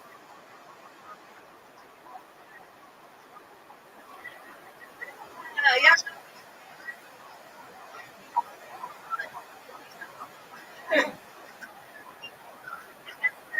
Poland.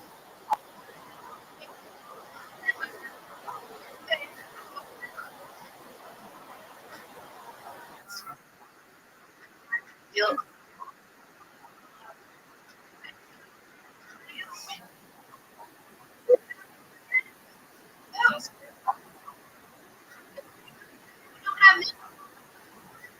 Yeah, try it out. 20.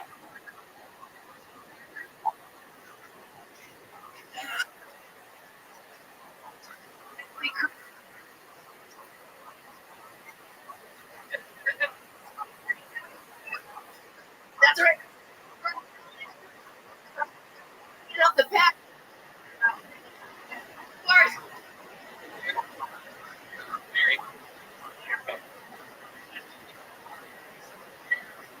Himself. Had nothing. Over there.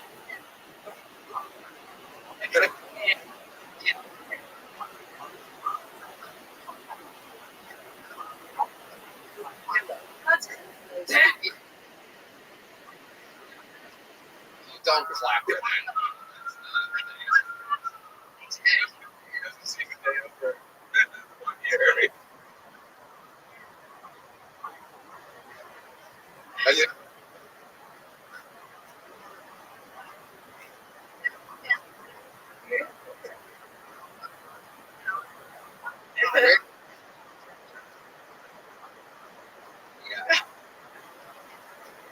For a couple.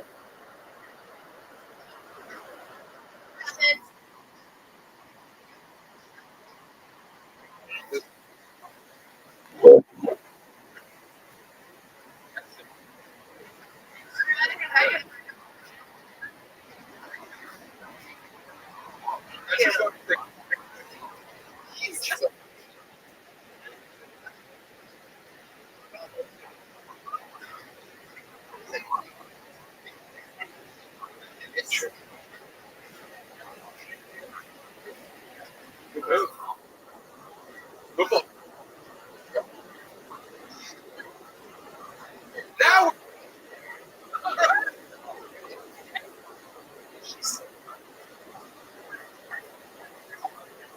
look, keep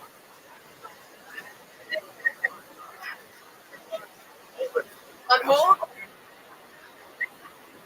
Flick.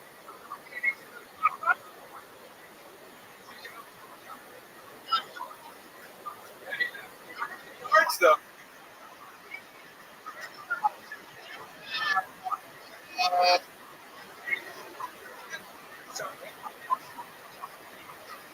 Great.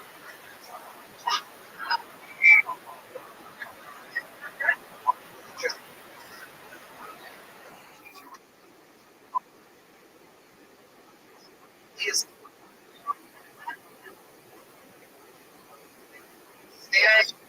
teacher.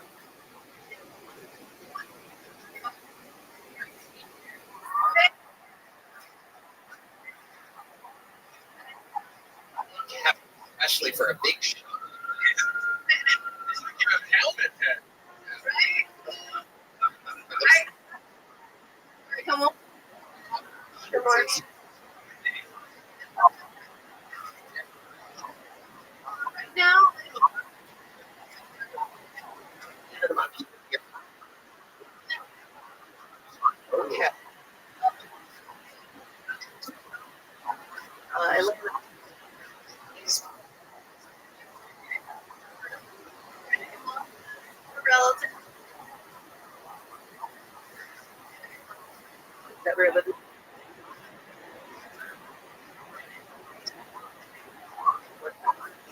Yeah.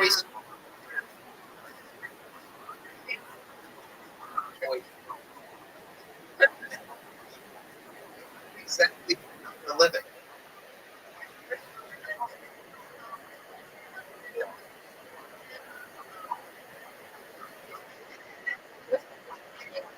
So.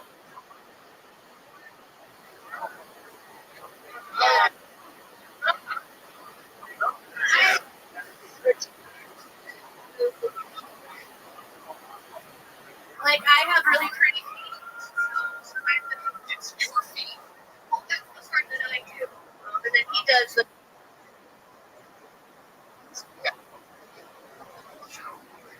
Edits them.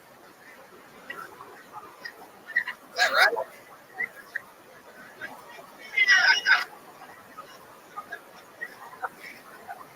What's the yeah, so like Are you? what? I love the feet.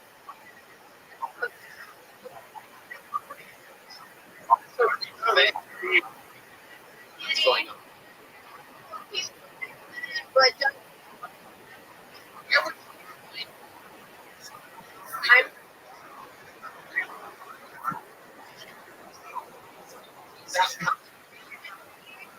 Well, no. Red Band in pretend like he does.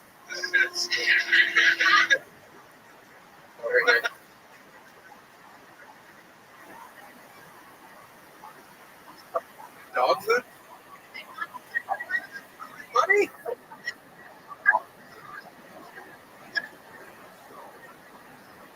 No, it.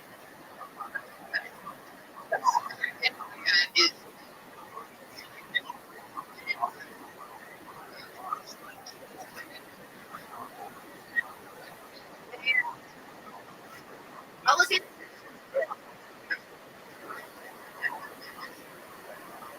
He's a good guy.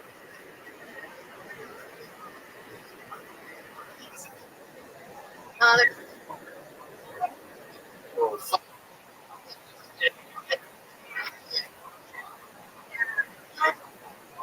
Good.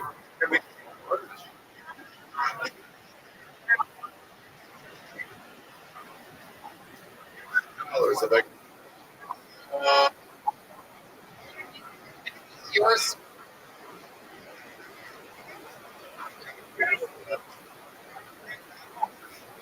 Erica.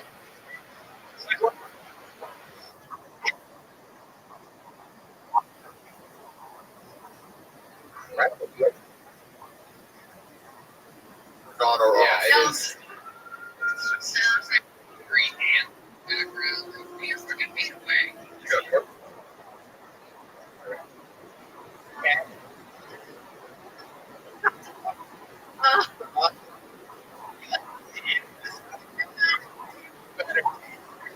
Keep those.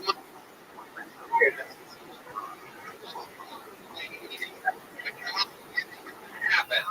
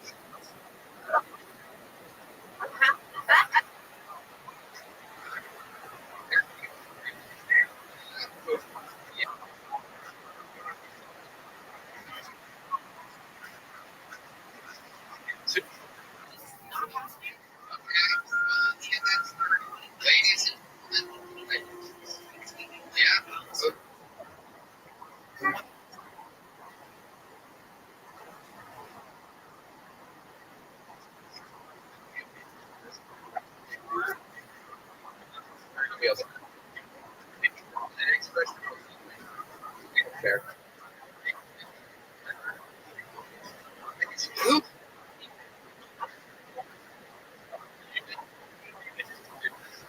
Shall we?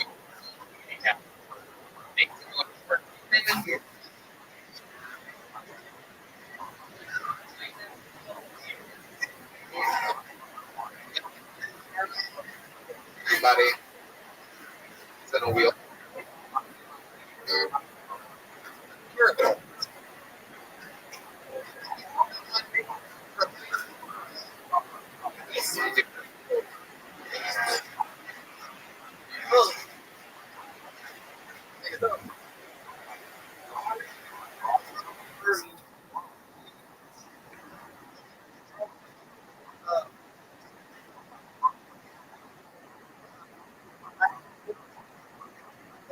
There's a lot.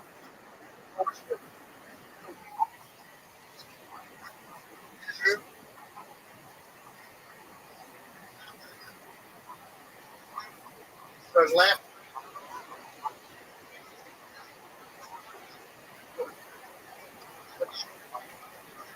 From him.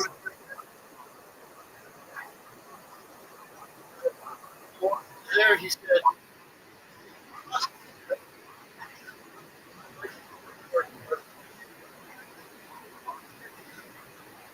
You're gonna have to write me a prescription.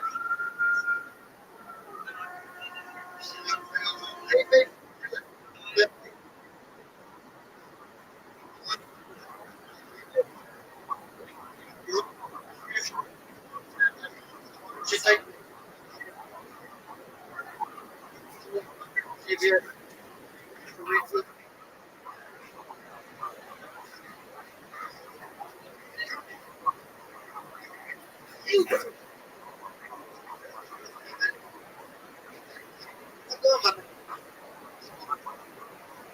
I love.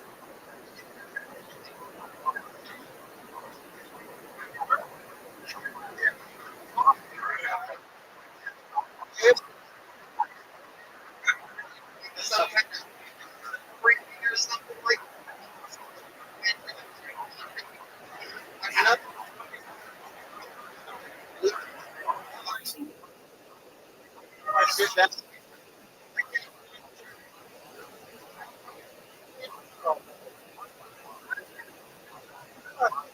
I mean, thing that.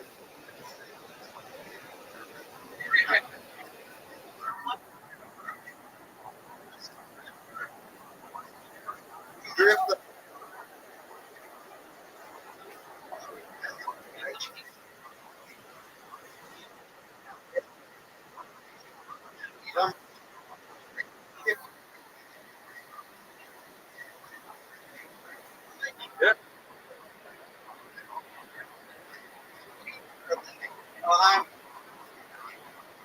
I mean, but I.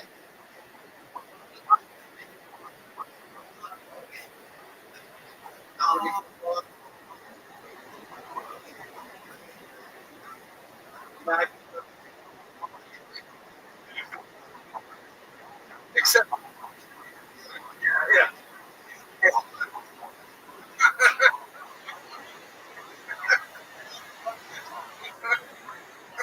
Good old.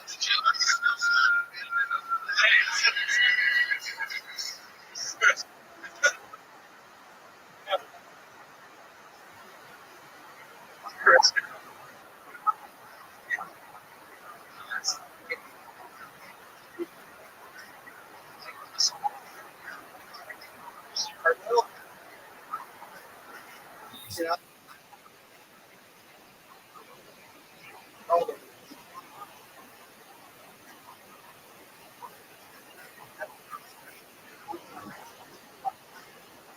Well,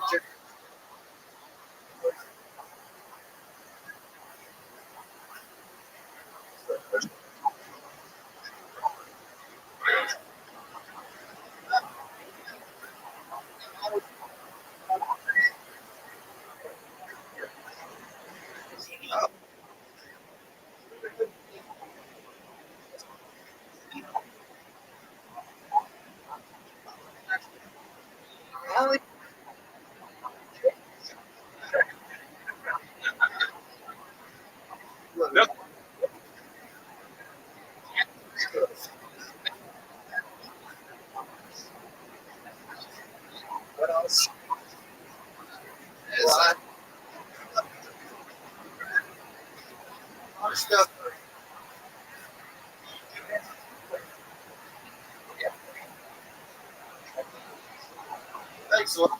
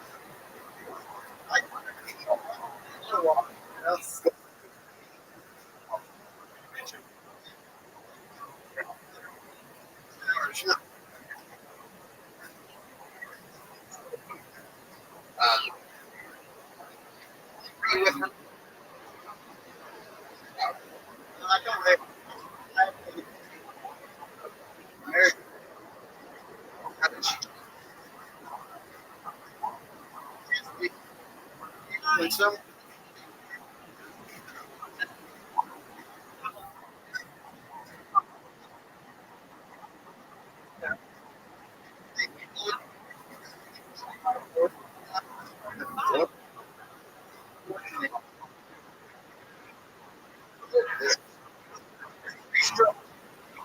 Yes.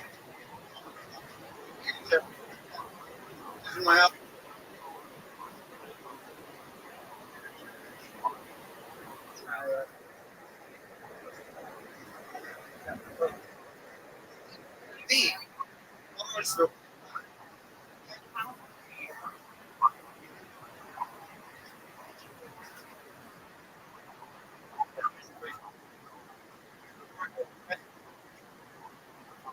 Anyway.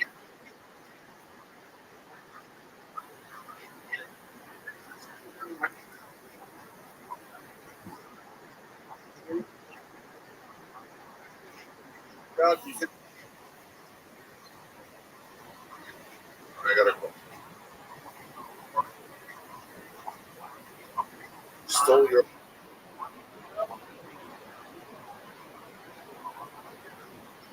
Bro. Tracy.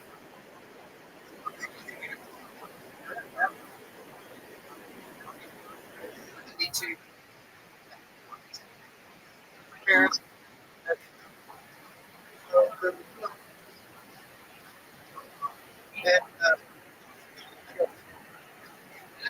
Rich report.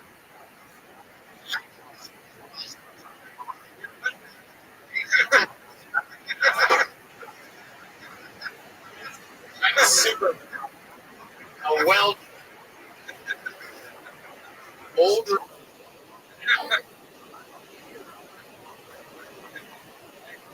Deep.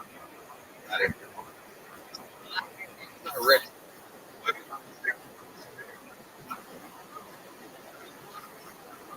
So. I go.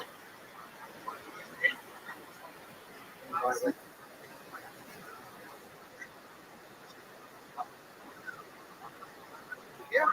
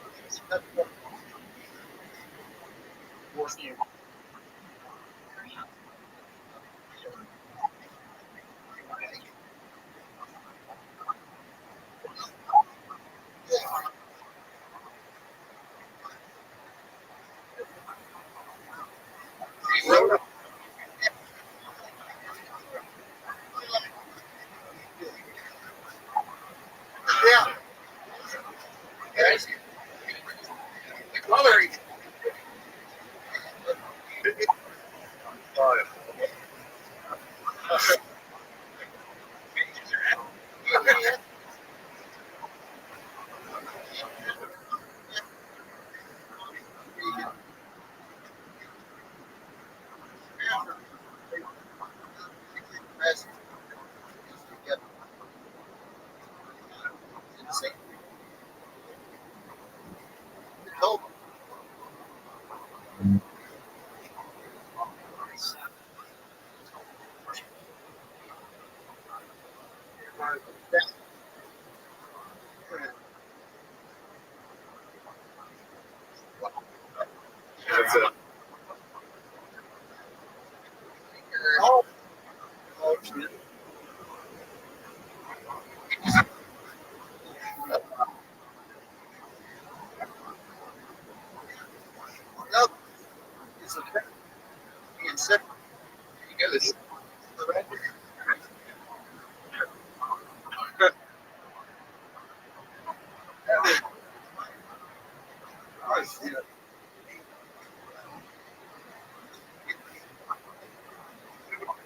It's like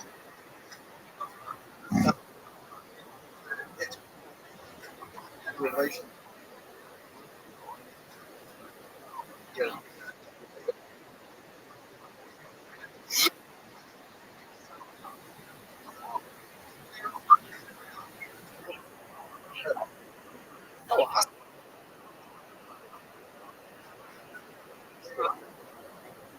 Cool.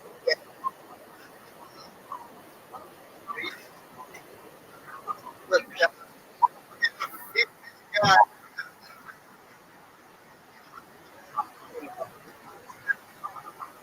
Cypress. It's amazing. It's a snow.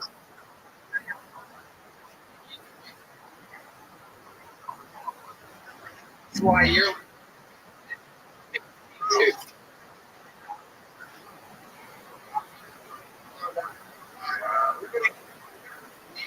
Miracle.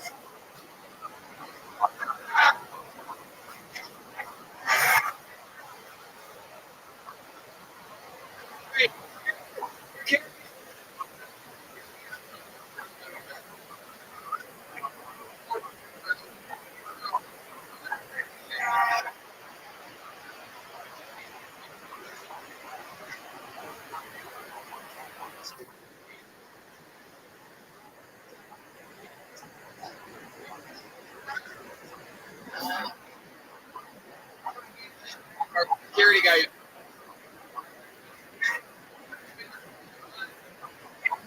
Everybody. Security. I can put. See. I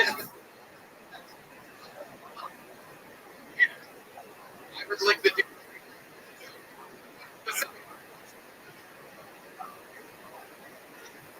It won't. Spot. Red band. Sorry. Dude.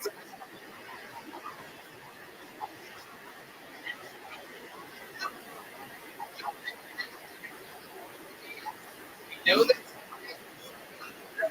one of the signed up occurred. Famous.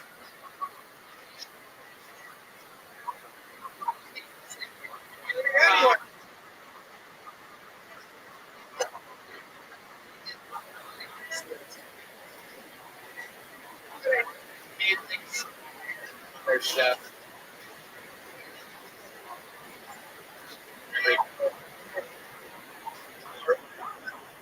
have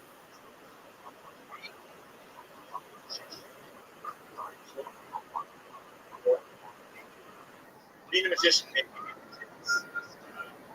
This is just like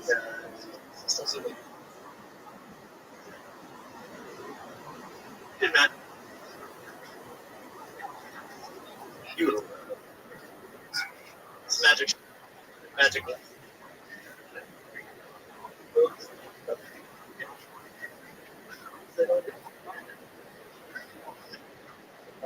Yeah,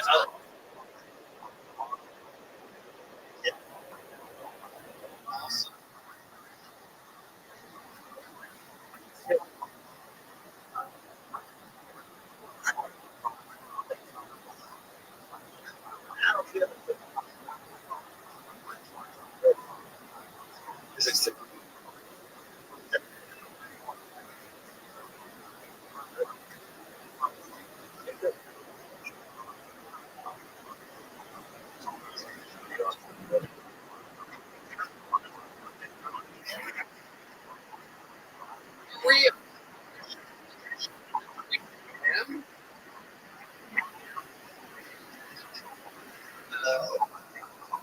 Austin.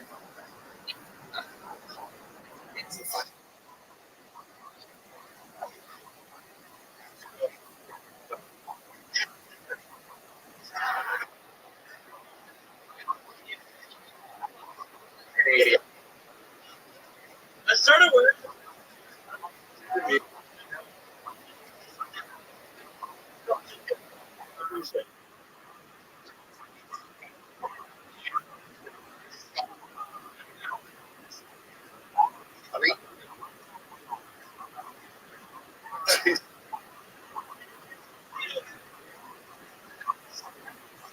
So.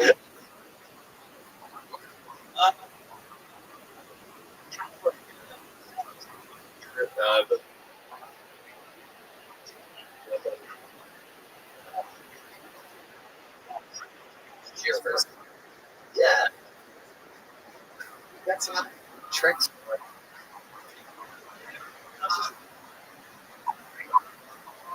Yeah.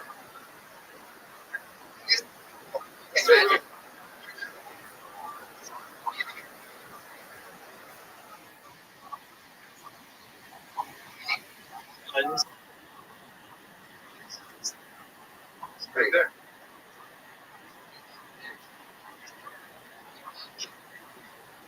Yes.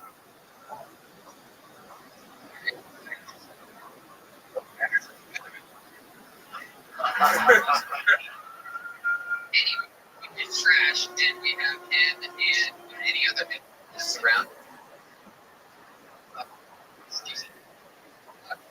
Yes. All the.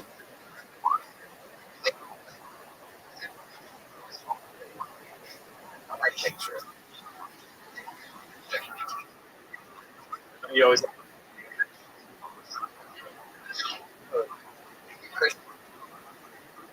Oh, here, what?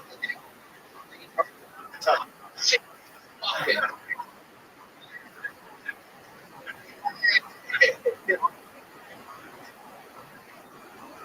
Whoa, okay.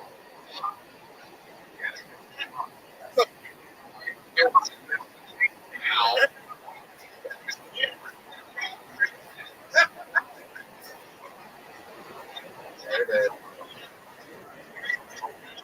Describe.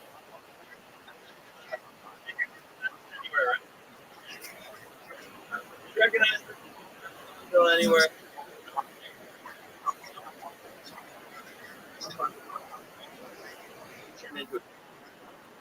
I don't. Go. Go. What the fuck? Sam.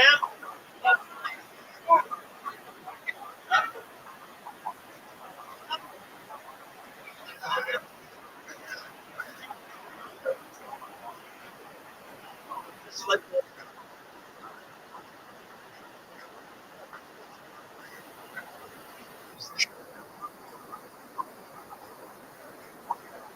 What's up, Sam?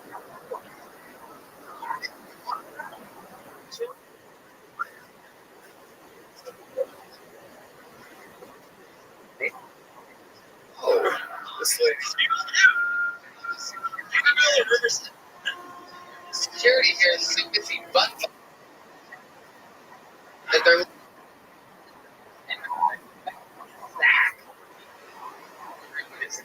Zach. Who that is? I miss her.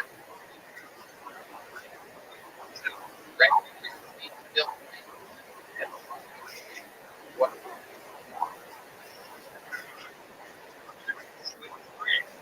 This place.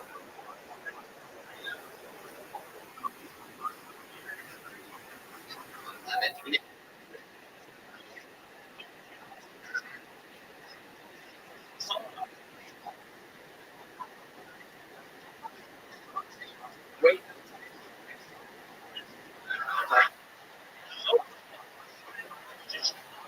Here we go.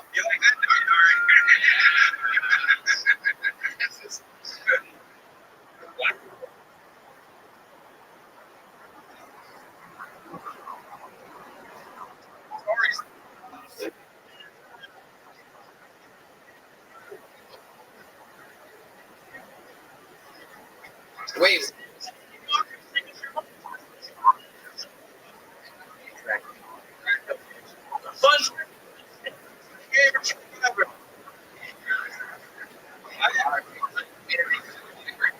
Here.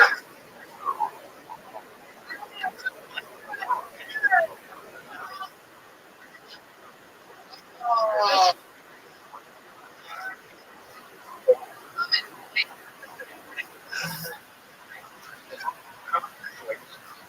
Right.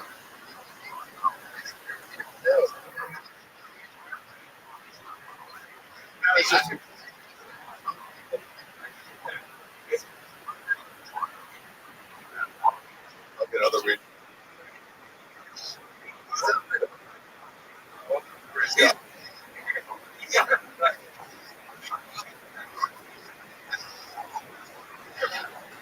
Oh.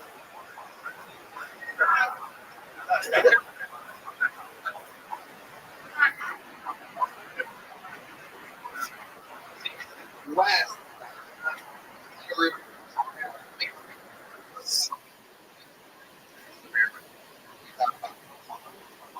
What?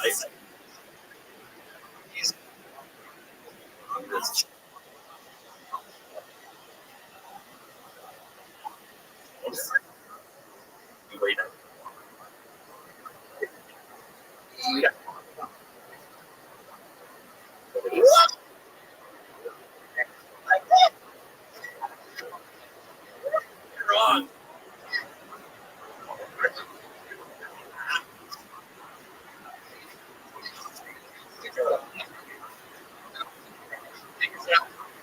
Marker, everybody.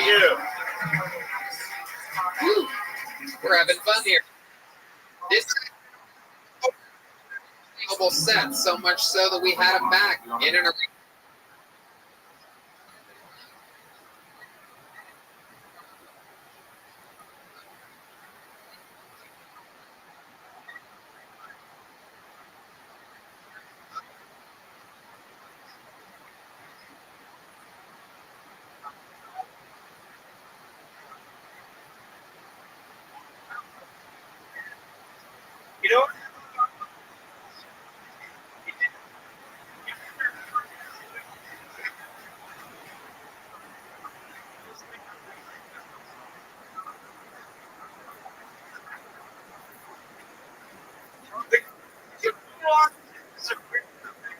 You know, you can right.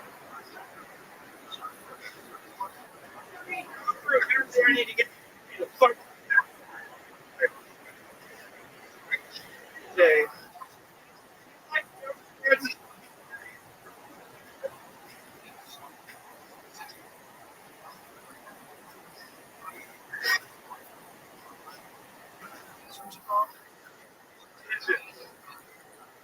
not dumb enough to think. I do think the guy in a wheelchair believe in it. Because my mom does.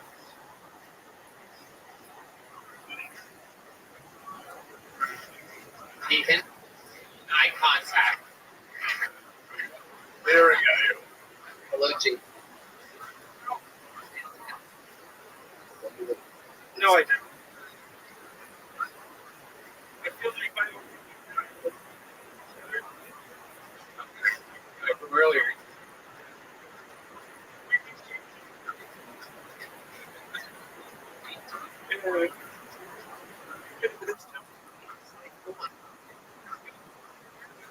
just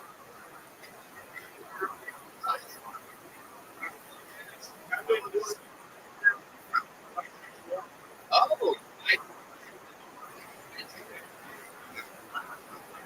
that's a good. I know. You gotta choose where you buy.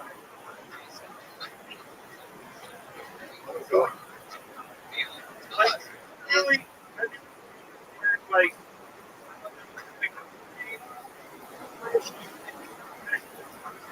with their they can hug, and then go move the back.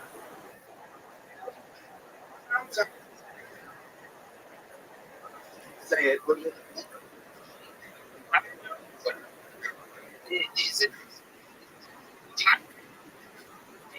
Hey. Like, History. yeah. Just because I mean, there is what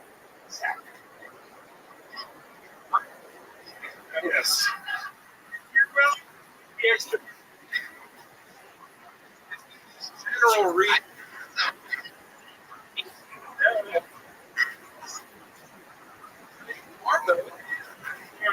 It's important because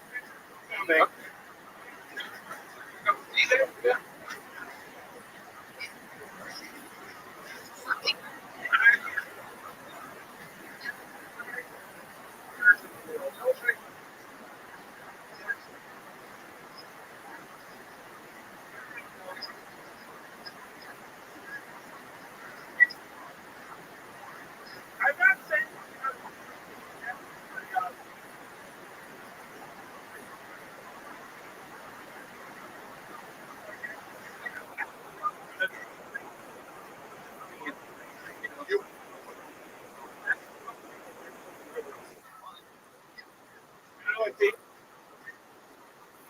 very good.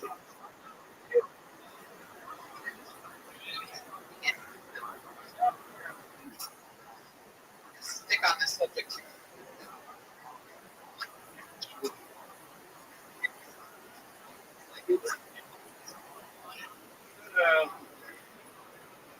Plenty, you know, yeah.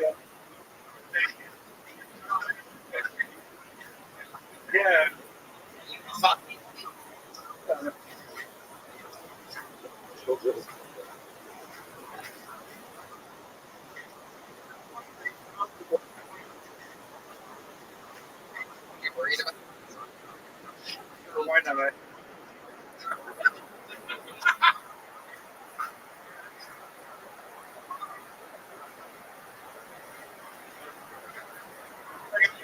Just try it. you have been in bed.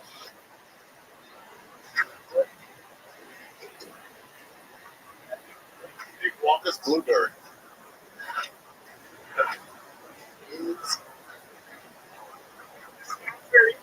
Like raspberries. What do you do for a living?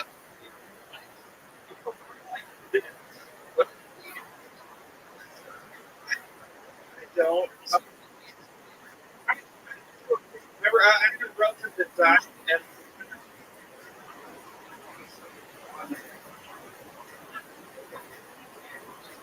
How much was it your actually? I got them. And it's been a couple years.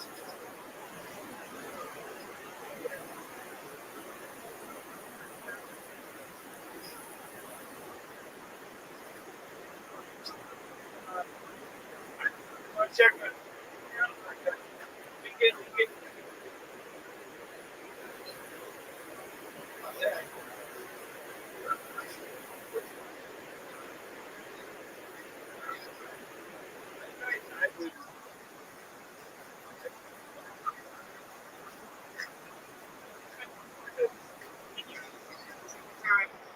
So I have the legs, so there's just.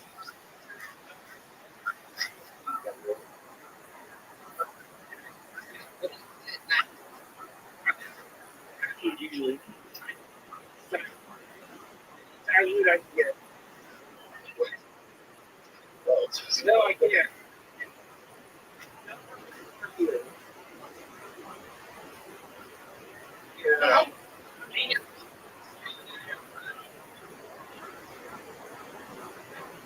Red Thai food.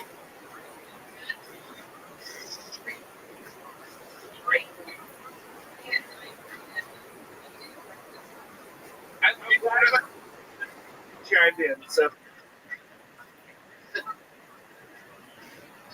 Eating it. You went. Sweet. He's telling us.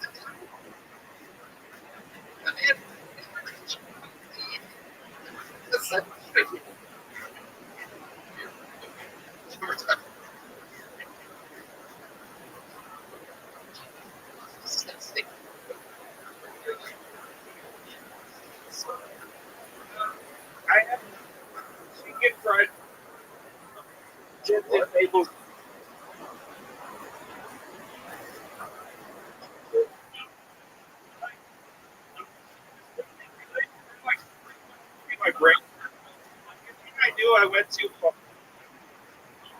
What? It kind of made like something when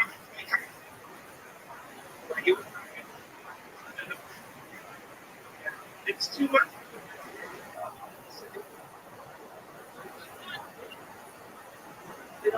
It's too much, and then it can't.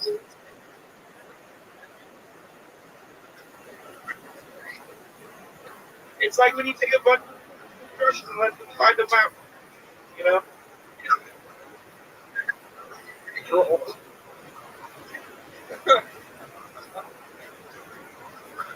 I mean, I'm.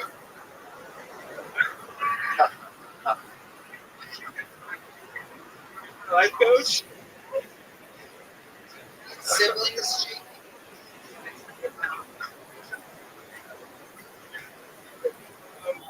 We said. Scale. Is it? Shut.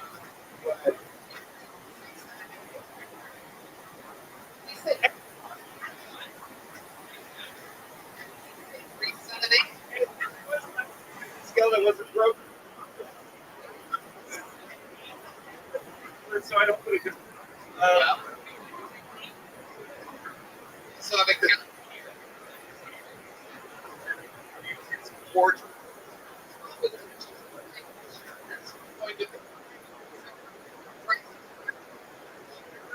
Honors you. All right, take a.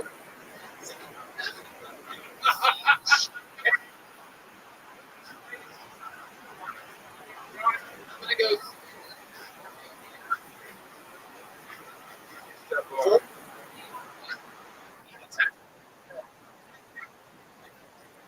Whoa.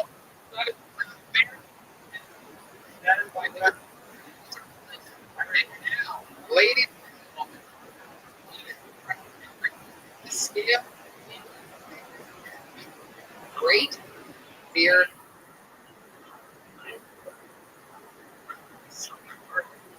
Some of those.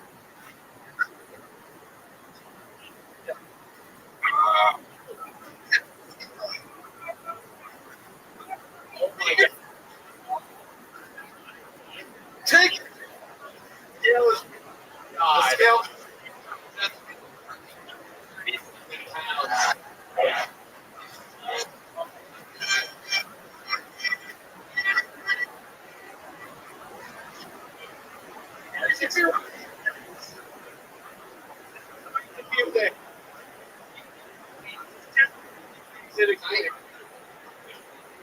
Couple months. So, let's take it.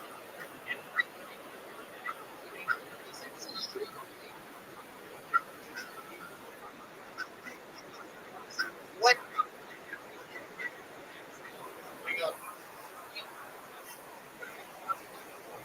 Two.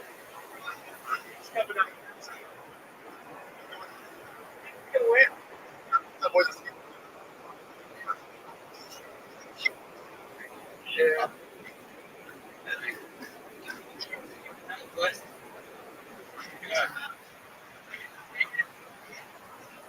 Yeah. Yeah. I'm in the Yeah. fuck, man. Counts heavier than you thought. Yeah. That is a big deal. That's one Tony. It's been a little bit rough too. It's true. It's been a little bit rough on the therapy end. It's you know, it happens. It's been rough on the bones and joints too. Yeah. Yeah. Okay, so I'm not a doctor. My wife is. I'm just going to tell you, you should avoid wicker furniture. Yeah. Yeah. Honestly, fuck it. It should avoid me. If it was sentient, Yeah, you know, then that's that fucking problem, you know. Yeah, no patio parties for you. No Exactly. hammocks. No hammocks for sure. No. Is there something that is there some type of physical activity that you think you could get into Breathing if heavy? someone like helped you or something? If you had some kind of support, is there something perhaps, Michael Gonzalez works out every day at On It Gym. How would you like to have a little buddy, Michael? You want to take a buddy to On It with you? Would you like to take me on as an anchor to your progress? How does that sound? You want to take him working out? Yeah, that's funny. There you go. You're working out with Michael Gonzalez. Here's the big joke, folks. I'd love to have you on the secret show, though. Whoa. Someone wants to fucking eat some Thai food with you. I think they're saying Thai people, by the way. It's a lot of stuff. Well, he up there is into everyone. both ladies and boys. So. He's got charisma, this guy, though. It's a lot of pretty charisma. fun. Yeah. A lot of charisma. It's called Crisco, but Crisco. We love you, JP. You're the man. You're very, very likable. Love you too, man. Thank you. JP Hinsdale, ladies and gentlemen. There he goes. All right. See you. On to the next one we go. We're going to go with somebody a lot more fit. One of the regulars of the show, ladies and gentlemen, an absolute phenom. Not easy to write and perform a brand new minute every single week in front of millions of people, but somehow this young buck does it week after week after week.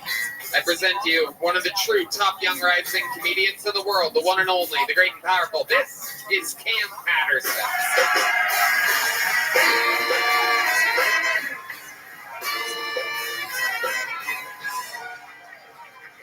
Yeah, man. Smile, bitch, please. Goddamn. Bitch look evil in the front row. That's evil as fuck. I just changed my profession. I am now a magician. Somebody give me a purse. Somebody please give me a purse. I'm magic now. Nigga, I do magic shit. That was easy as fuck. I do magic to get a purse. That was easy as fuck. That guy was fat as hell. Back to this minute, that's not gonna work. Here we go. I went to the Black History Museum in DC. What's so fucking funny? It's not funny. I went there. I saw a lot of history and it was dope. I liked it a lot. My favorite part about the whole museum was I met this thick ass white bitch and she was crying at the Emmett Till exhibit. So I whistled at her because times have changed. If you so sad for the nigga, bitch, make it up to me. That's my time. Jesus Christ. Fuck yes, Cam Patterson. It was amazing. I didn't realize until you acknowledged it how many women offered up their purse to a white Canadian guy wearing nothing but denim. So fast. Every woman was like, I have a purse. Huh, take mine, huh? All of the same women put theirs under their chair when you came out. I never had a purse, nigga. Please go back behind that curtain, nigga. It's good, man. Very fun. Did you really go to the Black History Museum? Hell yeah. What's that like? It was dope, man. My little cousin.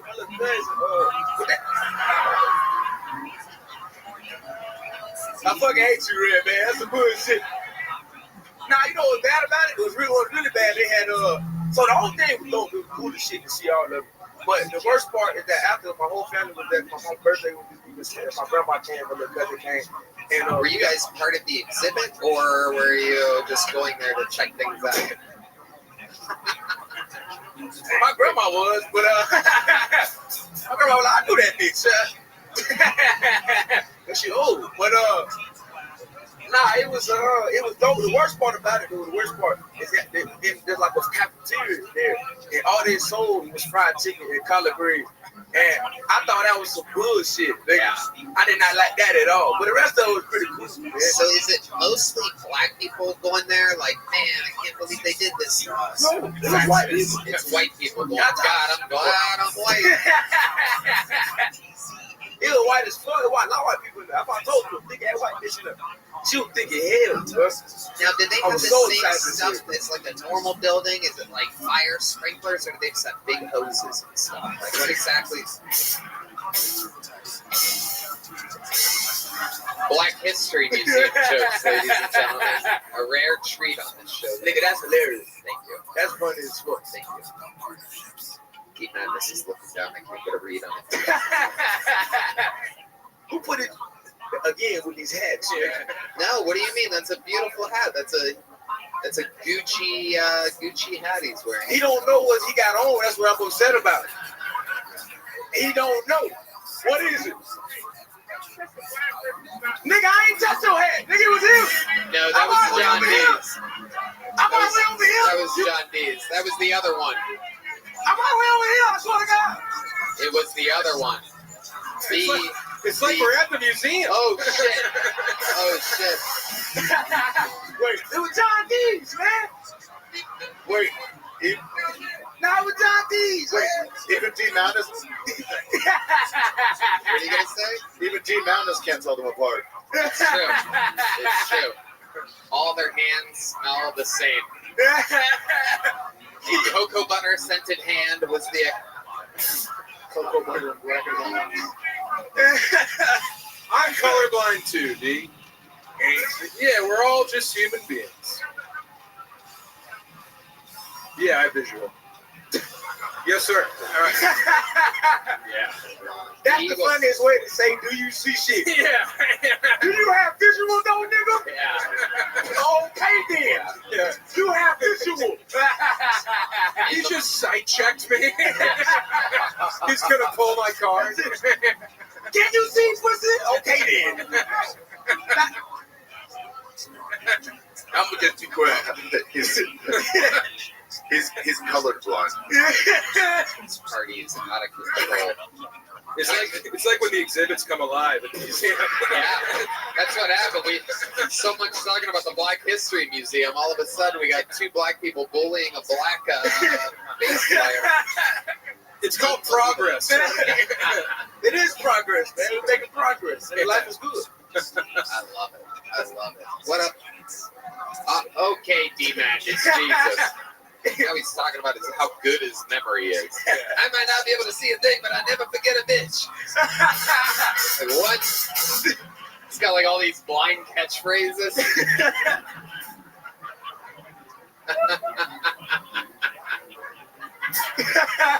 God bless D-Madness. God bless. And God bless the United States of America. So Cam, the road's been good. DC was fun. Yeah. Black History Museum. There's a lot there. Yeah, it was dope. My little cousin, they took out of school so she could come see it with my grandma and shit, and she didn't give a fuck about none of them. She's 6. Like I was talking, like, look, that's Harriet Tubman. She's like, Harriet Tubman, and then walked away. Yeah. She don't give a fuck about none of that shit. But she had a good. But the funny shit, you know, I had to do applause and shit on the road. Yeah. And my auntie was like, it's like she a thug. That's like my best friend. And she called me and she was like, you see, that's her daughter. She was like, you see my daughter? And I want to tell you something. Put that bitch on camera, she a star. Usually when people call about their kid, they go, don't put my kid on camera. My auntie like, put that bitch on camera, she a star. And we didn't. I'm the only star in this family, nigga. Damn right. Damn right. And it continues. The great and powerful Cam Patterson, ladies and gentlemen, has done it again. Make some goddamn noise for Cam Patterson. All right, back to the bucket we go. This is another new name. Make some noise for Peter Grant, everybody. We're going to meet them all together now. Peter Grant.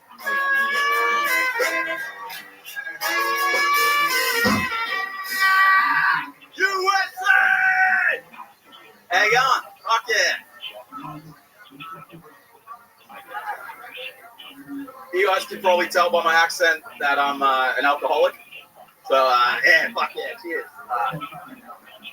Have one for me. Yeah, fuck yeah. Good to see you. As Rock on the team, I get it. My day job, I work with people with special needs. Thank you, one person. Fuck that. I work in construction. Yeah, so everyone that I work with has special needs. Fuck yeah. Any blue collar boys in here? Not enough. Fuck yeah, dude. I'm a carpenter. I hear you guys need a wall built. Not by an immigrant. Hell yeah. I only have myself to blame for getting into construction as well, because I took career advice from a man named Benny Benassi.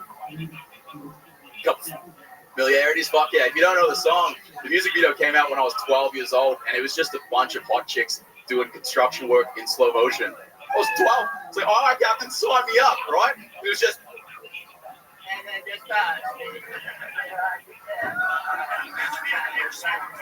Yeah. Now he just gets called queer for a living. Fuck yeah, I'm Peter Grant. Thank you guys. All right. Peter Grant. Welcome. Hey, Tony Hinchcliffe. Hello. How are you, Peter Grant? How long have you been on stand-up? Just over 6 years now. Where at? Mostly up in Vancouver, Canada. Okay. Yeah. And the accent originates from? Australia. Which part? Melbourne. Outside Melbourne in the country. Yeah. Yeah, I'm a little small town boy. Hey, Sam, how you going? And you really work construction? I do. I'm a carpenter. Yeah. All right. Carpenter, sorry. It's good. It's good. Look, you don't have to do it. You can sound like a great human I used to have being. long hair. You used to have long hair? Yeah, Jesus was my inspiration for a while. Okay. And then I found out that was bullshit, right, Texas? What does that mean to you exactly? I grew up Catholic and then started smoking weed, and I like conspiracies more than God, I think. Now you believe in conspiracies and you don't believe in God? Yeah. What do you think created the universe? The Anunnaki. Wow. Okay. Sorry, I'm one of those fuckers. It's got a point. It's okay. Said he was built on that. Yeah. Makes some sense. You're part of that bloodline, right? The Anunnaki. Yeah. Yeah, we came a long time before things were recorded. All right, Peter. So now you live in Vancouver or what? I just got married this year to an American woman. So I'm legally down here, married, spousal visa. Where does she live? She's from West Virginia, but she lives with me now, Tony. Where at? Austin, Texas for now. Okay, for now. Are you planning on moving somewhere? Yes, we've got a house up in Canada that needs to get off our mortgage, and then we're down here. So you're going to move back up to Canada? To sell the house and then back down to Austin. Yeah. Okay. What does she do for them? She's a retired chef. She's a retarded chef. Can't imagine so many how delicious this my food must be. I know a 470-pound man that would love to be married to a retarded chef. Yes. What gave it away? Yeah. The fact I won't get Yeah. Is he still walking down? Yeah. Do the stairs still exist? Him and the stroke guy are in a race right now. It has been a true freak show here today. What's the freakiest thing about you, Peter Grant? I love cigarettes. Oh yeah. That's such an Australian answer. I like the romanticization of it, though. Thank you, Red Band. Like, just look at what do you mean exactly? Just look at Brian right now. I don't need to look at Brian. I've worked with him for over a decade. Why don't you describe using your artistic capabilities exactly what you mean? I only have two heroes in life. One is Melania Trump, and I've already accomplished that. And my second guy, I'm married. What do you mean you've already accomplished that? I'm married to get into the country. Oh, Jesus. What? That's weird. My wife's American. Sorry. So you were doing really well for a minute. No, we're deeply in love. Like, I love my wife. That's not a question. I wasn't asking that. Yeah. No, I feel like I have to retort what I said before. Sure. Okay, the most interesting thing about your entire life, Peter, you seem kind of like you have like construction guy vibes that just like, really hilarious. You seem like a normal guy that's like trying it out. Maybe you're nervous or something. A little bit nervous, I'd say, for sure. So give us something crazy. Tell us something nuts. You ever seen almost die or something? Yeah, I was the first responder on a guy that jumped off the bridge a couple of years ago. Did he land on JP? He wouldn't be the first responder then. He'd be fine, yeah. No, I held a man while he was dying, and yeah. What did you say to him? You're gonna be okay. You're gonna be just fine. I know you can tell by my accent that you don't mind the didgeridoo. I just have a little Australian gas. You can tell by my accent I'm an alcoholic. Looks like you need some special needs that I cannot take care of. What did you say to him? I'm sorry, mate. It's not looking so good. You jumped off a fucking bridge. He already had the hospital tag on, so he already still had hospital. Oh wow, ready to go. Yeah, so he was out of a mental institution? I believe so, and then jumped off the bridge, and then I was just telling him to keep breathing because I didn't know what else to say. Good work, bro. Yeah, that's excellent work. Wow. Did someone say that to me now? Keep breathing. All right. This country's lucky to have you. Thank you, Sam Town. I appreciate it. Your wife is for a living is a retired chef. Yeah, she picks and chooses her job. She doesn't really work full on anymore. She does expedition chef all around the world. She gets to pick and choose where she goes now. Retired has a different meaning in this country. She's a part-time chef. Part-time. There you go. She's a chef who's on smoke up. That's good to me. I get it. Yeah, so I like it. Yeah. What do you miss most about Australia? I was just back there, and Texas has a lot of it, but it's just easy. It feels like here there's a lot of stuff going on in the cities. I know that sounds like oh, fuck, it's retarded to take back there, but it's just everything's calm, and I miss the calm. It's a lot more here. I'm from a small country town. I'm not used to the cities, so been living in Vancouver. It's not much of the city. What do you hate most about Australia? Ooh, the people. What do you miss most about Canada? Not much. What do you hate the most about Canada? Oh, Trudeau, probably. Okay. I've lived there and watched him. What do you love most about America? I love your amendments. I think that it's good to have a structure in play. Well, how's that win you got? I like that you have a Finally structure got the crowd on your side. Ride the Thank wave. you. Ride the wave. You still have a chance. Final question. What do you hate most about America? How hard it was to get in, but I guess that's a good thing. I think we need stronger fucking, what's the word? Borders. Yes, thank you, Red Band. Red Band helping me for a change. Look at this. What's happening here. Little joke book. There he goes. Thank you, guys. Grant. All right. Theater Grant. Theater Grant. He's a normal guy. Hi, everybody. All right. We having fun out there still? All right. Make some noise for your next bucket bowl. We're going to meet them all together. It's Lino Rodriguez. 60 seconds uninterrupted for Lino Rodriguez. He's been on this show before. Here we go. All right, guys. Lately I've been trying to be a good boy because I've been a nasty boy. I've been a nasty boy. I'm trying to be sober. I'm trying to smoke cigarettes and drink coffee and the occasional cocaine and prostitute. I call it New York sober. New York sober. Yeah. No, I'm just joshing, guys. I fucking hate coffee. Cigarettes are cool. I'd rather be bored. I'd rather die early than be bored for 7 minutes. Everyone thinks they look cool when they smoke a cigarette. I think you have to look cool before the cigarette ever enters the equation. Yeah, some people look like James Bond, 007. But when I smoke a cigarette, I look like I belong outside of a Waffle House. They call me double eggs over easy. I don't know, guys. Lately, I've been listening to house music in my studio apartment because I'm optimistic,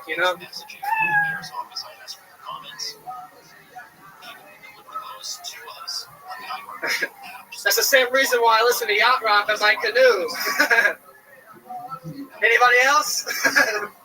There you go. All right, Jesus Christ, I thought it was never going to end. Lino Rodriguez, seems like you had a lot of fun up there. You got some laughs proving that this audience isn't perfect. You know what I mean? It's just some people are just laughing at the space in which it seemed like there should have been laughter. There's no real reason for laughter at all at almost any point throughout the entire thing. Is that how it's been going? Are you here? What do you think about that?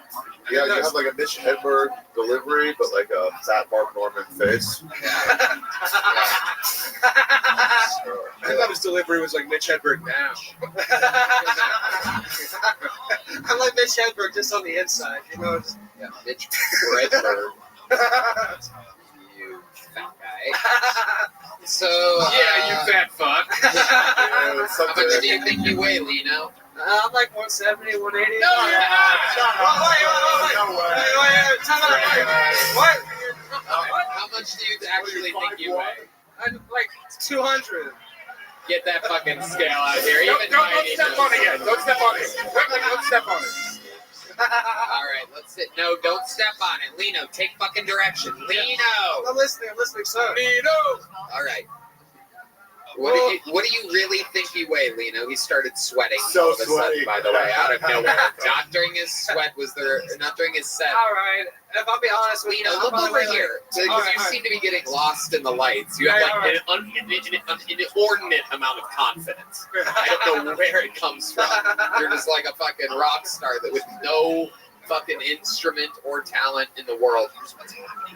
Focus. Yes, sir. What do you truly think that you weigh? Probably like 260. Okay, there you go. That's a real guess. I was gonna guess 260. I think we all about agree. Go ahead, step on the scale. You said 170. I love how Sam's putting the mic up to the. What do we got there, Sam? 265. Wow. Oh my goodness. Oh my god. 170, bro. You had so much fucking confidence when you said that. I've been eating my vegetables. I don't know. I'm sorry. You know you haven't. I thought I looked good. All right. You didn't think that would happen. What a nightmare. You know what will curb your appetite, Lino, is Zippix nicotine toothpicks. Have you gotten a small joke book before? I have gotten that before, yes. Well, there you go. Fill it up. Lino Rodriguez, everybody. There he goes. There goes Lino. Yeah, you're done. We're going to fly through some bucketfuls here as they get Oh, my goodness. worse and worse. Ooh. The horn players love a fellow Rodriguez. Your next bucketful, 60 seconds, uninterrupted, goes by the name of Eric Gallegos, everybody. Eric Gallegos or Gallegos. Here he is.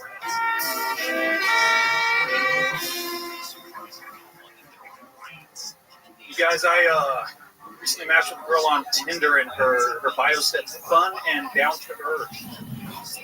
Yeah, I wish I knew that was code for living in a tent. Yeah, I was walking down 6th Street earlier, and I saw someone with a shirt that said "End Alzheimer's." It's like with what? A shotgun? Do y'all ever notice how potholes and crackheads are really similar? Yeah, you know, it's like they go spend all their time in the street. All they do is annoy people. And when you run one over, you're like, ugh. I blame the city.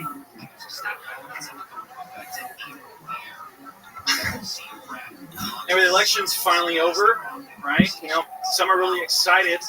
Some are really sad. I mean, I'm worried because pretty sure I'm getting kicked out of women's basketball next year.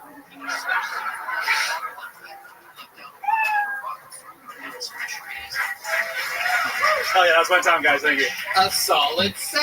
That was That's good. how it's done. That He had the was same confidence as the last comedian that tricked a lot of you into laughing. But he had actual jokes on this one. Some smart, witty things. Oh yeah. Good work, man. Thanks. I like the homeless pothole thing. Yeah, that's pretty good. Yeah. Hell yeah. Thanks. How long have you been on stand-up? I'm about to hit 2 years this January. You've been on this show before. Yeah, I was on in June. Right. And how did that go? It went okay. Not as good as this one. No, not really. You've been working hard. You've gotten a lot better. Dude, I'm fucking trying, man. Austin's awesome. The opportunity's here. So. Do you think it helps to follow a complete zero? Maybe a little bit. Yeah. It's a lot easier to go up after a human nothing, right? Yeah. More like lean? No. Yeah. Oh, it was Lino. Yeah, that was He Lino. was not lean. No. Okay. So Eric, tell us about what it's like being a young comic here in Austin that's working and progressing. So you've been doing it for 2 years. Dude, you're just trying to fucking stay happy. Yeah. Good luck. Tell us about that. What's that process like for you? Man, I just sorry to interrupt. I try to take it really seriously. Try to just every free moment. I don't work as much as I used to. Like I work part time. So what's that job? I think self-harmless. You look like a falconer. Yeah. Fuck yeah. Yeah. You should have gauntlet on. Put your arm out. Let's see what happens. Yeah. Put your arm. There you go. Red Band has no comedic timing whatsoever. Great. Red Band. I really believe look to see if he would do that. I wouldn't be surprised if they had a bunch of trained birds. Deep Madness approach to the sound effect board over here. The old no-look Red Band set. The bird landed before you put your arm out. That's how great of a falconer you are. It's incredible. Have you made any friends out here? Are there other warlocks in town? Yeah. Couple. Yeah, a couple guys on the bridges. Couple troll. If we had to guess which of these comedians was the up-close magician, it would have for sure been you. Yeah, no doubt about it. Do you know any magic tricks? I know how to make a girl disappear. Okay. That's frightening. Very crazy answer there, but it's a comedy show, so we'll just let it ride. You look like you kill women, is what he's saying. Yeah. I'm pretty good at it. If you're lucky, all you do is kill them. Great. So, Eric, what is your love life like? You go on dates? I've been on a couple dates here in Austin. I never go on a second date. Which is what? Let them put them in your trunk? The best date you've had in Austin. How did that go for you? I took a girl to see Casey Rock. Okay. All It was right. pretty good. She said she'd never seen a comedy show. Okay, how did that night end? Did she just avoid your advances by rolling? Sideways,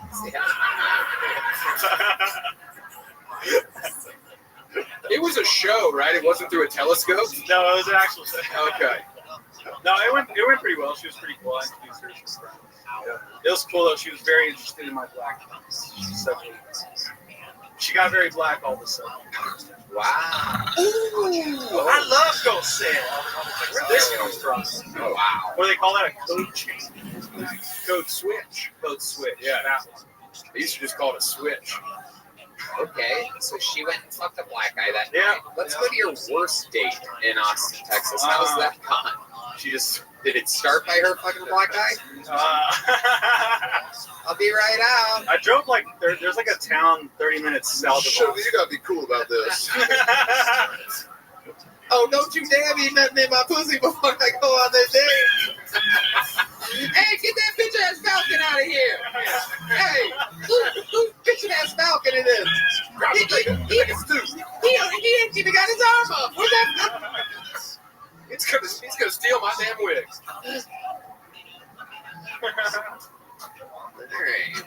How would that laugh and stare at you was pretty evil.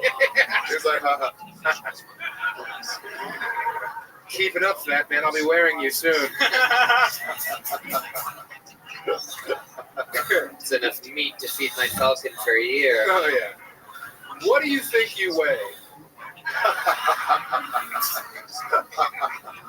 Don't overestimate by, I think I've weighed the same weight for like the last 15 years.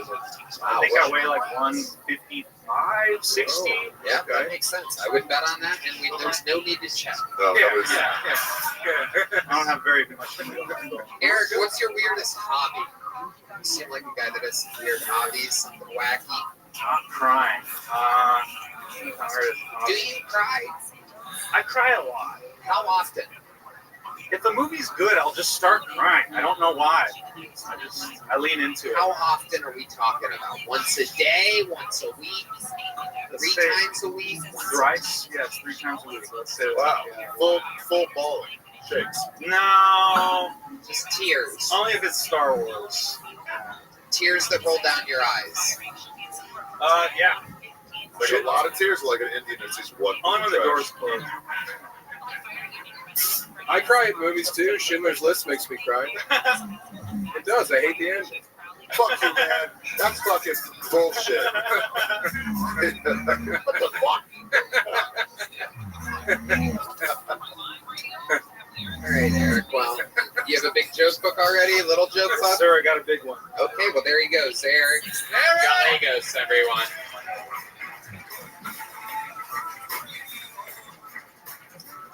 All right. Another bucket full. Ladies and gentlemen, this looks like a new name. Make some noise for Judah Z. Judah. See. What's going on, Austin? Doing good. I'm feeling pretty good. I'm having my birthday come up soon. I'm turning 41. People tell me I look great for 41, but that's not fair because people look like shit. Getting my middle age is not all that bad, you know, like all middle-aged men. I always know the 7-day AccuWeather forecast. That's right, I always know the weather, but that's because I'm Jewish. And it's easy to know it when you control it. Right? I'm actually in an interfaith marriage. I'm Jewish. My wife's anti-Semitic. Can't blame how we raise the kids, you know? Growing up Jewish, I actually always thought I was going to marry a Jewish girl. But then I decided to marry an attractive one instead. My sister hates that joke. Yeah, her and her ugly kids. People think because I'm... That's it. All right. Thank you, guys. I'm Judah Z. Okay. Abrupt ending there. Normally a true Jew would make the most of their time. I thought I'd cut it a little short. Give you that was a Jewish minute, 56 seconds. Nice. Yeah, wait till you get paid, then go the whole time. So Judah. What did Judah Day? I saw the name and I'm like, oh, fuck. So I didn't put my last name because it's even more Jewish. What is it? I knew it was short. Jewenstein. No, what's that's not very it's good? Hirsch. It's Hirsch. Hirsch? Yeah, but I go by Judah Hirsch to Z? It's less Jewish. Why not H? It's Zeb is my middle name. Oh, okay. Or even more Jewish. Wow, Judah Zeb Hirsch. Jesus Christ. I know. You're really making it easy on the comment section right now. Yeah. Spamming it away. Yeah. Because you guys can have spam, right? It's not real pork. I'm a good Jew, so I eat bacon every day, but only great value bacon. Okay. What do you think is the most Jewish thing about you? I'm offensively Jewish. Like, I'm okay at business, and my name's Judah. That's pretty Jewish about. That's it? Yeah, that's kind of it. Nothing else. I'm circumcised. Would you like to see what happens when I ask Ari Shafir the same question? He's King Jew. No, that's Jesus Christ.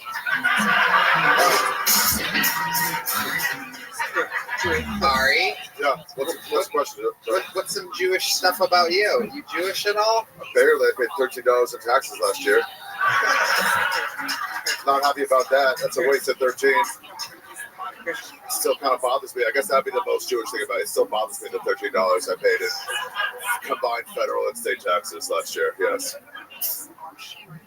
I'm upset you brought that up because I kind of buried that. He's more Jewish than me. Yeah, that is. You beat me. That's why he's the King Jew. I wonder which one of you would last longest in a cast chamber. That's what I smoke a lot. No, he's already holding his breath. Here we go. Oh, I got Ari all the way on this one. Judah's shorter. The gas won't get him. All right, Judah, what do you do for a living? I don't do too much now, but I used to. Bro. Yeah. I know What are these answers? Why don't you just answer the fucking question? I don't do too much. You're going to be interested to know when I come around to answering the question that you have. What the fuck do you do? I don't work now, but What did you do? I used to work for a James Bond film. Okay, what did you do for a James Bond? It was like a henchman. Okay, what does that mean? Like if you're a James Bond villain, you're like, hey, I need someone to find me like a nuclear sub. You gotta ask somebody to go do it. Or that, or like sell missiles. He's riffing, man. No, this is a true. Yeah, that's what I used to do. What do you mean? What exactly did you used to do? You used to work for a guy who is now in jail. He was like a real life James Bond. I was like his right hand. Okay, well he's in jail, so let's talk about it. You don't have to be so vague. Yeah, you already told the judge. Tell us. Yeah. Thankfully I was away, but yeah, don't worry, he's been convicted. Is he in jail or floating glass box? They got him in federal penitentiary here. Yeah, so he was like an international. There's like a few books about him, like a documentary or two. His name's Paul LaRue. Okay. Paul LaRue. Yeah, you can Google him. Yeah, you'll see him. And what exactly did you do for him instead of such broad? I was his henchman. So he set up a very large criminal empire in the Philippines, and I was living. Oh no! I know. That's I know what what that means. No prostitutes. No, they Online weren't drugs. Yeah, they weren't prostitutes because they can't consent. They can't speak. They could be consenting. They don't speak English. So, Yeah, you but know, 14 you're not sure is what they're saying. still too young. All right. Yeah. It's legal there. How do you that doesn't spell make it that? okay. How do you spell that, LaRue? LeRous. Oh, Frenchie. Oh yeah, look at him. Did you like hang out with him? Yeah, I had to meet him every day at like 5 p.m. at his house. He's a full crazy guy. Yeah. How long did you do that? Like 2 years. What's the craziest thing you made you do? I mean, I had to go to Papua New Guinea and like bribe some forest ministers and stuff like that. But he was into crazy stuff. He was like selling missiles to the Iranians. And, Really? Yeah. His Wikipedia is art. Or like a Wikipedia. So yeah, it was a good time though. You know, I was in my early 20s. We had a good time. You know. Did he pay you well? Yeah, I got paid pretty well. What's pretty well? What's the hourly wage for a henchman? Yeah. You don't really work by the hour. You work on like success of a project. You know, so you get. Okay, so how much money did you make when he sold missiles to Iran? I was in it. I didn't do that. No. Sure. Okay.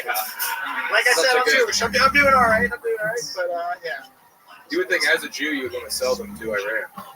He's not a Jewish. He's South African. Rhodesian. Yeah, he's a kind of crazy. Rhodesian, that's the worst one. Yeah, he's like that when it's from. Yeah, before they turned it into Zimbabwe. Yeah. He was kind of crazy. Is that why your last name's because of all the genocide you committed? Alleged genocide. Okay, you sound like this guy. Disputed Like 5 Gazans. Yeah. Come on, who isn't committing genocide? They just keep showing it from different angles. Look at the shadows. Where's the teeth, you know? Did you work with him until what, 2019, 2020? No, I stopped around 2011, and then he got arrested in like 2012, and then he just got sentenced Because you ratted on him? 2 years ago. No, I'm not a Jew rat. Don't point those Jew rat fingers at me. No, I didn't rat on him. You guys call each other Jew rats? Yeah. Isn't that a double entendre? It's redundant. Yeah. You can just say rat. Yeah. Or Jew. They're kind of interchangeable. Yeah, they both A Jew rat is like saying an Italian dago. All right. Are you scared that you just admitted this to millions of people? No, I wrote a TV show about it. I'm trying to. What's it called? It's called Henchman. Oh, Henchman. Yeah, it's a comedy, true crime comedy. Oh, you wrote a comedy for it. Okay. Oh, Tony. We're having anti-Semitic jokes landed. We're having fun here. Okay, so you really married? You really have an anti-Semitic life? Yeah, my wife doesn't like Jews too much. I can't blame her. I mean, is she Palestinian? No, she's Swiss. She's Swiss. Swiss, yeah. It's supposed to be neutral. Yeah. No. Definitely not neutral. This one, yeah. Definitely does not like Jews. Can't blame her. Well, you keep saying you can't blame her. Ari, when you meet an anti-Semite, can you blame them? Or you're like, I get it. Remember that show? I understand. Okay. I'm going to give you a little joke book. There you go, buddy. There he goes. Mazel tov. Judah Z. All right. Last bucket full of the night. Make some noise for your final bucket full of the night. Corinne Aaliyah, everybody. 60 seconds uninterrupted. Corinne Aaliyah. Sparkling water? That's basically just trans water. Thank you. It's not real. Thank you. Michael Gonzalez has a nickname at our gym. Yeah, they call him Big Mike. It's really crazy because I never knew he had the same nickname as Michelle Obama. Thank you. Thank you. People are getting upset that they're putting the 10 Commandments up in all the classrooms in Louisiana. I'm not sure why. Those kids can't even read. Thank you. Okay. My boyfriend has been training jujitsu lately, and that makes me really happy and excited that he's been training to protect me from all the other homosexuals. Thank you. That's it. Corinne Aaliyah. All right. You've been on this show before. Yeah. Welcome back. You have a new thing where you say thank you all the time. After like every joke, is that working for you in open mics or something like that? Yeah. It is. Yep. How do you think that would play in like an hour-long set when people came to see you, saying thank you 158 times? I like it. They would like it. I like it. I think it works. You like it? Yeah. You think it works? Let's see which direction this goes. Thank you. You're welcome. You're very welcome. It is. It plays well in a minute. What time do you have to be back in the home? What? What's happening? Thank you. It works. It works. What ethnicity are you again? Kyrgyzstani. That's right. Yep. Explain to Ari Shafir what that is. Yeah, let him know if What is it, Pakistani? No, so I'm half Cajun. My mom is from Louisiana, and my dad is Pakistani. Yeah. I got nothing, fellas. That means you can't read and you're not allowed to read.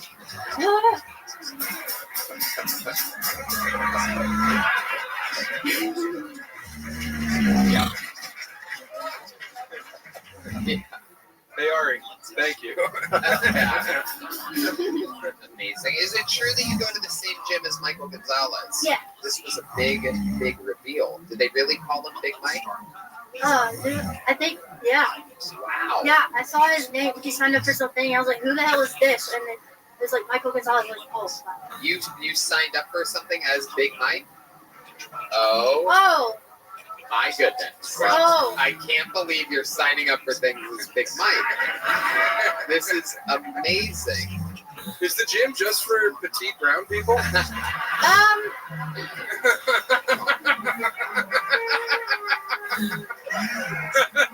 No. I said petite. Oh my gosh. Thank you. I didn't actually know that. I thought it was you. Oh. It's for sure you. Yeah. I didn't know that. Big Mike Gonzalez. That's a new nickname on this show, everybody. Big Mike. Join the fray. You're welcome.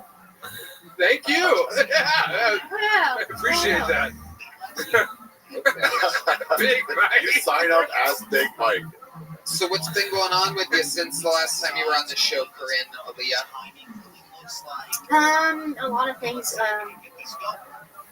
Okay, Michael, stop talking to the rest of the band. You can talk to them after the show. He's literally in the in-ear microphone for the rest of the band going, she literally made this shit up, guys. Yeah. I did not sign up as Big Mike. Dude, Yeah. We're 15 minutes away. You can rationalize you calling yourself Big Mike after this. Yeah.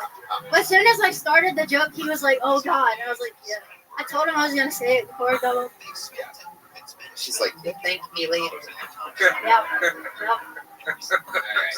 So, Nothing much, just training, just working out, doing Muay Thai. I still do that a lot, 3 times a week. There was a guy up here who was eating more Thai earlier. yes. No doubt about it. No doubt about I it. love Thai food too. Yeah. We are the same. And you really have a boyfriend that you work out with? Yes. And and you guys all work out at the same gym as Big Mike over here? Yes. Who's stronger, your boyfriend or Big Mike? Oh shit! Oh shit! Oh shit! Tell the truth now, Big Mike says. Big Mike, Big Mike, Big Mike, Big Mike. Oh, he loves it. He loves this new nickname. Oh my God. I think we know the answer. Oh, wow. He wants to take off his shirt so badly, ladies and gentlemen. He's going to reveal why they call him Big Mike. You want to take it off? Oh, my God. Do it. Oh, my God. Wow. Oh, my God. Wow. Hell yeah. Why do you encourage him? 85 pounds of shredded beef. Absolutely crazy. Wow. Hey, Big Mike, thank you. Oh my goodness. We're going. Wow. That is one of the most ripped quesadillas I've ever seen in my entire life. You see his cum gutters? Those are pretty nice. Yeah. There you go. That's a crunch wrap right there. Hell yeah. Absolutely unbelievable. What's your boyfriend do for fun? He's around. He's around? Yeah. Like around? Like he's a big fat guy? What do you mean? He's around. He's always around here. Are you avoiding a gunshot? Yeah. No. Okay. He's Jesus. He's Jesus. Oh, it's Josh. Is that true? Yeah. Really? Yeah. Now who's taking Wow, Big Jesus, Mike? Josh, the guy that helps D Madness. Good job, Josh. Wow, Yeah. that's incredible. I can't believe. I would not have guessed that about. I thought he was innocent little Josh. Where'd he go? He went into hiding. Where'd he go? He walked off. He's very shy. He can't believe this has come up. Josh, do you want to pop your head out here? What? Wow, yeah, he does. Oh, there he is. Whoa! Oh my God! Wow! Whoa! Oh my God! He almost fell over. The guy in charge of making sure D Madness is safe at all times just almost fell over. Who put that hat on D Madness? Oh, okay. You Pakistani bitch. I love it when D gets a little mad. He gets defensive sometimes. And this guy drinks all evening long. From the time the sound check starts. It's norm. It's different A from lot of his norm. people don't know that D Madness, as well as being a great musician and famously homophobic, loves having a few cocktails at night. Towards the end of the show, he could get a little wild. Hell yeah. That was your boyfriend? Yeah. Have you always been attracted to much older men? Yeah. Yeah? Yeah. You do? Yeah. Did you get a big joke book last time you were on? I got a big one and a little one. There you go. There she goes. Corinna Lee, everybody. On to the next one we go. Your final comedian of the night. You got to ask yourself, a show that starts with William Montgomery, well, how can you possibly end it? Well, there's only one way to end a show that starts with William Montgomery, and that is with the future American citizen. Yes, indeed. It is the Estonian assassin, Ari Matti.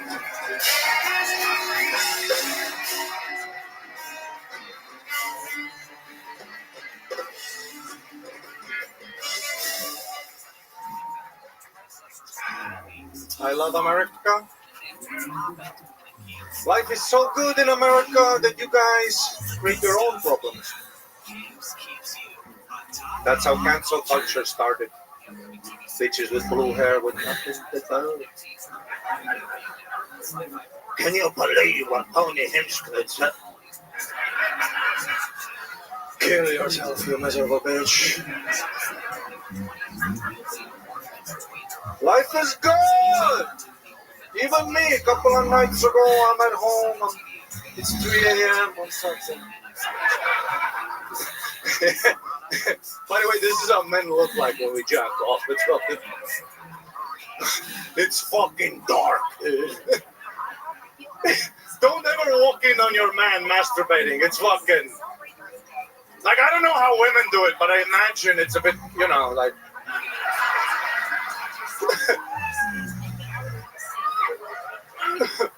It's a bit more feng shui, Maybe there's a candle or something. Atmosphere. Dudes are just fucking on the shitter pants by our ankles. Fucking. Must get the poison out. I have to make rational decisions. Holy fuck, I almost bought a BMW.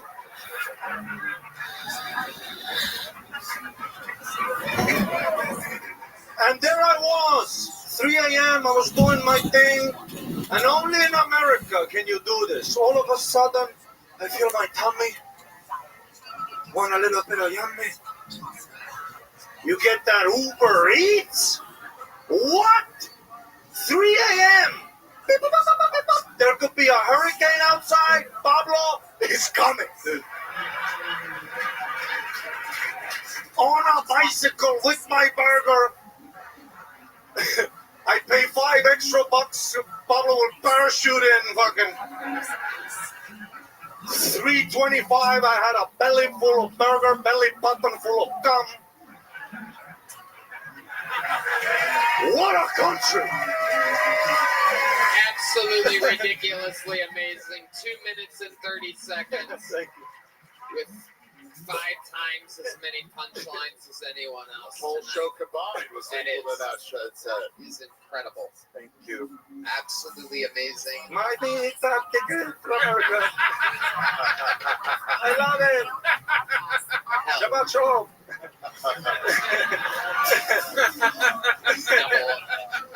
Double R's happening. Double R's, yeah. That's good. That was fantastic, Ari. Thank you. You've done it again. Absolutely incredible. How's life been going for you? That's been so good. Kitties. There they are. Boobies! Might be time We to get love up. boobies! Someone's Oh yeah, those things just make you want to get on the shitter and pull your pants down to your ankles. Yes. You can't even look back at it. I love it. Look at And those. fucking corn-fed titties, you know what I'm saying? There they are. In Estonia, we have them all malnourished. We just have the nipple. We're like, oh my god!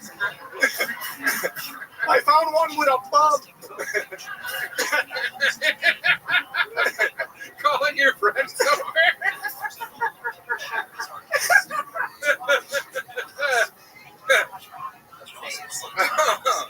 We had a little Christmas party here last night. Christmas party was great. Every chick here was in a relationship. Amazing. Yeah. That's always a fun party.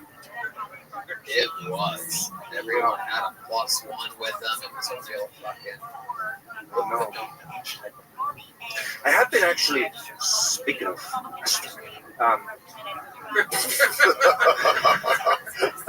I'm actually like incredible. Like I'm, see, I got too deep into the pornography for a while. It was, I was down bad. Oh, also in Texas, you know, they're like, no Pornhub, HQporno.com, not sponsored, recommended. High definition, curated by a pervert. Wow. High definition. High definition, 8K.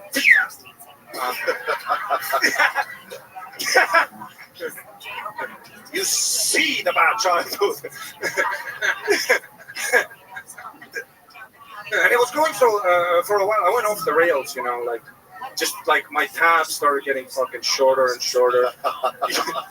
You know when you go so deep that there's no more words, it's just fucking scribbles.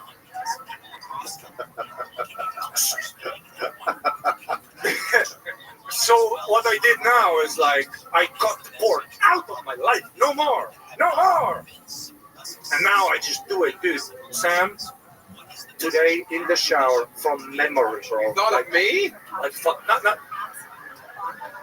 He was trying to not come fast. Yeah.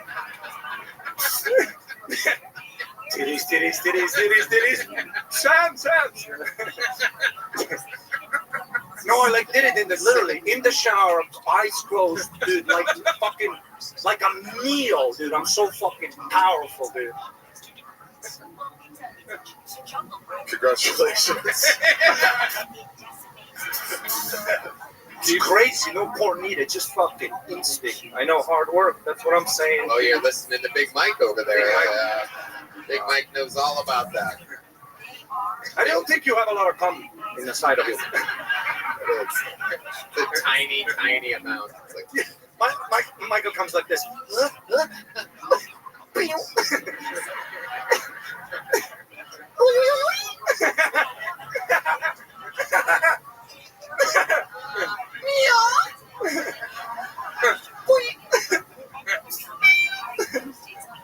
old Big Mike McLittle loads over there. Yeah.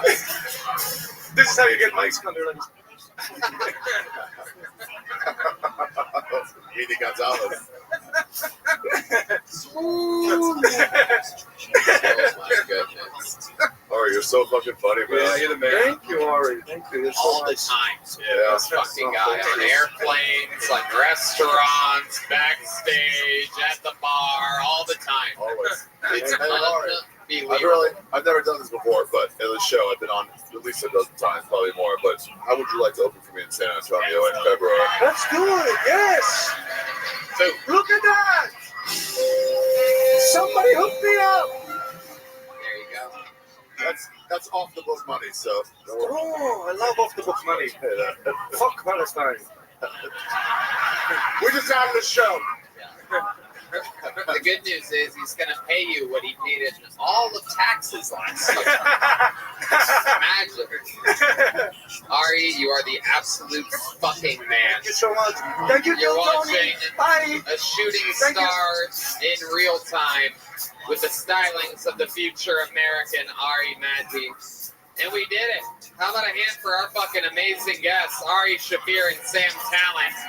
They're on tour. Buy their tickets. You know where to find them.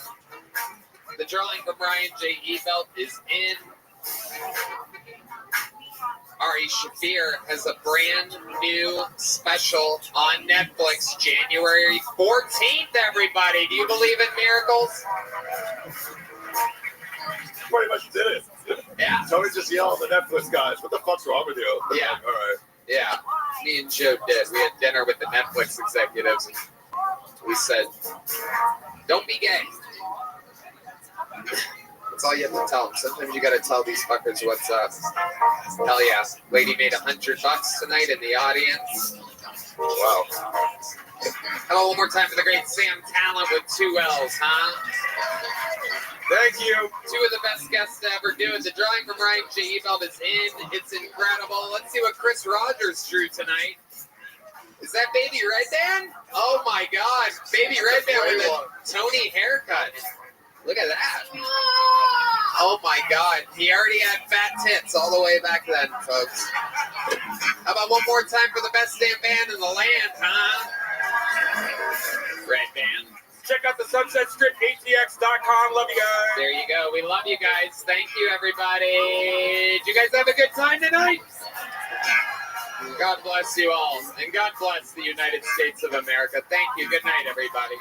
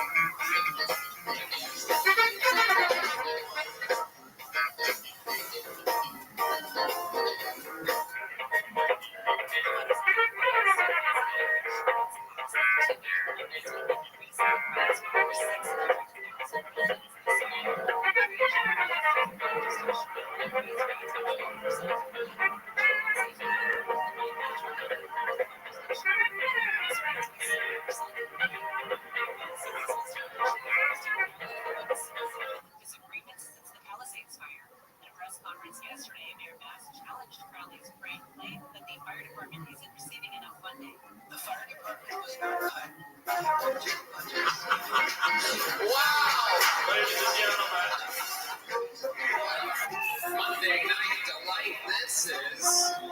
Whoa. Mr. President.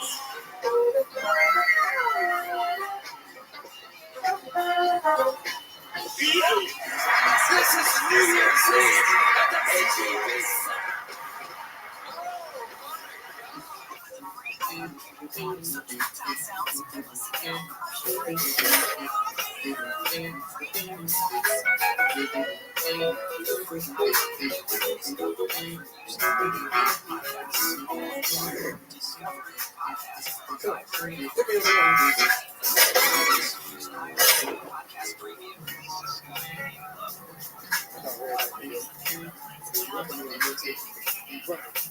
Get me on the rock.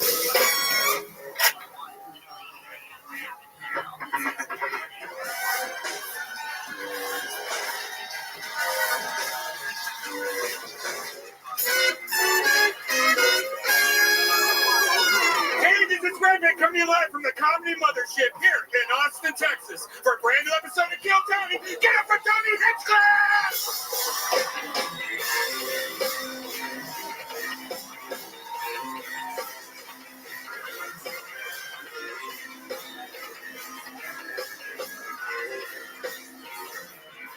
Who's ready for the best fucking night of their lives, huh?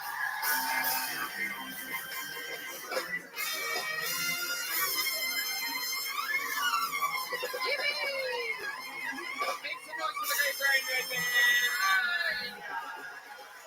And the best damn band in the land. Am I right, people? You are in the live music capital of the world. That is the Kill Tony Band.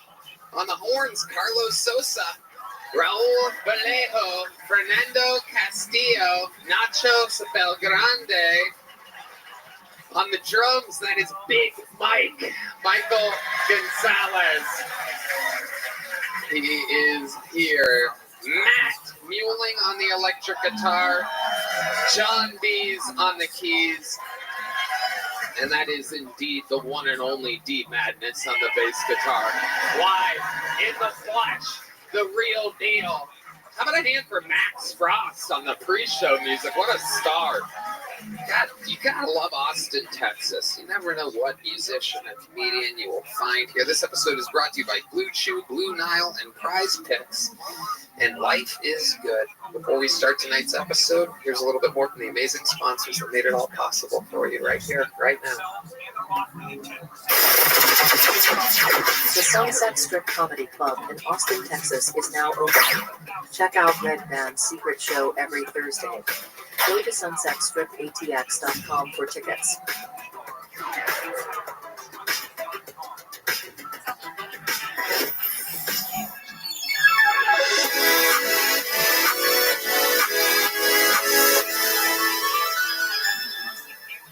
Are you guys ready to start tonight's episode? Every single week, I book the show, and what a great way to do it tonight. Two of the funniest human beings that have ever been guests on this show. Literally, one of them is the guest with the record, I do believe. We have to double check it, but I do believe he passed the late, great Brody Stevens for appearances on this show. Ladies and gentlemen, make some noise for your guests, two of the best. It's Louis J. Gomez and Joe Liss. Yeah, baby. Jay Gomez from the Legion of Skanks. Joe Liss is here. The birds are flying.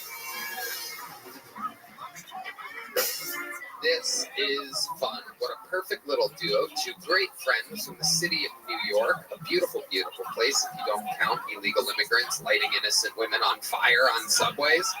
But other than that, a stunning city that we visit 2 nights a year exclusively to do your biggest arena. And I'm glad you guys could make it to a city with law and order. You call this city a city with law and order? Are you out of your fucking mind? The homeless people should light themselves on fire here. You clean up this shithole. Are you out of your minds? I've never been here and not run from a homeless person on this street. Well, in their defense, you do look like their perfect prey, Joe List. I mean, I'm not even homeless, and I want to chase you sometimes when I see you. I really am. Last time I was sprinting away from 2 homeless people screaming at me, and as I was running away, 2 hipsters in skinny jeans and fedoras were walking the opposite direction, and it was the most humiliating experience of my life. That is Austin, Texas. That was a Austin parade. That's our annual parade. The homeless go one way, hipsters go the other way. It's true chaos.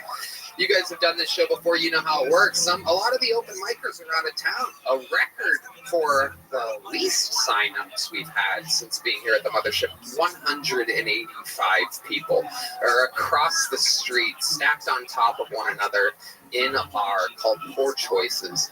And if I pull their name out of this bucket, they get 60 seconds uninterrupted. You know their time is up, and you hear the sound of a kitten.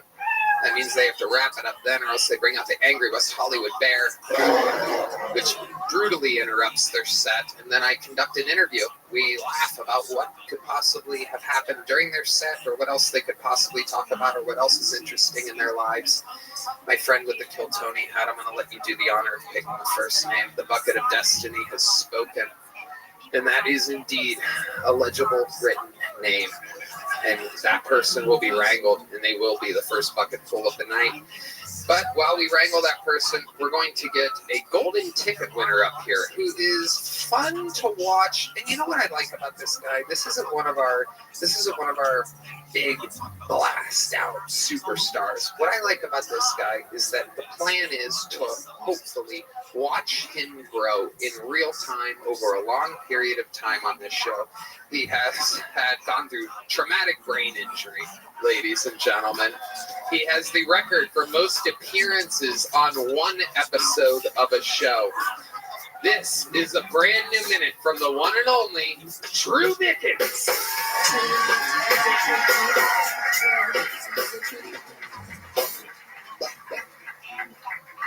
Me and my boys like to watch Special Olympic highlights to feel better about ourselves. And we were watching women's field hockey, feminism. When he came in and he said, "Would you hit that?" I said, "I can't." And it's because if you have sex with a special needs person, you will be looked at as a predator, as someone who's taking advantage of someone who you need to do better. If I have sex with a special needs girl, oh, Drew finally found love! And I deserve to be here. I drive a car, and I pay my bills. I shouldn't be on a date with someone who needs a chaperone. And my boy said, "Drew, you're terrible with women. You're like a shitty bowler. You need to use the fucking bumpers. Because you may not be cool using bumpers, but at least you hit something. I am one grilled cheese sandwich combo and a Wiggles concert away from getting the best Laffy Taffy of my life. Thank y'all so much." Drew Mickens. I don't know if I mentioned this before his set, but he suffered from a traumatic brain injury before. How you doing, Drew? I'm great. How are you, Mr. Tony? Hell yeah, you got a lot of energy. How did that feel for you? It felt okay. I felt a little tongue-tied at the end, but I'm getting my pace down. I'm not just yelling, Reddit. That's true. Oh, he's talking directly. Someone's been reading the internet. Not good, Drew. No, my mom told me that. She's like, "You need to stop yelling. Reddit is hammering you." Your mom reads Reddit. Your mom told you that the internet is hammering you? Yes! That is hilarious. Where's mom at? She's in Washington. Washington State. Yeah, absolutely. What does she do? She is an elementary school teacher. Wow. Oh my goodness. Has she always done that? Yeah, for about 20 years now. She's almost ready to retire. Okay. So what level is she teaching exactly? So she fluctuates. She'll go from 3rd grade to 5th grade. She'll loop, which means stays with the same students in the years. Like, it's just depends. Right. And what level are you at? Level enough to fuck your mom. Whoa! What the fuck was that? What the fuck was that? These people, all I do is help this fucking guy. All I do is help him. My mom told me that you suck too on the internet. And meanwhile, what do? I go, Drew, you got another minute? Let's try. Take your time. Enunciate. Fucking pace yourself. And then you come out and you say, oh, fuck your mom, don't it? What kind of fucking bullshit is everyone just take the knives out of my back? I can read between the lines and your mom's legs. What the fuck is going on? What is going on? Are you threatening to fuck my 78-year-old mother? Joy is very upset with you. Yeah, Joy liked you before this, Drew. We can go to... There's one more person posting on Reddit after this. It's a 78-year-old out of Youngstown, Ohio. Guys, what do you think about Drew Nickens? I'm not asking you. Are you guys insane? No. Louis J. I think Drew he's the sweetest fucking man on earth. He's naturally a very funny guy. He has a speech impediment and might be retarded, but beyond that, I think he's fucking truly great. I really like you, Drew. You know that. Thank you. Jesus. Joe? This is my first time meeting or seeing Drew. At first I thought you had a traumatic injury of the funny bone, but then you hit us with the fuck your mother stuff, and now I'm like, okay, all right, now I can get on board. But no, it was good. You said you're watching the Special Olympics. Are you sure the TV wasn't off and you're just looking at your reflection in the black screen? There were females there, so... There you go. All right, Drew. Well, way to get it started. You did it. We'll see you. We'll see you some other time. There goes Drew Nickens. There goes Drew. Drew. Whoa, the lovely Heidi, ladies and gentlemen. Oh my goodness. Drew scared her out of her slumber there. Don't want to be backstage with Drew. How about a hand for Heidi, everybody? Okay, let the games begin, ladies and gentlemen. This is the bread and butter of the show where we meet people. They have no idea. These people had no idea that they were even going on stage just minutes ago. And now, the pressure of millions of people watching them is upon them. 1 minute uninterrupted, and then an interview going to your first bucket poll that goes by the name of Ike Gazarian, everybody. Ike Gazarian. I was born in Soviet Union. My family moved to the United States from Russia in 1998. And out of all the cities in U.S., my homophobic father picked San Francisco. There are only 3 types of people that live in San Francisco. It's gays, Asians, and gay Asians.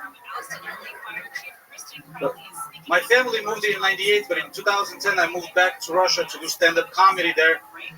Moving from United States to Russia to do comedy is a lot like moving from Canada to Afghanistan to play hockey.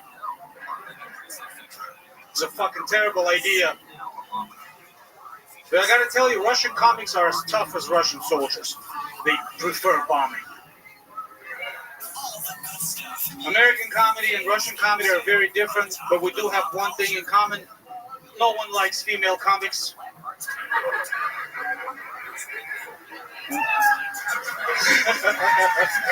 Thank you guys so much. My name is Ike Gazarian. Ike Gazarian. Welcome. Thank you for having me, guys. How we feeling? Welcome to America. How are you? Very good. How long have you been here? Since 1998. Okay. But I keep going back and forth to Russia a lot for comedy. Why'd you say for comedy like that? That was suspicious. You go there specifically to do comedy? To help Russia fight people.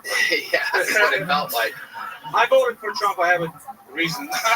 You did vote for Trump? Fuck yeah. That is so interesting. I love it. Okay. Are we letting them vote? I guess so. I'm from California. I voted twice the same day. Fuck yeah. Absolutely. Thank you, guys.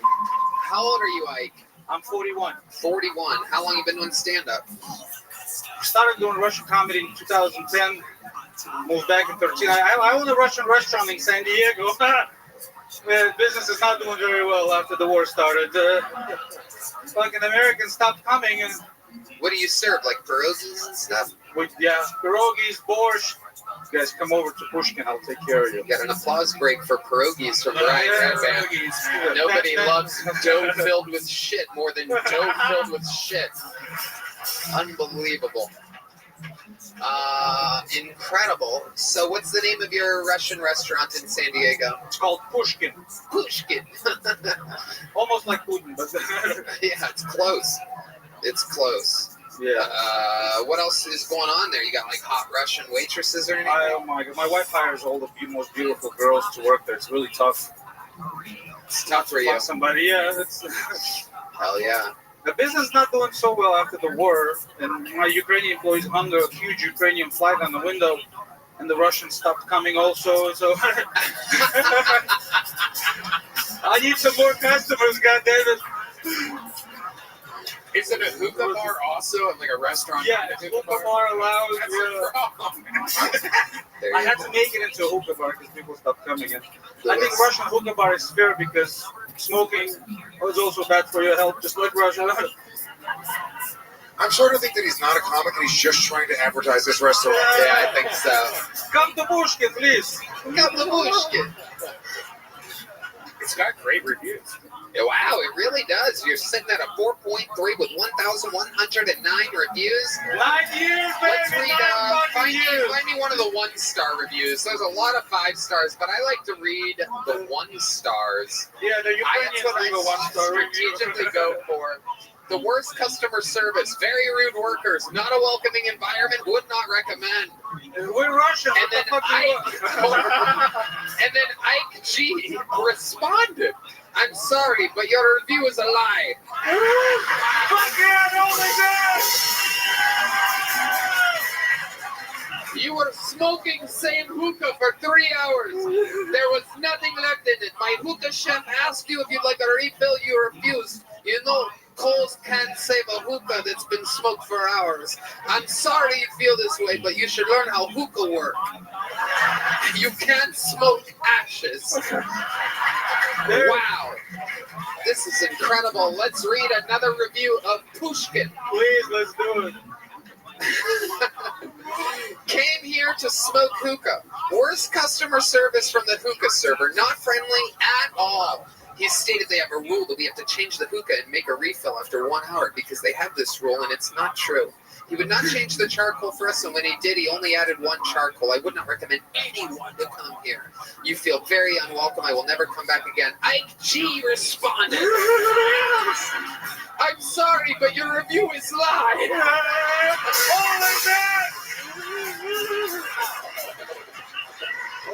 You were smoking same hookah for 3 hours. There was nothing left in it. My hookah chef asked if you'd like a refill. You refused. You know, coals can't save a hookah. That's my copy paste. My copy paste. I'm sorry you feel this way, but you should learn how hookah works. You can't smoke ashes. I swear to God. I'm not kidding, by the way. It would be funny for me to just read the same response. I swear to God. You can check these reviews. Hold on, don't scroll. Let me just. You do one good review or something. I'm losing customers here, man. Okay, 1 year review. 1 year ago. I and husband's experience here was absolutely awful with 2 exclamation points. We came to this place looking at their Yelp reviews as we were in San Diego for celebrating our anniversary. The pictures of the reviews are also deceiving. I wonder how they got all these nice reviews. Let's start with the ambiance. Nothing looks like the pictures. We get such a negative energy from the moment we met the people to the entrance. They were not welcoming at all. Still, we went in. Because again, the Yelp reviews looked so good. Went upstairs and got seated. The entire time we were there, it literally felt like people. All these people were here for a different reason. You know what I mean? It felt super uncomfortable. The vibe was absolutely dead, and the music selection is awful. Still, out of courtesy, we ordered 2 drinks and wanted a water with it. Well, guess what? You have to buy your water. Yeah, it's California. IG responded. Everything you wrote here is a lie! Including prices for water. Managers do not yell. This looks like an ad for werewolves. You wrote that? Fuck yeah!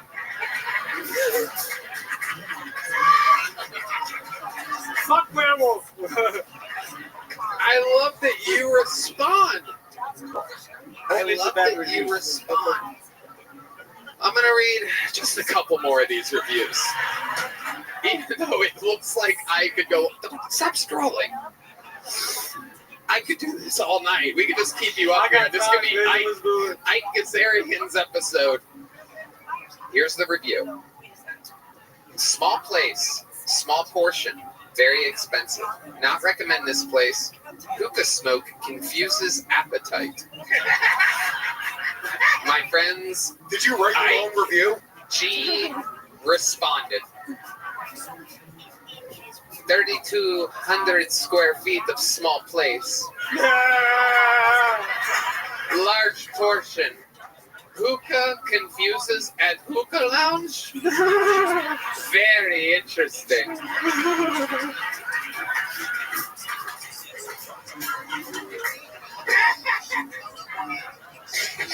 Oh, this is the greatest shit ever in the history of the show. I think we just found a new spinoff where we just have business owners come on and we read their...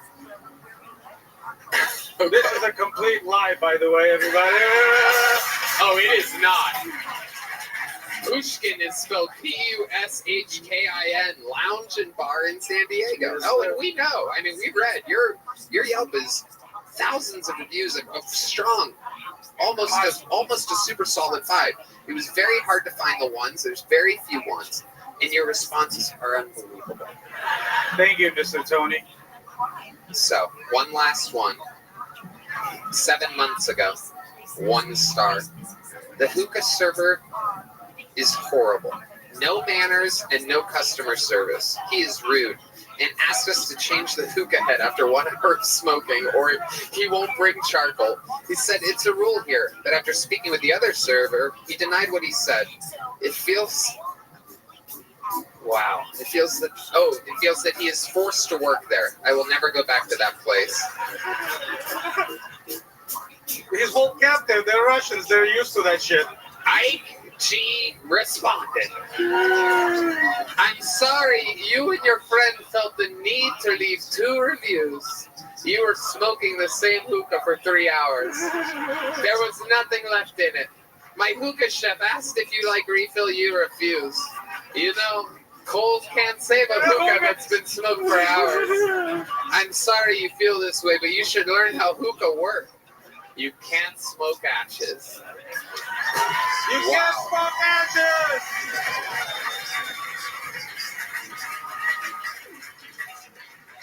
Wow. Wow. I mean, so interesting. A wildly successful restaurant, it seems. Was, yes. I do stand-up comedy, you know. And you lit the stage on fire. Thank you, sir. To the point to where we might need to change the charcoals, but being told we're not allowed for another hour. And unfortunately, we can't smoke ashes. Do you ever smoke Ukrainian ashes? Only before I go to sleep. I love it. What else do you do for fun? What else about you? You seem like a naturally very funny guy. I love writing a lot. Is this your wife? Yes. Wow. She's right here on my t-shirt. Oh my God, look at you. Represent. Hell yeah. She doesn't want you getting any pussy. Look at that. Babe, you wear a hoodie with my face on it? That's how I get the pussy, by the way. Oh, okay. No, honey, of course not. Oh, hell yeah. You got 99 problems, but abortion ain't one. I love it. I tour doing Russian comedy, American comedy. I own the restaurant, and I just try to do as many mics, as many shows as possibly can, and I do fucking well. I mean, yeah. And I'm lucky to be here.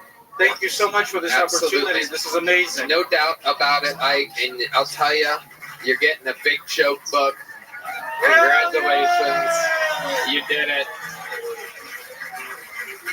There's nothing in it you have to write in, and I don't know what you're looking for. It's blank pages. It's for you to write jokes in. I appreciate that. Do you think there was Yelp reviews in there? I thought I have to write my name in it or something.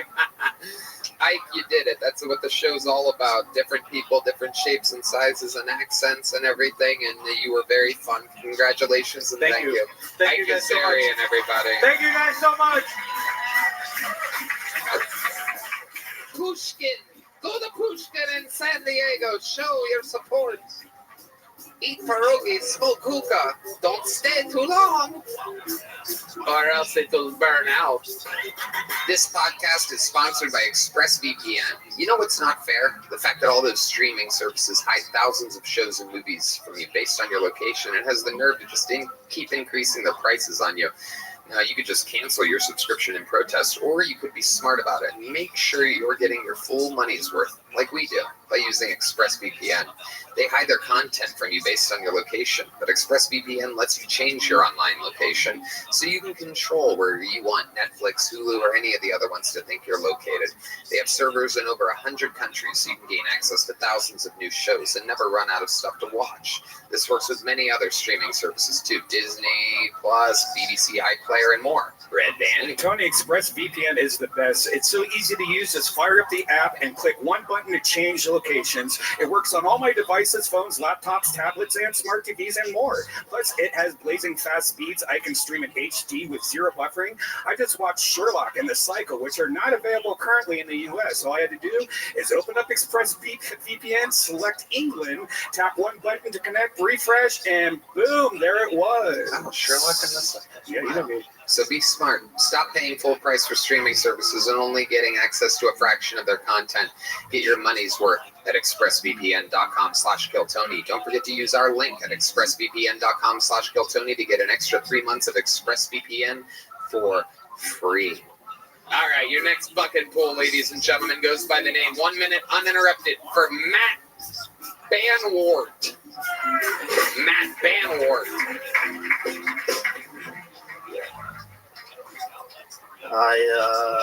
I have hand tremors. It's a medical condition. For me, every weight's a shake weight. I want to go to California, experience an earthquake just so I can be steady, you know? Everyone's like, what's happening? I'm like, I don't know, sudden clarity? This sucks, dude. I can't go blind. I read Braille with a stutter, you know? Just I would love to be deaf, man. I'd be the first guy doing sign language in a serif font, you know? Just, can you imagine getting bullied by the ASL community for your accent? I don't want that. I don't want to. It sucks, dude. I shake all the time, and it's been really bad the last 3 years. I used to love soup. I used to love chili. Now I just look chilly, you know?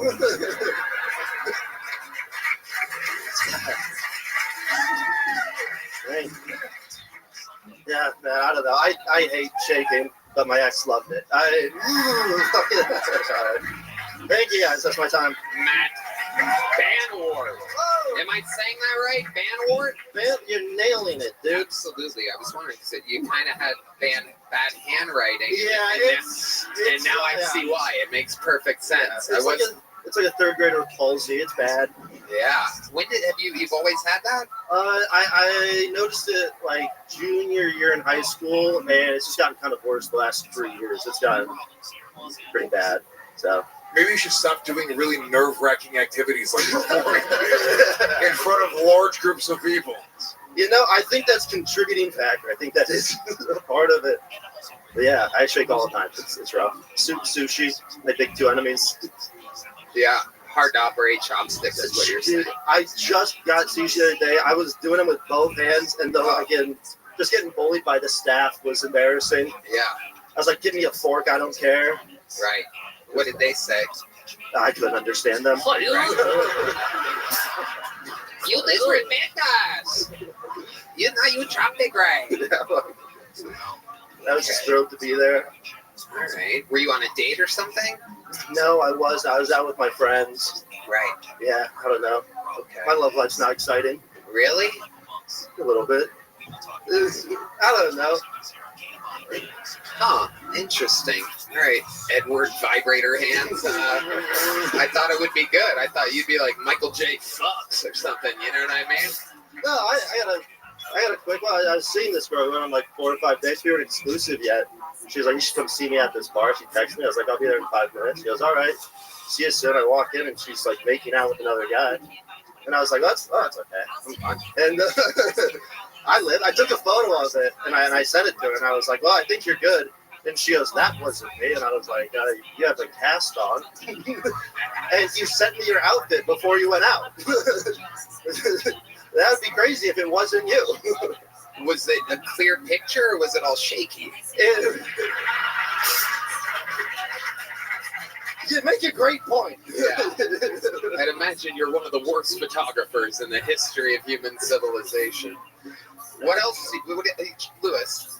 We should have him go fight the Ukrainians in Russia. You never know when I'm going to throw one, you know? It's kind of... Oh, hell yeah. All right. Nah, gonna miss. Yeah, absolutely. So what else do you do? I just stand-up comedy. That's what you do for a living?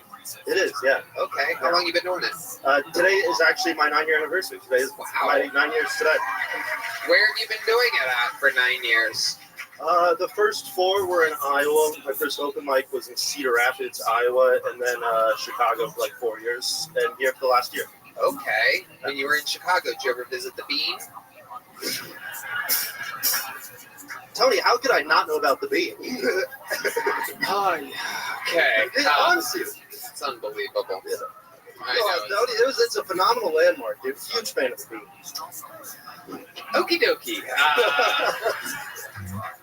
All right there, shaky hands, Jenkins. Let's just keep this interview going. What did you do for work before being able to depend completely on stand-up comedy? Yeah, I did. You made martinis at a bar or something? Spoiler alert, not stirred.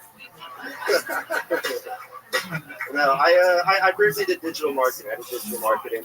You did that on a keyboard with a computer? It goes XR, T, T, T, T, T, L, L, L, L, L. Fuck. This job fucking sucks. Dude, I have to. I use voice to text people. It fucking sucks. I can't swear. It's just 4. It's like I'll be like, "Fuck," and it's just 4 star. Yeah. I just swear like a 3rd grader on the phone. It's bad. Right. Are you dubbing serious? Great band. Okay. Is your favorite band the Alabama Shakes? No, Shaky Graves. There you go. All right. Have you considered being a hands in the pocket comedian? No. Well, what would he have to possibly talk about if he did that? I got more. I talk about other stuff. I know. I'm just kidding around. How about hobbies? What do you do when you're not doing stand-up? Well, I'm a wicked good sprinter. Really? Yeah, dude. I'll race anywhere. My 40-meter dash is like unparalleled. What is it? Whatever you want it to be. No, I don't think that's how it works. I think I ran a 4.3. Oh, really? No, that's a lie. If I ran a 4.3, I'd be in the NFL right now. I would not be doing this. That's a weird thing to lie about. You said you're really great at something. I'm a good sprinter. I've never timed my 40s. It's hilarious that you think you can just be fast and be in the NFL. Yeah. You're the super fast kicker that can't kick. But it is a good thing to have when you're being chased by homeless people in Austin, Texas. So Matt, other than sprinting, do you have any other hobbies or anything else that you do other than stand-up comedy? I collect football cards. I'm a huge Iowa State sports fan. There's not a lot of us, and I collect Hakeem Butler rookie cards. He's my favorite player in the league, and he's not in the league. He got drafted but never played, so I collect all of his rookie cards because they don't cost anything. He's the only guy I can afford, so I'm his biggest fan. All right, Matt. Red Band. Does silencing your phone work? What do you mean by that? Like if he silences his phone, does he feel it? If I put it on vibrate, it just balances out. Right. Yeah, that's a reach. Don't know why I checked in with you there. Jesus. Okay, Matt. I feel like there's probably something more interesting about your life. What do you have any siblings that have this shaky disorder? Your family? Is it genetic? What do doctors actually say to you? Have you gotten it checked out? Yeah, I've gotten MRIs, I've had medication for it. Doesn't really work. I mean, it kind of. What kind of medication do they give you? It's propranolol. I don't know. That's the stuff. It doesn't really do anything though. It just kind of makes me tired. It's like a beta blocker, so it just makes me not feel happy. Yeah, it's kind of a downer, isn't it? Yeah. Alcohol help? That's Red Band's answer to everything. Does alcohol help? I wish. It does not.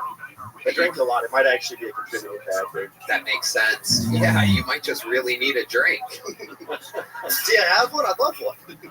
All right, well, I'm gonna have to go buy one after this. Matt, I like your style. You're getting a big joke book. Thank you, man. If you catch it, that is. The moment of truth. Wow, amazing. Matt, Van Wart, ladies and gentlemen. Wow. First shaky hands comedian that wasn't made a golden ticket winner in the history of the show. All right, your next bucket full goes by the name of Jeffrey Lee, everyone. 60 seconds, uninterrupted. Make some noise for Jeffrey Lee, everyone.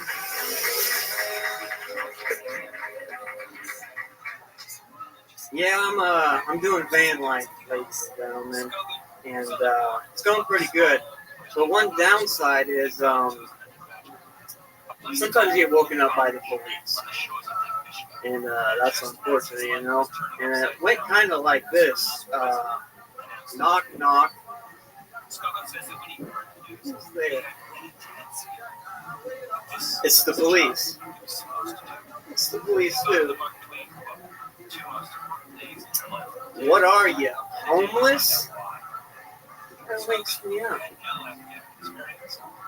Well, you had to knock, didn't you?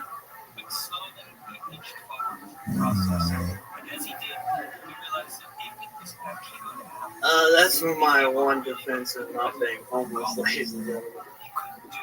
I'm a high-functioning homeless. Got a gym membership? I mean, what do you want from me, people? All right.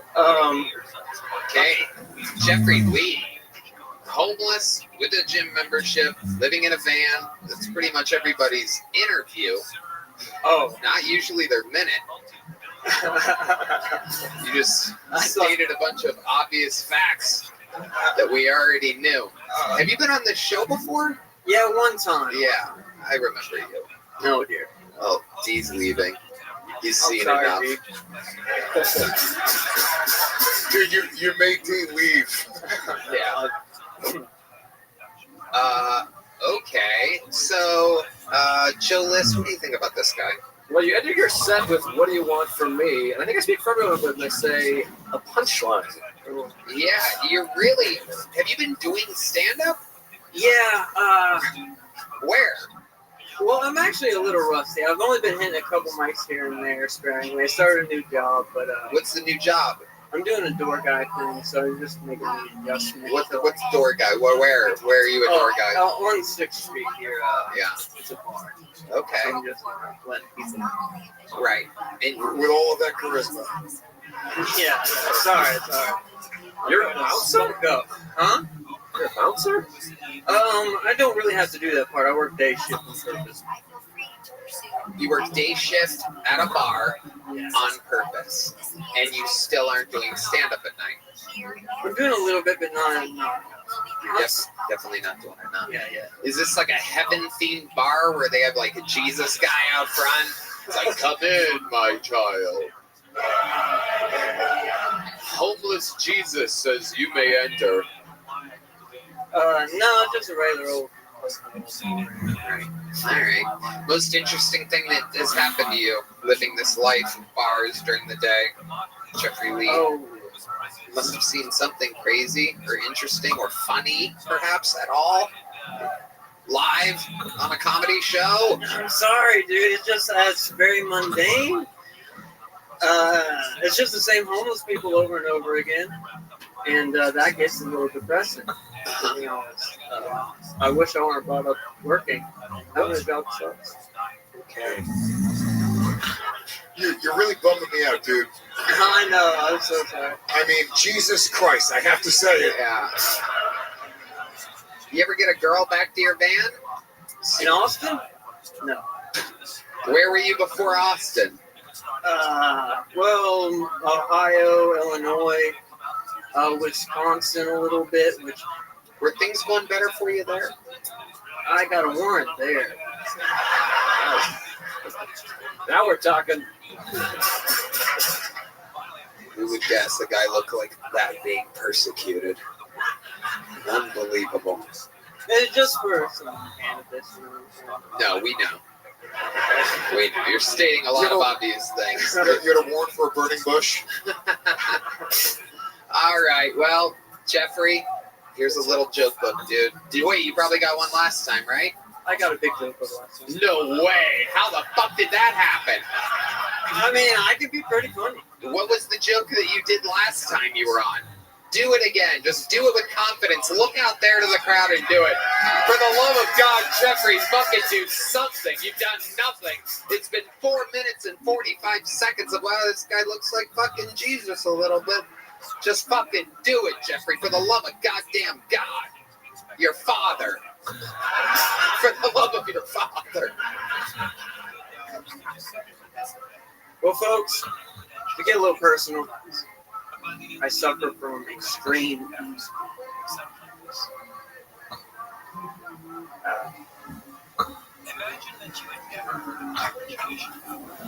European depiction.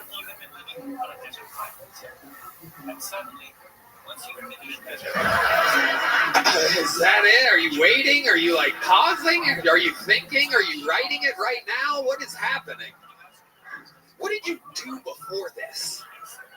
You see, you gotta give him a little time. So. Oh, didn't mean to break up your brilliant comedic pacing. I'm watching people put guns in their mouths in the crowd. Little did we know the punchline is right around the corner.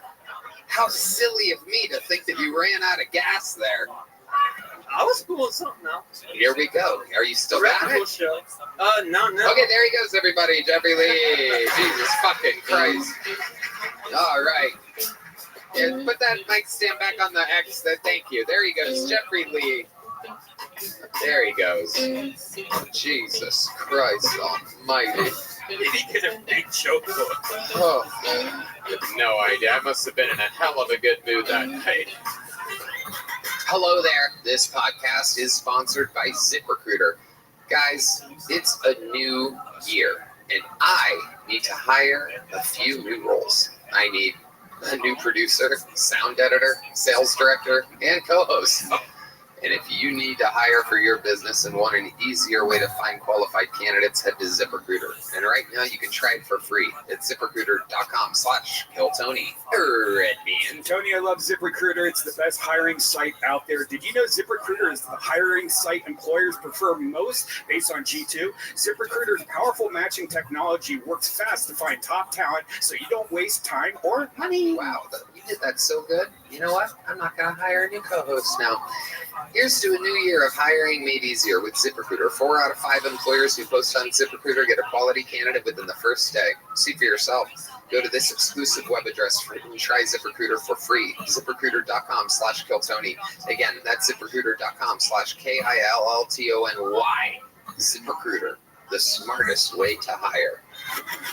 All right, your next bucket pull has been on the show numerous times before. This is the return of Ali Musa, everybody. Ali Musa is back.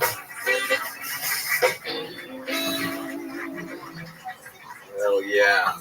So I love downtown Austin, you guys. It's amazing. I see the most wild shit. Like the other week, I saw a homeless boy band, you guys. I'm serious. You know, it was a group of homeless dudes all singing a song together like a boy band, like really fucking well. So I walked up to him and I was like, holy shit, it's the Fentanyl 5. Kick ass. Then one of them corrected me. He was like, actually, we're the Crack Street Boys. I was like, fair enough. We started heating up a spoon to exactly 98 degrees. I was like, what the fuck? Then I got flashed by the same homeless lady 3 times in the same night. At first it was funny, but by the 3rd time I was pissed off because we locked eyes and she just starts laughing at me. She kind of sounded like Beavis. She's like, yeah, got him again. Something about her laugh just triggered me, so I saw a cop and I waved him over and I was like, excuse me, officer, you see that lady right there? She won't stop flashing me. And I swear to God, you guys, he just looks at me and goes, yeah, that's Denise. And then he walked away. All right, thank you. Ali Musa, solid set. Laughs the whole way through. Almost made us completely forget about Jeffrey Lee, who was just up here minutes ago. It's incredible. We went from Jesus to the devil that fast. Here he is, everybody. 100%. The Dark Lord Lucifer has arrived. Yeah. Speaking of darkness, D Madness is back. Right on cue. You are what you see. Pure darkness. The great D Madness. Ali, that was a great set for you, especially for what we've seen before, I feel like, right? Feel like that was your best set? Yeah, it was one of the best sets. It's like the 6th time on You've been working hard? Yeah, get up almost every night. You look like it. Yeah? You look like you're exhausted. Yeah. You're a very funny looking guy. You're aware of this. Yeah. Incredible. How's life been going? It's been good, interesting. You know, just trying to work my way up the ranks of Austin comedy is definitely Tell us boring. what that's like. Give us an example for the people watching at home. I mean, you know, how many years you been doing it? 13 years. And how many years here in Austin? 3 years. Right. So go ahead. I mean, there's stage time everywhere. You can go to any open mic. You know, I've done the Mothership mic numerous times. You know, Sunset Strip I do all the time. Red Bands Club is amazing. Yeah. I do that punchline at the Pole show all the time. I probably get on stage 8 to 12 times a week. Travel back to Arizona, headline some bars, and here we are. And that's where you're from, Arizona. I'm from Arizona, yeah. Absolutely. Yep.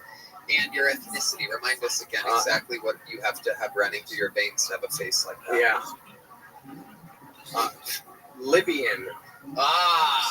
Yeah. Libyan. Cue the Gaddafi jokes, the Back to the Future terrorists, all that good shit. We've already done all that. Yeah. This is your 6th time on the show. So what's changed in your life recently, Ali? Anything different since the last time you were on? No, I'm boring as shit. I do stand up every single day, just trying to make it in this business. That's about it, you know. I know you wish I had some wild story. What time do you wake up? Like 10 or 11. What do you do when you first wake up? I do Uber Eats delivery. Okay. Yeah. All right. So that's all I do is stand up and Uber Eats and barely get by. Yeah. You know, but you love it. I do love it, yeah. You're very happy. I don't know about that, but let's take it easy there. Lewis? I feel like the issue today is that everyone here is so unlikable. Their families didn't want them home for the holidays. That's what's happening. So everyone back here is just some fucking boring fucking asshole. We're like, all right, dude, another person we don't want to spend time with. Yeah. I feel like your family doesn't celebrate Christmas, though. More like 9/11. Am I correct? 100%. Well, I'm actually half white, so I was raised Muslim because of my father, so we would secretly celebrate Christmas. How would you do it in secret?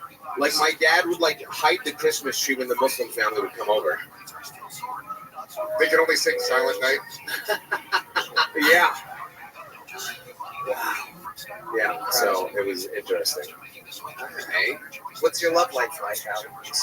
I was seeing a girl for a while, but she lived all the way in Big Spring, so it was too far of a commute to do all the time. I met her at a comedy show. I headlined a Mexican restaurant where I bombed, and she was the only person enjoying it in the crowd, so we connected that way, and then here we are. So tell us about that night. You bomb in a Mexican restaurant. Yes. She's laughing the whole time. How do you get to say hello to her? Do you go right up to her and go, Jesus, thank you for laughing? Yeah, well, I was doing the crowd work shit, just talking to her the whole time, fuck everyone else, it's just me and you here, and then we exchanged numbers, started talking, started hanging out. She's come to Austin a few times. No wonder you bombed. You did a date. Yeah. On stage. Yeah. Incredible. 100%. I said, fuck the show. Let's do this. What's your living situation being an Uber Eats delivery driver? I'm proud to say I actually live by myself, which is shocking for comedians. Yeah. They all have 17 roommates. I live in a real fucked up apartment complex. We talked about that before. Yeah. where I've almost been shot by the police there. It's almost burned down twice. That makes sense. Yeah, it's pretty wild. All right. Well, Allie, you've been on the show numerous times. I'd love to have you back at the Secret Show. Oh, hell yeah. There you go. Much Thank like you. Christmas, Appreciate you're on a you. Secret Show. There goes Allie Musa, everybody. Let's get some new names out here. Let's see what happens here. Maybe, I don't know if this is new or not. Make some noise a minute uninterrupted for Anthony Walton, everybody. Anthony Walton. We've seen Anthony Walton. Howdy. I don't have any kids, so to make sure that happens, I like to practice extra safe sex. That's when I pull out and come in a dude.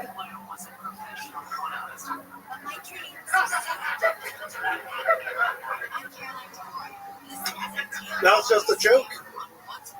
To any gays in the audience, sorry for the stolen valor. My parents had me at an old age where the doctor told my mom that she should get an abortion, so I was going to come out blind, deaf, and retarded. His words. Instead, I came out half blind, half deaf, and I'm pretty sure I'm autistic. I can't afford the test, so I'm taking everyone else's word for it. Oh, yeah. I got called out recently by my cousin. He was like, man, you cry harder over celebrity deaths than you do for grandma. And I was like, well, did grandma put out 7 platinum albums?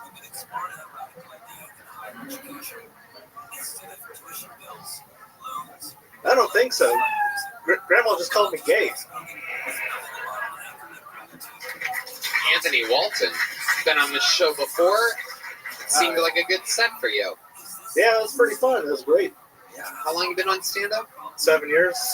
And thanks to you, man. Why thanks to me? You were the first headliner I saw at like 2019 at Dallas Hyenas. Yeah. And he gave me like the best advice when I asked, like, I wanted to start stand-up comedy. And you're just like, just go out and do it, Mike. Just go do it. And that's the advice I give like everyone else who does it. Wow. So it's been fucking show. One of the funniest Mexican chipmunks I've ever seen. Joe List. Well, now I'm mad at Tony for getting this guy into stand-up. Yeah. But, yeah, just kidding. It's what I do. It happens. It happens. I tell everybody the same thing. Go do it. It's pretty easy. The fact that open mics are free is an unbelievable blessing that no other industry has. Louis J. Gomez. Like he said, go do an open. But that's not like it's good advice. That's just like get out of my face. Yeah, yeah. I was like, go do an open mic right now. Yeah. Right You're annoying me. Stop talking to me. Yeah. Nah, you smoked me and my friends out. And I was like, I did. I was so nice in 2019. You remember those days? I was like a real human being. Okay. That's fun. Oh yeah, near the staircase there at the Hyenas. Yeah. Yeah, I know what you're talking about. I used to do that. There's really nowhere else to go. They don't have an actual green room at that Hyenas. Or else they never built would one. have met me. Yeah. One of the only comedy clubs in the country without a green room. They have one now, I was informed. I don't know. They built one. But yeah, the owner told me when I was at a theater. That was just a few months ago. Tony, did you just have a stroke? What was that? No, I blanked out. I forgot Randy's name. Randy is the owner of the Hyenas in Dallas. So do you still live in Dallas or you live Nah, I moved down here in May. What do you love about Austin, Texas? The fucking comedy scene, man. It's fucking beautiful. I love it. What's something crazy that's happened to you here in Austin? Wild town. It's very alive. Doing the open mic in the small room, but like the homeless are pretty crazy out here too. That's just Adelaide. Seems to be a theme here tonight where I'm asking people what's crazy about their lives. They go, just doing comedy. There's homeless people. So like a lady Is there anything else other than tonight? Like what you saw outside, homeless and comedy inside? Nah, some lady taking a shit in the street. But Oh, okay. That's normal. So pretty much the same thing. All right. Anthony. What do you do for fun? Oh man, I love going to like concerts, like wrestling shows. Okay. You've done that recently here? Yeah, there was like a metal show that went called like Animals as Leaders. So, like, Oh, yeah, Michael, you know about animals as Big Mike knows about animals as leaders. Big Mike has a blast week is his new name. All right. You ever do any music yourself? Ah man, I tried to I played decent guitar and I tried to do like metal vocals, so I wanted to be a vocalist. You do? Well, great. Let's play some metal music. Let's hear some vocals. Anthony Walden. 1, 2, 1, 2, 3, 4. Rise to the comedy mothership! Trap that! Kill me!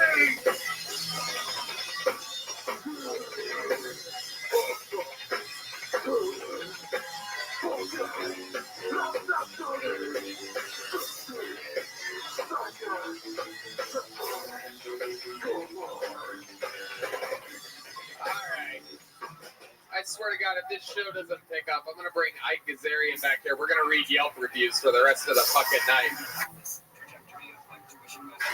There he goes. Did you get a big joke book before? Never before? There you go, buddy. Congratulations. There he goes. Anthony Walden. I'm barely kidding, by the way. I swear to God, 2 more bad comedians in a row. Go track down Ike Gazarian. Have him on death. Your next bucket full goes by the name of Davy Jackson.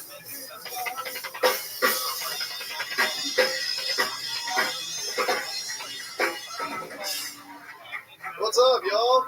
It's good to be here looking like a disgraced youth pastor. I'm happy to be here. I just got back from Atlanta, y'all. Weird place, a lot of black people. Yeah, I did find out that all the black men in Atlanta are gay, which was weird. Yeah, but also all the white people are on drugs in Atlanta. So it's like this weird racist Freaky Friday. Like, what the fuck did Tyler Perry do to that town is what I want to know. But all those gay black dudes are still gangster. They're gangster as fuck, boy. They stole my car and my heart in Atlanta. They got me. Yeah. A lot of people say once you go black, you never go back. All right. I like Mexican women. Yeah. I like to say once you go Mexican, you never rest again. Because you have to sleep with one eye open because they will stab you. They'll do that. Once you go Latina, you're going to get a subpoena. You will end up in court. That's just kind of how that works. I'm Davy Jackson. Thank y'all. Davy Jackson, good set. Great stuff. We know for a fact from your appearances on this show before that you indeed have been stabbed by a Mexican woman. I have, yeah. I've also gone black before. Yeah. How did that go for you? I got gonorrhea, so that was pretty fucking cool. Wow. Yeah. Was that her name, or you ever hook up with good old Chlamydia Jenkins? Yeah, there we go. I believe she plays for one of the WNBA teams. That's a man, baby. There you go. Davy Jackson, welcome back to the show. What's been going on? So much. I actually just met Kyle Rittenhouse. Okay. That was pretty cool. Yeah. Actually, a really sweet guy. Yeah. Damn right. Such a nice dude. Yeah. Where did you meet him at? I met him at a party. I was talking about having a breeding. Was it a Republican party? Very, yeah. A lot of guns and skateboards involved. Pretty fucking cool. Yeah. Yeah. Really? Yeah. That seems safe. Yep. I mean, there's less safe ways to meet Kyle Rittenhouse from what I've heard. Yeah, you fuck with his town.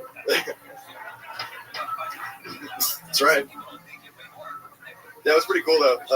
He apparently also has a breeding kink, so that was fun. We just talked about coming in ladies, so that was really cool. Yeah, it was cool. Yeah, he was a nice guy. Tell us more about that. What kind of a conversation like that start and go down? I was really just talking to some buddies about how I was worried that I have a breeding kink.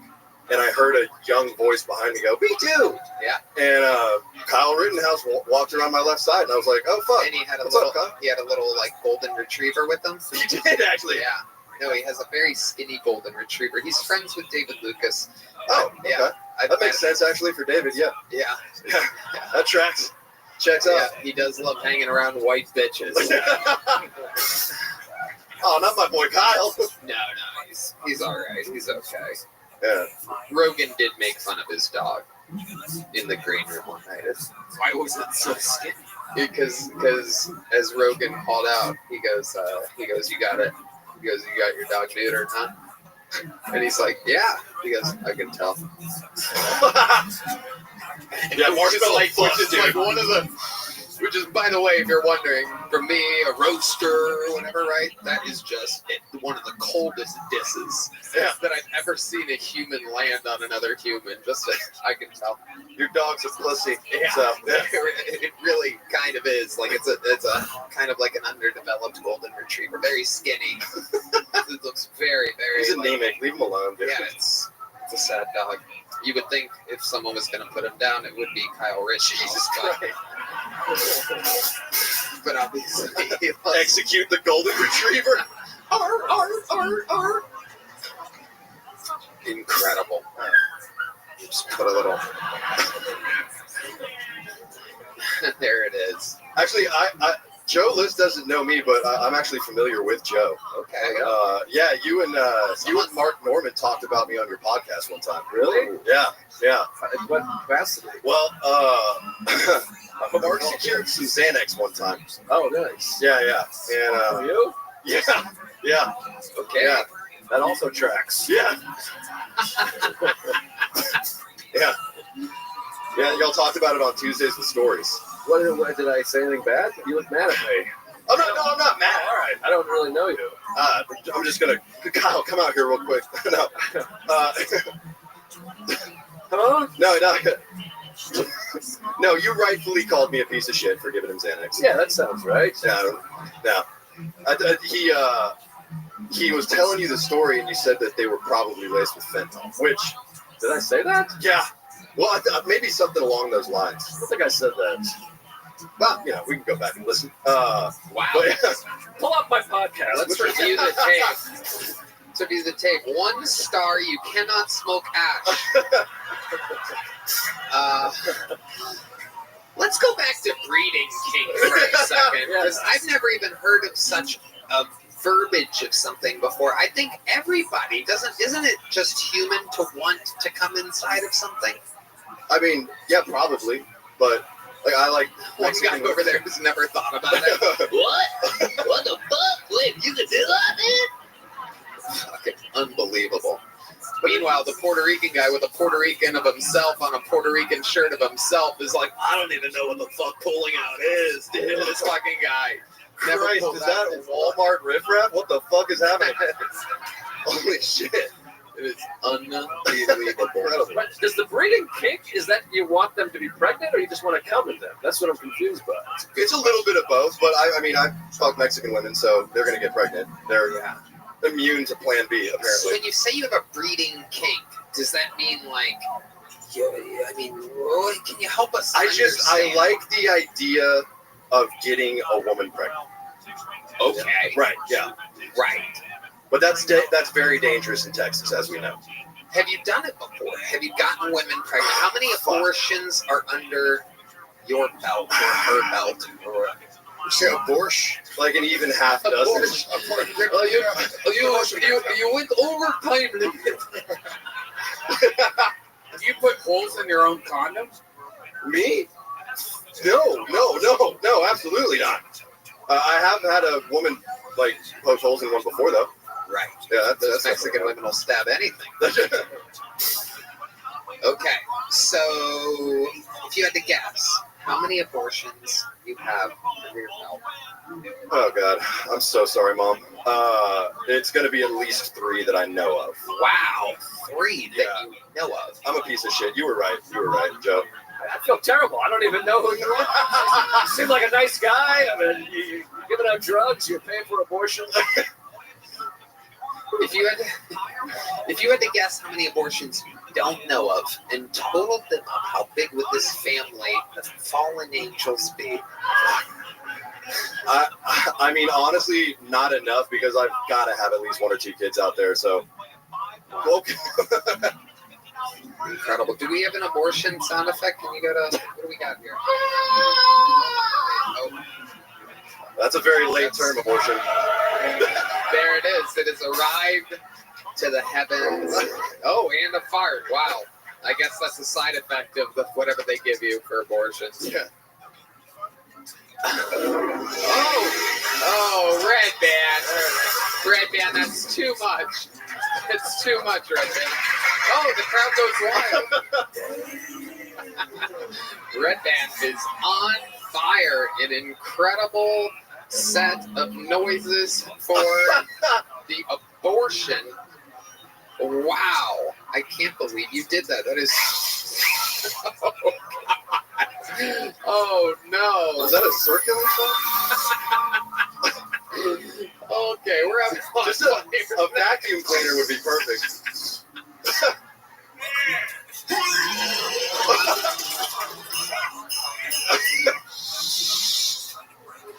Okay, where's your victory thing? You deserve it.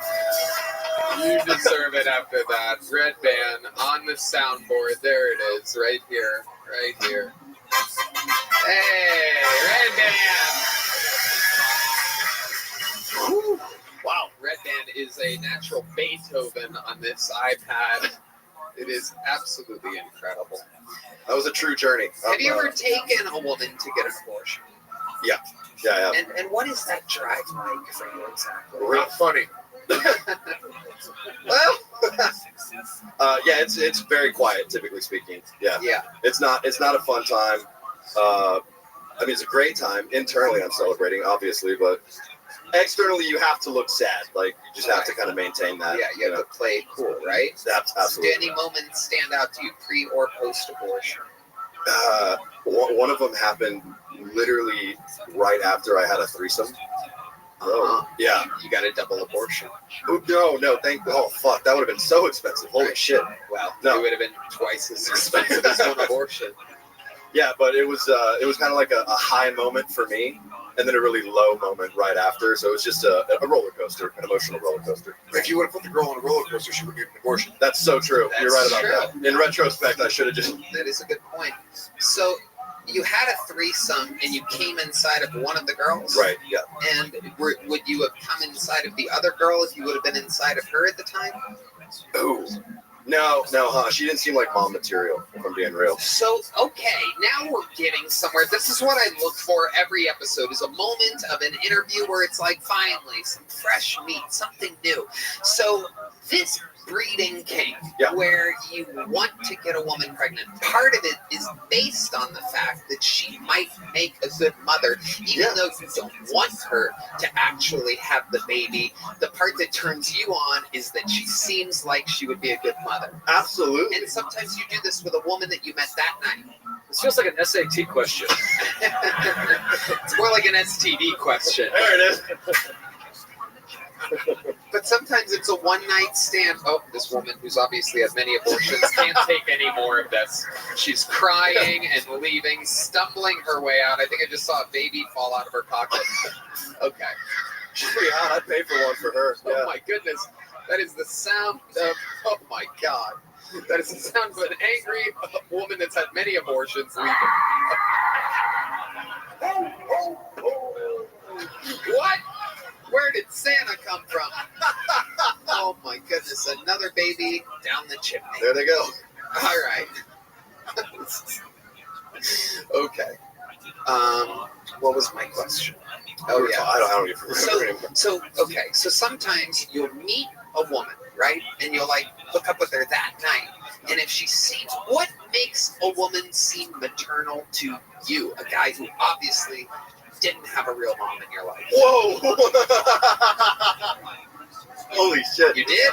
Yeah, no. Loving mother. Very much so. She homeschooled me all the way through high school. He alluded to his mother watching the show. You see this? Okay. Wow. We are finding out a lot right now. So, a very close connection with your mother. Some would say, I still kiss her on the lips. It's fun. You do? We all do. Okay. Thank you. Yeah. Because we're good sons. No, he's saying that he kisses your mom on the lips.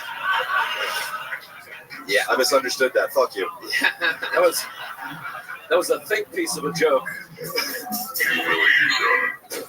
Okay. Wow. This is just incredible to me. So, did your mom know that you love coming inside of Mexican women? Ah, fuck, I hope not. Do you think she would still kiss you directly on the lips? I mean, I'm not coming in my own mouth, Tony, so yeah, she would still kiss me on the lips, I feel like. That can be fun. Okay. Just kidding. Davey Jackson, very fun interview. Great stuff. You already have a big joke book. Yes, sir. On to the next one. There he goes, Davey Jackson. A lot of returns of people that have been on this show before. A lot. Let's see what happens here. This looks like a newer name. Oh, the lovely Heidi. All this talk of breeding.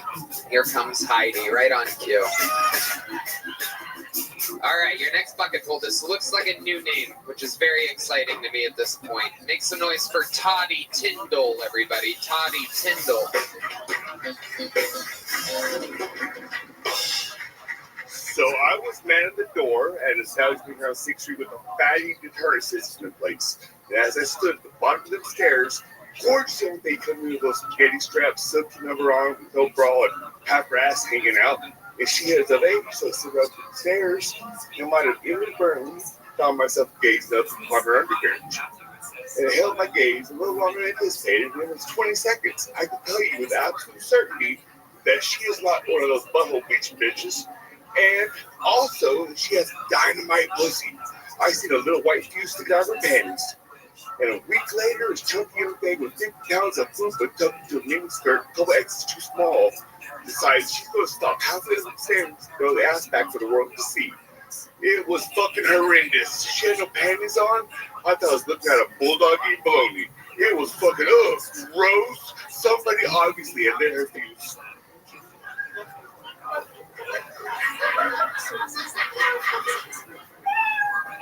Oh, you were looking at me. You were done. I'm directing things, making the whole show happen. Toddy Tyndall, everybody. Okay.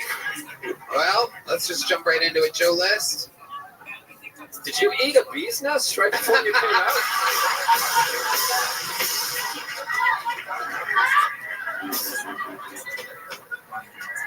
What?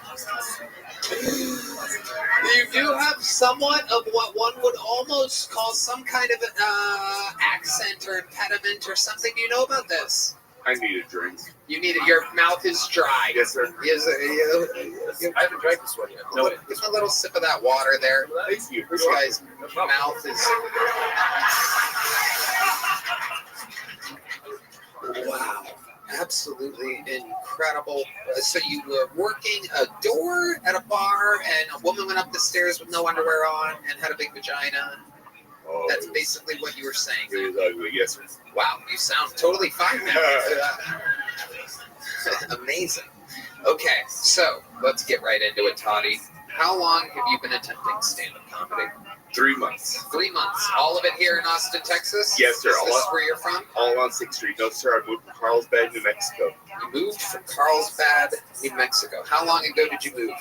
September, Labor Day. Okay. So you came to Austin to start stand-up? Yes, sir. And how's that? How old are you? 47. 47. 47. Yeah.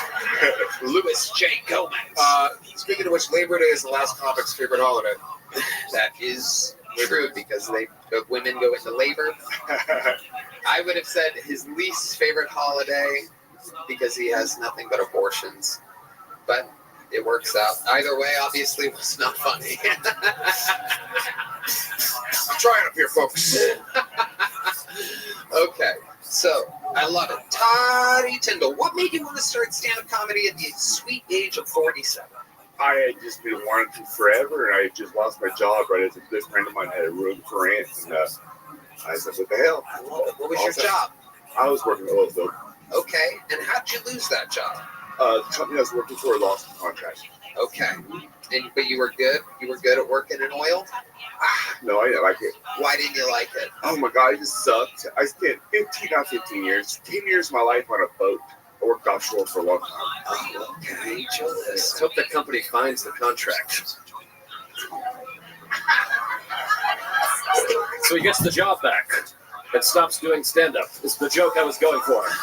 There we go. If you explain it, you just got to explain it. So, Toddy Tyndall, is that your real name? My name is Todd. I love it. I love it. Your real last name Tyndall? Yes, sir. Todd Tyndall. Look at you. Okay, so let's talk about it. What have you been doing your whole life other than working in the oil field? Do you have any kids? Are you gay? I am not gay. Your S's are Stop it. You sound like a real man until you hit those S's. Oh, I'm 47. No, I don't know. I was working in the oil field.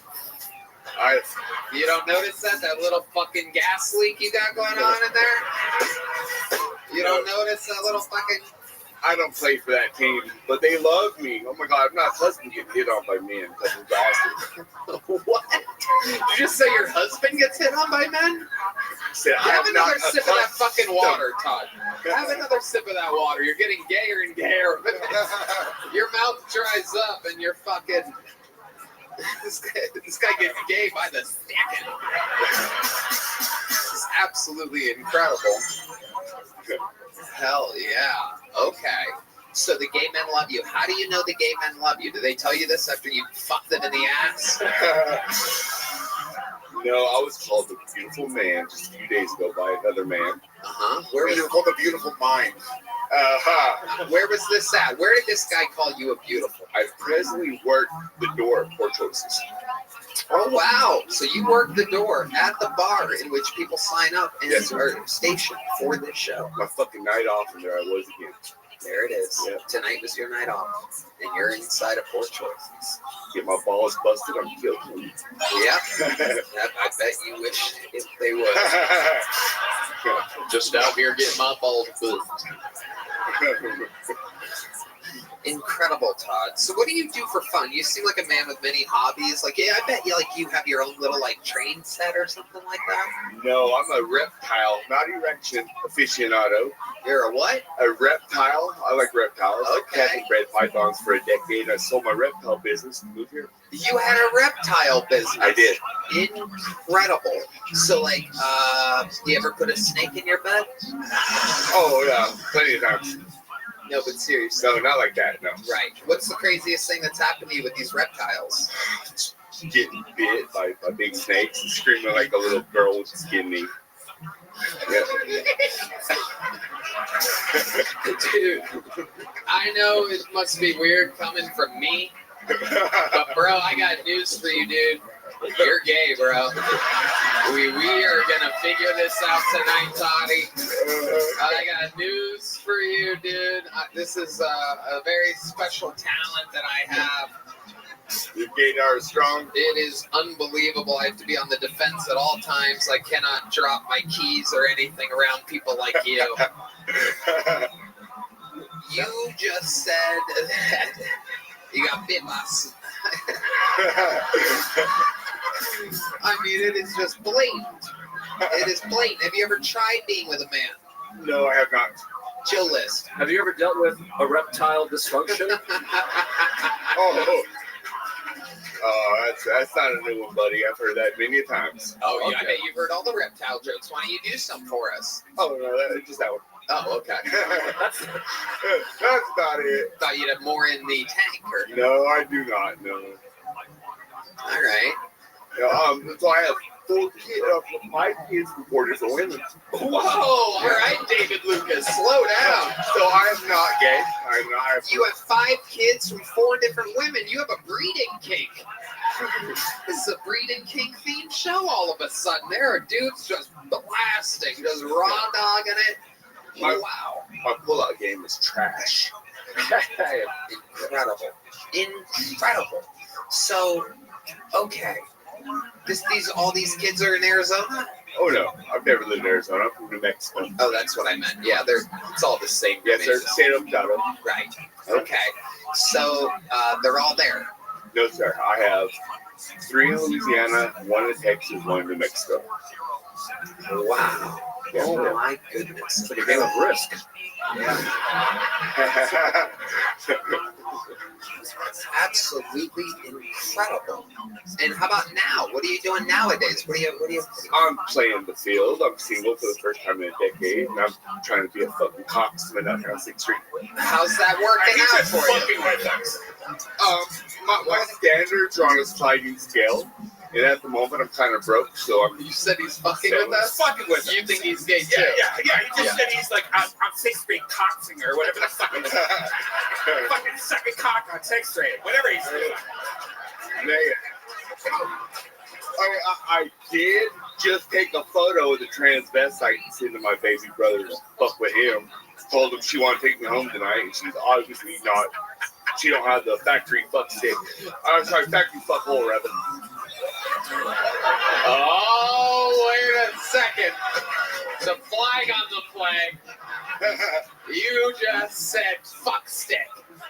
And we all heard it. This girl was born with the factory fuck stick. What does that mean? So she did. Born without the fucking regular fuck hole.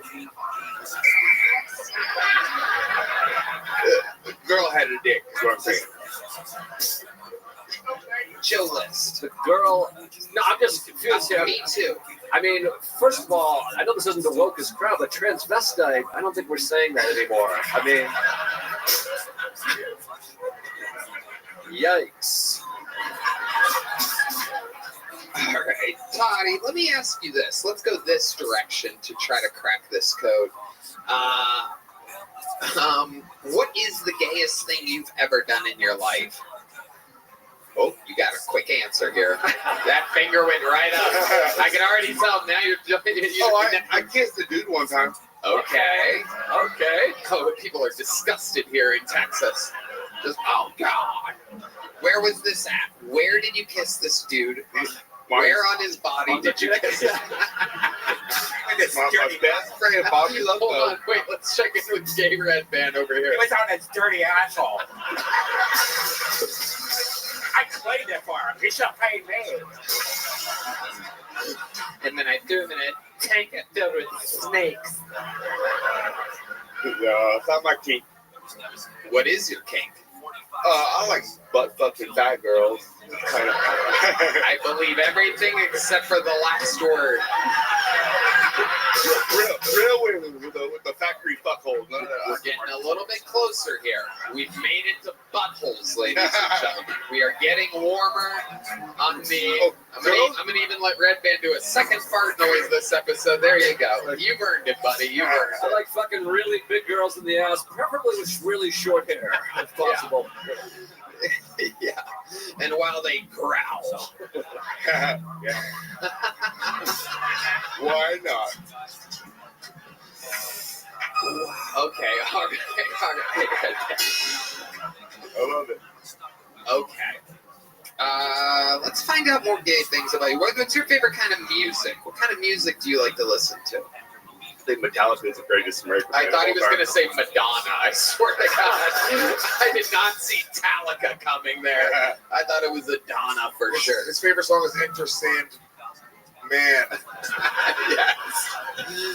Yes. A perfect Metallica reference. Totally making up for that Labor Day joke from just a few minutes ago. Wow. 4 kids. I just can't. Well, 5. 5? 4 moms. Do you stay in communication with them? Oh, yeah. You're a good dad. Yeah. Wow. And what are you doing for them for Christmas? Money. You just send money? My older guys, they're older. They like money. Yeah. My baby is 8, and I'll chill from the Walmart with those cards. So nice. I love it. Hell yeah, that's a New Mexico delight. Going to Walmart with a gift card. Oh, for sure. Oh, yeah. It's white trash wonderful. Absolutely. All right, Toddy. Well, I gotta tell you, it's a hell of a Kill Tony debut. Your minute was. What was it? It was just. It's fabulous. It was. It was a gay old time. Yeah. Gay old time. It's hard out there to be a gay man with a dry mouth. Nobody likes getting their dick sucked by a sandpaper vacuum.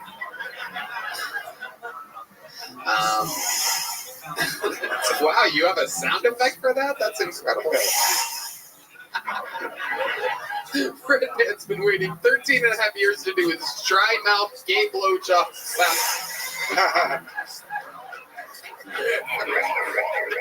Oh, I need an ambulance for my dick. All right. So the set was terrible, barely understandable with the dry mouth. I mean, it really was. It was, and you need to get that mic a little bit closer to your mouth when you're trying to. I know that'll be easy for you. But I'll tell you what, the interview was so good that instead of a little joke book, we're gonna go with a medium joke book. And there he goes. All right, thanks. Toddy Tyndall, everybody, making his Kill Tony debut. Congratulations, Toddy. Oh, Jesus. Oh, my God, I almost flipped and fell at the end. I can't believe it. I almost flipped and fell right on. Fuck yeah. Nothing better than Heidi to ungay the room after that. Whew. We're all thinking about dry blowjobs and shit. So, you're not going to believe this. The Bucket has such an unbelievable sense of humor. That was Toddy Tyndall's first time on the show. And his name, again, is Toddy Tyndall. This next comedian's name is Tommy Tickles. Again, that was Toddy Tyndall, and this, Jesus, I thought I was the only one with that name. Son of a bitch, people are gonna get us confused. I have 17 kids. I can't possibly be good. You are an asshole. I butt-fucked my way into a bunch of kids. And I sent them all Walmart gift cards. So, ladies and gentlemen, I'm introducing, after Toddy Tyndall, this is Tommy Tickles, everybody.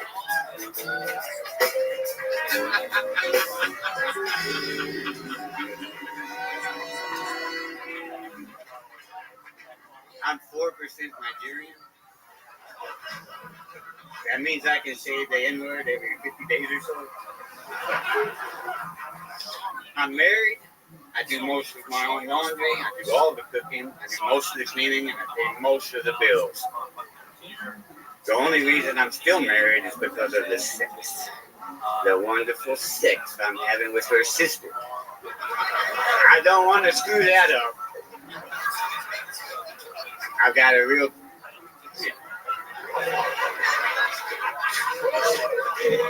She's not even that hot.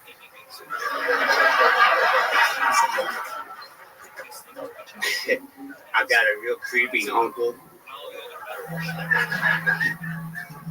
My mom hoped that he wouldn't rub off on me, but he did it anyway. I don't like to text him. I don't like to text and drive. It makes it way too difficult to watch porn and masturbate. You will never catch me drinking and driving because I'm that fucking fast. There he is. You cannot make it up. Tommy Tickles following Toddy Tyndall. Both of them look ridiculously straight. And then they begin to talk. And in a stunning turn of events, again, the odds of this happening in the history of the show, that a Toddy Tyndall would look like a real man on from the oil field. And then this guy comes out, literally, me and Red Band joked, because we both thought the same thing. As soon as he walks out, we go, oh, straightest guy ever. Yeah, straight guy. And then all of a sudden, you're like, I have sex with my sister. Sex with my wife's sister.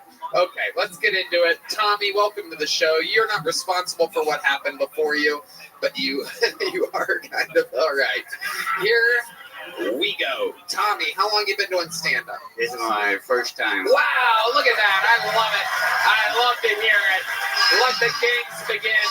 This interview shall be golden. There's nothing that can stop my momentum at this point with you. I can tell you got a lot of stories. I can tell there's a lot of things in the cup holder of your truck right now. We're going to get into it. There's a lot going on. What is in the cup holder of your truck before I even get started with the rest? I heard some of the questions you asked the other guy. The gayest thing I've ever done, I won a skipping contest. Really? Yeah. Like in the 5th grade, I was awesome. I was fast. That is amazing. That is amazing. I now know you are straight as fuck. Because that is a true answer of a true straight man. Yeah. I as well won a skipping contest.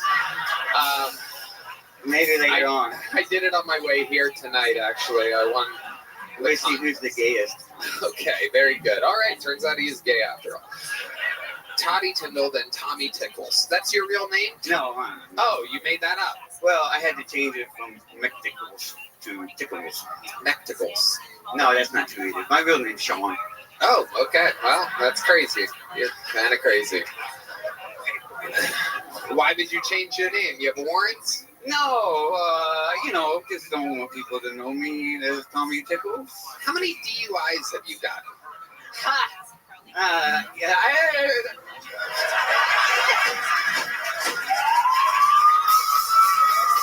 never been caught. I have never been caught. Never. You pled not guilty. No contest. Absolutely. Okay, so how old are you, Tommy? What is going on here tonight? Some of these drones are shooting gay lasers wherever the mic stand is right now. I'm 50. I just turned 50. Just turned 50.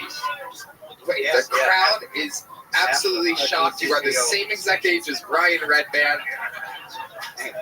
Incredible. What has happened in your life to where you look like you fought in every war that America's had? I've seen a lot of shit, yeah. Yeah, what have you seen? Oh, I've been everywhere. I've been all over the world. You see it all. Yeah. I've been on 6th Street. Shit, some lady tried to sell me a scooter for like $50. That sounds like a pretty good deal, honestly. I know, that's what I did. I couldn't figure out how to put the gas in the motherfucker, but I've got a scooter now. So you bought it? Yeah. Amazing. I'm from the country. Yeah, where? Outside of Fredericksburg, about 2.5 hours. Okay. All right, that's where you were born and raised. Yeah, I was raised there. Okay.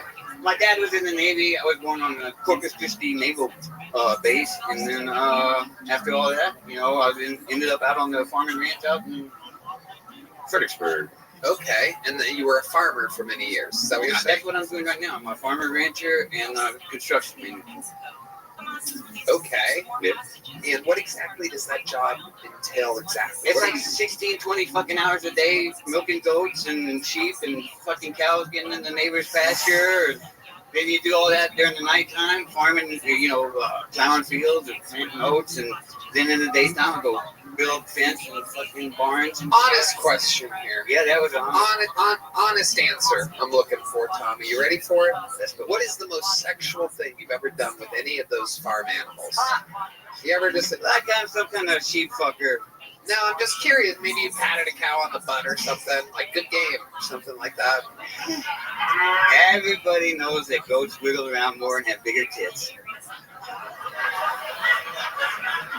They have the second closest vagina to a human vagina. I can do a cesarean. I can perform a C-section on a goat or a sheep or cow. Yeah, that's not very sexual, but I can stick my hand in there. And you've done that before? Yeah, you got to, and if you got big old hands, and you have big old hands. They're old. They're definitely old. Goats and sheep. That's why they call them Tommy Tickles.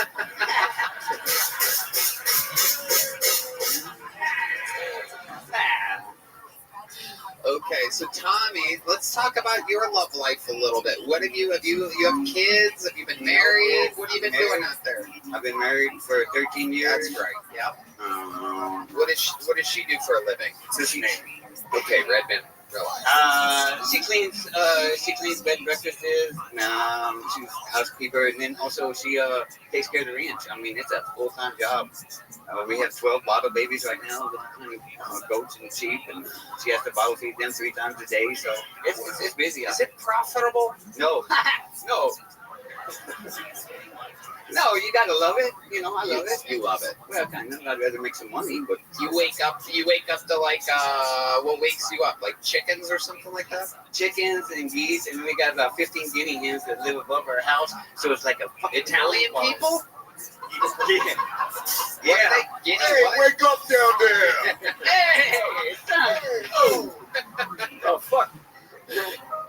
No, it's hard to fall asleep, and it's not hard to wake up. Okay. All right. What are you into? When you log on to the internet and you go to a porn website and your wife is out there bottle feeding goats and you have a couple minutes to yourself, what do you search for? Threesomes. with free use, gorgeous, you know. What was that last one? Before gorgeous, what was the one? Free use. Free use? Yeah, you know, you're just wandering around and there's some chick there and she's like, you can do whatever you want. Never heard of that. Sometimes I'm hosting the show and I have no idea what's going on. And I sometimes wonder, maybe I'm the only one that doesn't know what the fuck anything means or makes sense. And it gets scary. In everybody else's podcast, you're in a room, you can't fuck up the audio, everybody can hear what they're saying, you got headphones on. This show is so crazy. What the fuck are you talking about? Hey, it's your question. You know, you wanted to ask it. Son of a bitch. I just got bodied. Is that free use? Red Band's looking up free use porn and it's my ex-girlfriend. Even he's like, I gotta get this shit off my screen. With that, thank God for ExpressVPN.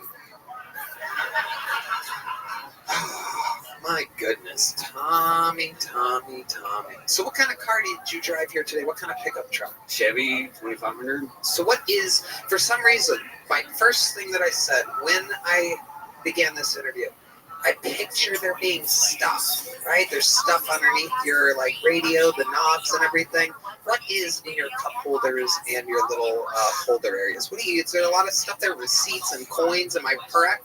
Yeah, broken tools and shit I need to fix and receipts and like what? What do you need to fix exactly? Hydraulic connection on a hydraulic hose that goes from my skid steer. And I've got hydraulic hose is actually one of the things I search on. Creamy, yeah. All right, okay.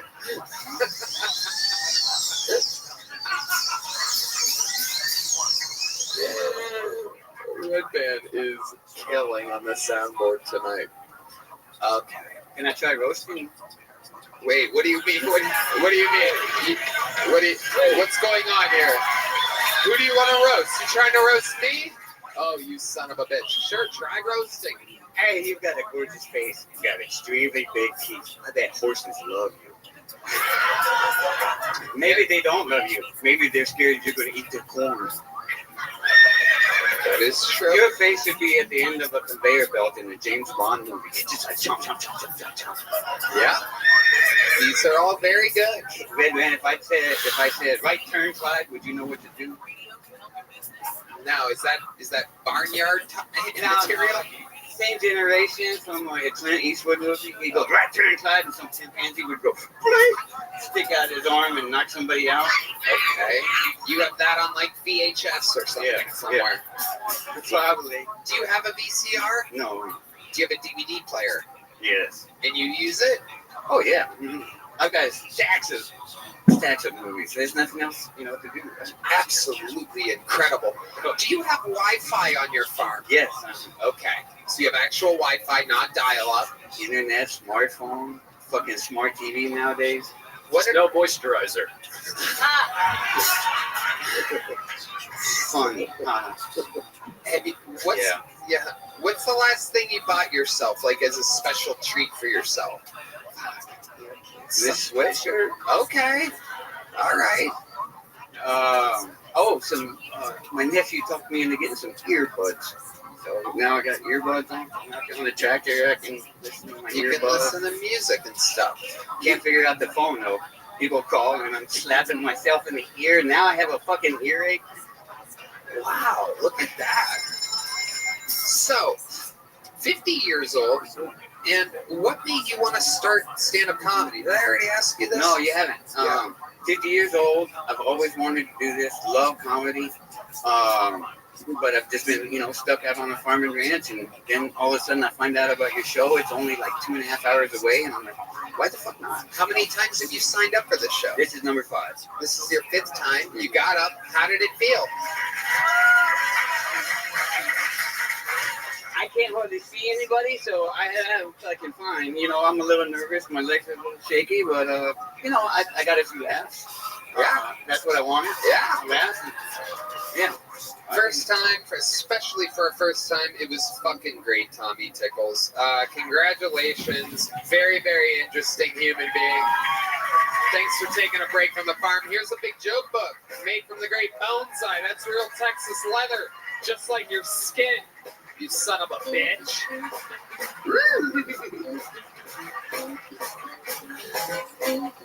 All right. This looks like a new name for sure. Let's see how this goes. Make some noise for A-Bomb, everybody. A-Bomb.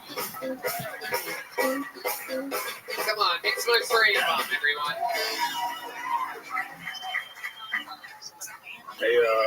Hey, it's cool to be here, but a lot of people hype Austin up like this the promise land. Like, as soon as you get off the highway, you run into packs of motherfuckers sleeping together, drugged out, begging for money. And them just the comedians. Don't get me started on the homeless people. I'm sure there are good people on both sides. This is Texas, all right? This should be a safe space. Is it just me or trans women getting a little too powerful? Hear me out. They're kicking women asses in sports and dating apps. In a short amount of time, we went from "it's ma'am" to "will you suck my lady penis?" Like, bro, hey, mate. But you see these trans women on these dating apps, and it's like what Elon Musk has been innovating trans technology. Where the alphabet people hiding them? Him, her, one of them. Should have put his ass in the vaccine. Probably would have got it. He has a good track record. But you see these. Fuck it, bro. Everybody. A-Bomb. Welcome to the show, A-Bomb. This is your first time here, correct? This is my first time here. This is my 5th time doing comedy. Okay. This shit's dope, bro. Yeah, it's a fun thing. Yes, sir. Absolutely. How old are you? I'm 31. What made you want to start stand-up comedy? Going through a rough time, man. Had to laugh and keep on crying. I love it. Tell us about it. Shit. A breakup. I don't want to get exactly into that. Like, no, you're good. Get into it. That's what's interesting. What's real is what's interesting. Nobody watches this. Yeah. This is a safe space. All right. So it's what people can relate to. It's what got almost everyone around you started in what we're doing. That's how artists are made. Trauma and life creates art. So go ahead. Tell us about this terrible situation. All right, so just between me and y'all, and it was a while back. It was a long time ago now I think about it. Back in Memphis, Tennessee, I met this girl, lovely girl, Christian girl, and thought we'd be together forever. We moved out here, seeking better opportunities and whatnot, and it was good. COVID hit, we made it through. But then I guess real shit happens, because you know that. All you had to do was work out. You know what I'm saying? It was affecting fat people more than the rest of us. So it wasn't as deadly as they say. I love fat people. I love to wear out fat. There's nothing wrong with that. But anyway, so we moved out here, you know what I'm saying, trying to work with animals. That's what we heard Texas was about. But all y'all had a horse and a dog. You know what I'm saying? It's not that at all. Y'all disappointed me. So then, man, we just going through a lot of shit. No more than I think. A lot of horse shit, you know what I'm saying? But we wiped our feet. We kept on going. You know what I'm saying? We held our nose. All right, get it off in the mud. You walk through a long enough trail. But yeah, so seeking jobs with animals, we found that. But I guess we didn't find the peace that we were looking for, and it was too much. It was too much for it. So I don't know what the sound was, but I'm sure it worked. So it became too much, and she went her own way. I didn't have a say-so on what happened. I begged, I pleaded, baby, what you doing? What's going on? When you coming back to me? Turn the red lights around. She was like, fuck that. No. You mean nothing, bro. So that's what it was. So laughed, keep me crying, man. I was just like, I was in a bad place. You know, a person promised you, like, I'm keeping you forever. And then forever, you find out it's only like 365 days. Like, goddamn. To make a long story short, what? Okay. All right, so she left. I was in my head a lot. It was just me and the dogs. I train dogs. I love my animals. How many dogs do you have? I own 7 dogs. 7 dogs. Oh my goodness. With 4 different women.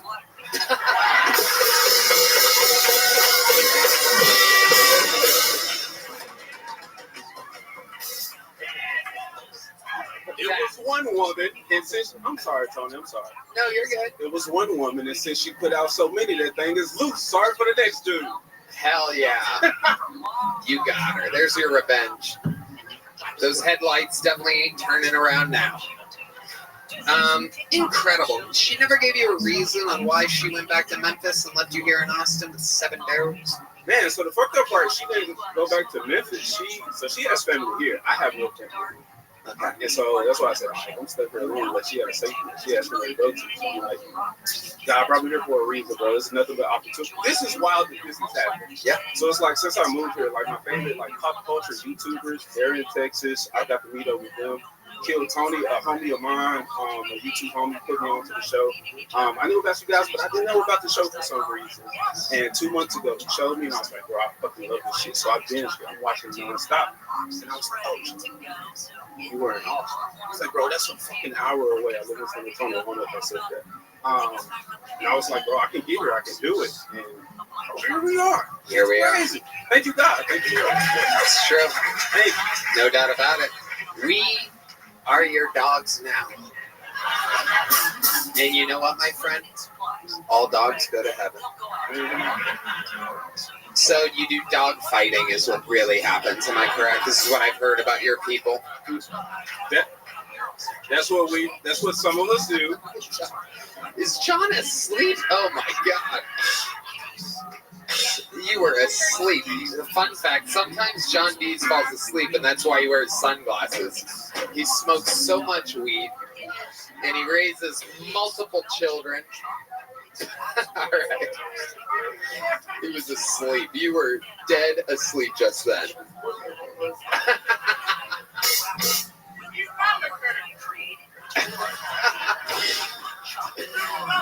Oh my goodness. I have 2 musicians with their eyes closed. That's right. You're still awake, Dee. That was implied. All right. Okay. All right. Thank you, Dee. Okay. Thank you, Dee. All right. Famous homophobe D Madness is here. I love your style, A-Bomb. I mean, you seem so well-spoken and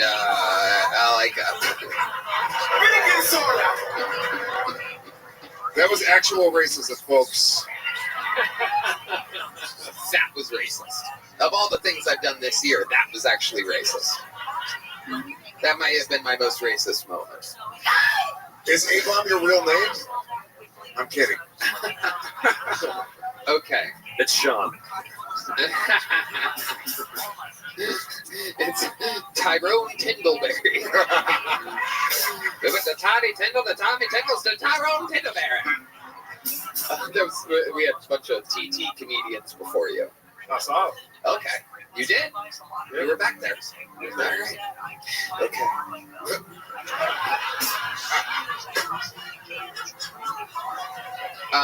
So, A-Bomb, what else about your life? Do you work with those dogs for a living? Is that how you make money? Yeah, so we started a business, the Pariah Pack. Okay, that's my business. I had shouted out to you last. It's relevant. It's all good. So that was me and her business, and I guess it just became a lot that added to like mental stress. Right. So, what exactly is the business? What is Pariah Pack? I train dogs. I was boarding dogs. So now I'm just doing most of the training. So it's good. Just work with animals, trying to better the relationship between the human and the animal. I love that.